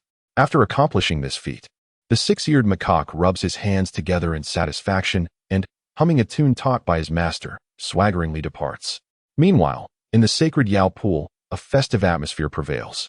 Seated in the front row are the Supreme Laozi and the Bodhisattva Guanyin, who periodically glance in the direction of the Daoshu Palace, their faces adorned with expressions of anticipation. The divine flames of the 6 Ding grow increasingly fierce, sending plumes of thick black smoke rising into the air, visible even from the Yao pool. The slightly inebriated Marshal Tianpeng blinks in surprise, rubs his eyes, and upon focusing, sees that same billowing black smoke. Terrified, Marshal Tianpeng leaps to his feet, points towards the 33 heavens, and exclaims in panic, "Master, Master, it seems your Daoshu Palace is on fire." Here, Marshal Tianpeng refers specifically to Zhu Beiji, not the one under the command of the Emperor Ziwei, who later becomes a member of the Journey to the West team. He is a manifestation sent down by the Supreme Laozi to earn merit for the journey. The genuine Marshal Tianpeng, revered as a subordinate of the Emperor Ziwei, stands alongside the true Emperor Zhenwu of Wudong Mountain, collectively known as the 4 Saints of the North Pole, unmatched in strength compared to the mere golden, immortal Zhu Beiji. Upon hearing Marshal Tianpeng's words, the crowd assumes he is merely drunkenly rambling. After all, what is the Daoshu Palace? It is the palace of the sage's loyal disciple, situated in the 33 heavens. How could it possibly catch fire? This Marshal Tianpeng's drinking capacity is questionable. However, the next moment, as the crowd turns their gaze, they are stunned to shout, "By the heavens, it truly is on fire. Laozi, your Daoshu Palace is ablaze." All the deities are thrown into a frenzy. Yet the Supreme Laozi and the Bodhisattva Guanyin merely share a discreet smile, the latter nodding in satisfaction. The Supreme Laozi, masking his amusement, feigns sorrow, slamming his hand on the table and declaring angrily, "That damned monkey dares to set fire to my Daoshu Palace?" Yet, as soon as Laozi utters these words, the Bodhisattva Guanyin spits out the peach she had just eaten. The crowd, perplexed, turns to the Supreme Laozi, uncertain of who is responsible for the fire. Why does Laozi immediately blame that damned monkey? Could it not be that 2 young disciples accidentally caused the fire from the furnace? Everyone understands the gravity of the situation. With the calamity of the journey to the west approaching, are the sages really above such calculations? The Bodhisattva Guanyin internally critiques the Supreme Laozi for his naivety. And to alleviate the awkwardness, she stands and clears her throat, saying, "Your Majesty, Your Highness, the Daoshu Palace in the 33 heavens is filled with precious elixirs. And now with this raging fire, it is likely that they will all be lost. The immediate priority is to swiftly ascertain the cause of the fire. If the divine fire from the furnace ignited on its own, no one could be blamed. But if it was done intentionally, strict punishment would be warranted." The Supreme Laozi, realizing his earlier misjudgment, reddens with embarrassment but continues to feign deep sorrow, sinking into his seat and lamenting, my elixirs, my elixirs. After refining them for an entire calamity, I had hoped to contribute to the heavens, but now they are all destroyed." Seeing his master in such despair, Marshal Tianpeng quickly steps forward to console him. "Master, please do not be sad. Everyone understands your intentions. You must take care of yourself." The Jade Emperor observes the unfolding scene with amusement, internally scoffing. When have any of the elixirs truly been contributed to the heavens? They have merely served as tools for your own gain in the journey to the west. Is not Zhu Beiji a product of your elixirs? Now, with Sun Wukong having consumed your elixir, once the calamity begins, the merits that the Supreme Laozi could gain will be immeasurable. Lin Hao, too, sees through the charade. Upon hearing the Supreme Laozi's claim of contributing the elixirs to the heavens, he cannot help but burst into laughter, spilling his drink everywhere. All the deities turn their gazes towards him, especially the Supreme Laozi, whose expression turns cold, and a murderous glint appears in his old eyes. You see through it, do you? Is it too much to ask for a little decorum? Do you not care for the dignity of a sage? As the Supreme Laozi's icy gaze sweeps over Lin Hao, the latter's smile remains undiminished. The assembled deities feel a chill run down their spines. What audacity for a mere deity to provoke the sage's loyal disciple. It seems this is not the first time. Even the Queen Mother of the West is intrigued. wondering what audacity Lin Hao possesses to offend the supreme Laozi so brazenly. Among the gathered deities, there are those who are privy to the underlying truths. Yet they remain silent, fearing the wrath of the supreme Laozi. Only Lin Hao dares to confront him head-on. The supreme Laozi's voice cuts through the tension. Lin, the celestial god, what is so amusing to you? Is the fire in my Daoshu palace a source of your merriment? Since Lin Hao could not contain his laughter, he knows he cannot simply brush it aside. So he responds with equal fortitude. Oh, how grand your authority is, Laozi. Must even a minor deity be reprimanded for a simple chuckle? He finds it perplexing. Today is a day of celebration, as the Queen Mother has graciously invited all deities to gather for the peach banquet. Why should laughter be forbidden? Is this a decree from the Queen Mother, or from your Majesty? Upon uttering these words, he glances at the Queen Mother and the Jade Emperor. The Queen Mother discreetly smiles, thinking how clever Lin Hao is to invoke both her and the Jade Emperor to counter the supreme Laozi. She calmly replies, I do not take sides. To speak plainly, I have issued no such decree. The Jade Emperor, who has always been indifferent towards the supreme Laozi, readily adds, nor have I issued any such decree. The supreme Laozi glares at Lin Hao, his expression dark and filled with barely concealed rage. Yet, standing on the side of reason, Lin Hao coolly asserts, since neither the Queen Mother nor your Majesty has set such a prohibition, why should my laughter be deemed inappropriate? Am I expected to mourn in attendance at the peach banquet? The dignified sage is thoroughly vexed by Lin Hao's retort, revealing the latter's audacity. The gathered deities gasp in shock. The supreme Laozi grits his teeth. You, what a sharp-tongued little rascal. You may laugh when you wish, but not at that moment. The atmosphere grows increasingly tense. The Queen Mother and the Jade Emperor furrow their brows. Is the supreme Laozi truly prepared to act out against Lin Hao in the Outpool? Seeing the situation escalate, the Bodhisattva Guanyin grows anxious. The immediate concern is not a confrontation, but to ensure that everyone understands that it is Sun Wukong who is responsible for all this chaos. Only then can the journey to the west continue unhindered. Thus, the Bodhisattva Guanyin rises, fingers forming a lotus gesture at her nose, and speaks, Laozi, your Majesty. And Queen Mother, the matter at hand is not whether to laugh or not, but rather to quickly ascertain the cause of the fire in the Daoshu Palace. With this reminder, the supreme Laozi realizes his earlier excitement was misplaced. Does Lin Hao's potential for immense merit truly outweigh the urgency of the situation? A mere clown like him can be dealt with after the journey to the west is concluded. The pressing concern at hand is to advance the grand endeavor of the journey to the west. The words of the great sage are indeed wise, and I shall no longer pursue other matters. I implore your Majesty to summon the Haotian mirror to ascertain the cause of the fire at the Doshui Palace, and restore justice to me. The Taishang Laojun, filled with sorrow and indignation, deeply bowed to the Jade Emperor. This was indeed the intention of the Taishang Laojun. Although the Jade Emperor saw through everything, he could only respond helplessly. Laojun, your words are too severe. The fire at the Doshui Palace poses a grave threat, and naturally, I cannot stand idly by. With that, the Jade Emperor summoned the Haotian mirror and cast a spell, shifting the scene to the interior of the Doshui Palace. The image of Sun Wukong devouring the elixirs reappeared after satisfying his hunger. He even attempted to pack some to take away, and as if that were not enough, he unexpectedly returned halfway to consume the remaining elixirs, even carrying off the 8 trigrams furnace. The previously calm Taishang Laojun turned pale upon witnessing the theft of his 8 trigrams furnace. He trembled in fear, his legs weakening, unable to stand, but fortunately, Marshal Tianpeng was there to support him, preventing him from collapsing. My 8 trigrams furnace. This was bestowed upon me when I ascended from chaos. If the old man finds out I've lost it, I shall be doomed, lamented the Taishang Laojun. Oh, this cursed monkey, why does he not adhere to the rules? Truly. The Taishang Laojun was heartbroken, as the unfolding events seemed to surpass his expectations. Sensing the Taishang Laojun's impending disclosure, Guanyin Bodhisattva hurriedly approached, supporting him and soothingly saying, Laojun, do not be anxious. Even if Sun Wukong takes the 8 trigrams furnace, what of it? The furnace bears your mark. That demon monkey is merely a Tai golden immortal and cannot be a threat. When the time comes, we shall capture that demon monkey and reclaim the 8 trigrams furnace. Upon hearing Guanyin's words, the Laojun felt somewhat reassured.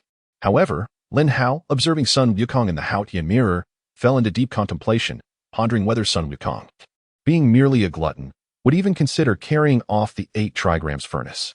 In that moment, Lin Hao's face expressed shock. His disciple was even more ruthless than he. The master. As the celestial beings were captivated by the unfolding drama, the fairies of the Guanghan Palace rushed in with urgency. Your Highness, it is terrible. Sun Wukong has seized the immortal peaches and exquisite wine from the sisters, and he has flown toward the peach garden. The frightened voices of the fairies reached the ears of the celestial beings, causing Guanyin Bodhisattva's smile to grow more pronounced. The Queen Mother's eyes glinted with cold fury, while the Jade Emperor shifted the scene in the Haotian mirror to the peach garden. It was no surprise to see Sun Wukong plundering the peach garden. Yet after satisfying his appetite, he returned once again, even uprooting the innate spiritual root. This was, after all, a spiritual root nurtured by the West Queen Mother for numerous calamities. Had Sun Wukong truly taken leave of his senses? What audacity! Even Guanyin Bodhisattva was taken aback. Silently reflecting, this is not what the Buddha predicted. How has Sun Wukong become so wild in such a short time? Lin Hao, aware of the situation's gravity, swallowed hard to suppress his shock. Meanwhile, the Queen Mother's countenance darkened to the utmost, causing the table before her to tremble incessantly. Enraged, the Queen Mother declared, "This wretched monkey dares to uproot my innate spiritual root? Huh. I shall capture him and dismember him to use his remains as fertilizer for the peach garden." Chapter 61. I refuse to capture Sun Wukong. Goodness. The Queen Mother is furious, intending to personally dismember Sun Wukong. The Queen Mother's power surpasses even that of the Jade Emperor. Should she take action, Sun Wukong would surely meet his demise. Guanyin Bodhisattva, along with the venerables Kasyapa and Ananda, was equally alarmed. The Queen Mother must not be allowed to act personally. Otherwise, how could the journey to the west proceed? Yet before the Buddhist figures could speak, the Jade Emperor interjected, "Your Highness, do not be angered. A mere demon monkey does not warrant your direct involvement. In this heavenly court, the one most capable of dealing with that demon monkey is right before us." The Jade Emperor smiled as he looked at Lin Hao. The Queen Mother, intrigued by anyone associated with Lin Hao, momentarily softened her fierce demeanor upon locking eyes with him. "Oh, are you suggesting that Lin the Divine should take on this demon monkey?" she inquired with keen interest. The Jade Emperor nodded, responding with pride, "If it comes to handling monkeys, none dare claim to be better than my Lin Aiching. What say you, Lin Aiching?" The Jade Emperor's reference to Lin Hao as my Lin Aiching stirred discontent within the Queen Mother. When had Lin Hao become the Jade Emperor's? The celestial beings once again turned their gazes toward Lin Hao, knowing that if a divine being intervened, capturing Sun Wukong would be effortless. After all, Sun Wukong had been bested by divine beings multiple times before. "Your Majesty, this time, I refuse to pursue Sun Wukong." To everyone's astonishment, Lin Hao outright rejected the Jade Emperor's proposal.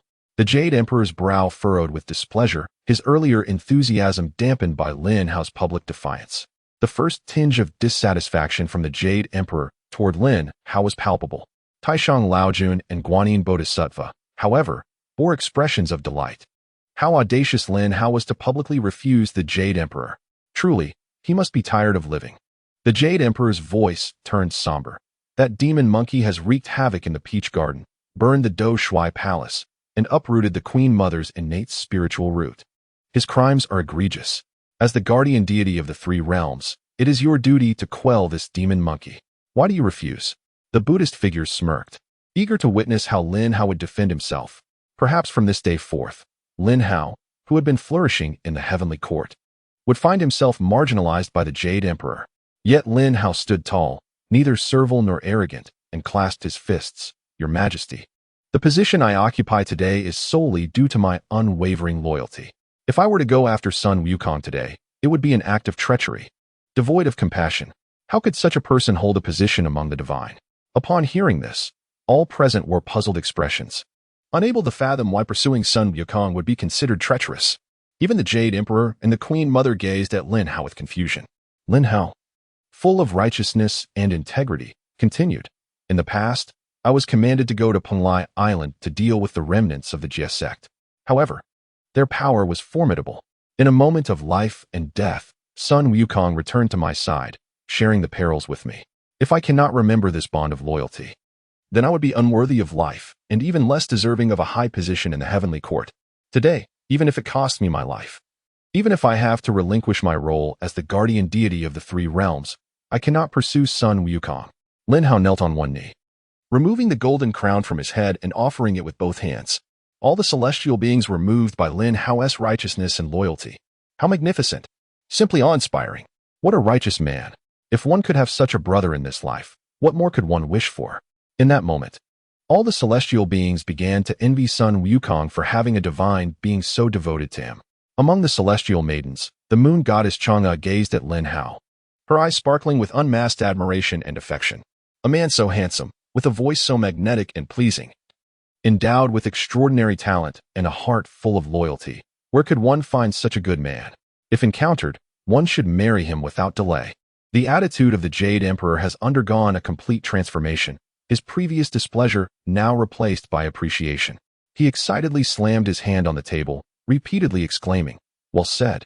Truly, you are my esteemed minister, so full of compassion and loyalty. How could I possibly make things difficult for you? It is I who has been inconsiderate. Lin Hao, please rise quickly, lest I be filled with guilt."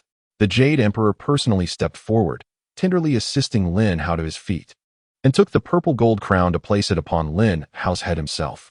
After completing this gesture, the Jade Emperor patted Lin Hao on the shoulder and praised him once more, stating, "My good minister, you possess a righteous heart and are deeply loyal. The position of protector deity of the three realms is truly meant for you. Do not speak of declining this position again. In fact, I find it hardly worthy of your stature." Was the Jade Emperor now more fond of Lin Hao? Lin Hao secretly rejoiced, especially upon witnessing the stunned expressions of the Buddhist assembly, which brought him immense satisfaction. However, it must be said that some of his earlier words genuinely reflected his innermost feelings. The Supreme Old Lord, Guanyin Bodhisattva, and the various arhats of Buddhism were left in a state of disbelief. What was happening? Just a moment ago, it seemed Lin Hao's fate was sealed. Yet in the next moment, he had not only persisted but advanced. Even the stunning visage of the Queen Mother of the West broke into a smile of admiration. Her voice soft as she remarked, "Jade Emperor, this Lin Tianxin is indeed a treasure. You must cherish him well. With him present, our heavenly court is sure to flourish." To declare that the heavenly court would prosper in front of the Buddhists felt particularly delightful. The Jade Emperor, brimming with pride, responded, "Haha, of course. My good minister is indeed exceptional. Now, Lin Hao, you need not concern yourself with the matter of Sun Wukong. I shall select other deities to apprehend him." The Jade Emperor cheerfully returned to his throne and surveyed the assembly of deities, asking, "Our heavenly court is teeming with talent. Is there any deity willing to venture to Huahua Mountain to apprehend that monkey demon?" Upon hearing this, the entire Yachi fell into silence. Through the Haotian mirror, all had witnessed Sun Wukong breaking through to the mid-stage of the Tai Golden Immortal Realm, and as the destined one, he possessed an array of extraordinary powers, making even an ordinary late-stage Tai Golden Immortal a formidable challenge. However, among the deities of the heavenly court, Golden Immortals were already a rare breed, let alone the even scarcer late-stage Tai Golden Immortals. Seeing the other deities remain silent, the Jade Emperor's expression darkened. It seemed he could find no other reliable existence in the heavenly court aside from Lin Hao. At that moment, Guanyin Bodhisattva was filled with glee. The Buddha had indeed foreseen this, and everything was under control. With the jade purity vase in hand, Guanyin Bodhisattva raised her lotus finger to her nose and bowed respectfully, eagerly stating, "Your Majesty, I can recommend someone who will surely subdue that troublesome monkey." Chapter 62. The little sage displays might to subdue the great sage? Impossible. The Jade Emperor and the Queen Mother regarded Guanyin Bodhisattva with curiosity. The Jade Emperor had no desire for those of the Buddhist sect to meddle in heavenly affairs. If the person Guanyin recommended was affiliated with Buddhism, he would surely refuse. Guanyin Bodhisattva continued, "Your Majesty, the individual I recommend is your nephew, the illustrious Erlang Shun. Erlang Shun is supported by the 6 brothers of Maishan, and he commands over 1,000 grass-head gods, making him exceptionally powerful and more than capable of dealing with that monkey demon." Upon hearing this, the Jade Emperor furrowed his brow. Erlang Shun had once caused considerable unrest in the heavenly court while attempting to rescue his mother from the mountains, and Buddhism had covertly supported him, fostering his fondness for the Buddhist sect. Now, with Guanyin recommending Erlang Shun to subdue the monkey demon, it was evident she sought to claim the merit for the Western paradise. The Jade Emperor hesitated, initially inclined to refuse. But Lin Hao's lips curled into a mischievous smile as he interjected, "Your Majesty, I believe that Erlang Shun is indeed the most suitable candidate. Perhaps we should heed the Great One's suggestion and send Erlang Shun to subdue the demon? Guanyin Bodhisattva was taken aback. She never anticipated witnessing her rival Lin Hao advocating on her behalf in her lifetime. It was an extraordinary occurrence. However, the feeling that something was amiss lingered in Guanyin's heart, though she could not quite pinpoint what it was. Since Lin Aiching has spoken thus, I have no objections, however. Erlang Shun may not readily heed my summons, the Jade Emperor replied to the assembly. Guanyin Bodhisattva smiled and shook her head, reassuring, Your Majesty, you need not worry. Erlang Shun typically responds to invitations rather than commands. You may issue a decree inviting him to assist you. In the mortal realm, at Guanjingku, a tall and imposing figure clad in a yellow robe adorned with 8-clawed dragon patterns held a 3-pronged halberd, and a heavenly eye graced his forehead. This person was none other than Erlang Shun, also known as Erlang the Illustrious. At this moment, Erlang Shun received the decree and, upon reading it, wore a disdainful smile. Scoffing, "Ha! A mere monkey can cause such chaos in the heavenly court? Truly, the heavenly court is deteriorating by the day." Behind him, Kong On Yu of the 6 Monsters of Meishan inquired, "Second Master, do you think we should assist the heavenly court in subduing that troublesome monkey?" Erlang Shun laughed derisively and replied with amusement, "Assist? Why not? If that monkey, whom the heavenly court cannot handle, is subdued by us, what face would the heavenly court have left? Ha! Indeed, Second Master is astute. Brothers, follow me as we march forth, straight to Huagua Mountain, and capture that monkey demon whom the heavenly court cannot subdue." Erlang Shun, accompanied by the 6 Monsters of Meishan and leading 1,000 grasshead gods, set off toward Huagua Mountain in grand procession. Meanwhile, in the heavenly court at the Yaoqi Sacred Ground, the Jade Emperor cast a spell to project the scene of Erlang Shun arriving at Huagua Mountain. Lin Hao observed Erlang Shun's confident demeanor and inwardly berated his foolishness. To think he could display might against the great sage? That was merely the original plot, with Lin Hao's arrival. The world of Journey to the West had undergone significant changes. Upon arriving at Huagua Mountain, Erlang Shun was exceedingly arrogant, directly unleashing true fire, causing fireballs to rain down from the sky. Boom! The fireballs struck the ground, igniting fierce flames that consumed countless mountains and vegetation. And even some monkeys who could not escape were brutally killed by the falling fireballs. The anguished cries of the monkeys echoed in the air. Witnessing this, Erlang Shun and the 6 Monsters of Meishan erupted in boisterous laughter. "Who dares to set fire to my territory? I shall flay you alive for the fallen monkeys." In the water curtain cave, Sun Wukong seethed with rage, swiftly soaring through the air atop his cloud.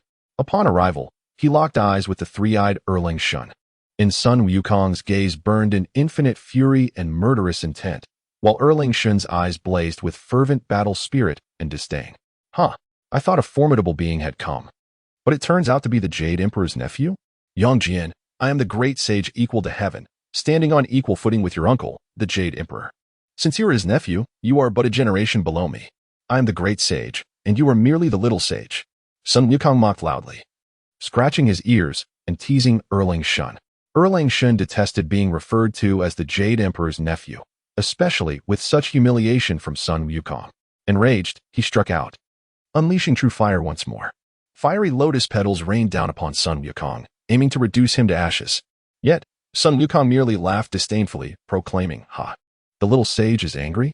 You wish to play with fire against me? Who among us cannot do that? In the realm of fire, aside from the divine brothers, I have never bowed to anyone." Sun Wukong unleashed true fire as well, and his fire lotus was even larger than Erlang Shun's. Boom! The 2 fire lotuses collided, and Erlang Shun's lotus was utterly defeated, forcing him to retreat in a state of disarray. Subsequently, Erlang Shun infused his magical power into the 3-edged spear, thrusting it forward with a force that could only dissipate the flames of the fire lotus. Erlang Shun cast a wary glance at Sun Wukong, while the 6 Monsters of Meishan were utterly astonished. How could this monkey possess such strength? I refuse to believe it. This is surely some trickery on your part, monkey. Come again. Heaven and earth, hear my call. Monkey, witness as I pierce you into a beehive. Erlang Shun's crown emanated a silvery glow as he unleashed all his strength from the early stages of the Tai golden immortal realm, transforming into a towering golden figure, his spear thrusting forth with ferocity. The might of heaven and earth seemed to tremble at that moment, as though the very sky would shatter beneath this force. Yet, Sun Wukong remained unperturbed. In the next instant, a similar silvery aura gathered at his crown, and the surrounding spiritual energy was tenfold, even 100-fold stronger than Erlang Shun's. After consuming the celestial elixir and the peaches, Sun Wukong's cultivation had ascended to the mid-Tai golden immortal stage, allowing him to contend with even the late stages of the Tai golden immortal realm thanks to his myriad divine abilities. With an indestructible body, 3 heads, and 6 arms, Yang Jian, prepare to face my staff. Sun Wukong transformed into a colossal golden figure, wielding the golden cudgel with 3 heads and 6 arms, each striking down furiously towards Yang Jian.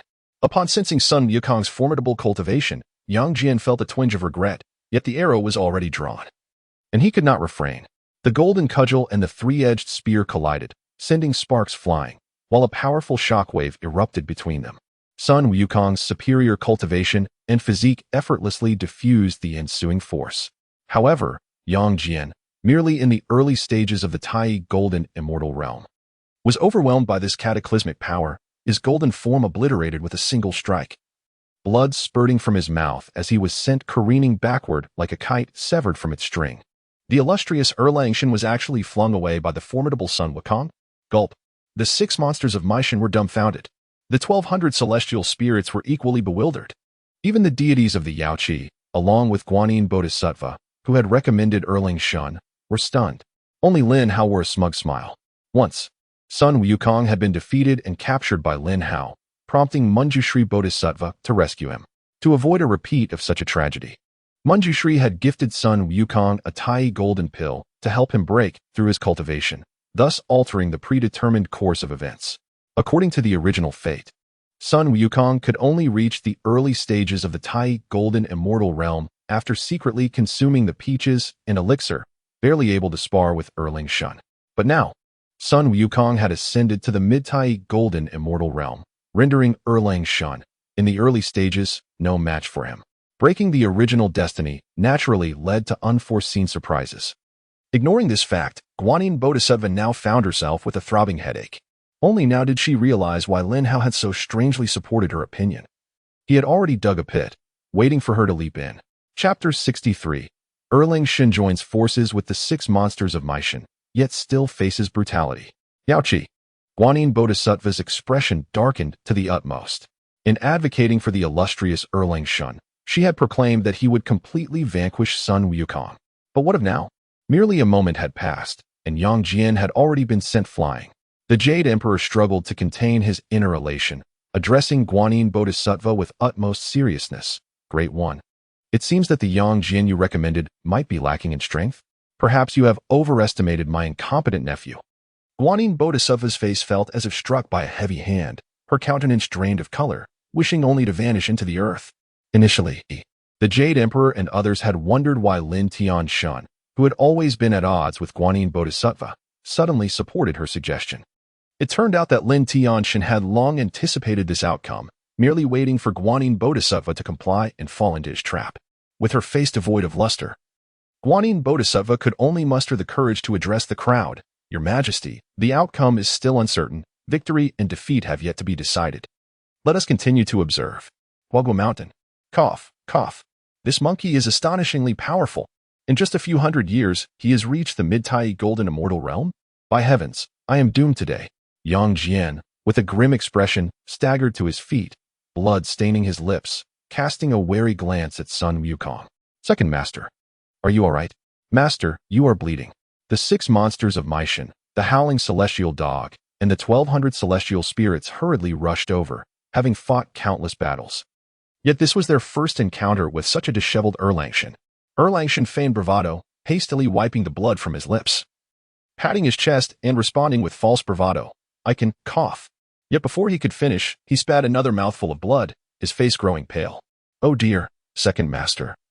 Be gentle. This body cannot withstand it. Please take care of yourself, Great One. The 6 monsters of Maishan and the howling celestial dog were terrified, quickly moving to support Erlang Shen.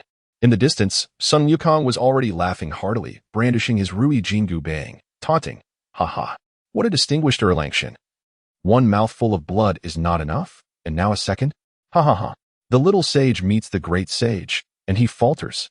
If you all know what's good for you, kneel down now and repent to this monkey. Perhaps I, Sun Wukong, will be pleased and spare your lives." Erlang gritted his teeth, glaring angrily at Sun Wukong, and coldly declared, "You wretched monkey, today I shall pierce you into a beehive." Erlang transformed once more into a towering golden figure, gripping the three-edged spear, charging towards Sun Wukong. However, the next moment, he abruptly halted. A look of confusion and fury crossing his face as he turned to the others behind him. "What are you all doing standing there?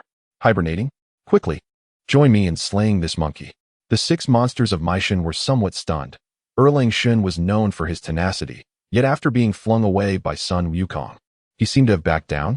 Not only was it a case of overwhelming numbers, but over 1,000 were set against a single Sun Wukong. The six monsters of Maishan, the howling celestial dog, and the 1,200 celestial spirits all summoned their magical artifacts, joining Erlang in a collective assault on Sun Wukong. Yang Jian took the lead, wielding the three-edged spear, charging ahead with over 1,000 others, the heavens rumbling as waves of power surged towards Sun Wukong. Sun Wukong's eyes glinted with fervor, eagerly scratching his ears and cheeks, disdainfully addressing Erlang and the others. "Come on, I haven't had enough fun yet. Haha, prepare to feel my staff." Sun Wukong hurled the Rui Jingu Bang with great force, shouting, "Grow, grow larger, let me pierce the heavens." The Rui Jingu Bang rapidly expanded, reaching colossal heights. Sun Wukong grinned widely, channeling all his magical energy, and forcefully propelled the golden staff forward. Whoosh! Boom! The Rui Jingu Bang, akin to a pillar supporting heaven and earth, was thrust forth, the resultant force threatening to shatter the very sky. The overwhelming might of the Rui Jingu Bang collided directly with the onslaught of Erlang and his allies. Hiss! Bang! Over 1,000 attacks were obliterated, save for Erlang and the six monsters of Maishan, leaving nothing but remnants. Puff, puff, puff. Oh dear, woof, woof. The 1,200 celestial spirits were sent flying, blood staining the sky. They were all celestial beings, unable to withstand a strike from a mid-tai golden immortal. Among them, the howling celestial dog, foolishly charging forward with its master, found its bone obliterated in an instant. The creature itself, under the immense force, revealed its canine form, yelping in pain. Erlang's grip on the three-edged spear trembled slightly under this overwhelming force, while the six monsters of Maishan, their faces flushed, gazed at Sun Wukong with trepidation. Yet, Sun Wukong grew ever bolder, recalling the Rui Jingu Bang, manifesting his 3 heads and 6 arms once more, summoning the cloud of transformation. Charging towards Yang Jian and the others like a war god, Erlang's expression turned anxious, his eyes narrowing as he coldly commanded, "I will confront him head-on. You shall attack from the flanks. Open the heavenly eye." With a sudden flash, Erlang's third eye opened wide, unleashing countless beams of white light that transformed into dragons and tigers, ferociously charging towards Sun Wukong. As Sun Wukong observed Erlang's ultimate move, his excitement surged. With his 3 heads and 6 arms vividly animated, he engaged in battle with the relentless onslaught of dragons and tigers, each collision causing the flower and fruit mountain to tremble. The 6 monsters of Maishan formed a circular formation and launched themselves at Sun Wukong, wielding their staffs and crescent blades with reckless abandon. However, Sun Wukong paid them no mind, focusing solely on countering Erlang's heavenly eye. Bang! Bang! Crash! The attacks from the 6 monsters struck Sun Wukong, yet they produced sounds akin to metal clashing. Astonishingly, Sun Wukong remained unscathed, seeing the 6 monsters left dumbfounded. Sun Wukong sneered, "Are you tickling me? My indestructible body cannot be harmed by the likes of you. Break for me!" With a fierce roar, Sun Wukong swung his golden staff with great velocity, 6 arms wielding 6 golden rods, weaving them into a golden net that ensnared Erlang's assault entirely. Annihilate! After capturing all the attacks, Sun Wukong leapt into the air, his towering figure gripping the golden staff, and came crashing down with tremendous force. Thunderous roars echoed as darkness enveloped the sky. With this strike, chaos reigned. In the midst of the turmoil, Erlang let out a pained cry as his heavenly eye shattered, leaving him severely injured and sent sprawling backward, with Erlang no longer able to restrain him. Sun Wukong surged forth like a newly awakened primordial beast, riding on his cloud, transforming into a whirlwind of a monkey. After disorienting the 6 monsters of Maishan, he swiftly brandished his golden staff. Bang! Bang! Crack! The might of the staff descended, rendering the six monsters' magical artifacts dull and lifeless until they shattered into oblivion. While the staff's force remained unabated, sweeping the six of them away, the six monsters fell into a state of heavy injury and unconsciousness, revealing their true forms as a green bull and a black serpent, stripped of all combat capability. Yang Jian, despairing, struggled to rise from the ground, barely managing to support himself with his three-pronged spear. Even with the six monsters of Maishan, the howling celestial dog, and 1,200 grass-headed deities all joining the fray, they were still mercilessly beaten by Sun Wukong. Yang Jian began to doubt whether the heavenly court had set him up to fail, sending him to Flower and Fruit Mountain to be humiliated. Chapter 64. Taishang Laojuan Sneak Attack, Sun Wukong Humiliated. Haha, little Saint Yang Jian, how does my staff feel? Comfortable, isn't it? You can't handle it at all. How boring. Receive another blow from me. The fervent battle spirit in Sun Wukong's eyes remained undiminished. He was far from satisfied. However, Erling Shun was already overwhelmed, his face pale with fear. If Sun Wukong struck him again, would he not perish on the spot?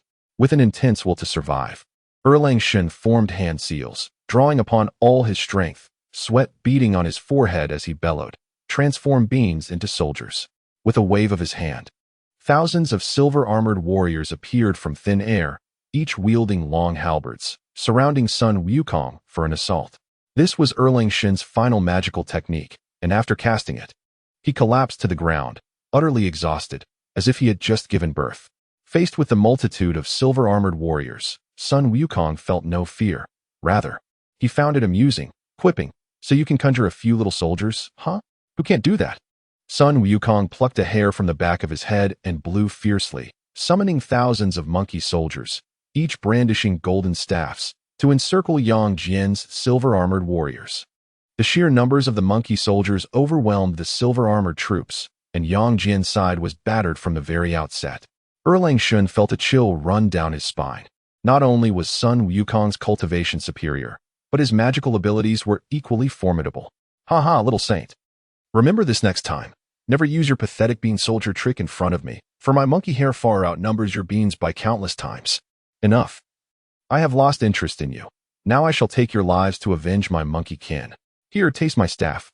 Sun Wukong roared in fury, seizing the golden staff and transforming it into a beam of golden light, aiming to crush Erling Shun into a pulp. Can I still regret this now? Which wretched fool sent me to deal with this troublesome monkey? I have been utterly doomed. Don't come over here. Erling Shun screamed in terror, clutching his head. At the heavenly court, in the sacred land of Yaoqi, Guanyin Bodhisattva sneezed repeatedly, her gaze darting away from the beaten Erling Shun.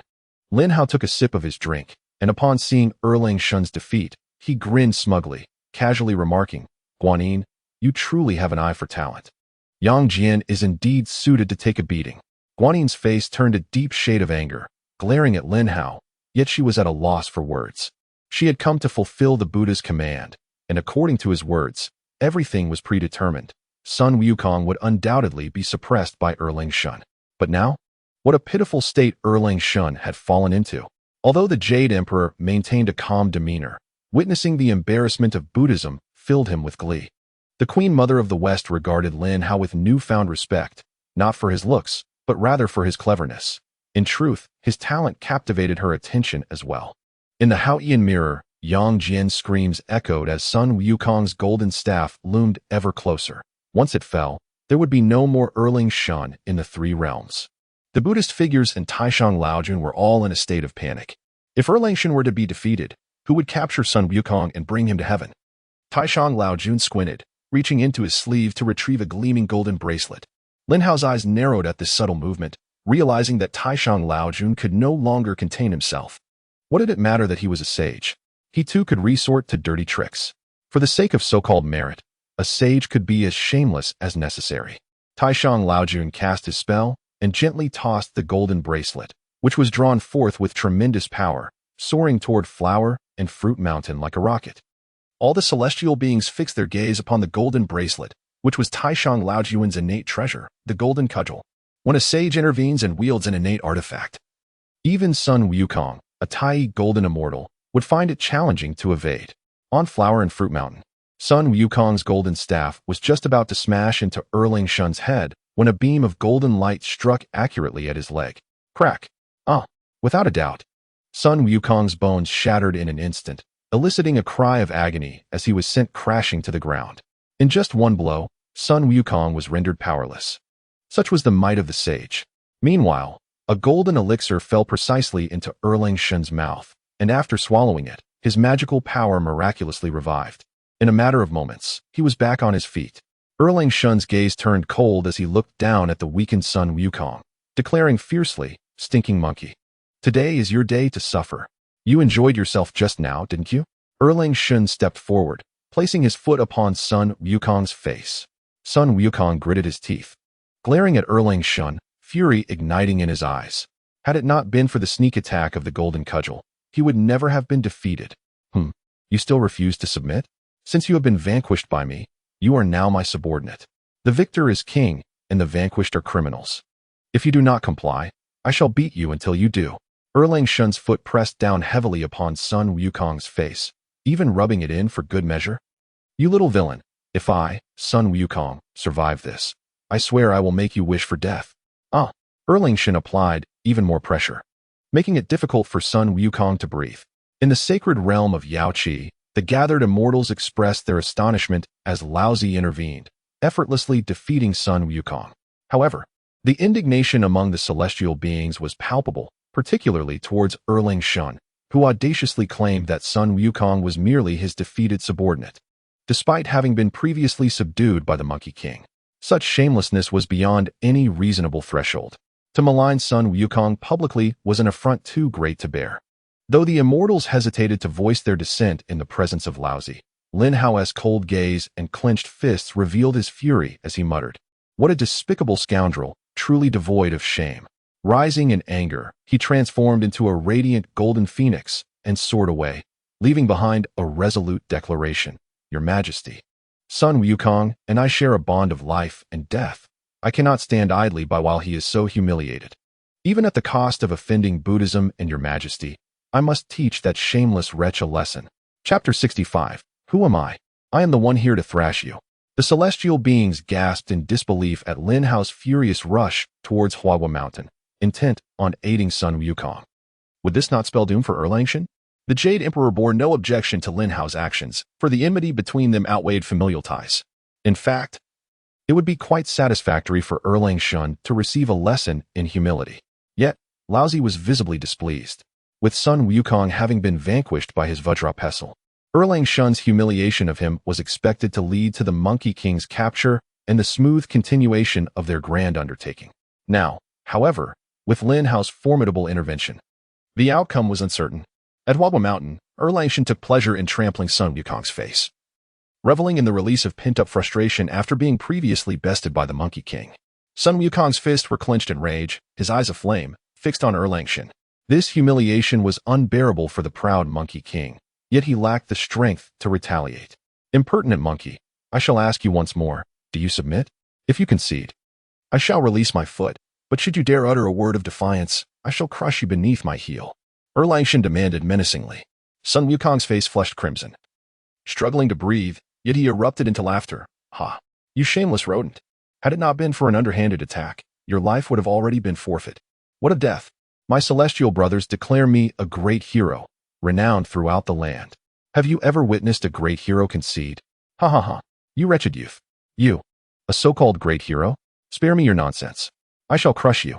Erlang Shun roared, his fury boiling over as he raised his foot to deliver a crushing blow to Sun Wukong's head. In that instant, Lin Hao arrived, his divine cloak billowing autonomously, wielding the Xianyuan sword with an intense glare directed at Erlang Shun. The overwhelming aura of power caused Erlang Shun to halt mid-attack, bewildered as he turned to face Lin Hao. Sun Wukong stared at Lin Hao, his crimson gaze softening with a hint of moisture in his eyes. "Heavenly brother, you have come," he murmured, trembling. Seeing Sun Wukong in such a pitiful state tugged at Lin Hao's heart, prompting him to speak gently, "Fear not, great brother. Erlang Shun shall not harm you any further." Erlang Shun, feeling utterly disregarded, stomped his foot in frustration, pointing his trident at Lin Hao with a cold sneer. "Who dares obstruct me in capturing this demon monkey?" Lin Hao smirked disdainfully. "Who am I? I am the one here to thrash you." He advanced towards Erlang Shun, gripping the Xianyuan sword. Erlang Shun, caught off guard, thought to himself, is this fool mad? Approaching me without utilizing any divine powers? Huh, a foolish and arrogant wretch. Feel the might of my trident. Erlang Shen mocked, dismissing Lin Hao as merely a reckless challenger. However, he did not underestimate him, given his earlier display of power. Channeling his immense energy, Erlang Shen transformed into a towering giant and infused his trident with formidable force. In a moment, the mighty trident surged forward, piercing through the air towards Lin Hao's head. As it neared, Lin Hao remained unperturbed, calmly observing Erlang Shen's advance. Erlang Shen, believing Lin Hao to be paralyzed with fear, boomed with laughter, "You fool. I hereby declare you dead."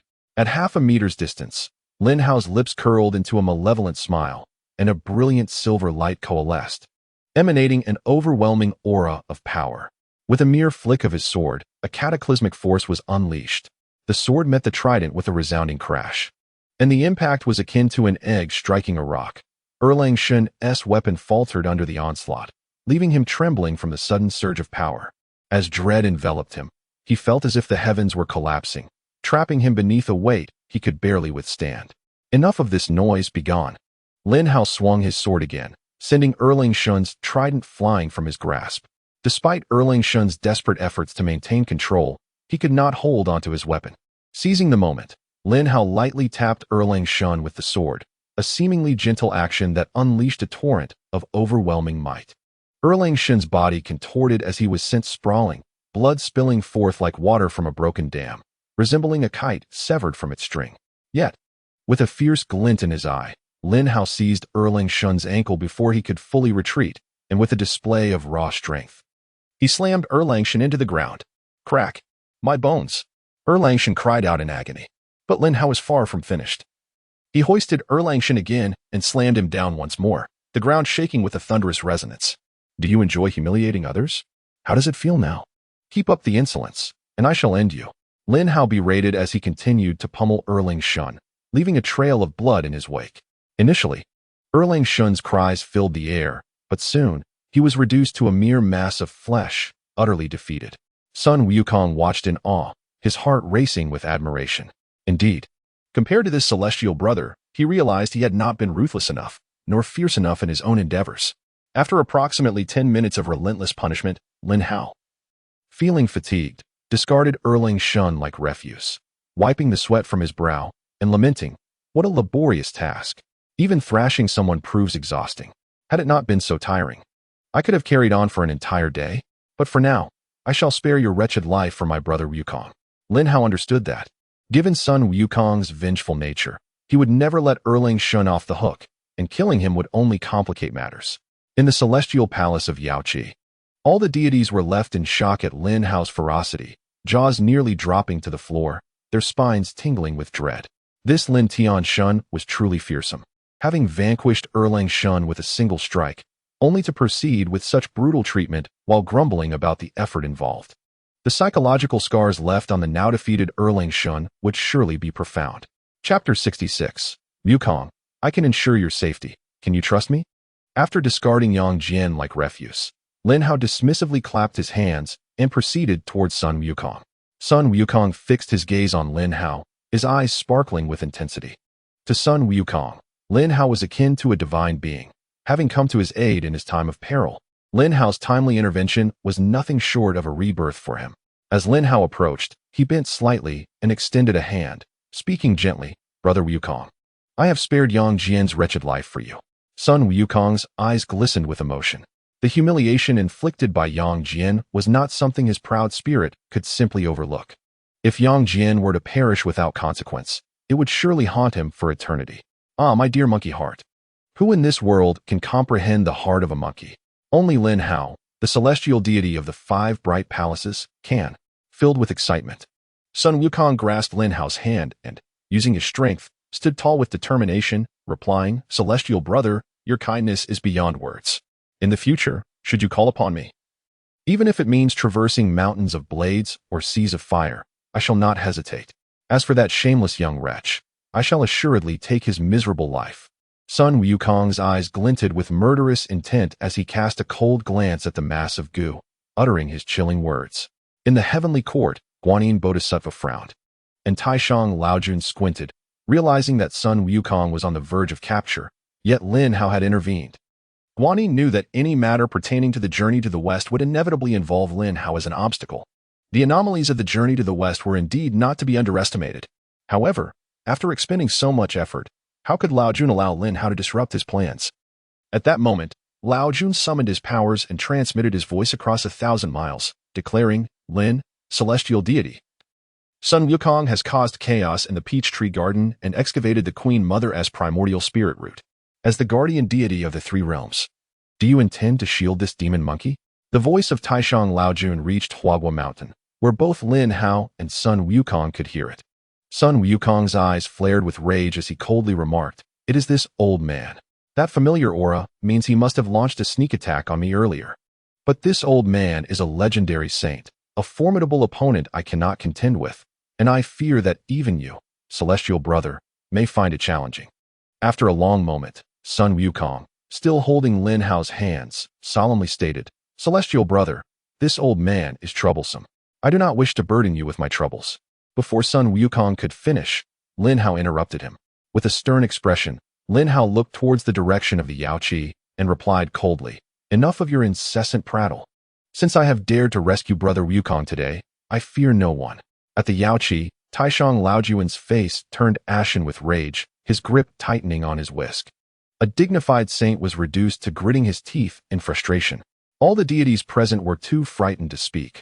What a celestial being to publicly reprimand Taishang Laojun, who had the audacity to speak such arrogant words. Seeing Laojuan's anger, Guanyin stepped forward to offer comfort, saying, "Old Lord, it is not worth your ire over a mere junior. Please calm yourself."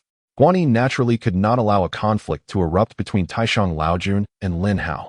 The Jade Emperor and Queen Mother, seated upon their thrones, both leaned towards Lin Hao, knowing that if Taishang Laojun truly escalated the matter, they would have to intervene. If the three semi-saints engaged in combat, what would become of the journey to the west? Guanyin emerged, channeling her powers to transmit her voice. "Lin, celestial deity. Sun Wukong has a predetermined fate that is beyond your control. Do not defy the heavenly order, lest you invoke its wrath." Lin Hao, however, was resolute and already had his plans. "How I, a celestial deity, choose to act is not for a Western individual like you to dictate," Lin Hao retorted coldly. If he dared to confront the saint, would he fear a mere Guanyin bodhisattva? Guanyin, one of the three great sages of the West, had always been held in high esteem, yet she found herself furiously confronted by Lin Hao in front of the other deities. On her throne, the Queen Mother chuckled softly, remarking, "Challenging heaven and earth, confronting saints and bodhisattvas. This young man is indeed remarkable, particularly in terms of his appearance." Back at Huagua Mountain, Lin Hao paid no heed to Taishang Laojun or Guanyin. Sun Wukong was filled with excitement and immense gratitude. Lin Hao had defended him against both Taishang Laojun and Guanyin. This gratitude was etched into Sun Wukong's very being, something he would remember even if reduced to ashes. Once again, Lin Hao turned to Sun Wukong, his expression solemn, and asked, "Brother Wukong, if I promise to keep you safe, will you trust me?" Without hesitation, Sun Wukong nodded firmly, responding, "Celestial brother treats me with sincerity. How could I not recognize this? With just your word, I would traverse mountains of blades and seas of fire. What cannot be done?" Lin Hao nodded, and then burst into hearty laughter. "Ha ha ha! A true brother. You are indeed the great sage equal to heaven, Sun Wukong." Receiving such praise from Lin Hao, especially being called a good brother, left Sun Wukong overwhelmed with joy, feeling that his life had found meaning. "Brother Wukong, I must impose upon you for now." Lin Hao's expression shifted, and he produced a red rope, binding Sun Wukong. Sun Wukong made no attempt to resist, trusting entirely that Lin Hao would not betray him. Once Sun Wukong was securely bound, Lin Hao lifted him and soared towards the heavenly court. In the Yaoqi, both Taishang Laojun and Guanyin laughed heartily. To them, it appeared that Lin Hao, intimidated by their power, had resigned himself and willingly brought Sun Wukong to the heavenly court. The two Buddhist sages, Kasyapa and Ananda, grinned mockingly, saying, "Just moments ago, he was calling him a good brother, and now he sells him out? Ha ha, how hypocritical." The Jade Emperor and Queen Mother were puzzled by Lin Hao's actions. However, reflecting on the matter, it made sense. Sun Wukong was the chosen one, the protagonist of the journey to the west, and from the moment of his birth, everything was predetermined, a fate that could not be altered by mortals. Before long, Lin Hao had brought Sun Wukong to the Yaoqi. After paying his respects to the Jade Emperor and Queen Mother, Taishang Laojun eagerly commanded, Lin Hao, hand over this demon monkey. This demon monkey possesses an indestructible body. Ordinary artifacts cannot harm him. Only my 8 trigrams furnace can refine him. If I act before he fully absorbs the celestial elixir in his belly, perhaps I can recover the lost elixir. Taishang Laojun had finally revealed his intentions. Once he tossed Sun Wukong into the 8 trigrams furnace and refined him into the fiery eyes of truth, the merits of the journey to the west would surely fall into Laojun's hands. Yet Lin Hao was no fool. He would not allow Taishang Laojun to succeed without a fight. Moreover, Lin Hao had his own grand strategy in mind. Lin Hao cast a cold glance at Taishang Laojun, rolling his eyes in disdain, and replied, Are you attempting to instruct me on how to act? Ha! You must be foolish. Chapter 67. Since the Bodhisattva does not mind, this little deity shall undress. Lin Hao remained as domineering as ever, his words inciting Taishang Laojun to stomp his feet in anger. A palpable killing intent surged within Taishang Laojun's ancient eyes. In matters concerning the merits of the journey to the west, he was determined to take Sun Wukong away. Surrounding him, the celestial beings instinctively took a step back, wary of being caught in the crossfire. This time, Taishang Laojun was serious, yet Lin Hao remained unfazed. Smiling as he asked, Old Lord, I am not refusing to give you Sun Wukong, but your 8 trigrams furnace is no longer in your Doshui Palace. Pray tell, what do you intend to use to refine Sun Wukong? At Lin Hao's words, the assembled deities finally grasped the situation, including Taishang Laojun, who had forgotten that his 8 trigrams furnace had already been taken away by Sun Wukong. The Supreme Elder smiled as he looked at Sun Wukong and confidently declared, The 8 trigrams furnace has undoubtedly been taken by this demon monkey. It must be with him. Allow me to sense its presence. With a flick of his dust whisk, the Supreme Elder formed hand seals and cast a spell, his face radiating immense confidence. However, Lin Hao secretly chuckled to himself. For the 8 trigrams furnace was not stolen by Sun Wukong at all.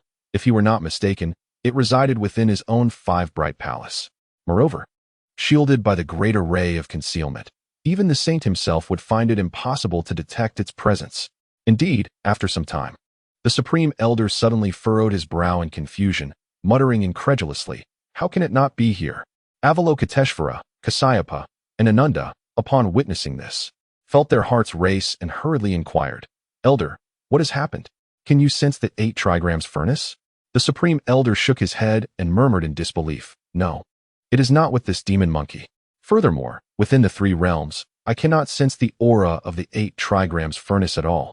It is as if it has ascended beyond the chaos. What? How can this be? Avalokiteshvara was stunned, and the other Buddhas were equally bewildered.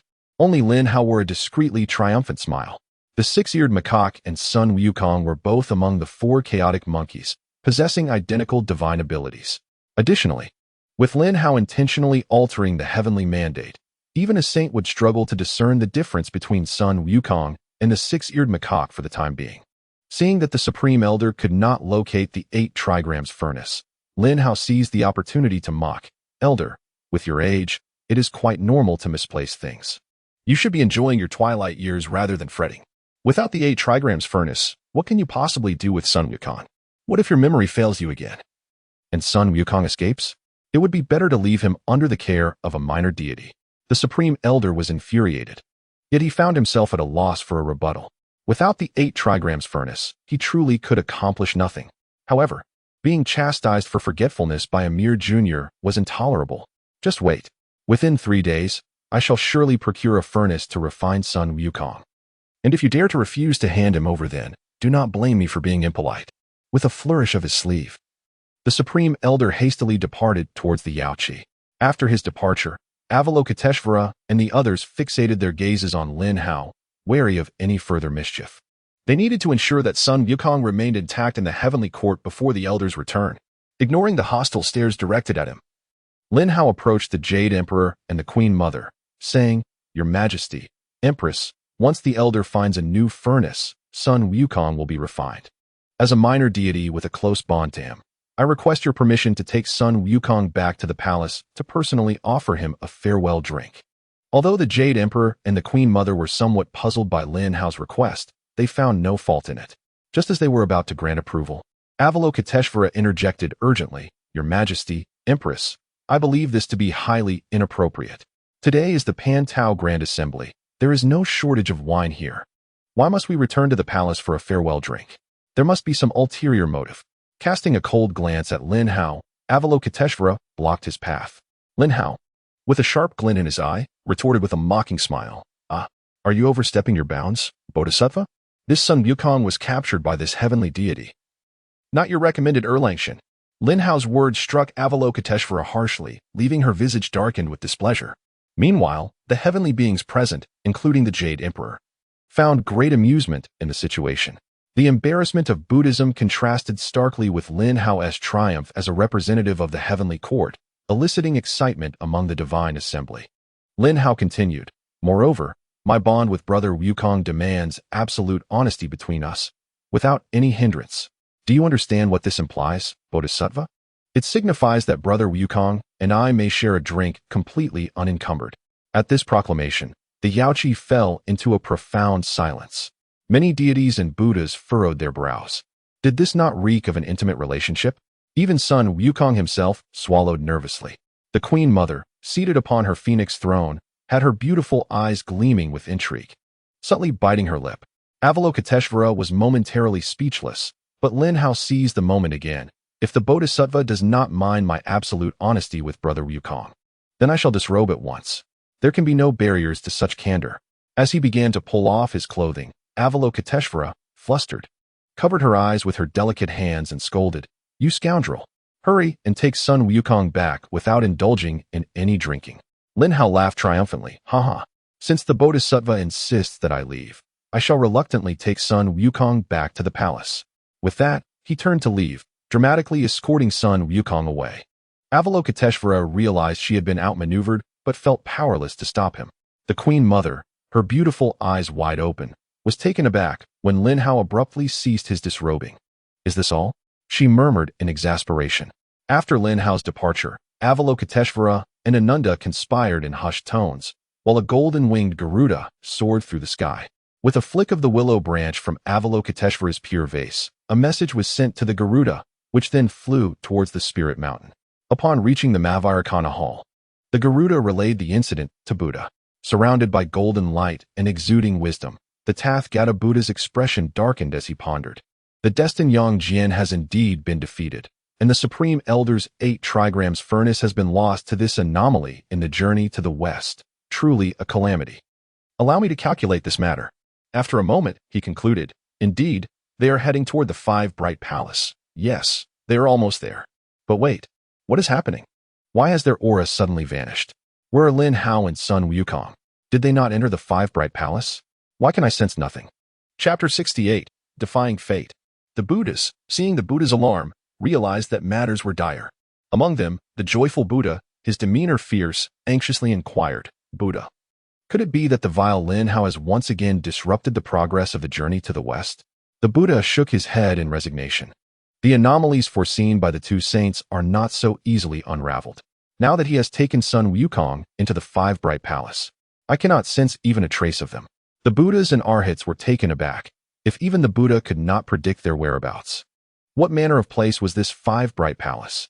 Yet, the joyful Buddha, rising in anger, addressed the Buddha, "Buddha, that wretched Lin Hao previously destroyed my physical body with an invincible killing formation and stole my 6 souls banner.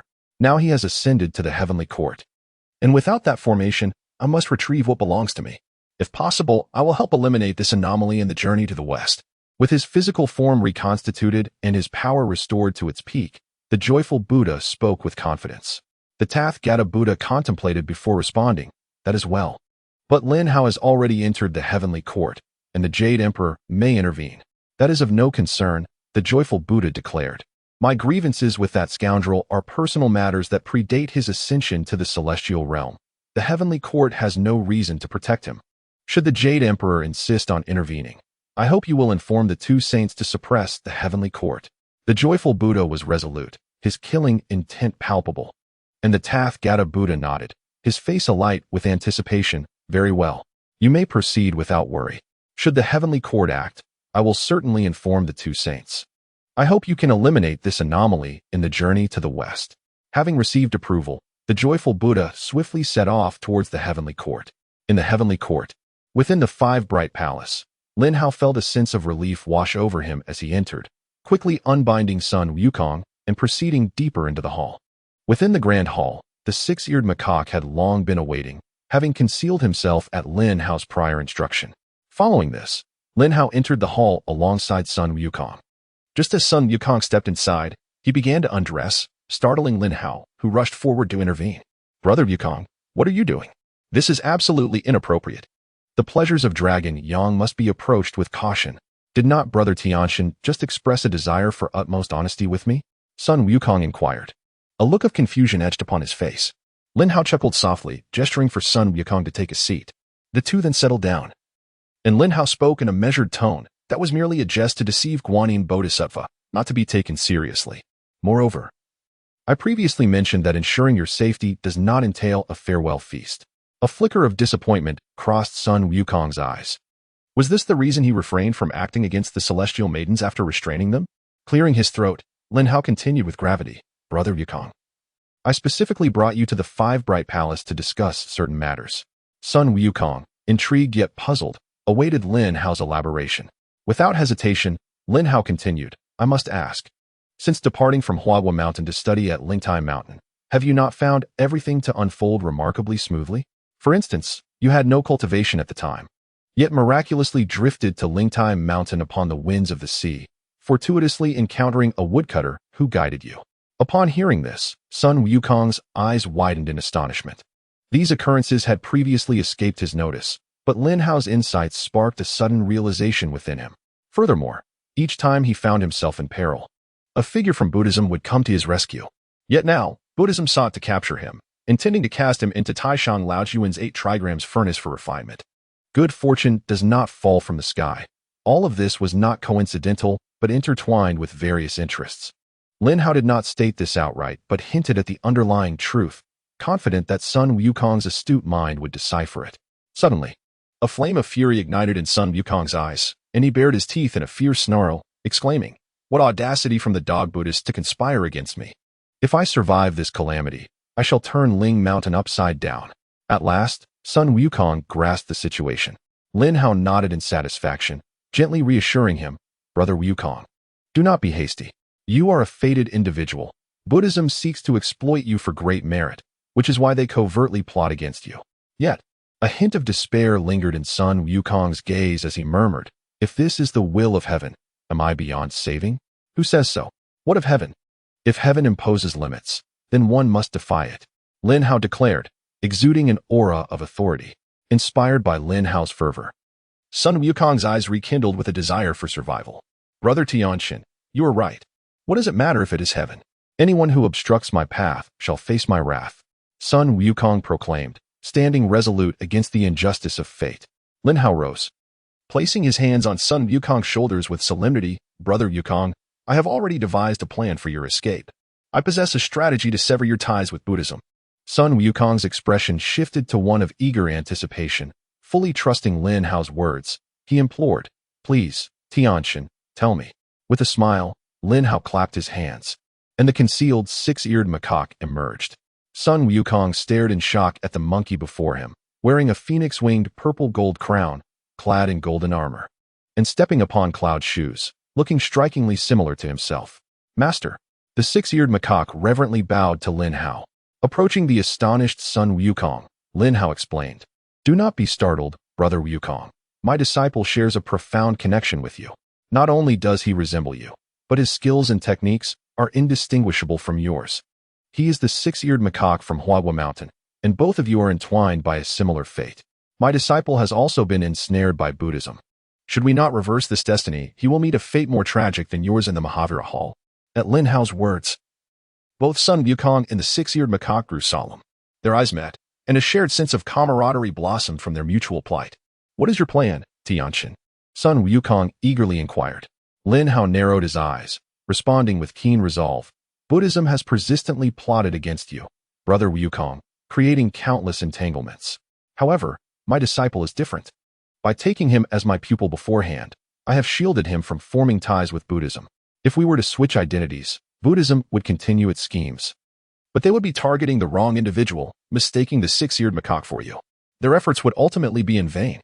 Meanwhile, you would remain hidden until the Six-Eared Macaque disrupts their plans, freeing you from your entanglements with Buddhism.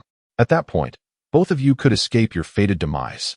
After Lin Hao's exposition, both Sun Wukong and the Six-Eared Macaque glimmered with excitement, their spirits soaring. With a serious demeanor, Sun Wukong questioned, Tianxin, how confident are you in disrupting this fate? With calm assurance, Lin Hao replied, if it were anyone else executing this plan, they would likely have but a 30% chance of success.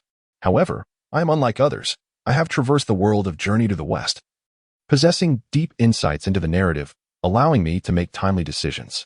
I am the anomaly within this tale, and as long as there exists an anomaly, even the decrees of heaven can be overturned. With unwavering confidence, Lin Hao declared, I possess at least an 80% chance of success. Upon hearing this, Sun Wukong's joy knew no bounds. Trusting Lin Hao implicitly, he clasped his fists and pledged, then I shall follow your arrangements, Tianxin. Lin Hao nodded, his strategy already in motion. Once Sun Wukong and the Six-Eared Macaque exchanged identities, the latter's predetermined fate would be shattered, and Sun Wukong would sever his ties with Buddhism. When Buddhism's grand designs for the journey to the West unfolded, they would discover that the true protagonist was none other than Lin Hao's disciple, the Six-Eared Macaque. In that moment, the fruits of their efforts would rightfully belong to Lin Hao. Having orchestrated this plan, Lin Hao addressed Sun Wukong with sincerity, Brother Wukong. In the days to come, you shall remain hidden within my 5 bright palace. I possess a great formation to conceal your presence, ensuring you remain undetected. Additionally, I have an item to bestow upon you, one that will aid in your comprehension of the sacred path. At this, Sun Wukong's eyes lit up with fervor. The sacred path was an elusive realm, attainable only through extraordinary fortune. Otherwise, it remained beyond reach. Indeed, the sacred path encompassed not only saints but also those on the cusp of sanctity. Many formidable beings had traversed countless epochs, yet failed to ascend to the threshold of quasi-sainthood, primarily due to their lack of insight into the sacred path. Now, Lin Hao announced he possessed an object that could assist Sun Wukong in grasping the sacred path. Who could remain indifferent to such a prospect? Lin Hao produced the 5-colored divine stone gifted by his master, Tongtian Jiaozhu. The stone radiated an ancient aura of cosmic might, causing the abundant spiritual energy within the 5 bright palace to gravitate toward it as if greeting a long-lost mother. The 5-colored divine stone, a celestial artifact utilized by Nuwa to mend the heavens, exists in only 2 fragments in this world. One of these fragments nurtured the protagonist of Journey to the West, Sun Wukong, while the other lies before us. Sun Wukong feels an inexplicable affinity towards this 5-colored divine stone.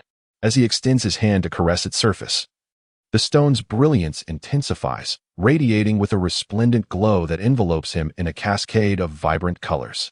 Once this radiant light completely encircles Sun Wukong, it miraculously transforms into a solid stone, allowing him to return to the 5-colored divine stone for a rebirth. Ancient and profound patterns adorn the surface of the divine stone, embodying the essence of the sacred path, which is intrinsically linked to Sun Wukong. Lin Hao, filled with excitement, anticipates Sun Wukong's emergence from the stone, for it signifies the comprehension of the sacred path. At that moment, Sun Wukong will sever all ties with Buddhism, and as a being of the sacred path, he shall undoubtedly turn the Buddhist teachings upside down. After addressing Sun Wukong, Lin Hao turns his attention to the Six-Eared Macaque. The macaque, brimming with enthusiasm, eagerly presents 2 invaluable treasures to Lin Hao, the innate spiritual root of the Pantaoiwan, the Ren water peach tree, and the Bagua furnace from the Doshui Palace. Ren water peach tree, an innate spiritual root that bears fruit once every 100,000 years, producing thousands of Ren water peaches, each containing 9,000 years of cultivation.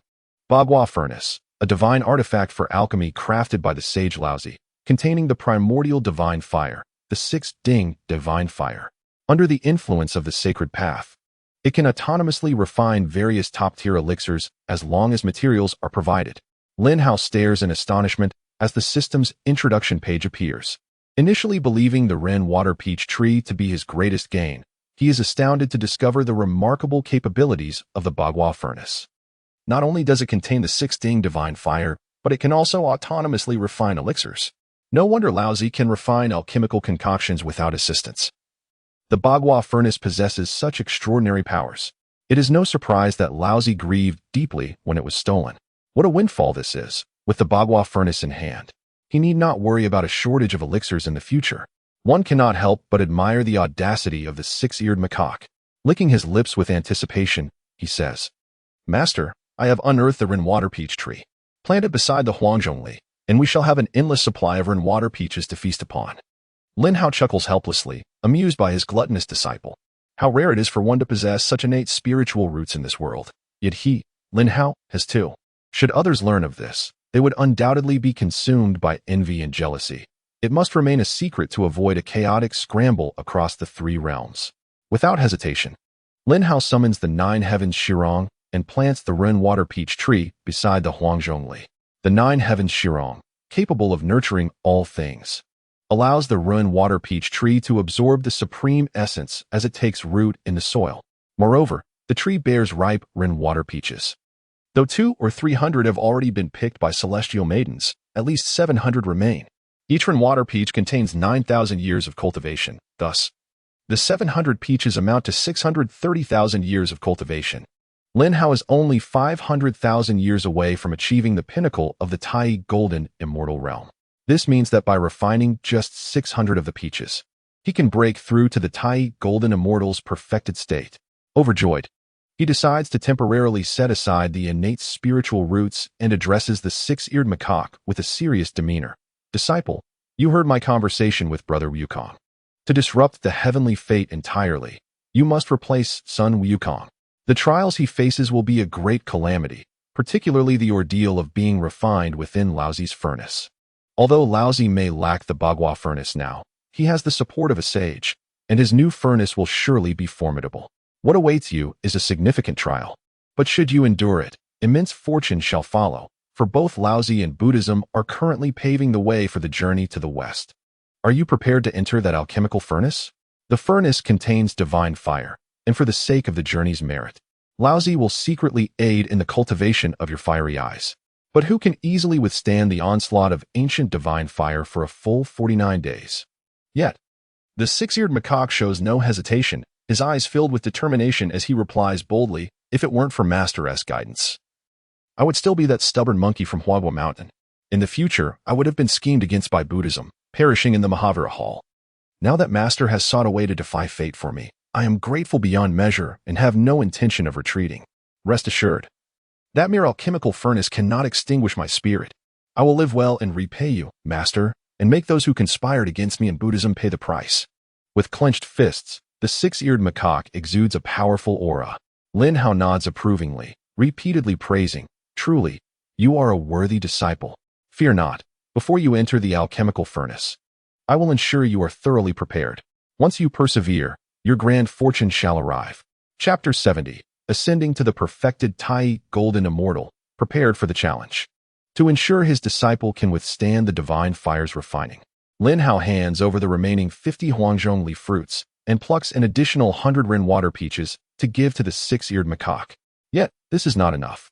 Lin Hao also produces the last 3 drops of the 3 light divine water, offering them without hesitation to the macaque.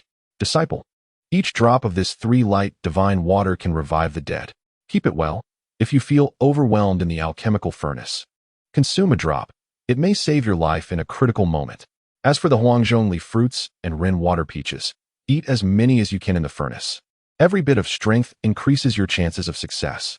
Lin Hao speaks to the Six-Eared Macaque with the tenderness of a father.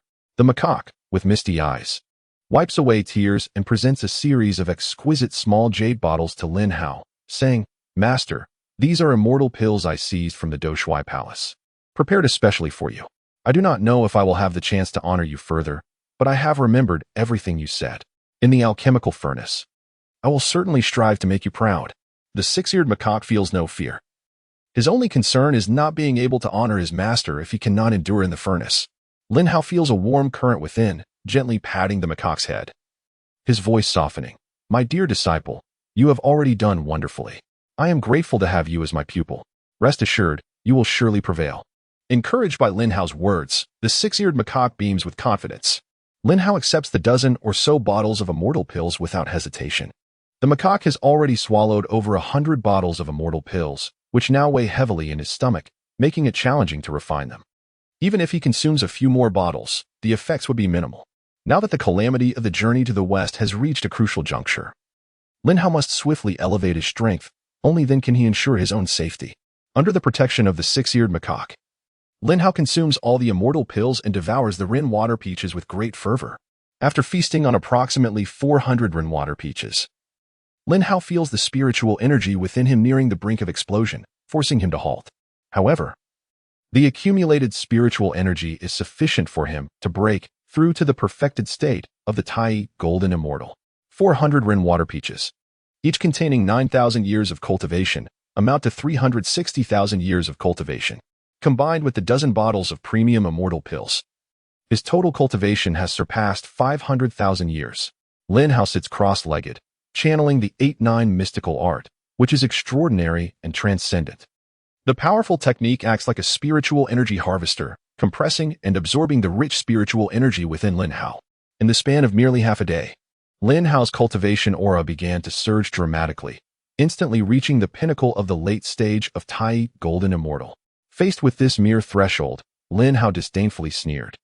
It is merely the perfection of Tai Golden Immortal. I shall break through it. Clenching his fists, he unleashed a powerful wave of force, accompanied by an overwhelming tempest of spiritual energy that erupted forth. Boom! A pillar of radiant energy shot up from the Five Ming Palace, piercing the heavens. A formidable aura emanated from it, instilling fear in all who beheld it. The entire Yao Qi trembled, rousing the intoxicated Zhu Beiji from his slumber, who stood up in fright. Trembling? Is the ground shaking? No, this is the heavenly court. How could there be an earthquake? Could it be a heavenly tremor? All the deities turned in shock towards the Five Ming Palace, where a resplendent silver flower bloomed, casting a shadow over the sky, its petals unfurling to reveal the overwhelming aura of the perfected Tai Golden Immortal. Tai Golden Immortal perfection? At the location of the Five Ming Palace. Has Lin Tianshan broken through again?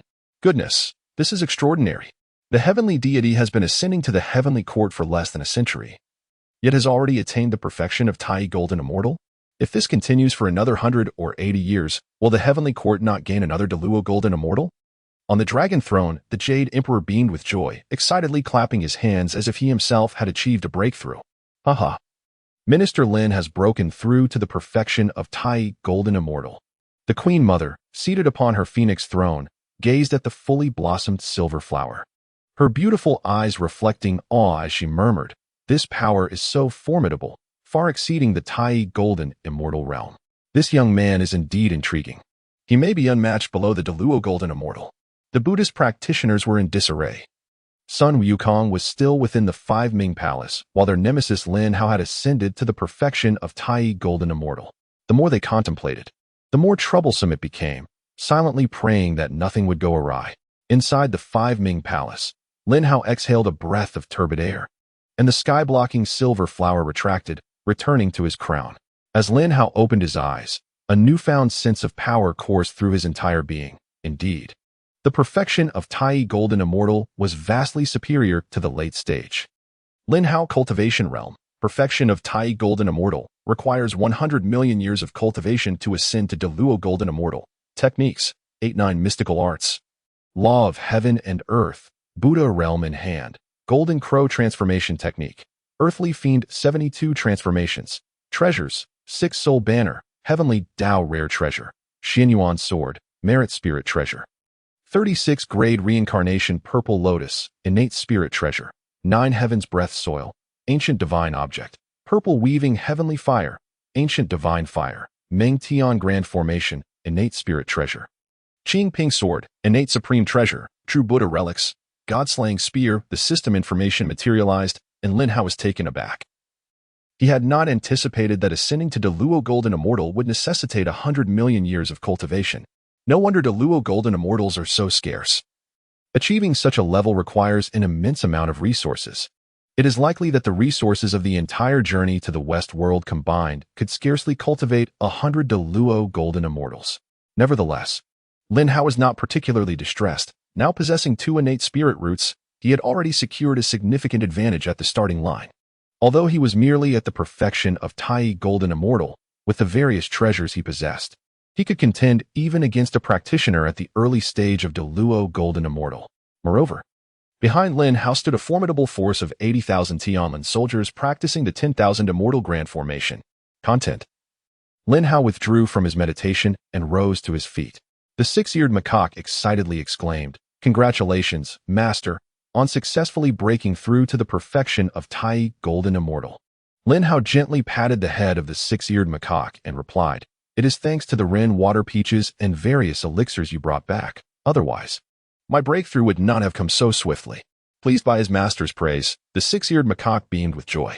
However, Lin Hao turned his gaze towards the exterior of the Five Ming Palace, his expression grave. 3 days are about to pass, Six-Eared. Whether this is a fortuitous opportunity or a calamity depends entirely on your abilities. Chapter 71. Sending the Six-Eared Macaque into the Dan Furnace. The joyful Buddha of Dingguang arrives uninvited. The Six-Eared Macaque clenched his fist, a fierce glint in his eyes as he resolutely stated, "Master, rest assured. I will do my utmost. I will not come to harm. I still wish to see you again and repay your kindness." By the end of his sentence, the Six-Eared Macaque's eyes had grown misty. Lin Hao affectionately ruffled the hair of the Six-Eared Macaque and cautioned, "Disciple, remember, from this moment forth, you are the genuine Sun Wukong. Awaiting you are numerous tribulations, but as I have said, they are both calamities and opportunities. Compared to the fate of dying in the Great Sage's Hall, this is undoubtedly the best outcome." The Six-Eared Macaque understood his master's good intentions. In comparison to death, all current hardships seemed trivial.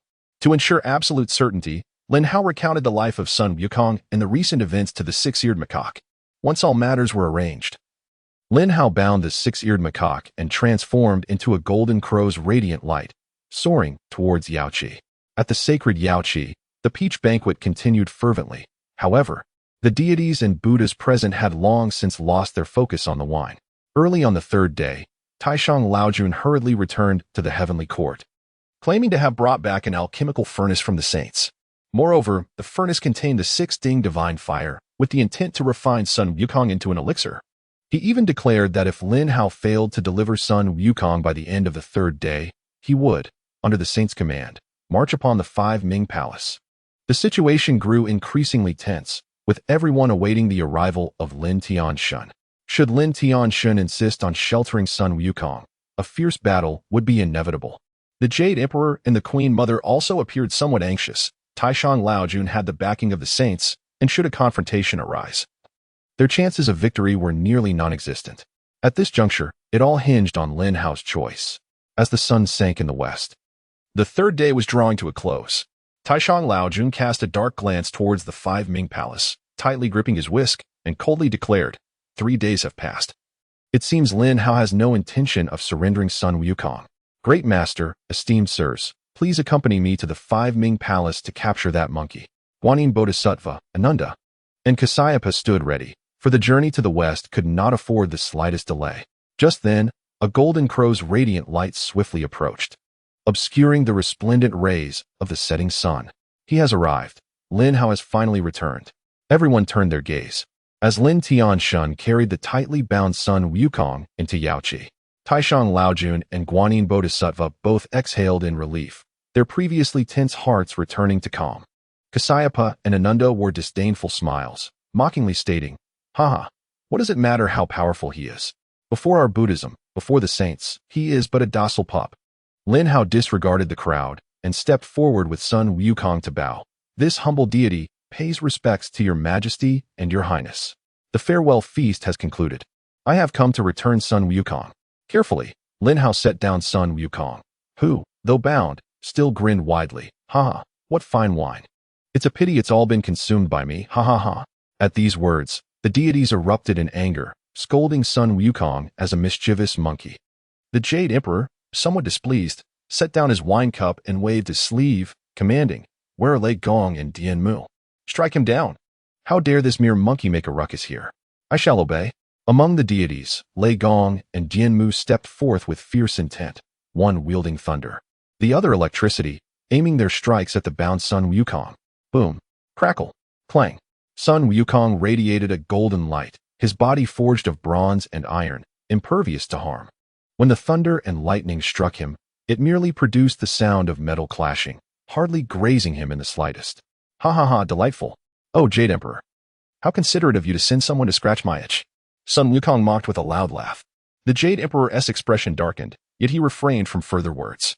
Conversely, the Queen Mother glared at Sun Wukong, demanding, "Impudent monkey, will you not return my innate spiritual root?" "What spiritual root?" Sun Wukong stubbornly denied any knowledge. The Queen Mother, unwilling to waste words, summoned a beam of light that enveloped Sun Wukong from head to toe. However, as she concluded her examination, her brow furrowed in confusion. How can this be? It makes no sense. Unless it resides within this monkey's consciousness, I should be able to sense it throughout the three realms, yet there is nothing in his mind. The Queen Mother was perplexed.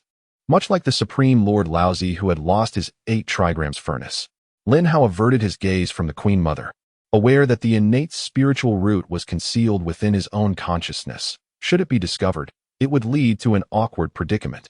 Once the Queen Mother finished her probing, the Supreme Lord Laozi, unable to contain himself, eagerly stepped forward and declared, "Your Majesty, Your Highness, this demon monkey is a celestial entity. It cannot be extinguished by mere alchemical means. I implore you to allow me to take it back for refinement." The deities present, having discerned the true nature of the Supreme Lord's request, expressed no dissent. The calamity was decreed by heaven, and the affairs of the heavenly path could not be interfered with by mortals or deities. The Jade Emperor nodded and replied, "The demon monkey is inherently unruly. To burn it alive for its transgressions against the Queen Mother's innate root would be no injustice. Laozi, take it away for refinement. Should the innate spiritual root emerge during the process, kindly inform me." The Queen Mother added her agreement. With a triumphant smile, the Supreme Lord Laozi responded, "Rest assured, Your Majesty, this demon monkey's demise is imminent. If the innate spiritual root manifests, I shall promptly notify Your Highness."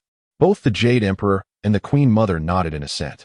With a smug expression, the Supreme Lord Laozi approached the bound Sun Wukong and spoke in a low voice. "You dare to steal my elixir? Watch as I cast you into the alchemical furnace, using the 6th divine fire to refine you for 49 days. Sun Wukong glared at the Supreme Lord with fury, exclaiming, "You old Taoist, how dare you ambush me with such underhanded tactics? If I survive, I shall surely smash your Duoshu palace. Impudent monkey, your end is near, yet you remain defiant. Come with me."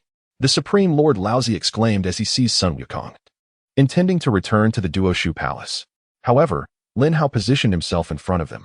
The Supreme Lord's brow furrowed, and a glint of malice flashed in his eyes as he coldly inquired, "What is the meaning of this, heavenly deity?" Lin Hao, avoiding the Supreme Lord's gaze, meaningfully patted Sun Wukong's shoulder.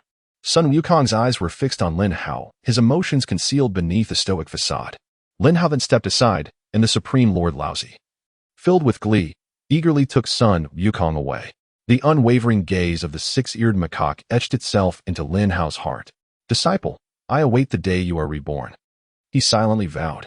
Shortly after the Supreme Lord departed, a radiant light emerged outside the Yaoqi, revealing a bald monk with long ears, who approached holding prayer beads. Lin Hao frowned, his expression grave as he recognized the figure, the Dharmakaya of the Joyful Buddha, whom he had previously obliterated. Yet now, the Joyful Buddha had reformed his body. "Your Majesty, Your Highness, this humble monk comes uninvited. I hope you will not take offense." Chapter 72. One may eat filth, but words must be prudent. The Joyful Buddha was not on the invitation list for the Peach Blossom Banquet, yet he had come unbidden. However, as a prominent figure among the Western Buddhas, his power rivaled that of the 3 great sages, rendering it impossible for the heavenly court to refuse his presence.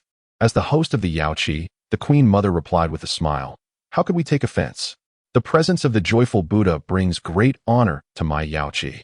Having wielded authority over the 3 realms for a long time, the Queen Mother had mastered the art of diplomacy. Thus, she instructed one of the celestial maidens to vacate a seat in the 2nd row for the Joyful Buddha. Once the maiden completed her task, the Queen Mother said, "Joyful Buddha, please take this vacant seat." Hearing this, the Joyful Buddha joined his hands in gratitude, bowing to the Queen Mother. "I shall not be courteous, then." As he made his way toward the 2nd row seat, he glanced up and found Lin Hao occupying the front row. Their eyes locked, and past grievances resurfaced. In Huawa Mountain, Lin Hao had obliterated the true form of the Joyful Buddha with an invincible formation.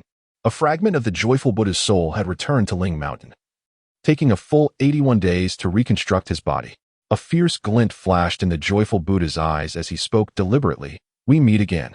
Lin Hao, undaunted, replied with calmness, "Indeed, what a coincidence. I thought I would never see you again." Rage filled the joyful Buddha's eyes at Lin Hao's words, which were clearly a taunt. However, being in the Yao Qi, the joyful Buddha refrained from immediate confrontation, coldly stating, "Without that formation, you are nothing in my eyes. You will regret this." With that, the joyful Buddha took his seat with a frigid demeanor. As for Lin Hao, he remained unperturbed. "Are you truly that formidable, joyful Buddha? We have crossed swords before," he retorted defiantly. Observing the tension between the two, the other deities, including the Jade Emperor and the Queen Mother, were taken aback. What was the nature of the enmity between Lin Hao and the joyful Buddha? When had this grudge been formed? Why had they never heard of it before? Nonetheless, the deities marveled at Lin Hao's audacity. He had offended two of the three great sages of Buddhism, and now he had also antagonized the joyful Buddha. Each of these three figures was a formidable great Luo golden immortal, distinguished even among their peers. With the arrival of the joyful Buddha, the atmosphere became palpably tense, revealing his malevolent intent. Yet Lin Hao had transformed. He was now a favored figure before the Jade Emperor and Queen Mother, a protector of the three realms. Within the confines of the heavenly court, what could the joyful Buddha truly do to Lin Hao? After consuming a peach, the joyful Buddha suddenly rose, facing the Jade Emperor and Queen Mother, and joined his hands, saying, "Your Majesty, Your Highness, this humble monk has come to Yao Qi to seek a lost treasure." Upon hearing this, the Jade Emperor and Queen Mother exchanged perplexed glances, both bewildered by his statement. The Queen Mother, somewhat displeased, replied, "Joyful Buddha, what treasure could you have lost in my Yao Qi? This place opens only once a year. Did your treasure sprout legs and wander in?" The Queen Mother held no affection for the joyful Buddha and felt a tinge of aversion. Who did not know that the joyful Buddha practiced the joyful Zen and delighted in lewdness, often seeking dual cultivation with bodhisattvas? Such behavior was hardly endearing. While the joyful Buddha admired beauty, he dared not gaze directly at the Queen Mother, seated upon the phoenix throne, a figure almost unmatched beneath the saints. Being the foremost disciple of the venerable Hongjun, regardless of strength or lineage, he could easily overpower the glorious Joy Buddha. Upon noticing the Queen Mother's displeasure, the Joy Buddha hastily clarified, "Your Highness, there has been a misunderstanding. Although my treasure is indeed at Yao Qi, more precisely, it is in the possession of Lin Hao." As he spoke, a murderous intent surged in the eyes of the glorious Joy Buddha, who cast a cold glare at Lin Hao. The Queen Mother, the Jade Emperor, and the assembly of immortals furrowed their brows. The lost treasure of the Joy Buddha was found on Lin Hao. However, the man in question, Lin Hao, leisurely swallowed the dragon marrow and phoenix liver in his mouth, wiping the grease from his lips with a satisfied expression, savoring the flavors. After completing this, Lin Hao stood up with a relaxed demeanor and pointed at the glorious Joy Buddha, exclaiming, "Hey, bald donkey, you may eat whatever you please, but you cannot speak recklessly. You have no evidence. On what grounds do you accuse me of stealing your treasure?"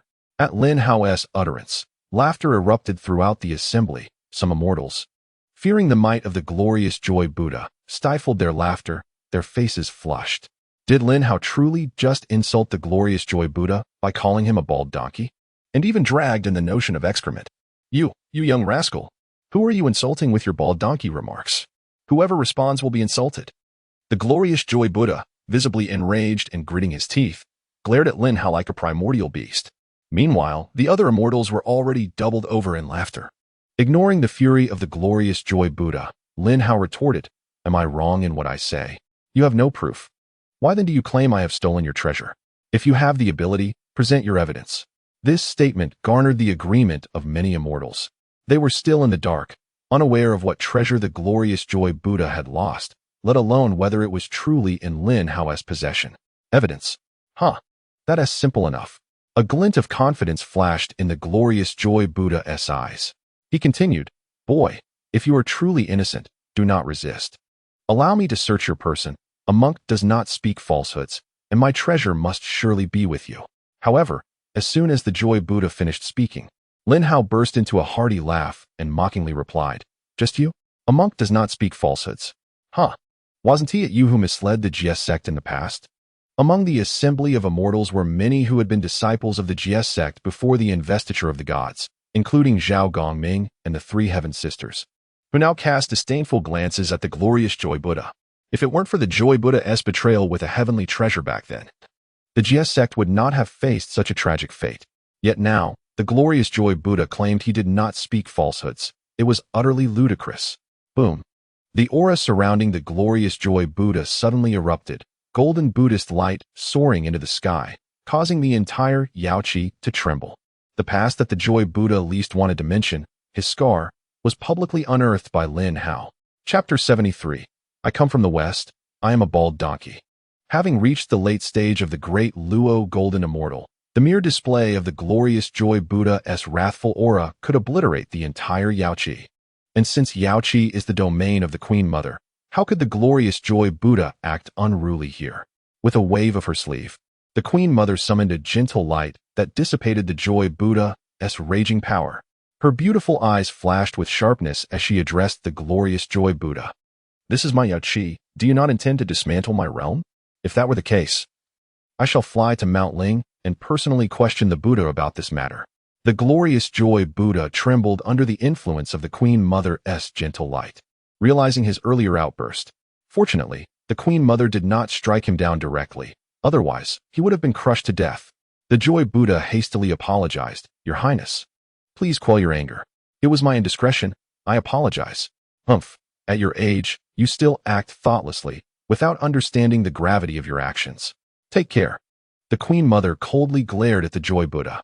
The Bodhisattva Guanyin and other members of the Buddhist order, witnessing that the Queen Mother had not pursued the matter further, felt a weight lift from their hearts. If the Queen Mother had truly intervened, should the Buddhist assembly assist the glorious Joy Buddha? Even if they did, would it not be akin to offering their heads on a platter? Who was the Queen Mother? A sage of the primordial chaos, even more formidable than the Jade Emperor, an invincible existence that could easily overpower the Buddha. How could they dare to offend her? Guanyin's expression was one of sorrow as she glanced at the glorious Joy Buddha, realizing he truly lacked discretion in his actions. Meanwhile, Lin Hao reveled in the unfolding drama, relishing the Joy Buddha's reprimand. Especially seeing the Joy Buddha's face turn pale with fear and his legs tremble filled him with joy. Lin Hao's smile was unrestrained, inciting the glorious Joy Buddha's teeth to grind in frustration. All of this stemmed from the presence of this insufferable lad. The Joy Buddha clenched the 2 Buddhist beads in his hand, producing a creaking sound. Yet even if he were given 10 times the courage, he would not dare to act violently in Yaoqi again. Boy, I reiterate, if you wish to prove your innocence, allow me to search you. The truth will naturally come to light.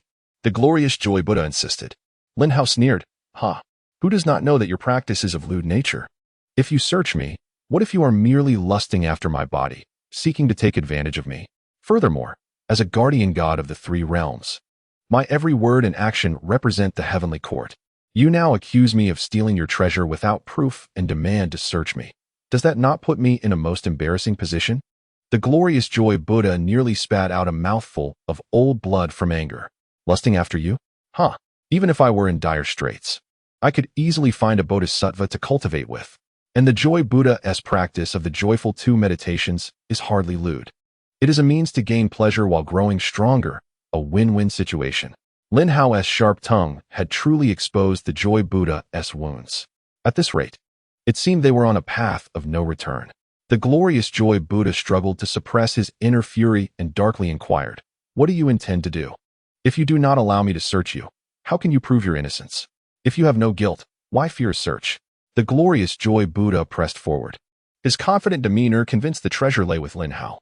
Lin Hao's eyes darted, then he replied, "Allowing you to search is not out of the question. However, if you find nothing, how do you intend to compensate me? Impossible. The treasure is in your possession. I guarantee it." The glorious Joy Buddha asserted firmly. Since that is the case, let us make a wager. I permit you to search me, but if you do not find your treasure, you must loudly declare a statement. Lin Hao's eyes sparkled mischievously, causing Bodhisattva Guanyin to shiver with apprehension. Whenever this glint appeared in Lin Hao's eyes, misfortune was sure to follow. Upon hearing this, the glorious Joy Buddha dismissed it entirely. Is it just a mere statement? What is the difficulty? I even doubt whether Lin Hao is being overly childish. He waved his hand grandly. I could shout 10 or 20 statements without concern. My treasure is assuredly with you. Seeing the glorious Joy Buddha's unwavering confidence, a smug smile crept across Lin Hao's face. He then turned to the Jade Emperor and the Queen Mother, bowing, "Your Majesties, I request your esteemed selves to act as witnesses for the wager between the Joy Buddha and me. Your words are too heavy. It is a trivial matter, hardly worth mentioning. The urgent task is to swiftly prove your innocence, the Jade Emperor responded. It was evident he was leaning towards Lin Hao. With the Jade Emperor and the Queen Mother as witnesses, Lin Hao felt no further trepidation. Regarding the search conducted by the Radiant Joy Buddha, there is no cause for concern. After experiencing the infusion of spiritual energy from the Celestial Master of Heaven, Lin Hao realized the extraordinary capabilities of the system he had bound to himself. This system was so profound that even the saint, the Celestial Master, could not detect it, while Lin Hao, as the host, could manipulate the system at will. With a slight incantation, all his treasures were concealed by the system.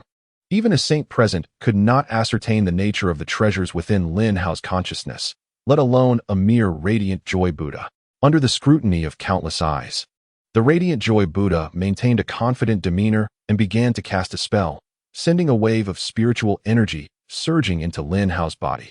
With the Jade Emperor and the Queen Mother as witnesses, Lin Hao felt no apprehension that the Radiant Joy Buddha would take advantage of the situation to strike. If the Buddha dared to act thus, he would find no refuge in the three realms. As the spiritual energy permeated his being, the Radiant Joy Buddha conducted a thorough search. However, upon concluding the first search, his confident expression suddenly froze and then faded, replaced by a bitter countenance. In disbelief, he conducted another search, yet still found nothing. The expression on the Radiant Joy Buddha's face was one of utter disgrace, muttering to himself, "No, it cannot be. The mark was just erased recently. It must be on him. Why can't I find it? No, I must search again." Eventually, Lin Hao grew impatient. A brilliant light erupted from the crown of his head, unleashing the overwhelming power of a perfect Tai Golden Immortal that directly dispelled the Radiant Joy Buddha's spiritual force. With a glint of coldness in his eyes, he taunted the Buddha, "Bald donkey, you have searched thoroughly, and not even a single hair has been found. Shouldn't you fulfill your promise now?" Awakened by Lin Hao's words, the Radiant Joy Buddha's face turned ashen, utterly at a loss. All gazes turned toward him, many filled with disdain. The Buddha had repeatedly claimed that his treasures resided with Lin Hao, yet after 3 or 4 searches, there was not a trace to be found. This inevitably led many to think of the term extortion. However, with the Jade Emperor and the Queen Mother as witnesses, the Radiant Joy Buddha had no choice but to adhere to the wager. With trembling lips, the Radiant Joy Buddha asked, "What must I say?" Lin Hao grinned wickedly and replied without hesitation, "Listen closely, I shall tell you this. I come from the Western Paradise, and I am a bald donkey." At this proclamation, laughter erupted throughout the assembly. The Radiant Joy Buddha was left dumbfounded, having expected a simple statement, only to be met with such an outrageous declaration. To utter this in front of the myriad deities would be utterly humiliating. Would he ever show his face again? Perhaps even the bodhisattvas he frequently associated with would flee. Naturally, this was not merely an affront to the Radiant Joy Buddha, but also a blow to Buddhism itself. The Buddhist attendees lowered their heads in shame, unable to protest. For according to the wager, they had lost, and with the Jade Emperor and Queen Mother as witnesses, who dared to defy this? Seeing the Radiant Joy Buddha hesitate, Lin Hao's eyes flashed with a ruthless glint, feigning to turn away, prepared to let the Jade Emperor and Queen Mother arbitrate. However, the Radiant Joy Buddha dared not offend the Queen Mother further and could only grit his teeth, close his eyes, and concede, "I come from the Western Paradise, and I am a bald donkey." The Yaoqi fell silent. Even though the Radiant Joy Buddha's voice was not loud, it echoed throughout the entire venue. All the deities heard this profoundly embarrassing statement, solidifying the title of Bald Donkey upon the Radiant Joy Buddha. The Buddhist attendees were collectively humiliated, their pride gravely wounded. Yet after uttering this phrase, Lin Hao, grinning mischievously, expressed his dissatisfaction. "Bald donkey, you boasted that saying 10 or 20 phrases would be no issue. Why have you stopped after just one? Come on, continue. We are all eager to hear." The Radiant Joy Buddha's chest tightened with rage, lamenting his earlier boastful words. This pit he had dug for himself was one he was now compelled to leap into. Yet, Lin Hao was being excessively unreasonable, treating him like a mere spectacle. Although the Buddha was filled with indignation, he dared not show it and could only stubbornly repeat, "I come from the Western Paradise, and I am a bald donkey. I come from the Western Paradise, and I am a bald donkey." In a display of defiance, the Radiant Joy Buddha forced himself to repeat this phrase 20 times. After finishing, his face was flushed with humiliation, as this disgraceful statement reverberated through the Yaoqi for nearly a minute. The radiant joy Buddha felt his face burn. He had never experienced such shame. How could he face anyone in the future? Perhaps even the bodhisattvas he frequently cultivated with would abandon him. With a furious glare at Lin Hao, the radiant joy Buddha seethed. You, this debt of blood for the destruction of my physical form must be settled today. After all, you destroyed my body. We must address this matter, right? The assembly fell into stunned silence, all eyes wide with astonishment. Could it be true? The once revered Lin Tianshun had indeed been so ferocious as to destroy the Buddha's physical form. The radiant joy Buddha had not wished to reveal this incident, as it was inherently disgraceful, but being forced into this corner, he had no choice. After all, his dignity was already shattered. What more could he lose? Confronted by the wrathful radiant joy Buddha, Lin Hao merely scoffed, derisively replying, "You truly have the audacity to bring this up? How shameful! It was you who sought to kill me, yet your skills were insufficient, and I destroyed your body. Whom can you blame for your inadequacy?" With Lin Hao's words, the assembled deities began to understand the situation, casting disdainful glances at the radiant joy Buddha. How could one claim vengeance for having their body destroyed due to a lack of cultivation? Truly audacious. Feeling the hostility of those around him, the radiant joy Buddha was incensed. Was this truly the fault of Lin Hao? You will be the death of me. You. The debt for my destroyed body shall be repaid today. Do not make further excuses. The atmosphere around the radiant joy Buddha began to swell with tension. Neza and the giant spirit god rushed forth, positioning themselves protectively in front of Lin Hao, shouting, "Bald donkey from the western paradise, do not harm our master." While Lin Hao's taunt of bald donkey was acceptable, now even Neza and the giant spirit god were calling him that. The radiant joy Buddha gritted his teeth and retorted, "You youngsters, what courage do you possess to shout here? Bald donkey is something you dare utter?" Neza, wielding the universe ring, laughed heartily. "Huh? You called yourself a bald donkey 20 times. We are merely respecting your self-designation." "Exactly. You bald donkey, be wise and retreat. How dare you threaten our master?" The giant spirit god added, brandishing his axe with a menacing demeanor. Lin Hao, brimming with arrogance, found his companions equally brazen. While the radiant joy Buddha, a venerable figure, could no longer contain his fury, having been insulted repeatedly. He clasped his hands together, bowing to the Jade Emperor and Queen Mother. "Your Majesties, I have a personal grudge with Lin Hao to settle. If a conflict arises, I hope you will not intervene." The radiant joy Buddha wished to take action, but was held back by fear. He dreaded that if the Queen Mother intervened again, it could cost him his life. The Jade Emperor frowned, responding with displeasure. "What do you mean by this, radiant joy Buddha? You are within the Yaoqi, a realm governed by my heavenly court. Lin Iching is a deity personally appointed by me to protect the 3 realms. You dare to provoke the esteemed officials of the heavenly court on their own turf and expect me to remain uninvolved? Do you find that reasonable?" It is well known that the Jade Emperor favors Lin Hao, making it rather impractical to challenge him within the heavenly court. Nevertheless, the happy Buddha of Dingguan continued, "Your Majesty, you err in your judgment. My grievances with Lin Hao trace back to before his ascension to the celestial realm, at which time he was not yet a significant figure in the heavenly court, and thus it bears no relation to the court itself. Should a murderer be absolved of his crimes merely for attaining a position of authority? Your wisdom is renowned, and I hope you will consider the Buddha's request." The words of the happy Buddha were laden with veiled threats, indicating that this reckoning with Lin Hao had received special approval from the Buddha himself, and even the endorsement of 2 saints. Moreover, his argument was not without merit. Had Lin Hao destroyed the happy Buddha's physical form after becoming a protective deity, the heavenly court would have reason to defend him. However, the situation was far from favorable at present. The Jade Emperor remained indecisive, and the Queen Mother remained silent. Should they acquiesce, they would be unable to intervene in any ensuing bloodshed. Yet, should they refuse and insist on meddling, the Buddhist sect would not relent, and the 2 saints might intervene as well.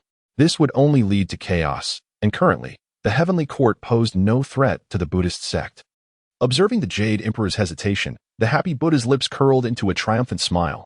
How amusing it was to see the heavenly court yield before the might of Buddhism.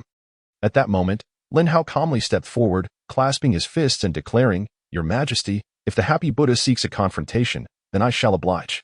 I am confident in my ability to destroy him once, and should it come to it, I could even claim his life."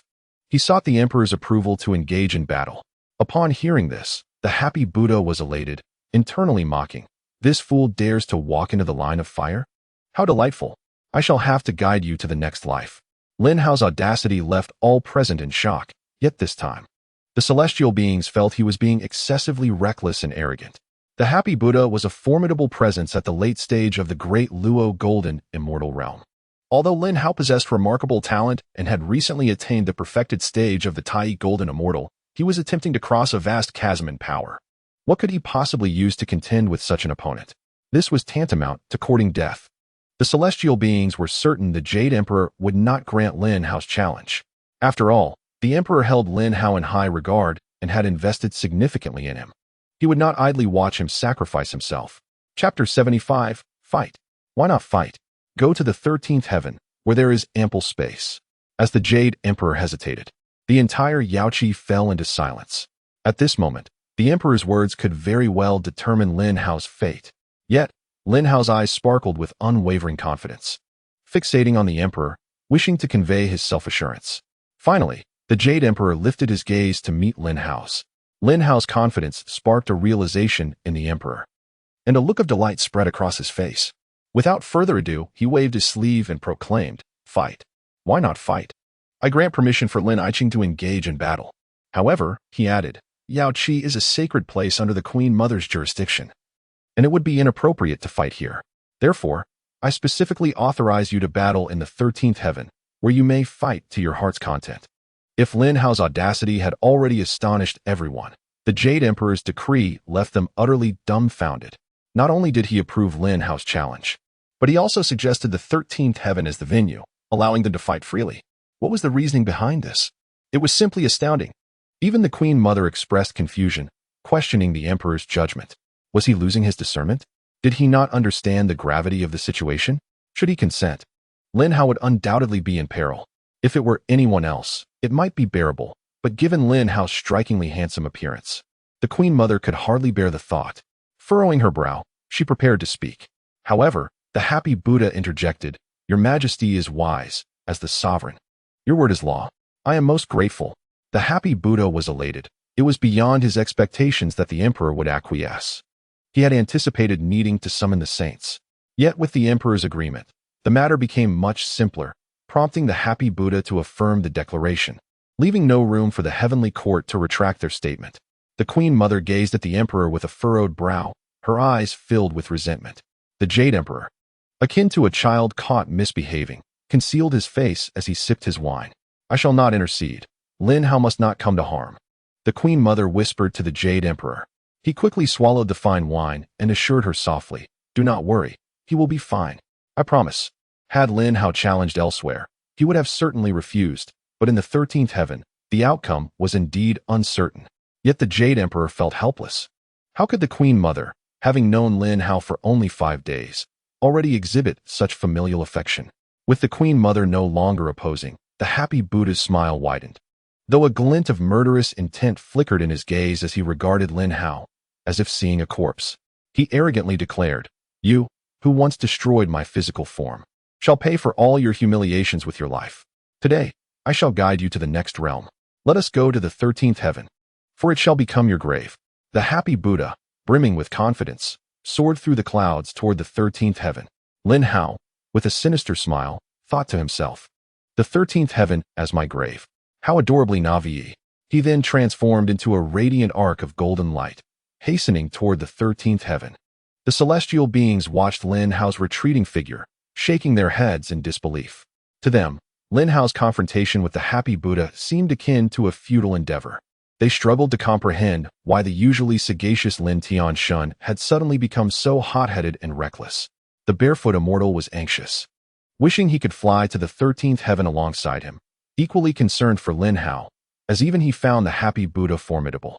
The Lunar Star Lord stopped the barefoot immortal, her beautiful eyes contemplative as she softly said, "Lin Hao does not strike me as a reckless person. I sense there is more to this. Even the Emperor is not anxious. Why should we be?"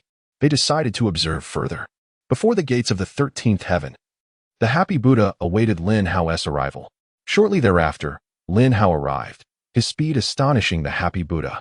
As a great Luo golden immortal, it was expected for him to possess remarkable speed, yet Lin Hao, a tamed golden immortal, matched him nearly stride for stride. However, despite his surprise, the happy Buddha felt no fear or trepidation, firmly believing that Lin Hao would be utterly defenseless against overwhelming strength. Ding. System task. The happy Buddha has come to provoke, bringing forth the threat of the two saints from the west against the heavenly court. Harboring murderous intent towards the host. Show no mercy and demonstrate the might of the Guardian Deity of the three realms. Task reward. 5-finger mountain, Buddhist divine power. God-slaying spearhead, 3 drops of true water of jade purity, and 10 million years of cultivation. At this moment, the system issued a task, indicating that even it could not tolerate the happy Buddha's arrogance. Moreover, the rewards were indeed bountiful, including the Buddhist divine power 5-finger mountain, a technique employed by Buddha when subduing Sun Wukong. The god-slaying spearhead was particularly significant for Lin Hao, as he already possessed the spear's body and now only needed the spear's tail and red tassel. The true water of jade purity was also invaluable, especially as he currently possessed 2 innate spiritual roots, making this divine water essential for his cultivation. 1,000,000 years of cultivation is extraordinarily precious. For ascending to the rank of a great Luo golden immortal requires a staggering 1 billion years of cultivation. Thus, this 1,000,000 years represents a significant fraction, underscoring its immense value. The rewards are exceedingly generous, igniting Lin Hao's fighting spirit. Upon entering the 13 heavens, even the most formidable of beings must bow before the resplendent Buddha of joy and light. You insolent brat, open the celestial gate at once. This monk can hardly wait to guide you towards enlightenment. The Buddha declared defiantly. Lin Hao regarded the foolish figure with a cold smile and retorted, "Silence, lest you perish without understanding how it happened." He scoffed, "What gives you the audacity and confidence to utter such arrogant words? When I shatter your skull with a single strike, you shall know the meaning of regret." The Buddha of joy and light grinned menacingly. Disregarding him, Lin Hao hastily approached the celestial gate, forming intricate seals with his hands to invoke his powers. Now, the entire 13 heavens fell under his dominion. As he unleashed his seal, a thunderous roar erupted from the celestial gate, which then swung open. Without hesitation, Lin Hao soared inside, and the impatient Buddha followed suit, leaping into the 13 heavens. In the next moment, Lin Hao swiftly cast a spell, causing the celestial gate to slam shut. The Buddha's expression soured as he observed the countless celestial soldiers stretching endlessly before him. If they were merely celestial soldiers, the Buddha would have felt no fear. But above them loomed a vast array, intricate and formidable, adorned with profound paths of the Tao. This formation intertwined each celestial soldier, concentrating their power at its core. Where Lin Hao stood with his arms crossed, a wicked smile etched upon his face. This formation was familiar to the Buddha, and it filled him with dread. The 80,000 celestial army roared in unison. "Kill! Kill! Kill the bald donkey!" Their furious battle cry shattered the skies, causing the 13 heavens to tremble. The Buddha's face turned pale as he finally recalled this terrifying formation, one with which he shared a deep connection. Is this the myriad celestial formation used by the intercepting teaching? How can it be in your hands? Retreating in fear, the Buddha realized the celestial gate was sealed. Only Lin Hao could open it, and only a sage could breach it. Despair filled his eyes as he realized he had been outmaneuvered by Lin Hao all along. Yet he had foolishly jumped into the trap. Chapter 76. The Might of the Myriad Celestial Formation. In the 13 heavens, the 80,000 celestial army brandished their spears, united in a thunderous roar. The vast myriad celestial formation gathered the combined might of the celestial army at its core. Within this core, Lin Hao felt an unprecedented surge of power coursing through his being. As he flexed his limbs, he could harness unimaginable strength, fired by fervent battle intent. Lin Hao glanced at the pitiful Buddha of joy and light beside the celestial gate and mocked, "You daft monk, why do you stand there dumbfounded? Why not continue your bravado? You should be quite familiar with this formation, as the former heavenly teacher once employed it against the four saints. You witnessed its might firsthand, though you have never experienced it yourself. Today, I shall fulfill your desire for a true contest." Realizing he had been ensnared and with the celestial gate tightly sealed, the Buddha understood escape was nearly impossible. Thus, he resolved to fight back against this insolent youth. His face twisted in fury, he glared at Lin Hao and shouted, "Wretched thief, what does it matter if the myriad celestial formation is in your possession? You are merely at the tamed golden immortal level, and these celestial soldiers are insignificant. A mere assembly of shrimp and crab soldiers, even with the myriad celestial formation's assistance, they cannot stir great waves. The Buddha commenced his incantations, and a brilliant golden flower erupted from his crown. The 3 flowers gathered at the crown manifested, transforming him into a celestial giant. Golden light enveloped him, and as he towered like a colossus, he stomped down, shaking the very ground beneath. His staff pointed menacingly at Lin Hao, striking like a spear. Lin Hao narrowed his eyes. Facing a great Luo golden immortal required utmost vigilance, even with the aid of the myriad celestial formation. As the Buddha had stated, his current strength was still too weak, and the 80,000 celestial army's power was minimal. Even with the might of the myriad celestial formation, it could not match the prowess exhibited during the battle of the gods. Law of heaven and earth. Lin Hao activated his own powers, transforming into a giant like the Buddha, summoning the Xianyuan sword. With the sacred sword in hand, he channeled the strength of the 80,000 celestial army and unleashed a devastating strike. Crackling. Boom. In the heavens, the staff and sacred sword clashed, sending sparks flying and winds raging, causing the entire 13 heavens to sway. A series of explosive sounds erupted between the staff and the sword, creating a tempest of destructive force. The Buddha's eyes widened with concern, and he instinctively increased his strength, muttering, "The myriad celestial formation truly lives up to its reputation as the greatest formation capable of restraining sages. Its power amplification elevates a Tai immortal's strength to that of a great Luo golden immortal. But it is still insufficient." Golden flowers blossomed from the Buddha's crown, drawing forth even greater power. Veins bulged on his forehead as he shouted, "Buddha's light shines. Break for me." A fierce beam of Buddha's light surged forth, causing Lin Hao's hands to tremble as he grasped the sacred sword. Was this the might of a late-stage great Luo golden immortal? Truly extraordinary. Moreover, the Xianyuan sword in his grasp paled in comparison to the Buddha's staff, leading Lin Hao to gradually retreat. He estimated that the power amplification of the myriad celestial formation could only elevate his strength to that of a mid-level great Luo golden immortal. If he engaged in a direct confrontation, he would certainly be at a disadvantage. Acting swiftly, Lin Hao executed the golden crow transformation, retreating as the Buddha's overwhelming light advanced relentlessly. Seeing Lin Hao falter, the Buddha burst into triumphant laughter. "Boy, do you now comprehend the extent of this monk's might? What does it matter if you possess the myriad celestial formation? It will only be squandered upon your demise. Once I vanquish you, I shall treat this formation with the reverence it deserves. Ha ha ha." However, Lin Hao's eyes glinted with disdain, and he scoffed, "So easily swayed by a single advantage? How foolish. You believe your Buddha's light is impressive? Allow me to show you the true powers of the Buddhist deities." The realm of the Buddha. With palms outstretched, Lin Hao summoned the supreme Buddhist law, manifesting a colossal golden hand, within which resided Buddhas, Bodhisattvas, and Arhats, creating a realm of its own. He thrust this palm of the Buddha's realm towards the Buddha of joy and light, determined to crush him. The radiant joy Buddha's aura, initially fierce, was swiftly subdued and crushed before the vast expanse of the Buddha kingdom, akin to a minor sorcerer confronting a grand master. Under the immense pressure of this colossal Buddha realm, the radiant joy Buddha found himself diminishing, as if he were to be flattened into a mere pancake. The Buddha kingdom at his palm represented true Buddhist supernatural abilities, possessed only by the 2 saints and the Buddha himself. This was a genuine suppression by the quality of divine powers, leaving the radiant joy Buddha utterly astonished. Since his physical form had been destroyed, he had been diligently cultivating to reassemble his body, unaware that Lin Hao would wield the power of the Buddha kingdom in his palm. No matter how hard he pondered, he could not fathom how Lin Hao had acquired such mastery over the Buddha kingdom. That peculiar lad could no longer be underestimated. True Buddha relic, manifest. The radiant joy Buddha summoned the true Buddha relic, encircled by a golden protective shield, rendering the Buddha kingdom unable to exert further pressure. With the aid of the true Buddha relic, the radiant joy Buddha's strength surged, channeling all his magical energy into the Joy Zen staff, which he then thrust forward with great force. Boom. The Buddha kingdom was finally shattered and dissipated.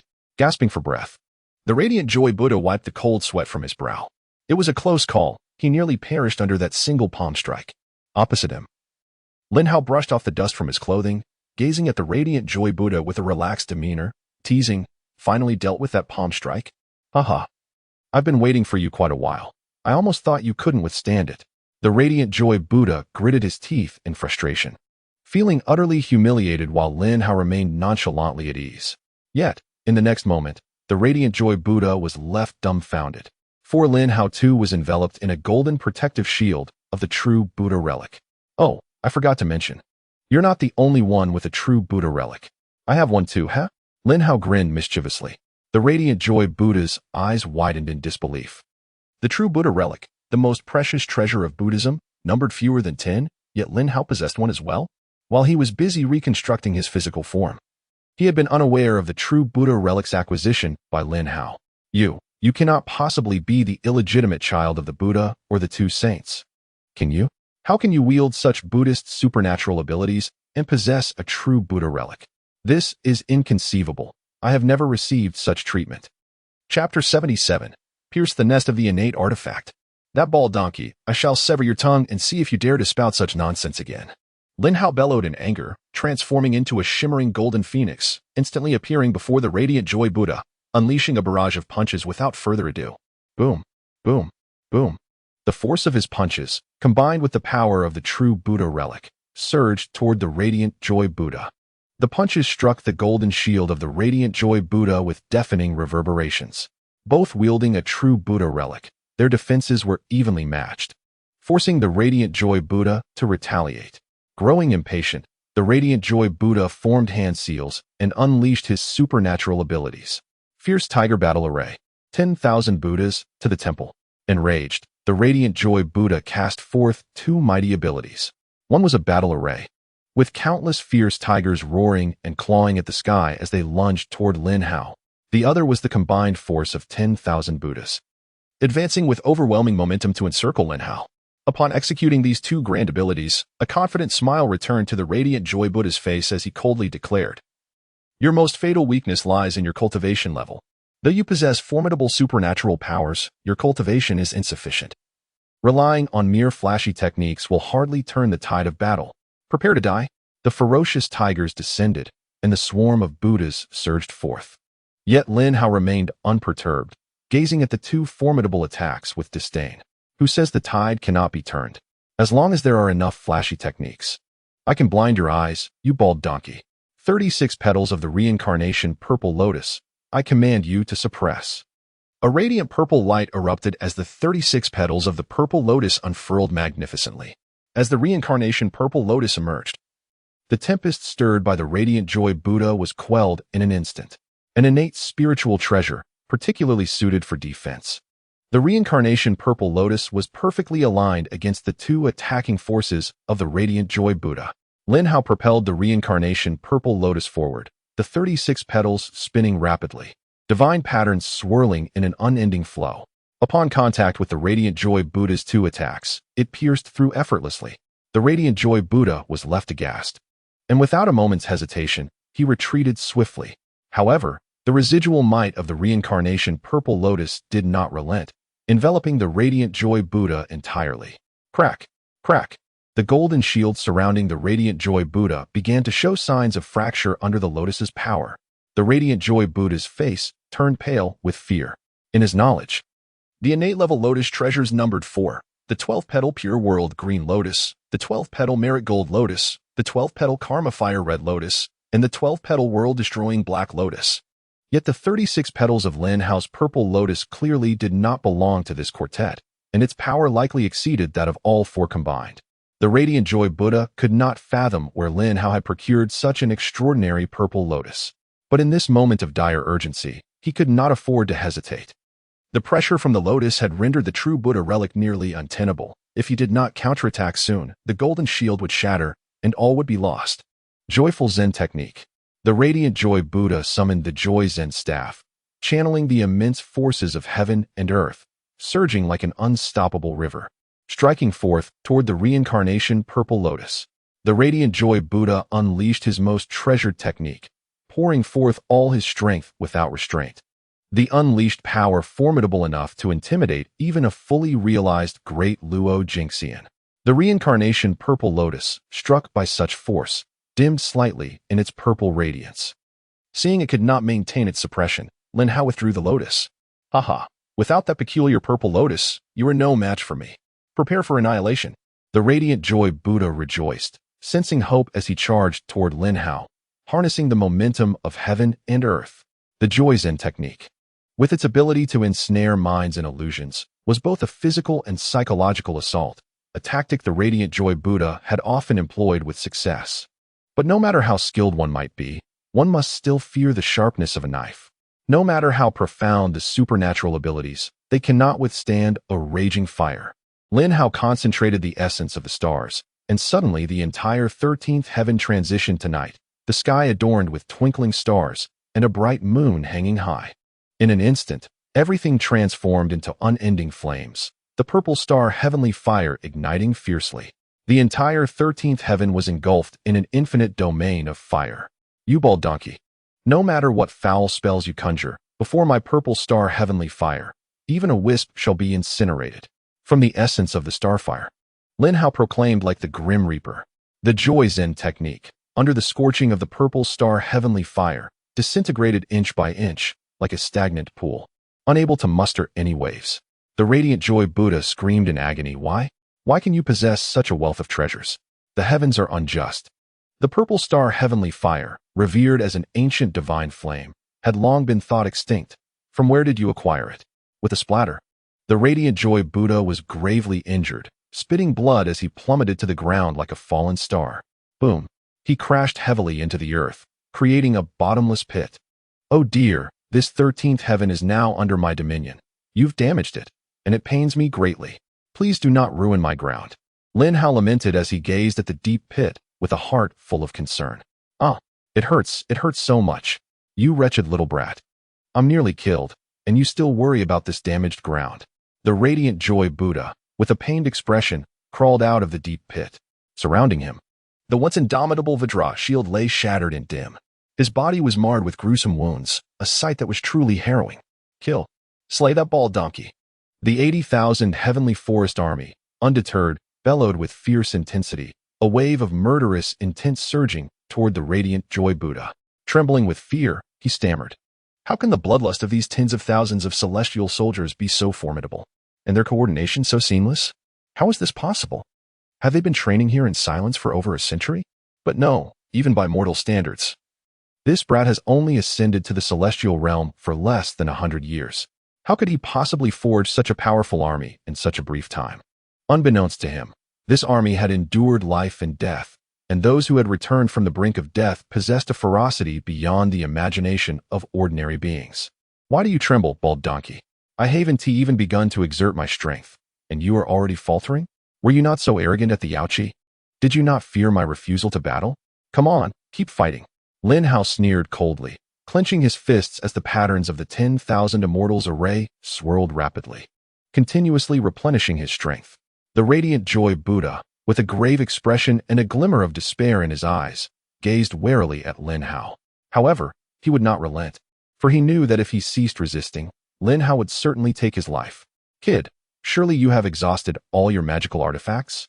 I refuse to believe you have more. Since your treasures are spent, it's my turn. Death Buddha beads, go. Reciting an incantation, the radiant joy Buddha summoned 2 beads that rapidly expanded, gathering an unmatched offensive force around him. You, who have exhausted your means, are finished. His face contorted in rage as he hurled the massive beads toward Lin Hao, imbued with overwhelming lethal intent. Yet, Lin Hao merely shook his head in resignation, observing the approaching beads, murmuring, "Who said I have exhausted my means? Heh, this is merely a warm-up. Heavenly decree list, arise." Lin Hao cast his spell, and the supreme treasure of the heavenly court, the heavenly decree list, manifested. Bestowed with the highest virtues of the heavenly court, it sealed the true spirits of countless deities. Once summoned, it unleashed an unparalleled pressure of divine merit. Boom. The 13 heavens trembled under the might of the heavenly decree list, threatening to shatter in an instant. The 2 beads, now insignificant as mere specks of dust in the cosmos, entered the range of the heavenly decree list's attack and, unable to bear the burden, exploded into dust that scattered into the void. The radiant joy Buddha collapsed to his knees, trembling, despair etched across his face. The heavenly decree list? The Jade Emperor's heavenly decree list, yet another innate treasure. Why is it in your hands? He had once held the advantage in cultivation. capable of overpowering Lin Hao. Yet, Lin Hao could summon treasures infinitely, and all of them were innate-level artifacts, obliterating the gap in their strengths and firmly suppressing him. I refuse to accept this. I am unwilling. Why is it that every artifact you casually summon is of innate caliber? Why? Have I unwittingly disturbed the nest of innate treasures? How many more artifacts do you have? With a spurt of blood, the radiant joy Buddha, consumed by rage, spat out a mouthful of old blood. Chapter 78. Stop. We cannot continue. The bald donkey will be finished. In the sacred Yao Qi, the expressions of all present could be categorized into two distinct types. The followers of Buddhism wore expressions of delight, secretly speculating that with the formidable cultivation of the radiant joy Buddha in the late stage of the great Luo golden immortal realm, he should effortlessly crush Lin Hao. The Bodhisattva Guanyin wore a smug smile, her beautiful eyes glinting with malice, inwardly cursing. That damn Lin Hao must be getting trampled into the ground by the joy Buddha right now. Ha ha ha. The anomalies of the journey to the west have been erased. And with the compassion of the Buddha, Buddhism shall flourish. Conversely, the many gods of the heavenly court exhibited expressions of anxiety, especially Neza, the giant spirit god, the barefoot immortal, and the moon goddess. Among the celestial maidens, the ethereal Chang-yi, whose beauty shone without adornment, was on the verge of tears. The Queen Mother of the West, seated regally on her phoenix throne, was equally restless. Having lived through numerous epochs, she had always maintained a calm demeanor. Yet this was the first time her heart felt so agitated. Why was that incredibly handsome face so appealing? Meanwhile, beside the Queen Mother, the Jade Emperor indulged in food and drink, his visage devoid of any anxiety. The Queen Mother narrowed her beautiful eyes in displeasure, thinking, so, this Lin Hao is no longer your favorite, is he? You dare to let a Tai golden immortal contend with a great Luo golden immortal? How bold of you! And you still have time to feast? Living quite comfortably. Are you, Jade Emperor? Do you truly wish to see that handsome young man perish? Cough, cough. The Queen Mother deliberately cleared her throat, causing the Jade Emperor to glance at her in surprise, asking, is the Empress unwell? Be sure to drink more warm water. The Queen Mother, on the verge of tears, could only respond with irritation, I am perfectly fine. You should be more concerned about your favorite. How long has it been since he entered? There has been no sign of activity. Upon hearing this, everyone turned their attention to the scene in the 13 heavens. They were all eager to know how the situation unfolded. However, the Jade Emperor replied leisurely, oh, don't rush. It's only been a quarter of an hour. What could possibly have happened? Come, let the music play, let the dance continue, and let us drink. The celestial maidens resumed their dances, their flowing white skirts billowing, revealing their flawless legs, a sight that was utterly tantalizing. Everyone, halt. The Queen Mother's cold voice rang out, silencing even the Jade Emperor, who dared not speak further. Fixing her gaze on the Jade Emperor, the Queen Mother sternly stated, Your Majesty, everyone is quite concerned about the battle in the 13 heavens. I hope you will summon the Haotian mirror so that we may witness the spectacle. At last, the Queen Mother articulated what everyone was thinking. All eyes were fervently fixed on the Jade Emperor. He swallowed hard, wondering if he could still refuse. He had intended to unveil the Haotian mirror after the matter was concluded, but everyone was so impatient. Reluctantly, the Jade Emperor replied, Very well, since everyone is so eager. I shall allow you to see. As the Jade Emperor prepared to summon the Haotian mirror, the Bodhisattva Guanyin interjected, Your Majesty, Empress. The Joy Buddha has a prior agreement with the two.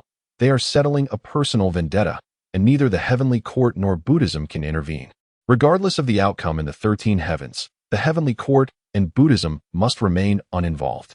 The Bodhisattva Guanyin, with her cunning, was confident that Lin Hao would meet a grim fate at the hands of the radiant joy Buddha.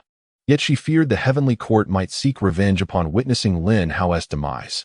Thus, she aimed to preemptively caution the Jade Emperor and the Queen Mother. The Queen Mother grew increasingly displeased with the Bodhisattva Guanyin, ready to retort. However, the Jade Emperor chuckled, Haha, once I have spoken. It is like the pulling of a card. Regardless of the outcome in the 13 heavens, the heavenly court shall not intervene, and of course, Buddhism must not act either. The Bodhisattva Guanyin rejoiced, hastily affirming, Naturally, Buddhism will not intervene under any circumstances. The Queen Mother glared at the Jade Emperor with resentment, her heart filled with discontent. What had gotten into him today? He was acting so unusually. Amidst the anticipation of the celestial beings, the Jade Emperor summoned the Haotian mirror. Their gazes were fervently fixed upon it, and as the Jade Emperor cast his spell, the Haotian mirror unveiled the scene of the 13 heavens. The Haotian mirror possesses a delay, causing events to unfold several minutes later than in reality. Within the mirror, the 80,000 celestial troops bellow in fury, clamoring to vanquish the bald donkey. Meanwhile, the Dingwang joyful Buddha emerges pitifully from a deep pit, his Vajra light shield, bestowed by the true Buddha's relics, rendered dim and powerless by Lin Hao's relentless assault. The Dingwang joyful Buddha is covered in gruesome wounds, a harrowing sight. Lin Hao unleashes the Ziwei celestial fire and the Fengshen list, mercilessly overpowering the Dingwang joyful Buddha, leaving him with no means to retaliate. The onlookers are left astounded, jaws nearly dropping to the ground. The entire Yaoqi is enveloped in a profound silence, so quiet that one could hear a pin drop. Only the drunken Zhu Beiji mutters nonsensically, "Quick, strip. I'm dying of impatience, let me assist you, ha ha ha." Despite his crude ramblings, no one pays him any heed, as all are engulfed in overwhelming shock, especially Guanyin Bodhisattva, whose face is ashen, pondering what is happening. Wasn't it supposed to be the Dingwang joyful Buddha who would crush Lin Hao? How has the tables turned? Furthermore, why does the great killing formation that shadows the entire 13th heaven possess such terrifying power? It has inexplicably elevated Lin Hao's prowess to the mid-level of the great Luo Golden Immortal. Moreover, Guanyin Bodhisattva feels a strange familiarity with this killing formation, as if she has encountered it before, yet she cannot recall when. Meanwhile, Zhao Gongming and the three Xiaos are taken aback, recognizing instantly that this killing formation is the ancient array used by the Against the Four Saints. Only now does the entire Buddhist order realize they have been duped. No wonder Lin Hao dared to challenge them so boldly. It turns out there was a great killing formation concealed within the 13th heaven. No wonder the Jade Emperor could afford to be so generous with his promises. He had colluded with Lin Hao to dig a deep pit for the Dingwang joyful Buddha and the entire Buddhist order. However, the Dingwang joyful Buddha and all present from the Buddhist faction joyfully leapt into the pit, smugly believing that the heavenly court would surely suffer losses, convinced that Lin Hao, this anomaly from Journey to the West, would be eradicated. But what was the outcome? The Buddhist order faced yet another crushing defeat.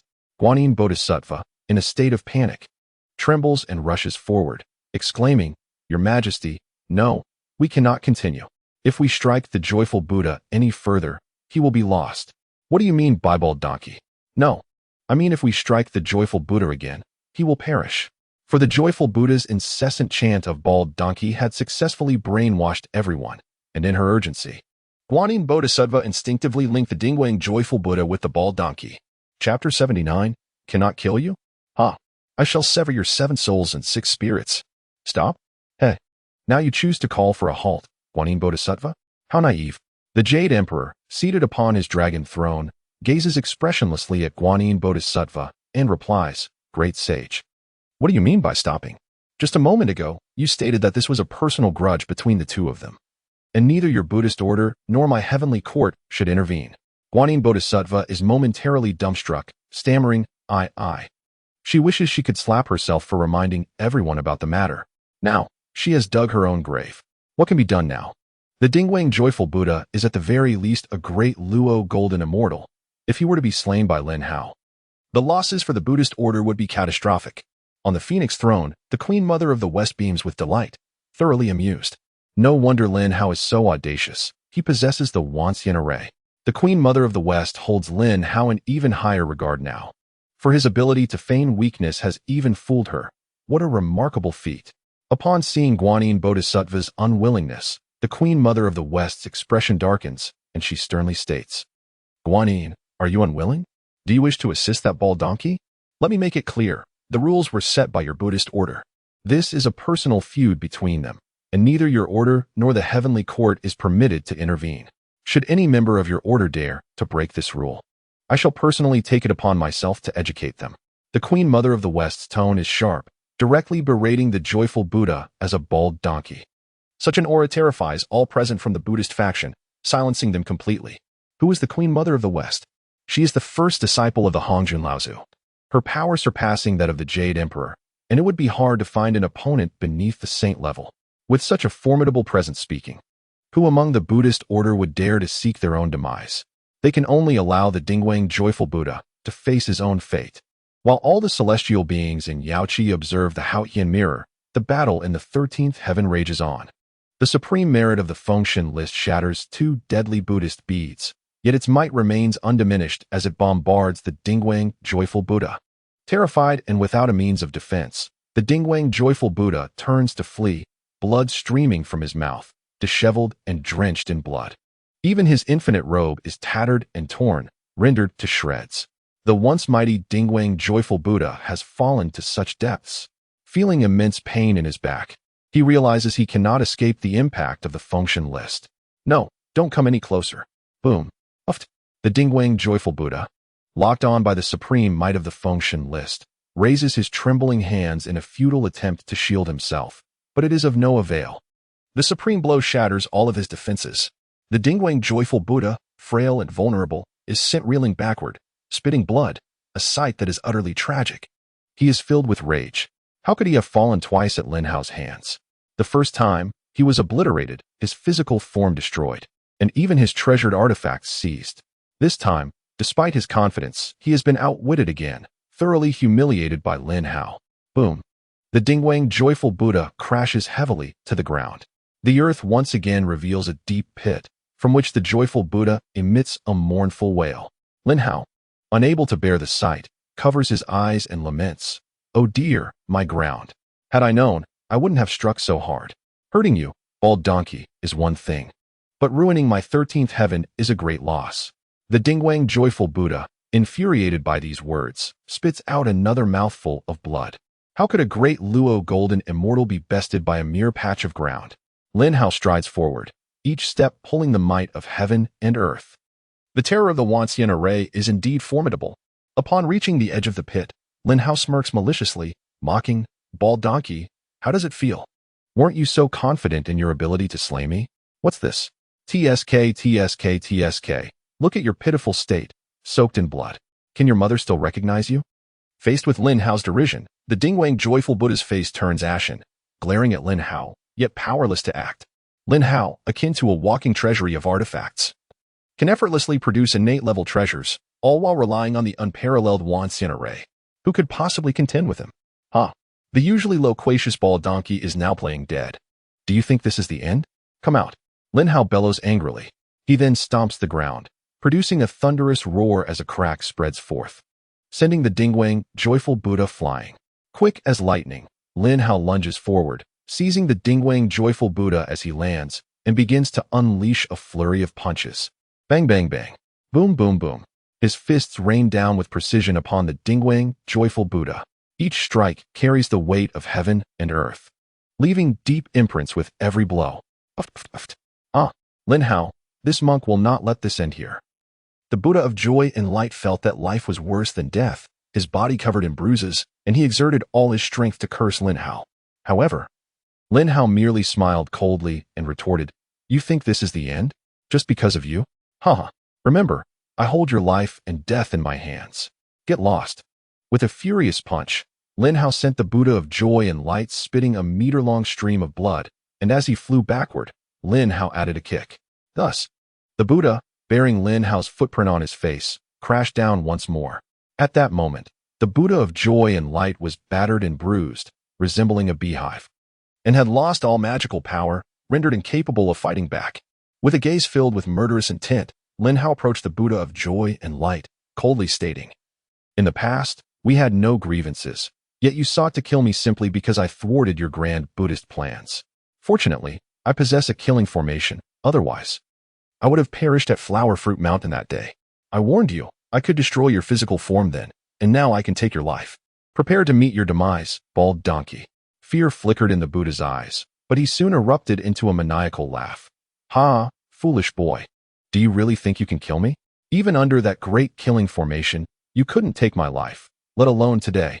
My true soul resides in the Spirit Mountain, immortal and indestructible. No matter how many times you kill me, I can always regenerate my body. Are you despairing, boy? Yet Lin Hao responded with boisterous laughter. Ignorant bald donkey. It is you who should despair. After the last lesson, do you really think I would be foolish enough to leave your true soul intact? Look at this. Lin Hao's eyes sparkled as he wickedly revealed a triangular six-tailed banner, inscribed with the names of the 6 individuals, the guide of beings. The Buddha of supreme purity, Laozi, and the primordial heavenly sovereign. At that moment, as Lin Hao unveiled this treasure, true terror gripped the Buddha of joy and light. The 6 souls banner, the banner that can even slay saints. It cannot possibly be with you. I thoroughly searched you at the Yaoqi. Lin Hao's triumphant laughter echoed. Correct. It is indeed the 6 souls banner. Once I lock onto a target, a gentle shake can seize the 3 souls and 6 spirits.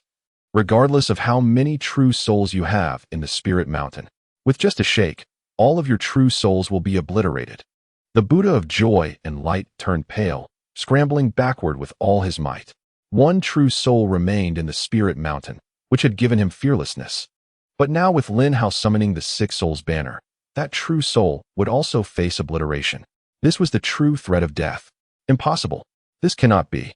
I clearly searched you inside and out at the Yaoqi. The 6 souls banner could not be with you. His eyes were filled with horror and despair as he wildly shook his bald head. Yet Lin Hao mocked him. You couldn't find it because of your own foolishness. Don't blame others for your incompetence. With a fool like you, you've lost all face. It would be better for you to die. Lin Hao formed seals with his hands, casting a spell as the 6 souls banner floated into the air. Supreme soul power gathered, enveloping the Buddha of joy and light, and within the purplish-red soul energy, the figure of the Buddha was materialized. The Buddha of joy and light was now locked by the 6 souls banner. Lin Hao merely needed to recite the incantation and shake the 6 souls banner. And the Buddha, along with his flesh and 7 souls and 6 spirits, would be instantly obliterated. No, please, spare me a life. You, young man, Lord Lin. Lin the Divine, have mercy on me. I promise to serve you faithfully if you spare me. In his terror, the Buddha of joy and light instinctively knelt before Lin Hao, trembling as he began to bow his head in supplication. Yet Lin Hao remained unmoved. The Buddha had always been shameless. Once, the Jie sect had trusted him deeply, with Togdian, now Lin Hao's master, even entrusting the 6 souls banner to him.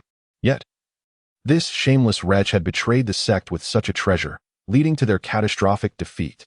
Thus, Lin Hao regarded the Buddha's pleas and promises as mere nonsense. Lin Hao coldly laughed. Serve me faithfully?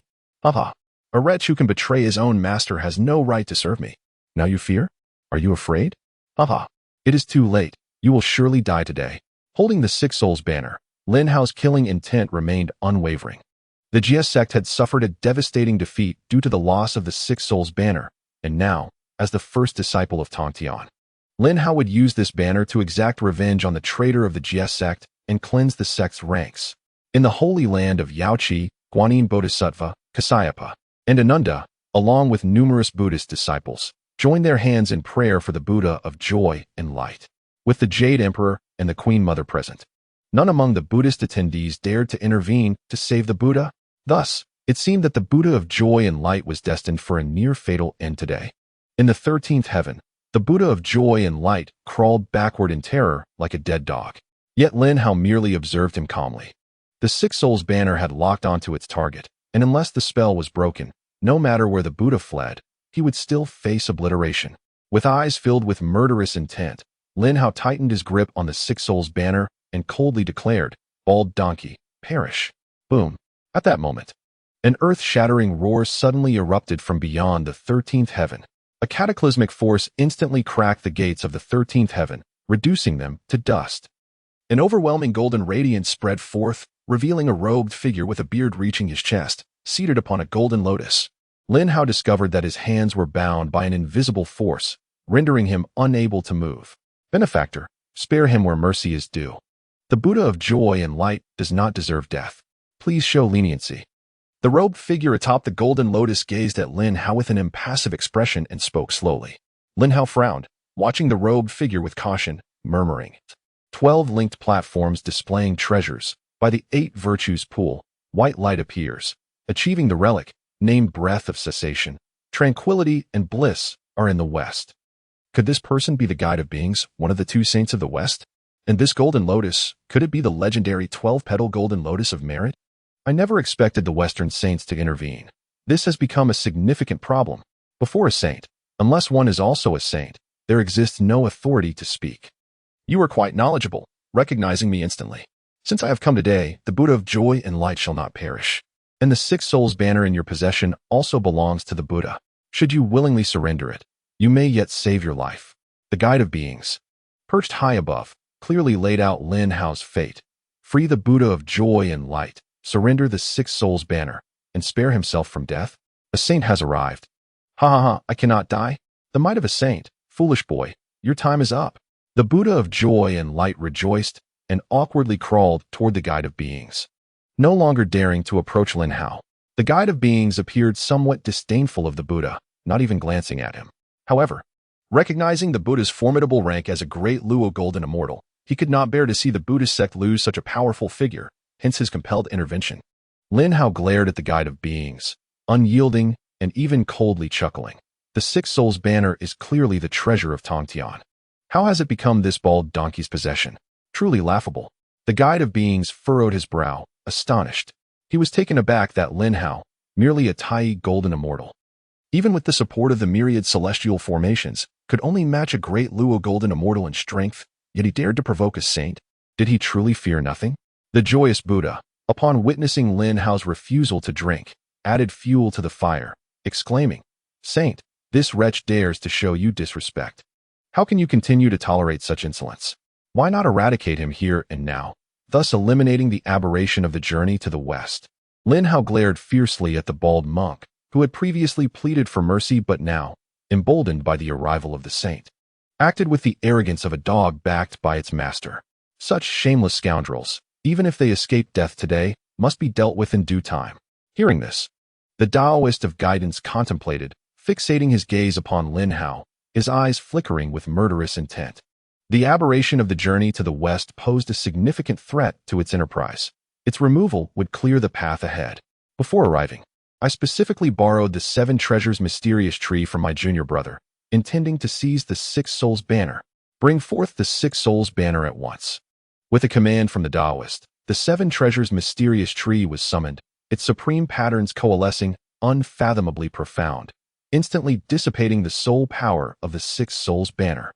The soul form of the joyous Buddha was shattered, and the Six Souls banner began to slip from Lin Hao's grasp, gravitating towards the Seven Treasures mysterious tree. This tree, belonging to the Taoist's junior brother, the Taoist of propriety, was renowned for its ability to cleanse all objects, aiming to erase the Six Souls banner completely. Lin Hao gritted his teeth, a fierce glint in his eyes, clenching the Six Souls banner so tightly that he was being dragged towards the Seven Treasures mysterious tree. "No, I will not allow you to succeed," Lin Hao shouted defiantly, yet his body remained uncontrollably pulled forward. The Taoist of guidance shook his head in exasperation. "You overestimate yourself. I had no intention of killing you now, but since you seek death, I shall grant your wish." With a flick of his yellow robe, the Seven Treasures mysterious tree unleashed a formidable attack, an unparalleled force descending upon Lin Hao. The wind howled, and the entire 13th heaven trembled. The saint's strike could rend the heavens and earth. The 80,000 celestial army roared in anger and despair. "Lord Celestial Being, you, bald monk of the West, shall not die well." Chapter 81. What does it matter to be a saint?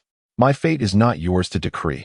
The unparalleled attack from the Seven Treasures mysterious tree brought Lin Hao face to face with the specter of death. Wherever the supreme force struck, thunderous roars echoed, plunging the surroundings into chaos. As the overwhelming attack threatened to engulf Lin Hao, the joyous Buddha's face twisted into a smug grin, cackling. "Ha ha ha! You shall die? At last, the damned brat meets his end. I am fortunate to witness your demise in full. Ha ha ha! Could it truly be that my life ends here? No, I cannot perish. With my heavenly defying system, I am destined to reign supreme in the world of the journey to the west. What does it matter if you are a saint? Given time, I shall overcome. I refuse to die. I must live." A resolute glimmer shone in Lin Hao's eyes as he summoned all his treasures.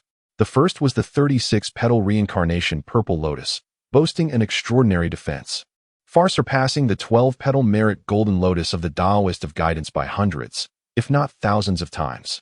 The 36 petals of the purple lotus blossomed perfectly, enveloping Lin Hao, eager to absorb the overwhelming attack. Following this, the divine list emanated supreme merit, forming layers of protection in front of Lin Hao.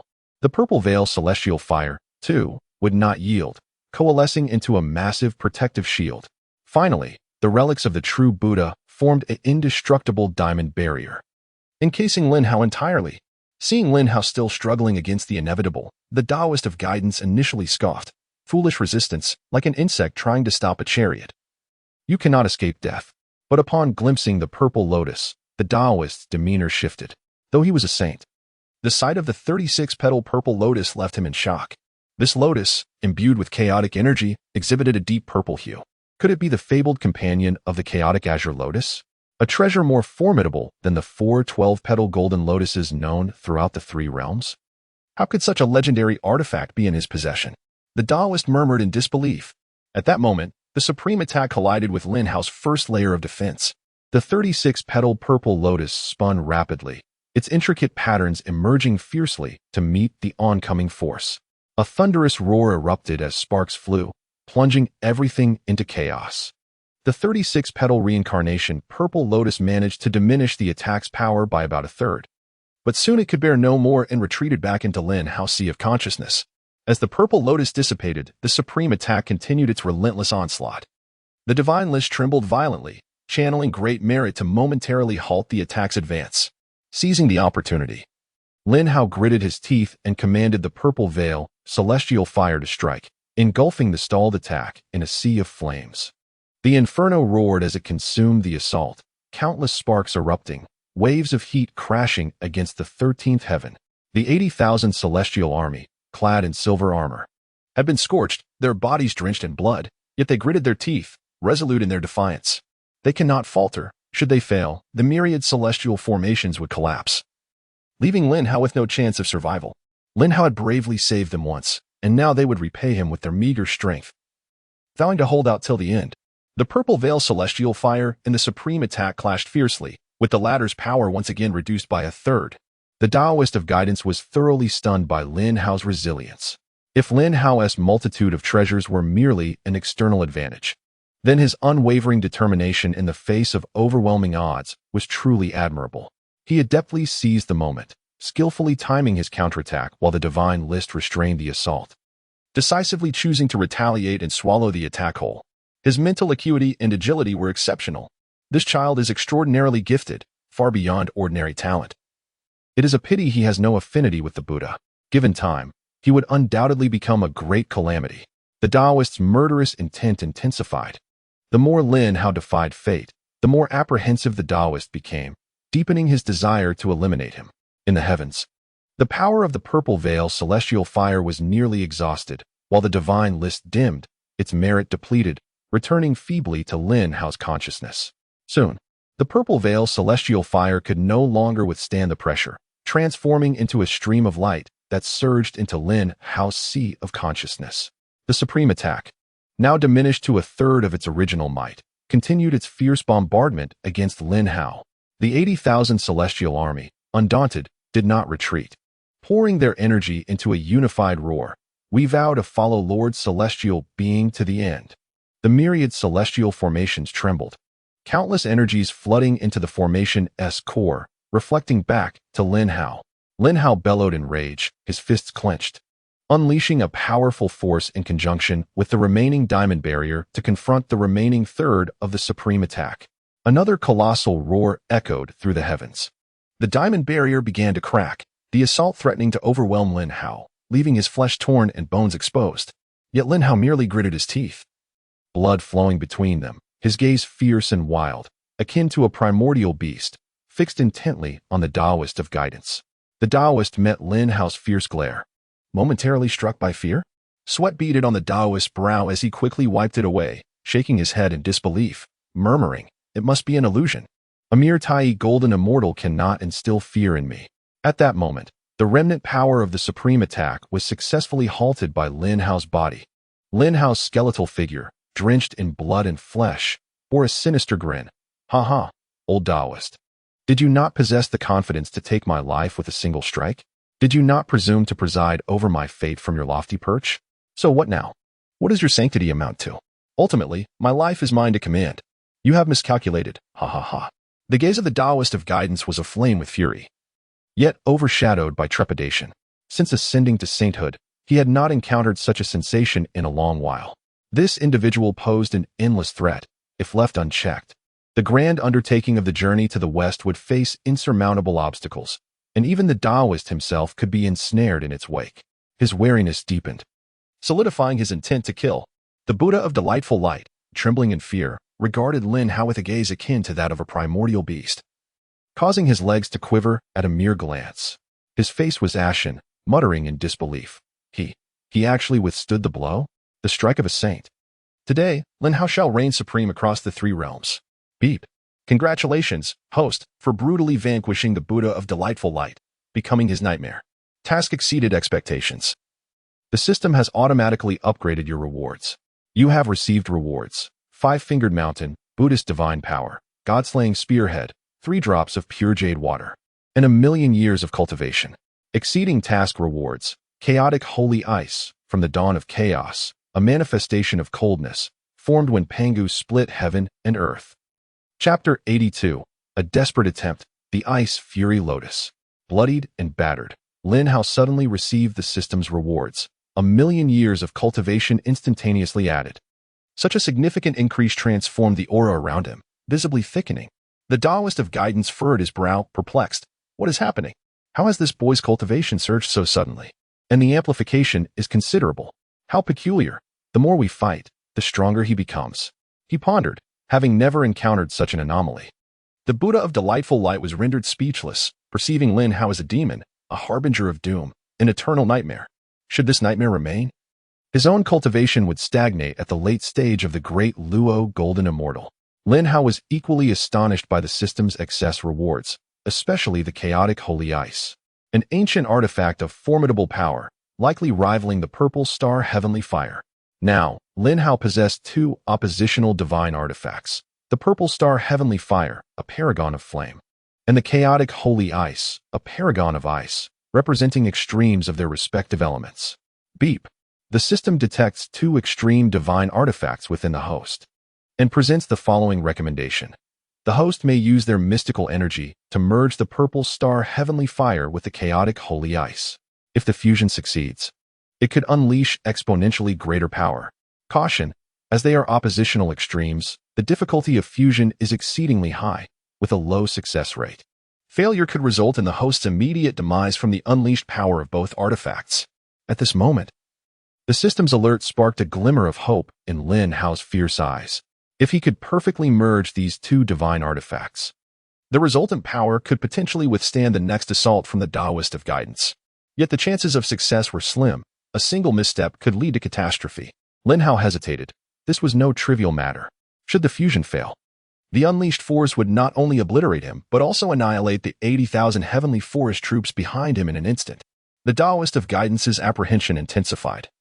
Incredulous that he would fear a mere Tai golden immortal after achieving sainthood, the anomalies of the journey to the west had thrown the heavenly Tao into disarray. No wonder many events could not be foreseen. This anomaly was far more potent than anticipated, posing an endless threat if not eradicated. Murderous intent surged in the Taoist's gaze. The Buddha of delightful light, teeth bared in fear, shouted, "Saint, strike again. This child must die." Lin Hao sensed the Taoist's murderous intent. The situation left no room for contemplation. Even if he were to act recklessly, they would meet a grim fate. Saints rarely left survivors. Yet if he were to take a gamble, perhaps a sliver of hope remained. The 13 heavens remained under the jurisdiction of the celestial court. If he could delay for just a few minutes, perhaps the Jade Emperor and the Queen Mother in the Yaoqi would notice the turmoil and intervene. Lin Hao turned his gaze to the 80,000 heavenly forest troops. Though bloodied and battered, they gritted their teeth, unwavering in their resolve. Their eyes, fierce as wolves, reflected a readiness to face death. In this moment, Lin Hao felt a surge of fervor within. These individuals had risked their lives for him. How could he abandon the struggle? How could he easily relinquish the hope of survival? For in the eyes of the 80,000 heavenly forest troops, he was their beacon of hope. With a fierce glint in his gaze and unwavering determination, Lin Hao swallowed a mouthful of iron-tinged blood and roared, "Today, I shall fight with everything I have." With a sudden leap, Lin Hao ascended, and the myriad of celestial formations trembled violently. The supreme patterns of the Tao swirling as power surged toward the formation's core. Suspended in midair, He summoned the chaotic holy ice and the purple star heavenly fire into his hands, using his mystical energy as a catalyst to initiate their fusion. As the two extreme divine artifacts made contact, their explosive force shattered his garments, fracturing bones and spilling crimson blood. Divine Lord. The 80,000 heavenly forest troops screamed in despair. The Taoist of guidance, initially perplexed, was overtaken by terror upon realizing the power unleashed by the two extreme artifacts struck fear even in a saint. This child has lost his mind. Ancient divine fire and ancient holy ice, one an extreme of fire, the other an extreme of ice, each a devastating weapon of the three realms. Yet this child dares to attempt their fusion? Should it fail, the resulting explosion could obliterate the 13 heavens. If successful, even I would find it challenging to contend. The Taoist's eyes brimmed with trepidation. In an instant, he waved his yellow robe, coldly declaring, "The best course of action is to extinguish this weapon in its cradle."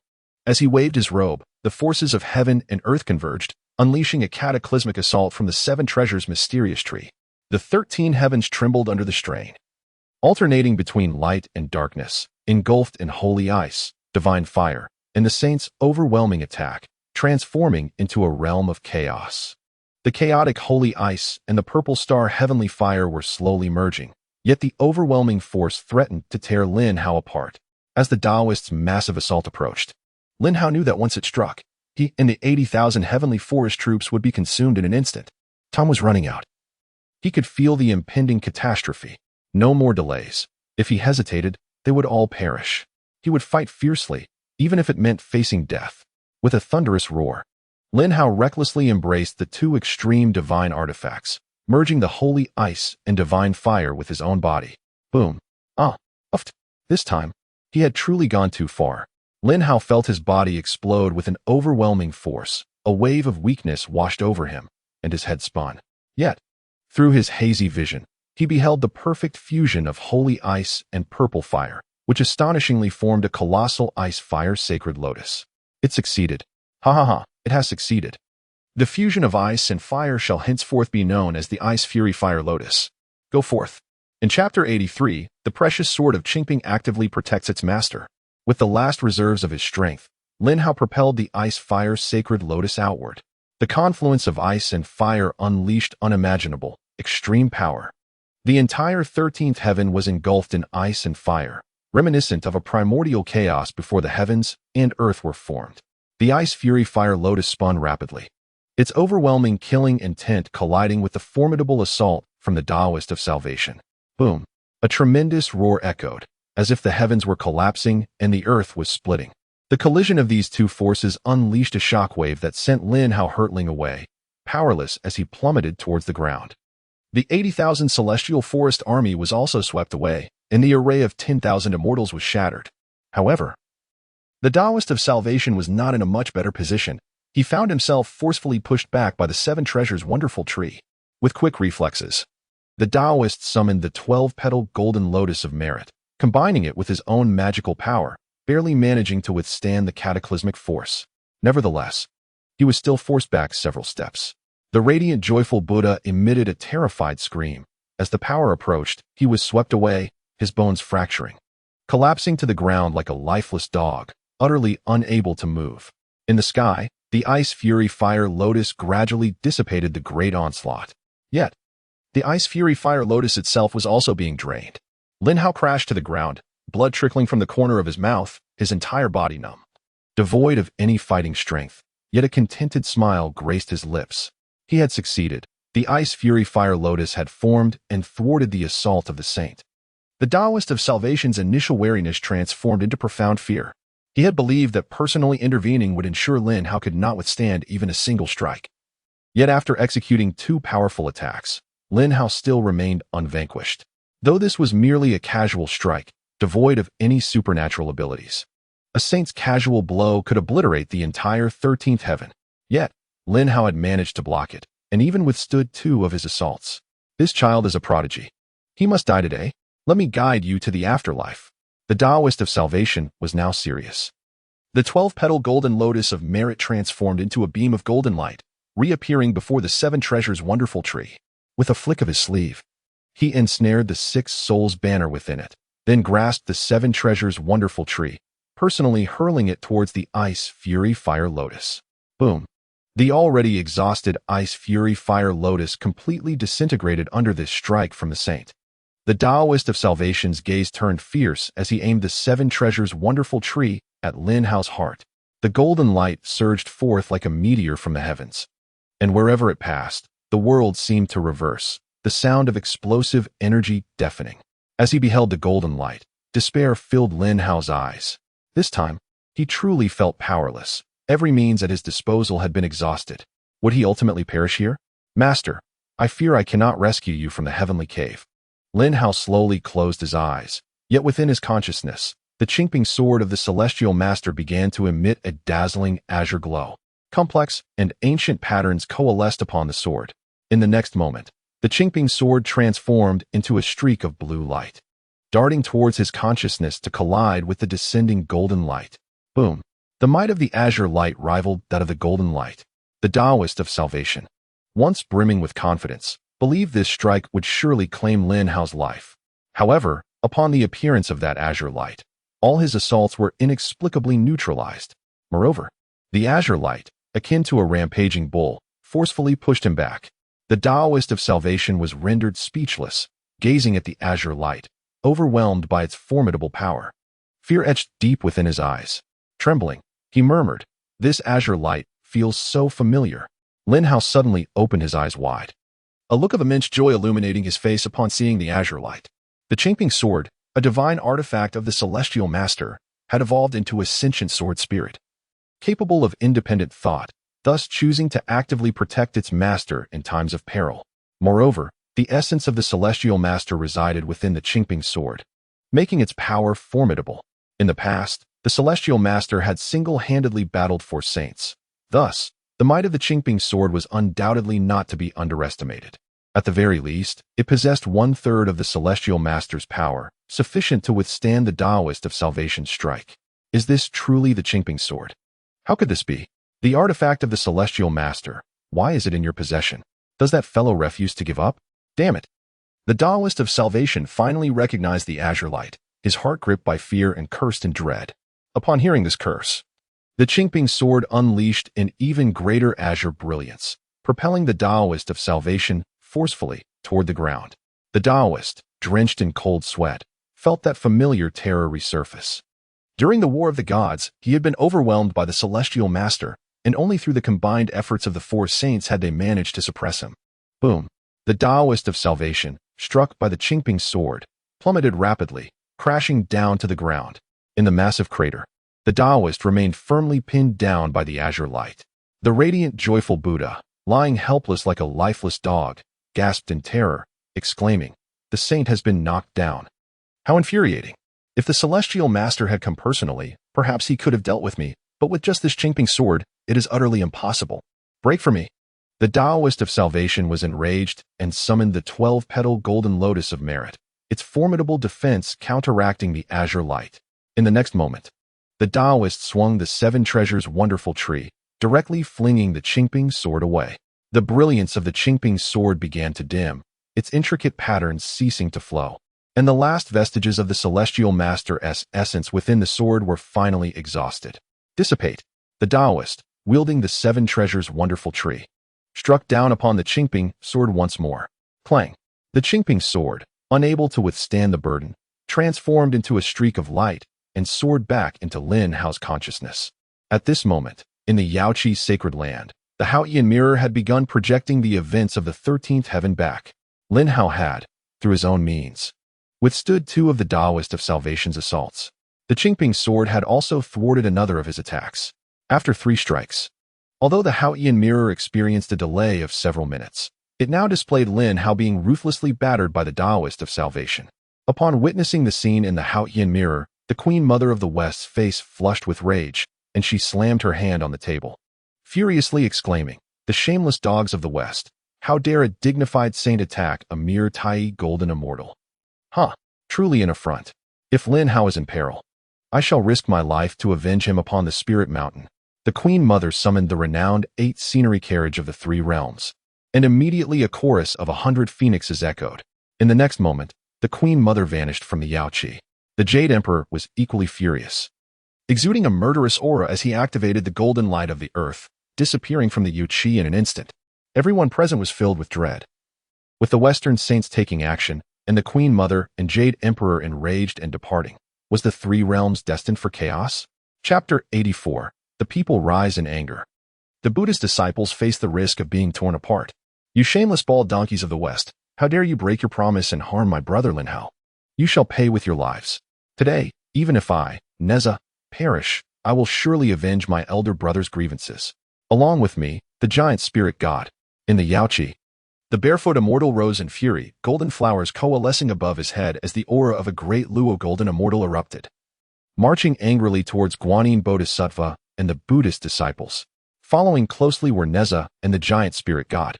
The Moon Star Lord hesitated for a moment, but ultimately chose to encircle the Buddhist followers. Guanyin Bodhisattva, Kasyapa, Ananda, and numerous arhats found themselves at a loss, huddled closely together. Among those present from Buddhism, only Guanyin Bodhisattva stood as a great Luo golden immortal, barely matching the prowess of the barefoot immortal, Kasyapa and Ananda. Both of whom had achieved the pinnacle of Tai golden immortal, were unable to contend even with a single Moonstar Lord, and if a battle were to commence, Buddhism would hold no chance of victory. Guanyin Bodhisattva, in a state of panic, quickly reassured everyone, saying, "Calm down, great immortal. What transpired in the 13 heavens truly has nothing to do with us." Upon hearing this, Neza spat in anger and cursed, "You Western bald donkey. Spewing nonsense without a shred of forethought. Was it not your Buddhism that proclaimed, regardless of victory or defeat, that neither the heavenly court nor Buddhism was allowed to intervene? That accursed guiding sage is a saint of your Buddhism, and now you dare claim this is unrelated to you? Huh, you're asking for it." Without further ado, Neza furiously unleashed the Qian Kuan Circle and the Hunyuan Silk, aiming precisely at the two Western arhats. "Impudent wretch, cease your insolence." Kasyapa and Ananda, both enraged, prepared to retaliate. However, the barefoot immortal glared fiercely, wielding his red flame fan, striking forcefully at Kasyapa and Ananda. Both, being Tai golden immortals, could not withstand a blow from a great Luo golden immortal and were instantly shattered. Ouch! With a splutter of blood, Kasyapa and Ananda were sent flying, their bodies crashing into the ground. Yet the barefoot immortal was relentless, leaping high and aiming his proud bare feet directly at their chests. The boundless power of the barefoot immortal's divine technique, if it landed, would leave Kasyapa and Ananda incapacitated for weeks. Guanyin Bodhisattva furrowed her brow in distress. To intervene or not was a dilemma, as refraining from action would only allow the Buddhist disciples to suffer. Gritting her teeth, she summoned the jade purity bottle, releasing a dazzling white radiance to block the barefoot immortal's divine power. Yet, the Moonstar Lord had long since prepared for this, waiting for Guanyin Bodhisattva to act. Utilizing his stellar transformation technique, he instantly appeared before the jade purity bottle and summoned the celestial sword, striking down upon it with fury. Clang! The jade purity bottle was intercepted, and the collision of their powers unleashed an overwhelming force, causing the entire Yao pool to tremble. Both the Moonstar Lord and Guanyin Bodhisattva were at the late stage of Great Luo Golden Immortal, their powers evenly matched. Meanwhile, the barefoot immortal, unopposed, accurately struck down upon Kasyapa and Ananda's chests. Bang! Crash! With a sickening crunch, the bones in their chests shattered, and before they could even scream, they succumbed to severe injuries and fell into unconsciousness, their bodies embedded into the ground. The Buddhist disciples present, many arhats, were being overwhelmed by Neza and the giant spirit god, while Guanyin Bodhisattva was restrained by the Moonstar Lord, and soon the barefoot immortal joined the fray. Guanyin Bodhisattva once more summoned the purple gold bell, shaking it to conjure flames, and with a second shake, thick smoke billowed forth, barely allowing her to contend with the two great Luo golden immortals. Yet she was gradually forced back. The wealth god Zhao Gongming and the three heavenly maidens also approached the Buddhist disciples with unfriendly expressions. These four were former disciples of the second-generation students of the Tontian teacher, and during the investiture of the gods, Zhao Gongming had already reached the pinnacle of Great Luo Golden Immortal. However, after the investiture of the gods, his primordial spirit had ascended to the divine list, reducing his cultivation to the late stage of Great Luo Golden Immortal. Yet he remained formidable. As for the three heavenly maidens, their powers diminished to the early stage of Great Luo Golden Immortal after their spirits ascended to the divine list. yet they still possess the strength of a great Luo golden immortal. Should these four choose to act, the Buddhist disciples present would surely be overwhelmed in a single strike. Guanyin Bodhisattva was utterly alarmed and hurriedly exclaimed, "Zhao Immortal, three maidens, are you also going to intervene?" Zhao Gongming and the three heavenly maidens exchanged knowing smiles, and without further ado, brandished their artifacts to launch an assault upon Guanyin Bodhisattva. Lin Hao, wielding the Qingping sword, recognized its significance as akin to encountering the Tongtian teacher himself, having suffered at the hands of the guiding sage and feeling betrayed by Buddhism. How could Zhao Gongming and the three heavenly maidens stand idly by? The six great Luo golden immortals united to pin Guanyin Bodhisattva to the ground. Stop. Please stop. I can't endure this. Guanyin Bodhisattva gasped. As the jade purity bottle was sent flying, the purple gold bell dimmed, and she was heavily injured, akin to a kite severed from its string, gasping for breath as she crashed to the ground, with Guanyin Bodhisattva incapacitated. The six great Luo golden immortals freed their hands to assist Neza and the giant spirit god in mercilessly battering the bald arhats. In less than a few minutes, all the Buddhist disciples present were laid low. The barefoot immortal, relentless, alongside Neza and others, bound all the Buddhist disciples with celestial ropes. Finally, as if discarding refuse, they tossed them all together. Listen well, you Western bald donkeys. If anything happens to my brother Lin Hao, I shall rip your tickets. The barefoot immortal's eyes gleamed with murderous intent as he fixed a threatening gaze on the Buddhist disciples. The battered disciples, their faces bruised and swollen, turned pale, too frightened to utter a word.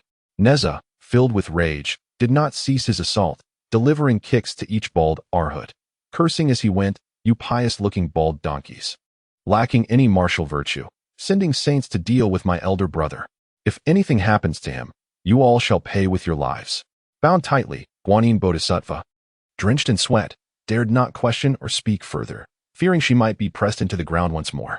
Now, all they could do was pray that the saint would intervene to save them. Otherwise, they truly risked being torn apart.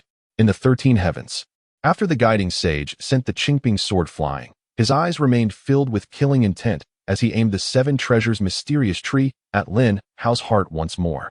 Today he was resolute in his intent to kill Lin Hao. Originally, Lin Hao was an anomaly of the journey to the west, and now, entangled in countless mysterious relations with the Tongtian teacher, if allowed to develop further, it would surely impact the entirety of Buddhism. Child, blame yourself for being too monstrous and having no connection with my Buddhism. I shall send you to hell, the guiding sage bellowed, as the 7 treasures mysterious tree pierced directly towards Lin Hao's heart. Western scoundrel, should anything happen to Lin Hao today, I will ensure every last bald donkey of your Ling Mountain is annihilated. A hairpin severing the galaxy. Chapter 85. The Wrath of the Queen Mother. A hairpin severing the galaxy. The cries of 100 phoenixes resounded as the Queen Mother descended in fury. A divine hairpin flew forth, an innate treasure. When the cowherd and the weaver girl fell in love, the Queen Mother cast this hairpin, instantly forming a galaxy that lay between them, showcasing the immense power of this hairpin. A hairpin severing the galaxy. The heavens trembled, unleashing a force that should not exist in this world. Crack, crack. The entire 13 heavens seemed to fracture directly. A galaxy spanned between Lin Hao and the guiding sage. Swoosh. The guiding sage's 7 treasures mysterious tree struck but collided against the vast galaxy, only to be swallowed by the void. This strike was utterly futile. The guiding sage furrowed his brow and swiftly retreated, warily eyeing the seemingly endless galaxy. Now that the Queen Mother had intervened, things had become complicated. The guiding sage murmured to himself, originally believing that the Queen Mother would not involve herself. Yet he never anticipated she would go to war for Lin Hao. Whoosh. The Queen Mother stood atop the 8 scenic carriage, accompanied by the harmonious cries of 100 phoenixes, colorful clouds billowing, as she materialized before Lin Hao. Lin Hao felt dazed, but through the haze, he caught a glimpse of a graceful figure, stunningly beautiful, mature, and elegant, truly a paragon among mortals. No, a paragon among the 3 realms. Lin Hao felt a gentle force lifting him up, and then a fragrant scent enveloped him. 2 soft and incredibly elastic mounds rested against his forehead. The Queen Mother, filled with compassion, embraced Lin Hao and spoke in a sweet, soothing voice. "Do not worry. Now that I have arrived, no one shall harm you." She cast an angry glare at the guide Taoist on the other side of the Milky Way. With a flash of the 8 sceneries sedan, they instantly arrived at the opposite end of the galaxy. At that moment, a beam of golden light surged forth as the Jade Emperor, filled with fury, descended. Upon landing, he beheld the fractured Milky Way. Cold sweat broke out on the Jade Emperor's brow as he murmured, "Did the Queen Mother use that divine hairpin? The 13th heaven is utterly lost." However, when he saw that Lin Hao was still alive, cradled in the Queen Mother's arms, his anxious heart finally found solace. The Jade Emperor held high hopes for Lin Hao. If anything were to happen to him, he wouldn't know where to lament his misfortunes. Thankfully, the Queen Mother had arrived just in time on the 8 sceneries sedan, or the consequences would have been unimaginable. Seeing both the Queen Mother and the Jade Emperor had arrived, the guide Taoist immediately bowed and said, "This humble servant pays respects to your majesty and to her majesty." After all, the Jade Emperor was the supreme ruler of the 3 realms, guided by Hongjun. While the Queen Mother held significant power as the first disciple under Hongjun regardless of their strengths, their positions demanded respect, and proper etiquette must be upheld. Yet, in response to the guide Taoist's greetings, neither the Jade Emperor nor the Queen Mother acknowledged him, only glaring in anger. After a long pause, the Jade Emperor spoke with fury, "So the guide Taoist recognizes me, does he? Your Majesty jest. You are the supreme ruler of the 3 realms. Who does not know you?" The guide Taoist replied with a slight smile. "Huh, the supreme ruler of the 3 realms. Very well. I shall ask you, where is this place?" The Jade Emperor retorted coldly. The guide Taoist's eyes darted around before responding, "The 13th heaven, under the jurisdiction of the heavenly court. How fortunate you are to know this is the 13th heaven, the sacred ground governed by my heavenly court, a place I designated for Lin's training of his legion. Yet you dare to injure my beloved minister here? How do you propose to settle this account, guide Taoist?" The Jade Emperor's expression turned icy. He showed no fear even in the face of a sage. His status as the representative of the heavenly Tao, appointed by Hongjun, commanded respect even from the guide Taoist. "Your Majesty, please quell your anger. I acted solely to save the happy Buddha, but my hand was too heavy, and I hope for your understanding." The guide Taoist began to plead, resorting to a pitiful demeanor. Upon hearing this, the Jade Emperor's face flushed with rage. The guide Taoist, relying on his status as a sage, had become so brazen. The Queen Mother's beautiful eyes glinted with fury as she scolded, "You wretched creature. Do you think you can spew such nonsense here? You truly believe I am easily trifled with? Very well. You claim to have acted without restraint. Then I shall cast the Gathering Immortals banner at the southern heavenly gate, summoning all the celestial beings to join me in an assault on the western spirit mountain. At that time, if I lose control and use my divine hairpin to sever another Milky Way, annihilating your Buddhist monks, you shall have only yourself to blame for my lack of restraint." The Queen Mother produced a colorful banner, the renowned Gathering Immortals banner of the 3 realms. The reason she could stand her ground was due to this banner. As soon as it was planted at the southern heavenly gate, all the celestial beings would rush to her aid. The appearance of the Gathering Immortals banner truly alarmed the guide Taoist. If the Queen Mother were to gather all celestial beings and march toward the spirit mountain, it would undoubtedly incite a great battle between the Buddhist sect and the heavenly court, plunging the 3 realms into chaos. The reclusive Hongjun would surely take notice. If he learned that a sage had meddled in the affairs of the heavenly court, the consequences would be dire. "Your Majesty, please calm your wrath. This matter was indeed poorly considered by me, and I ask for your forgiveness." The guide Taoist finally began to relent. However, the Queen Mother's fury had not diminished in the least. Lin Hao, cradled in her arms, was so handsome yet had been battered to a pulp. How could anyone dare to harm him? Filled with concern, the Queen Mother angrily scolded, "Poor consideration? Do not act on impulse. Huh? Did you ever consider these things when you harmed Lin Hao? To save a lifeless monk, you dared to injure Lin Hao? You have truly infuriated me. Bring that lifeless monk over here." The Queen Mother glared at the happy Buddha of steadfast light, who had long been a source of displeasure. With a mere thought, a powerful force drew the happy Buddha closer. The happy Buddha, trembling like a frightened dog, never expected to be caught in the crossfire. "Spare me, Your Majesty. Spare me." The happy Buddha was pulled forward by the overwhelming force, kneeling before the Queen Mother without a shred of resistance. Without a moment's hesitation, the Queen Mother, her eyes gleaming with fury, raised her hand and struck him hard across the face. Slap, slap, slap. The resounding slaps echoed as the Queen Mother relentlessly struck the happy Buddha's face. "Oh no, spare me, spare me. Crack. My teeth." The sound of slaps continued, and the happy Buddha screamed in agony, blood flying as he lost a tooth. The Queen Mother, possessing the power of a quasi-saint, could unleash tremendous force even without any magical energy. Moreover, the happy Buddha was utterly defenseless at this moment. How could he withstand such a blow? His screams echoed throughout the 13th heaven. In front of the guide Taoist, the Queen Mother rained blows upon the happy Buddha. His face was battered and swollen, resembling a pig's head, to the extent that even his mother would not recognize him. The guide Taoist could hardly bear to watch and helplessly commented, "Your Majesty, why stoop to his level? He is merely a great Luo golden immortal." Upon hearing this, the Queen Mother struck even harder, and with one final slap. The happy Buddha let out no more cries. He was severely injured and fell unconscious, sent flying with all his teeth knocked out. A distance of 10,000 miles away, the happy Buddha lay lifeless. Even if he did not die, he would be incapacitated for a year and a half. The Queen Mother glared at the guide Taoist, mocking, "How dare you suggest that I not engage with a mere great Luo golden immortal? Let me ask you, Lin Hao is only a Tai golden immortal. How could you shamelessly lay hands on him? Today, I do not kill this lifeless monk not out of fear of you, but because I wish to spare this lifeless monk's life for Lin Hao." Though Lin Hao felt dizzy, he witnessed the entire scene unfold. To be honest, watching the Queen Mother furiously reprimand the guide Taoist and fiercely strike the happy Buddha brought him immense satisfaction. Perhaps this was the joy of being a kept man? No wonder everyone desired to be supported by a wealthy woman. It was simply exhilarating. In the face of the Queen Mother's wrath, the guide Taoist pretended not to hear. He was not afraid of her strength, but feared that she would truly use the Gathering Immortals banner, causing a commotion that would be counterproductive. The grand endeavor of the journey to the west was imminent, and absolutely no disturbances could occur. "Since you have struck him and released your anger, then I shall take this ungrateful one and take my leave." The guide Taoist eagerly sought to depart. However, the Queen Mother angrily commanded, "Stop right there. Now you wish to leave? Huh? You truly believe you can simply walk away? If you dare to leave now, I shall throw the Gathering Immortals banner at the southern heavenly gate without a second thought. I am not afraid of causing a ruckus. Once the ancestor arrives, everything will be settled."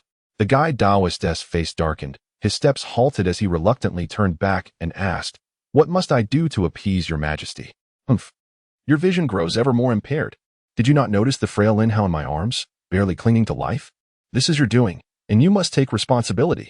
In the Jade Pool, that bald monk had a prior agreement with Lin Hao. Their personal grievances were not to involve the heavenly court or the Buddhist sect. It was you, the Buddhist sect, who breached this agreement first, leaving Lin Hao in such a state. "You must restore to me a lively Lin Hao." The Queen Mother's voice was sharp, showing no mercy towards the guiding Taoist. The guiding Taoist gritted his teeth, but managed to hold his composure. He then casually conjured a dark purple pill. This was the 9-turn resurrection pill, which would allow Lin Hao to regain his peak condition in an instant. "Infused with 1,000,000 years of cultivation as an apology from me." The guiding Taoist understood that without some sacrifice today, peace would be a distant hope. The Queen Mother unceremoniously accepted the 9-turn resurrection pill and administered it to Lin Hao. Purple spiritual energy enveloped him, and soon his vitality surged back, his cultivation rapidly climbing. In just a second, Lin Hao was restored to his peak, even gaining an additional 1,000,000 years of cultivation. His head no longer ached, his waist no longer strained. He felt invigorated and sprang to his feet. Yet, he felt a tinge of disappointment at the thought of no longer resting in the Queen Mother's embrace. Lin Hao quickly bowed in gratitude to the Queen Mother, exclaiming, "Thank you for saving me, Your Majesty. I am eternally grateful." Upon seeing Lin Hao restored, the Queen Mother's fury dissipated, her face breaking into a smile, though she playfully scolded, "What are you calling me Your Majesty for? Am I that old? Call me sister." Lin Hao was taken aback, and the guiding Taoist and the Jade Emperor exchanged awkward glances. Could it be? The West Queen Mother, who had lived through countless epochs, was asking a young man to address her as sister. Yet, one could not deny that with her radiant skin, exquisite features, and captivating figure, even claiming to be a maiden would be wholly believable. As a proud young man, Lin Hao obediently responded, "Thank you, sister. All right. With sister here, no one dares to bully you."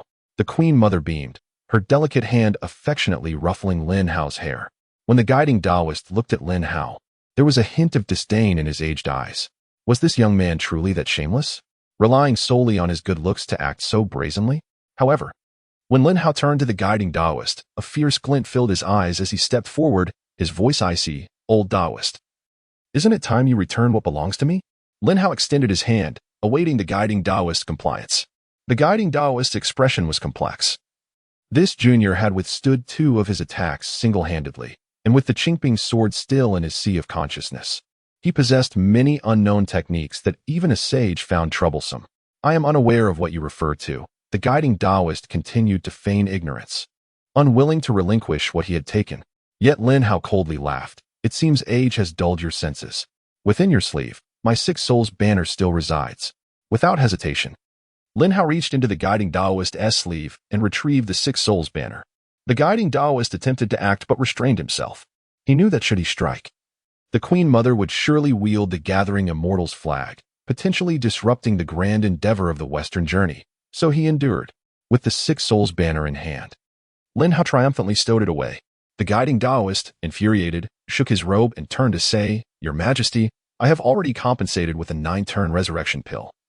And now the 6 souls banner has been taken. We are even. I shall take my leave." However, the Queen Mother threw a divine hairpin in front of the guiding Taoist, gripping the Gathering Immortals flag threateningly. "You dare to leave? If you take another step, I shall cast this Gathering Immortals flag at the Southern Heaven Gate." The Buddhist sect has broken its promise and interfered in Lin Hao's personal matters with that bald monk. This debt remains unsettled, does it not? The guiding Taoist gritted his teeth in frustration, regretting offending Lin Hao. Did the West Queen Mother truly hold Lin Hao in such high regard? Not just regard, she treated him as a treasure. To threaten a sage for Lin Hao was utterly absurd. Nevertheless, the guiding Taoist had to endure. He turned and, with a pained expression, replied, "Very well. I shall offer another 9-turn Great Luo Golden Pill as compensation. Surely, this will appease you, Your Majesty." Upon hearing this, Lin Hao's eyes sparkled. The 9-turn Great Luo Golden Pill, as its name implies, would greatly enhance one's chances of ascending to the Great Luo Golden Immortal Realm in the future. A supreme treasure of the 3 realms, of which fewer than 100 have survived to this day. However, the West Queen Mother was a woman of great experience. She would not be so easily satisfied. She coldly mocked, "1 9-turn Great Luo Golden Pill? Huh, are you jesting? 3 9-turn Great Luo Golden Pills. Not a single one less. Otherwise, I shall certainly plant this Gathering Immortals flag at the Southern Heaven Gate." The Queen Mother directly demanded 3 9-turn Great Luo Golden Pills from the guiding Taoist. This was beyond Lin Hao's imagination. When the guiding Taoist first mentioned offering one, Lin Hao was already exhilarated. How small-minded he had been. The Queen Mother was indeed a woman of the world. The guiding Taoist's expression darkened at the thought of 3 9-turn Great Luo Golden Pills. Even as a sage, it pained him to part with them. One of these pills could elevate a perfected Tai Golden Immortal practitioner to the Great Luo Golden Immortal realm. Given that there were many perfected Tai Golden Immortals within the Buddhist sect, giving away 3 of these pills would effectively grant the sect 3 additional Great Luo Golden Immortals. The guiding Taoist grimaced, 2 pills. I can offer no more than 2 9-turn Great Luo Golden Pills. However, the Queen Mother coldly scoffed and turned to Lin Hao, saying, "Come, let us head to the Southern Heaven Gate and plant this Gathering Immortals flag there." Lin Hao eagerly replied, "Of course, sister. When the breeze blows, the colorful flags will flutter beautifully. It will be splendid." The Queen Mother cast a sidelong glance at the guiding Taoist, deliberately stating, "Not just splendid. When all the immortals from the 3 realms gather, we could inadvertently storm the spiritual mountain, causing chaos throughout the 3 realms, disturbing the cultivation of the ancestors. Enough, enough. Let it go." The guiding Taoist, his face filled with helplessness, waved his hand. 3 pills it is. I hope Your Majesty will keep her word." Clenching his teeth, the guiding Taoist waved his sleeve, and 3 perfectly round golden pills appeared, exuding a fragrant aroma that filled the air. These 3 9-turn Great Luo Golden Pills shimmered with golden light, their spiritual energy so thick it was visible to the naked eye. Intertwined with the might of heaven and earth, their intricate patterns profound and unfathomable. The Queen Mother, quick to act, snatched the 3 pills into her delicate hands. Her face alight with triumph as she declared, "I shall gladly accept these 3 9-turn Great Luo Golden Pills." The guiding Taoist felt his heart bleed. Glaring angrily at Lin Hao, thinking to himself that had he known this would happen, he would never have meddled with the young man. Now, not only had he failed to eliminate the anomaly of the Western journey, but he had also lost 3 9-turn Great Luo golden pills. This was the classic case of losing the rice while trying to steal the chicken. The guiding Taoist furiously shook his robe and turned toward the now disheveled Dharmakaya Buddha, who had become a mere mass of flesh, his pig-like face unrecognizable even to his own mother, bringing the Dharmakaya Buddha with him. The guiding Taoist expressionlessly addressed the Jade Emperor and the Queen Mother. "Your Majesty, Your Highness, I shall take my leave now." The Queen Mother, fiddling with the 3 9-turn Great Luo golden pills in her hands, replied nonchalantly, "Safe travels. I shall not see you off." Thus, the esteemed sage, feeling utterly enraged after being threatened and extorted, soared beyond the 13th heaven. The Jade Emperor stood in shock, realizing that there is no limit to cruelty. He had thought his beloved Minister Lin was cunning enough, yet he was taken aback by the formidable nature of the Queen Mother. Just as the guide immortal arrived with the joyful Buddha, they were met by the barefooted immortal and others, who were escorting the bound Guanyin Bodhisattva and several other disciples of Buddhism. Upon seeing the guide immortal, the bound Guanyin's beautiful eyes glimmered with hope as she called out urgently, "Sage, sage, we are here. Please do not leave us. Save us, or they will tear us apart." The two venerable ones, Kasyapa and Ananda, appeared pale, blood at their lips, with their chests indented in the shape of footprints. Seeing the guide immortal was like seeing their own mother. They pitifully cried out, "Sage, sage, please save us." The guide immortal furrowed his brows, staring in disbelief. How could the Guanyin Bodhisattva, one of the 3 great figures of the West, be reduced to such a state? Kasyapa and Ananda, too, bore expressions of suffering that seemed unworthy of their status as revered Buddhist figures. The 3 representatives of the West had been left in such a pitiful condition. At that moment, the guide immortal's anger flared as he glared at the barefooted immortal and his companions, coldly stating, "Are you deliberately provoking my Buddhist faith? Seeking to oppose us?" The Jade Emperor, the Queen Mother, and Lin Hao were equally taken aback by the actions of the barefooted immortal and his group. However, Lin Hao felt a warmth in his heart, knowing that their actions were merely a means to vent his frustrations. "Sage, your words are mistaken. It is your Buddhist faith that first intervened in the personal grievances between my brother Lin Hao and that bald donkey. We are merely following your example. Is that wrong?" The barefooted immortal spoke with unwavering confidence even in the face of the sage. The guide immortal was seething, but just then, the Queen Mother interjected. "What the barefooted immortal says is not without merit. I see no fault in it, especially that Guanyin Bodhisattva, who repeatedly assured me and His Majesty that neither Buddhism nor the Celestial Court would interfere in the personal grievances of Lin Hao and that bald donkey. Yet, it seems your Buddhist faith is not worth the paper it's printed on. Guanyin's deception of us is a grave sin against the throne. How should we, the celestial protectors of the 3 realms, handle this according to our laws?" Upon hearing this, Lin Hao immediately exclaimed, "Deceiving the throne and the Queen Mother is a serious offense. According to celestial law, she should be cast into the 18 layers of hell for several kalpas. As a warning to others." "Several kalpas? No, that cannot be." Guanyin's eyes filled with terror. The guide immortal's expression was equally grim.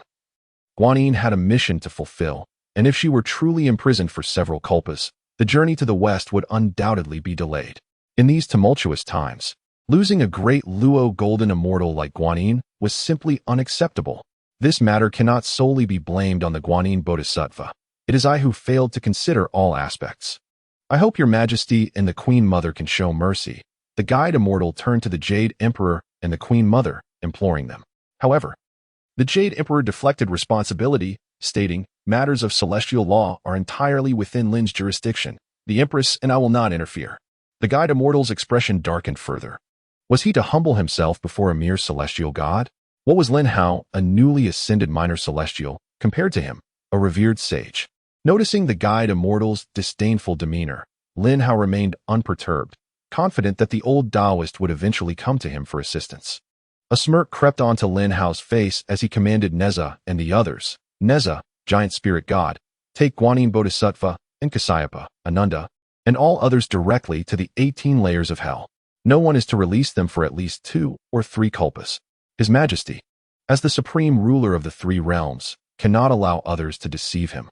This is a grave sin against the throne. If we do not punish them severely, Where will the dignity of the celestial court lie?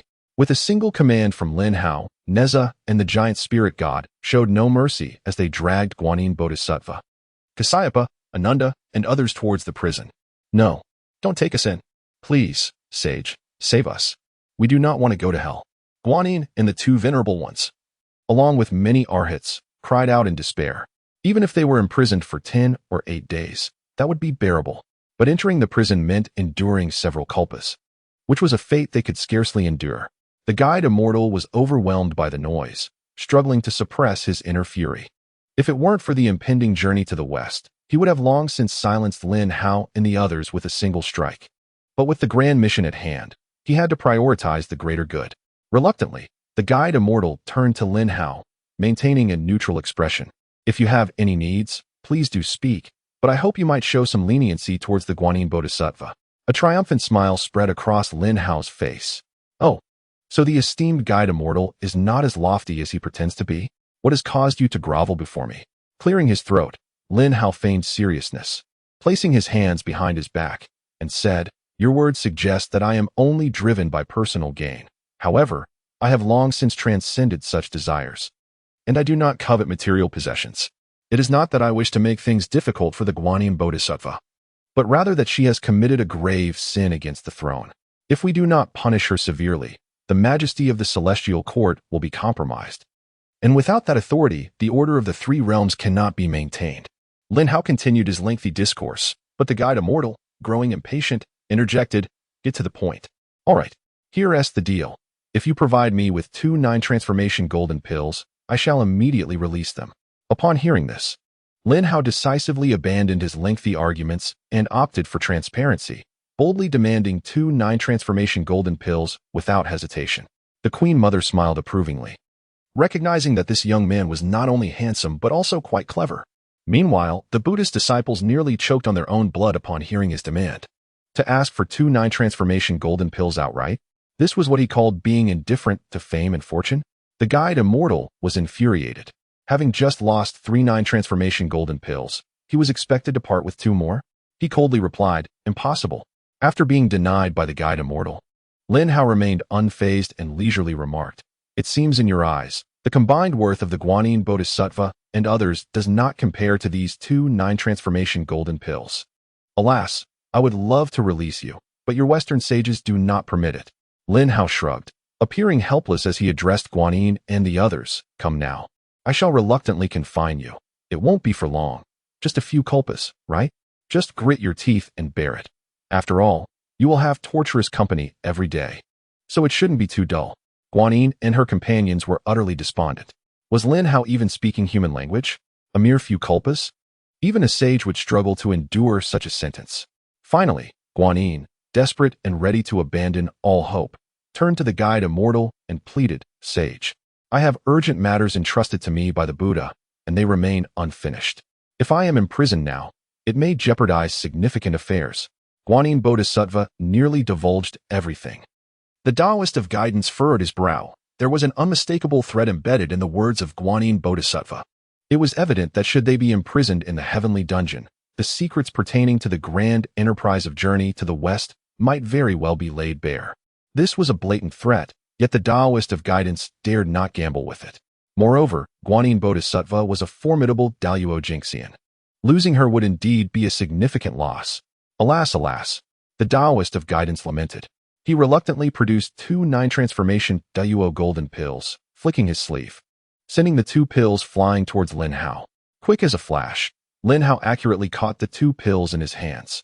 The 9-transformation Daluo golden pill was indeed a treasure. Possessing an additional one could very well lead to acquiring another underling at the Daluo Jinxian realm in the future. After securing the 2 pills, Lin Hao, now satisfied, remarked, "Neza, the giant spirit god, the sages hold Guanyin Bodhisattva and her companions in high regard. Do not trouble them further. Release them all." With Lin Hao's words, Neza and the giant spirit god ceased their harassment and began to untie Guanyin Bodhisattva and her companions. Having already exacted their vengeance upon the group in the Yaoqi and secured 2 9-transformation Daluo golden pills, they felt they had already profited immensely.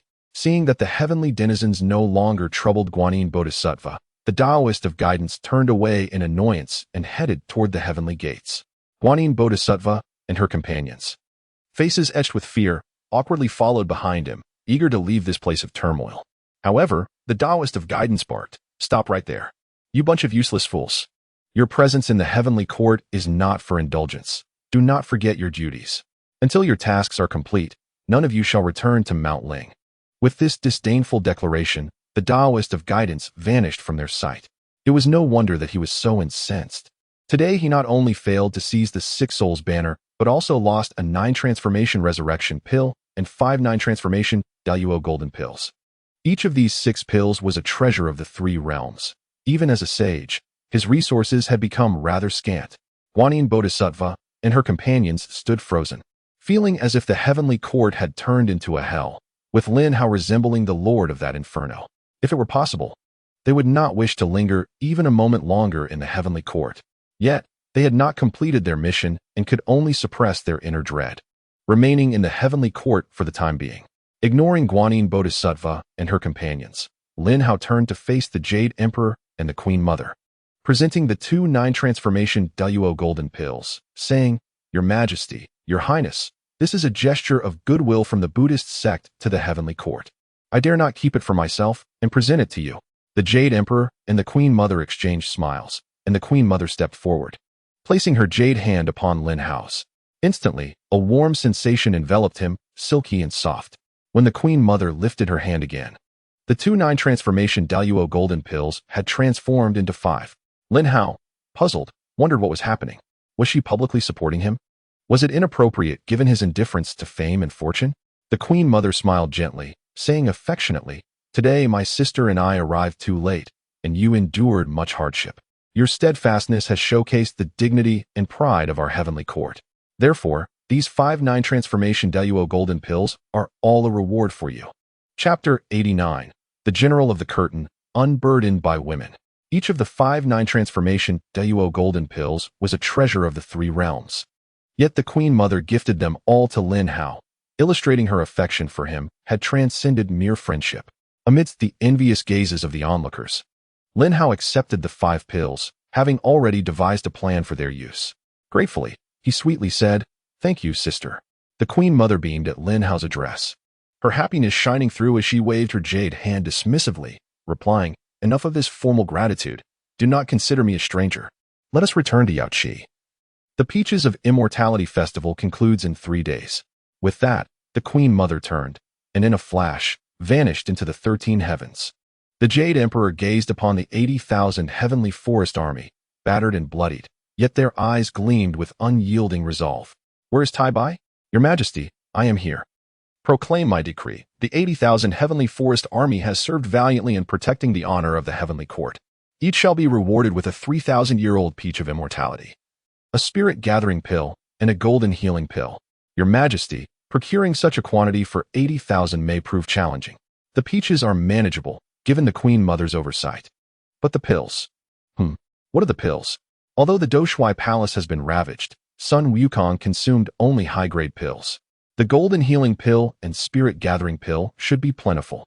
Did not the old lord claim he would return the pills after refining Sun Wukong? Now is the time for him to contribute. If he is unwilling, let him surrender Sun Wukong. That is Lin Aiching's capture, and he has no part in it. I obey your command." The Jade Emperor spoke authoritatively, and the 80,000 heavenly forest army rejoiced in unison. Lin Hao wore a satisfied smile. The unwavering loyalty of the 80,000 heavenly forest army must not go unrewarded, for with each enhancement in their cultivation, the might of the 10,000 immortals array would also grow. Presently, the convergence of the 80,000 heavenly forest army had already reached the mid-stage of the Daluo Jinxian realm, and with further elevation, their power would surely experience another leap. Now, with the Bagua furnace at his disposal, which could autonomously refine pills, Lin Hao had no concerns about resources for the heavenly forest army. "Lin Hao, are you well?" While Lin Hao was deep in thought, the barefoot immortal and others approached, circling him to check for any injuries. Emerging from his contemplation, Lin Hao's gaze fell upon the group, warmth flooding his heart. The steadfast yet fearless giant spirit god, the mischievous yet sincere Neza, and the pure and amiable Tyne sister. In Lin Hao's moment of peril, They disregarded everything and resolutely captured the Buddhist sect members, implying that had harm befell Lin Hao, Guanyin Bodhisattva and her companions would have suffered as well. Among the group were Zhao Gongming and the three Shao fairies, likely moved to assist upon witnessing Lin Hao wield the Qingping sword. They all smiled and nodded at Lin Hao, who returned their smiles, though he felt it was not yet the appropriate time to disclose his true identity as their senior brother. Let us return to Yaoqi. I wonder what tricks that group of bald-headed monks in the West will attempt next. Lin Hao's eyes narrowed, a smirk playing on his lips. The others, witnessing the smirk, understood that trouble was brewing for someone. Guanyin Bodhisattva and her companions had not merely come to Yaoqi to send Sun Wukong into the old Lord's Bagua furnace. They also sought to successfully descend the other two members of the journey to the west. Lin Hao and his entourage made their way back to Yaoqi. As soon as they stepped inside, the gazes of the celestial beings converged on Lin Hao, for this youth commanded a formidable heavenly forest army. Equipped with the 10,000 Immortals array, his power rivaling that of a Daluo Jingxian. In the 13 heavens, it was this very youth who had single-handedly battled a sage, withstanding 3 formidable assaults. Such a record was unprecedented within the 3 realms. Upon taking their seats, the Queen Mother's gaze never strayed from Lin Hao. She then instructed the celestial maidens to provide Lin Hao with peaches of immortality, beverages, and the finest delicacies, including dragon liver and phoenix marrow. Even the Jade Emperor, observing this, felt a twinge of jealousy. When Lin Hao was absent, the Queen Mother cherished him as a treasure, but now, everything had shifted. Where have I faltered? As Lin Hao's affairs came to a close, the Pantao Grand Feast continued to flourish. Zhu Beiji, intoxicated beyond measure, gazed at the celestial maidens with drool cascading down his chin. Beside him stood a large figure, seemingly honest and simple-minded, the commoner general, the curtain-opening general. This general's position allowed him to catch a glimpse of Guanyin Bodhisattva. Despite her advanced years, Guanyin's beauty was unparalleled, particularly her fair and radiant skin, which seemed as if one could grasp a handful of water. Coincidentally, Guanyin cast several flirtatious glances towards the curtain-opening general, holding a glass of crystal. The general gazed at her with a foolish grin, saying, "Bodhisattva, if it weren't for the strong winds today, I would think your eyes are blinking excessively because of sand." Guanyin nearly choked, rolling her eyes in annoyance, retorting, "I am perfectly well. It seems it is you who has sand in your eyes, creating such nonsense." The oblivious curtain-opening general was indeed a blockhead. If Zhu Beiji were in his position, he likely would have lost control, possibly shattering the crystal glass in excitement. The general's silly question elicited laughter from the celestial beings, who looked at Guanyin with amusement. It was clear that for the journey to the west, Guanyin had truly exerted herself, yet her methods were rather ineffective. Employing beauty tricks on the curtain-opening general was akin to playing a lute to a cow. He had no interest in women, and thus remained focused on his duties. Lin Hao observed Guanyin with barely concealed amusement. In order to save Guanyin and the others, the Taoist had expended 2 9-turn golden elixirs. Should Guanyin and her companions fail in their mission, they would undoubtedly face dire consequences upon their return. Lin Hao was eager to see what tricks Guanyin would employ next. After the laughter subsided, Guanyin's enchanting eyes twinkled as she picked a peach and brought it to her lips, lightly flicking her fingers. Instantly, a surge of magical energy struck the general's wrist. Ouch! With a crack, the curtain-opening general, who had been grinning foolishly at Guanyin, suddenly felt the force of magic hit him, causing him to drop the crystal glass, shattering it on the ground. His face turned pale as he fell to his knees, crying out in protest, "Your Majesty, Your Highness, this crystal glass was not broken by me." Chapter 90. I witnessed it myself. The glass jumped down of its own accord. The general's cries echoed throughout the Jade Pool, disrupting the refined atmosphere enjoyed by the Jade Emperor and the Queen Mother. The Jade Emperor, growing impatient, remarked, curtain opening, "What is the matter with you? As a general of heaven, you cannot even hold onto a crystal glass? If it breaks, it breaks. Why make such a fuss? Your excuses elicit no sympathy." Seeing the Jade Emperor's anger, the curtain-opening general became even more anxious. After much hesitation, he glared at Guanyin, saying, "Your Majesty, I have been wronged. It was clearly this Guanyin Bodhisattva who unleashed magic upon my wrist, causing me to accidentally break the glass." At his words, the onlookers turned to Guanyin with intrigue. It was rather amusing that Guanyin's attempt at seduction had failed, prompting her to resort to force. Yet everyone understood that the curtain-opening general was a chosen one, his fate long sealed. merely seeking an excuse for his fall from grace. Naturally, whoever cast him down would reap the merits, and Guanin's shamelessness was merely a means to garner merit for Buddhism. No sooner had the general finished speaking than Guanin, rising with indignation, retorted sharply, "Curtain-opening general, do not slander me. The glass was in your hands, and you broke it through your own carelessness. Yet you dare lay blame at my feet? While I may seem easy to bully, you cannot so brazenly take advantage of me. First, you cursed me with sand in my eyes, and now you accuse me of using magic against you? What other fabrications can you conjure?" Guanin's eloquent rebuke left no room for doubt. It was clear she had meticulously plotted this course of action. The poor curtain-opening general, already tongue-tied, found himself at a loss for words under Guanin's fierce retort. Tears of frustration streamed down his face as he glared at her, stammering, "Bodhisattva, as one of the three great sages of the West, why must you bear such a grudge against me? I conduct myself with propriety and have never offended anyone. Why must you wrongfully accuse me?" Though Guanin had no desire for such a confrontation, the general's utter disinterest in feminine allure left her with no choice but to resort to the most forceful methods. However, this only bred resentment towards her and the Buddhism she represented. Yet, if it meant securing merits for the journey to the West, such minor details could be overlooked. As the curtain-opening general wept pitifully, many in attendance felt sympathy for him. However, there was little that could be done, being of humble origin. He had no connections within the heavenly court, and as a chosen one, his fate was inescapable. The Jade Emperor understood this well, but pondered how to compel the heavenly beings to cast the general down to the mortal realm. After some contemplation, the Jade Emperor spoke sternly to the curtain-opening general. "As a general, what is this weeping and wailing? This is no way to conduct oneself. It seems your maturity is lacking." Seeing the Jade Emperor's intent to act, Guanin seized the moment, interrupting before the emperor could finish, "Your Majesty, today is a celebration summoned by the Queen Mother to gather the celestial beings for the joy of the peach banquet. However, the curtain-opening general has shattered the crystal glass, which is a grave offense. While breaking the glass is one matter, to slander me is something I cannot tolerate.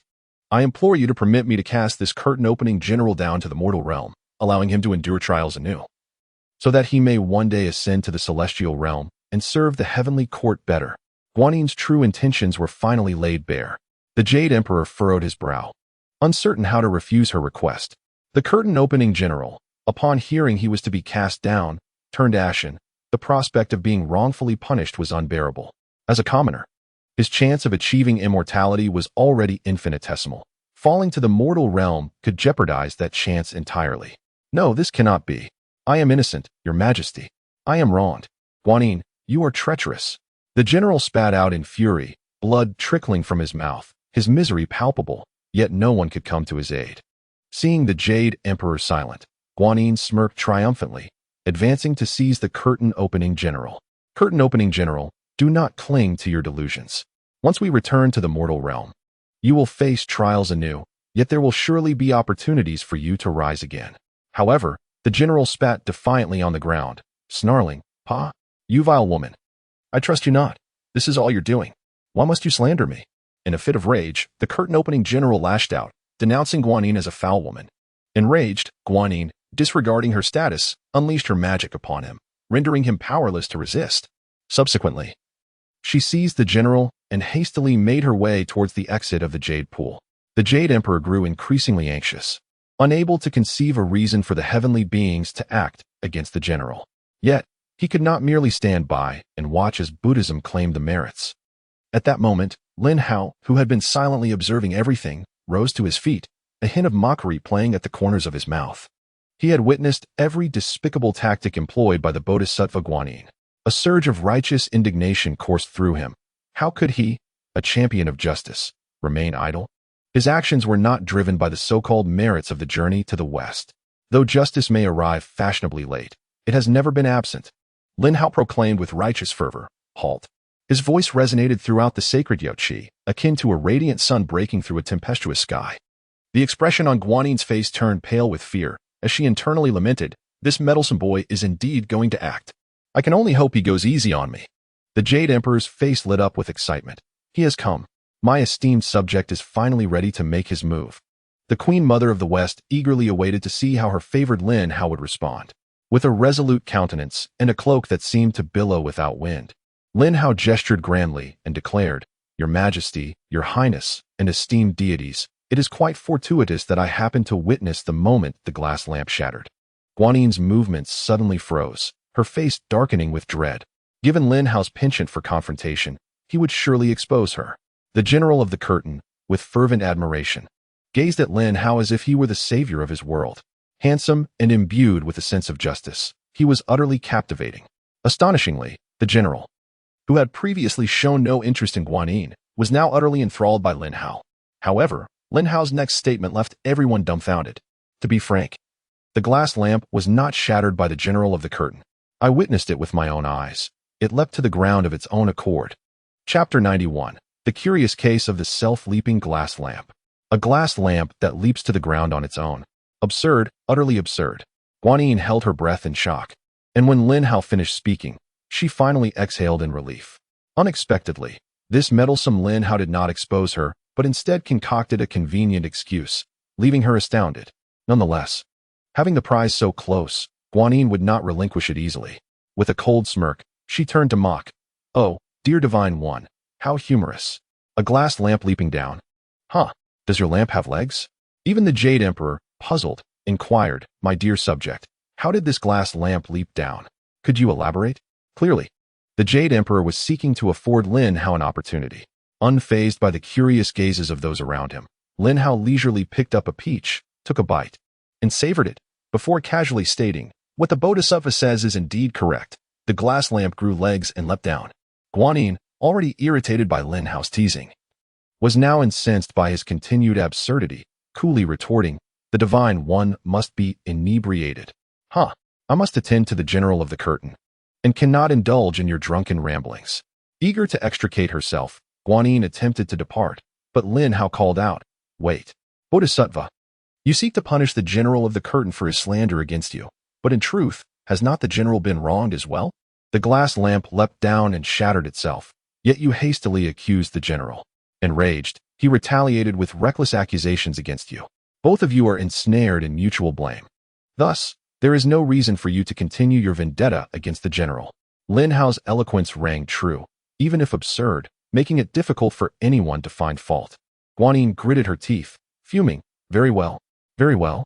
In ancient times, one pointed at a deer and called it a horse, and now you, Divine One, claim the glass lamp has grown legs? Ha! Truly absurd. Your Majesty, Your Highness, the Divine One fabricates tales from thin air, committing treason against the Emperor. If I am not mistaken, he deserves to be cast into the depths of the celestial prison for several eons." Guanin, smug, attempted to place the weight of treason upon Lin Hao. However, both the Jade Emperor and the Queen Mother of the West treated her words as air, remaining silent. The Yaoqi fell into an awkward silence, leaving Guanin embarrassed. Suddenly, Lin Hao burst into laughter, mockingly gazing at Guanin. "Bodhisattva, you seem to have forgotten that I am the one who oversees the laws of the heavenly court." Guanin's face turned ashen with fury. Yet Lin Hao's words held a kernel of truth. Moreover, let me enlighten you. The notion of the glass lamp growing legs and leaping down is not as absurd as you might think.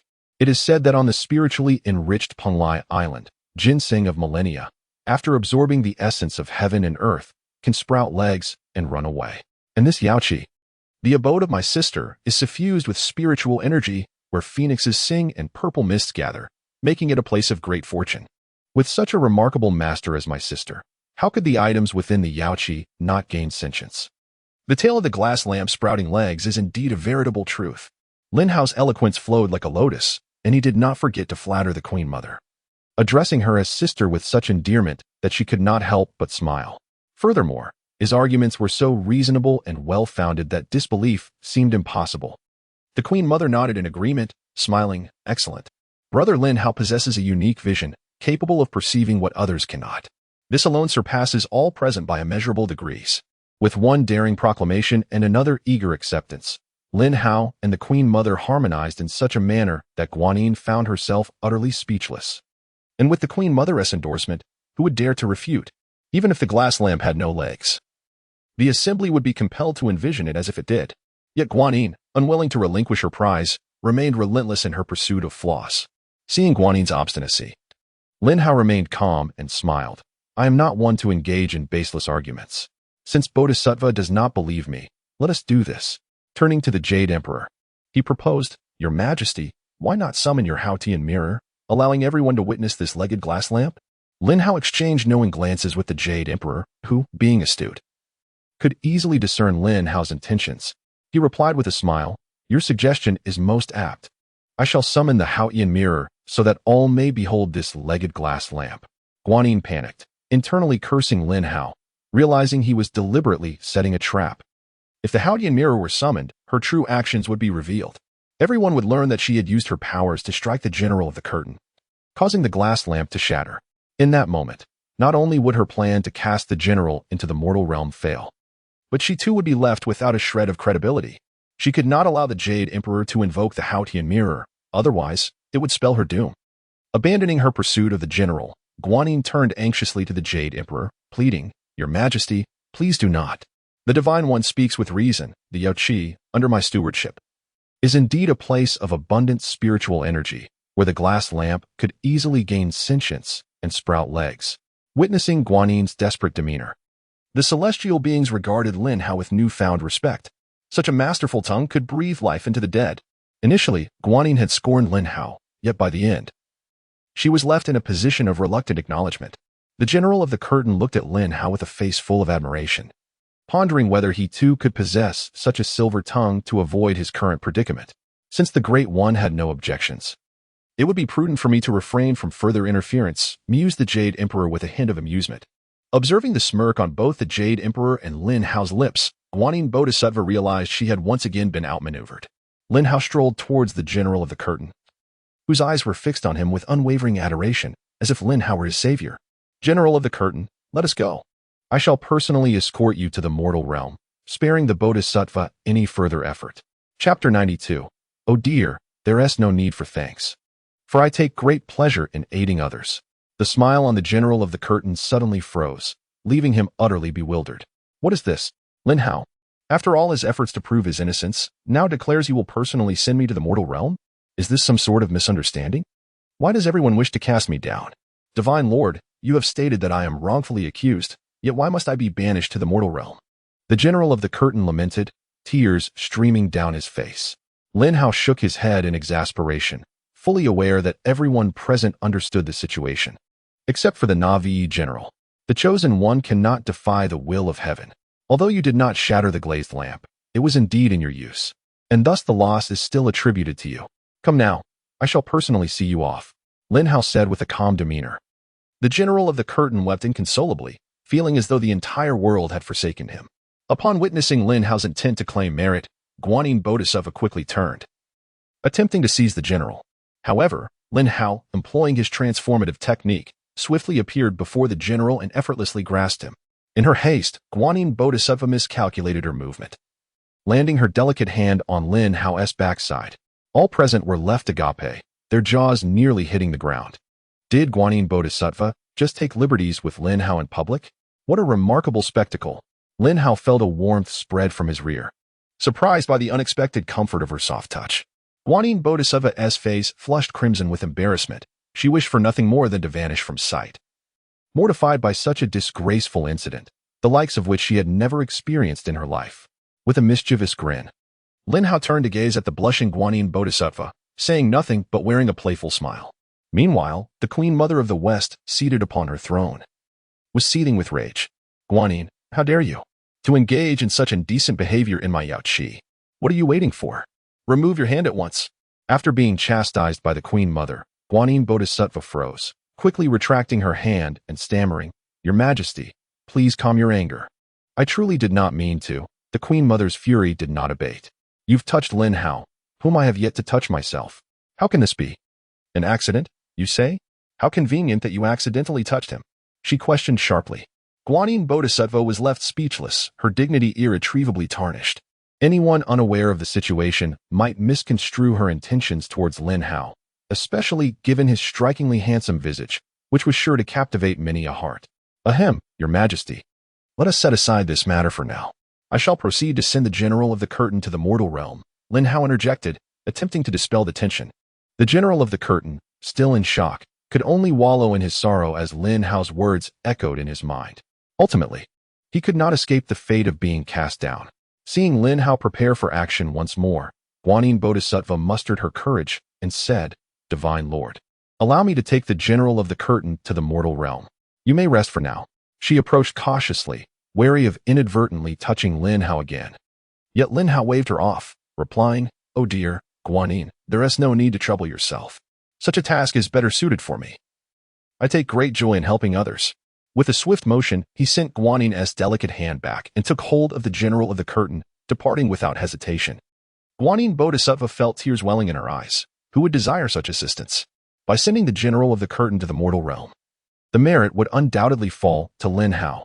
No, she could not allow this to happen. She attempted to pursue him, but the Queen Mother regarded her as an unwelcome thorn. "Lin Hao has just left, and now you wish to follow? Are you not making your intentions clear?" The Queen Mother scolded. "You little wretch, halt. If you dare step beyond Yachi today, you shall never return to Lingshan. Indeed, one should never provoke a woman scorned." Guanyin Bodhisattva halted in her tracks, realizing that, against the Queen Mother's formidable presence, she stood no chance. Resigned, she watched as Lin Hao carried the general of the curtain out of the Yaoqi. As Lin Hao transformed into a radiant beam of golden light, he sped towards the southern heavenly gate, the swiftness of his movement causing the general of the curtain to tremble in fear. "Divine Lord, please slow down. This is far too fast. Divine Lord, I beseech you, do not cast me into the mortal realm. Please intercede with the Emperor on my behalf. Divine Lord, you are wise and noble, and oh so handsome. Are there any other flattering words to describe such beauty?" The general of the curtain exhausted his vocabulary in an attempt to win Lin Hao's favor. Yet, alas, the decree of heaven was immutable, and no mortal could reverse it. Upon arriving at the southern heavenly gate, the station's celestial soldiers stood at attention, saluting Lin Hao with reverence. "We greet the Divine Lord." To them, Lin Hao was nothing short of a divine being. His ascent to the celestial realm had begun with extraordinary promise, and his legendary deeds were already becoming the stuff of myth. Lin Hao gestured for them to rise and, with the general of the curtain in tow, approached the gate. The general gazed anxiously at the mortal realm below, fearful of what awaited him. With no connections to support him, being cast down could lead to a grim fate, especially after shattering the glazed lamp, a transgression that would result in considerable suffering. Lin Hao looked compassionately at the forlorn general of the curtain and said meaningfully, "General, this journey may not be entirely detrimental to you. Remember, every occurrence is entwined with cause and effect. Nothing appears without reason. Always reflect on why you find yourself banished, and who is responsible for your plight. As long as the flame of hope within you remains lit, you will surely transcend this adversity. I believe we shall meet again." With a smile, Lin Hao then cast the general of the curtain into the mortal realm. The general plummeted rapidly, bewildered, but his eyes ablaze with an unquenchable fury. "Thank you for your guidance, Divine Lord. I now understand what I must do. It is all Guanyin Bodhisattva's fault. Had it not been for her, I would still be a general in the heavens. This debt, the general vowed he would never forget.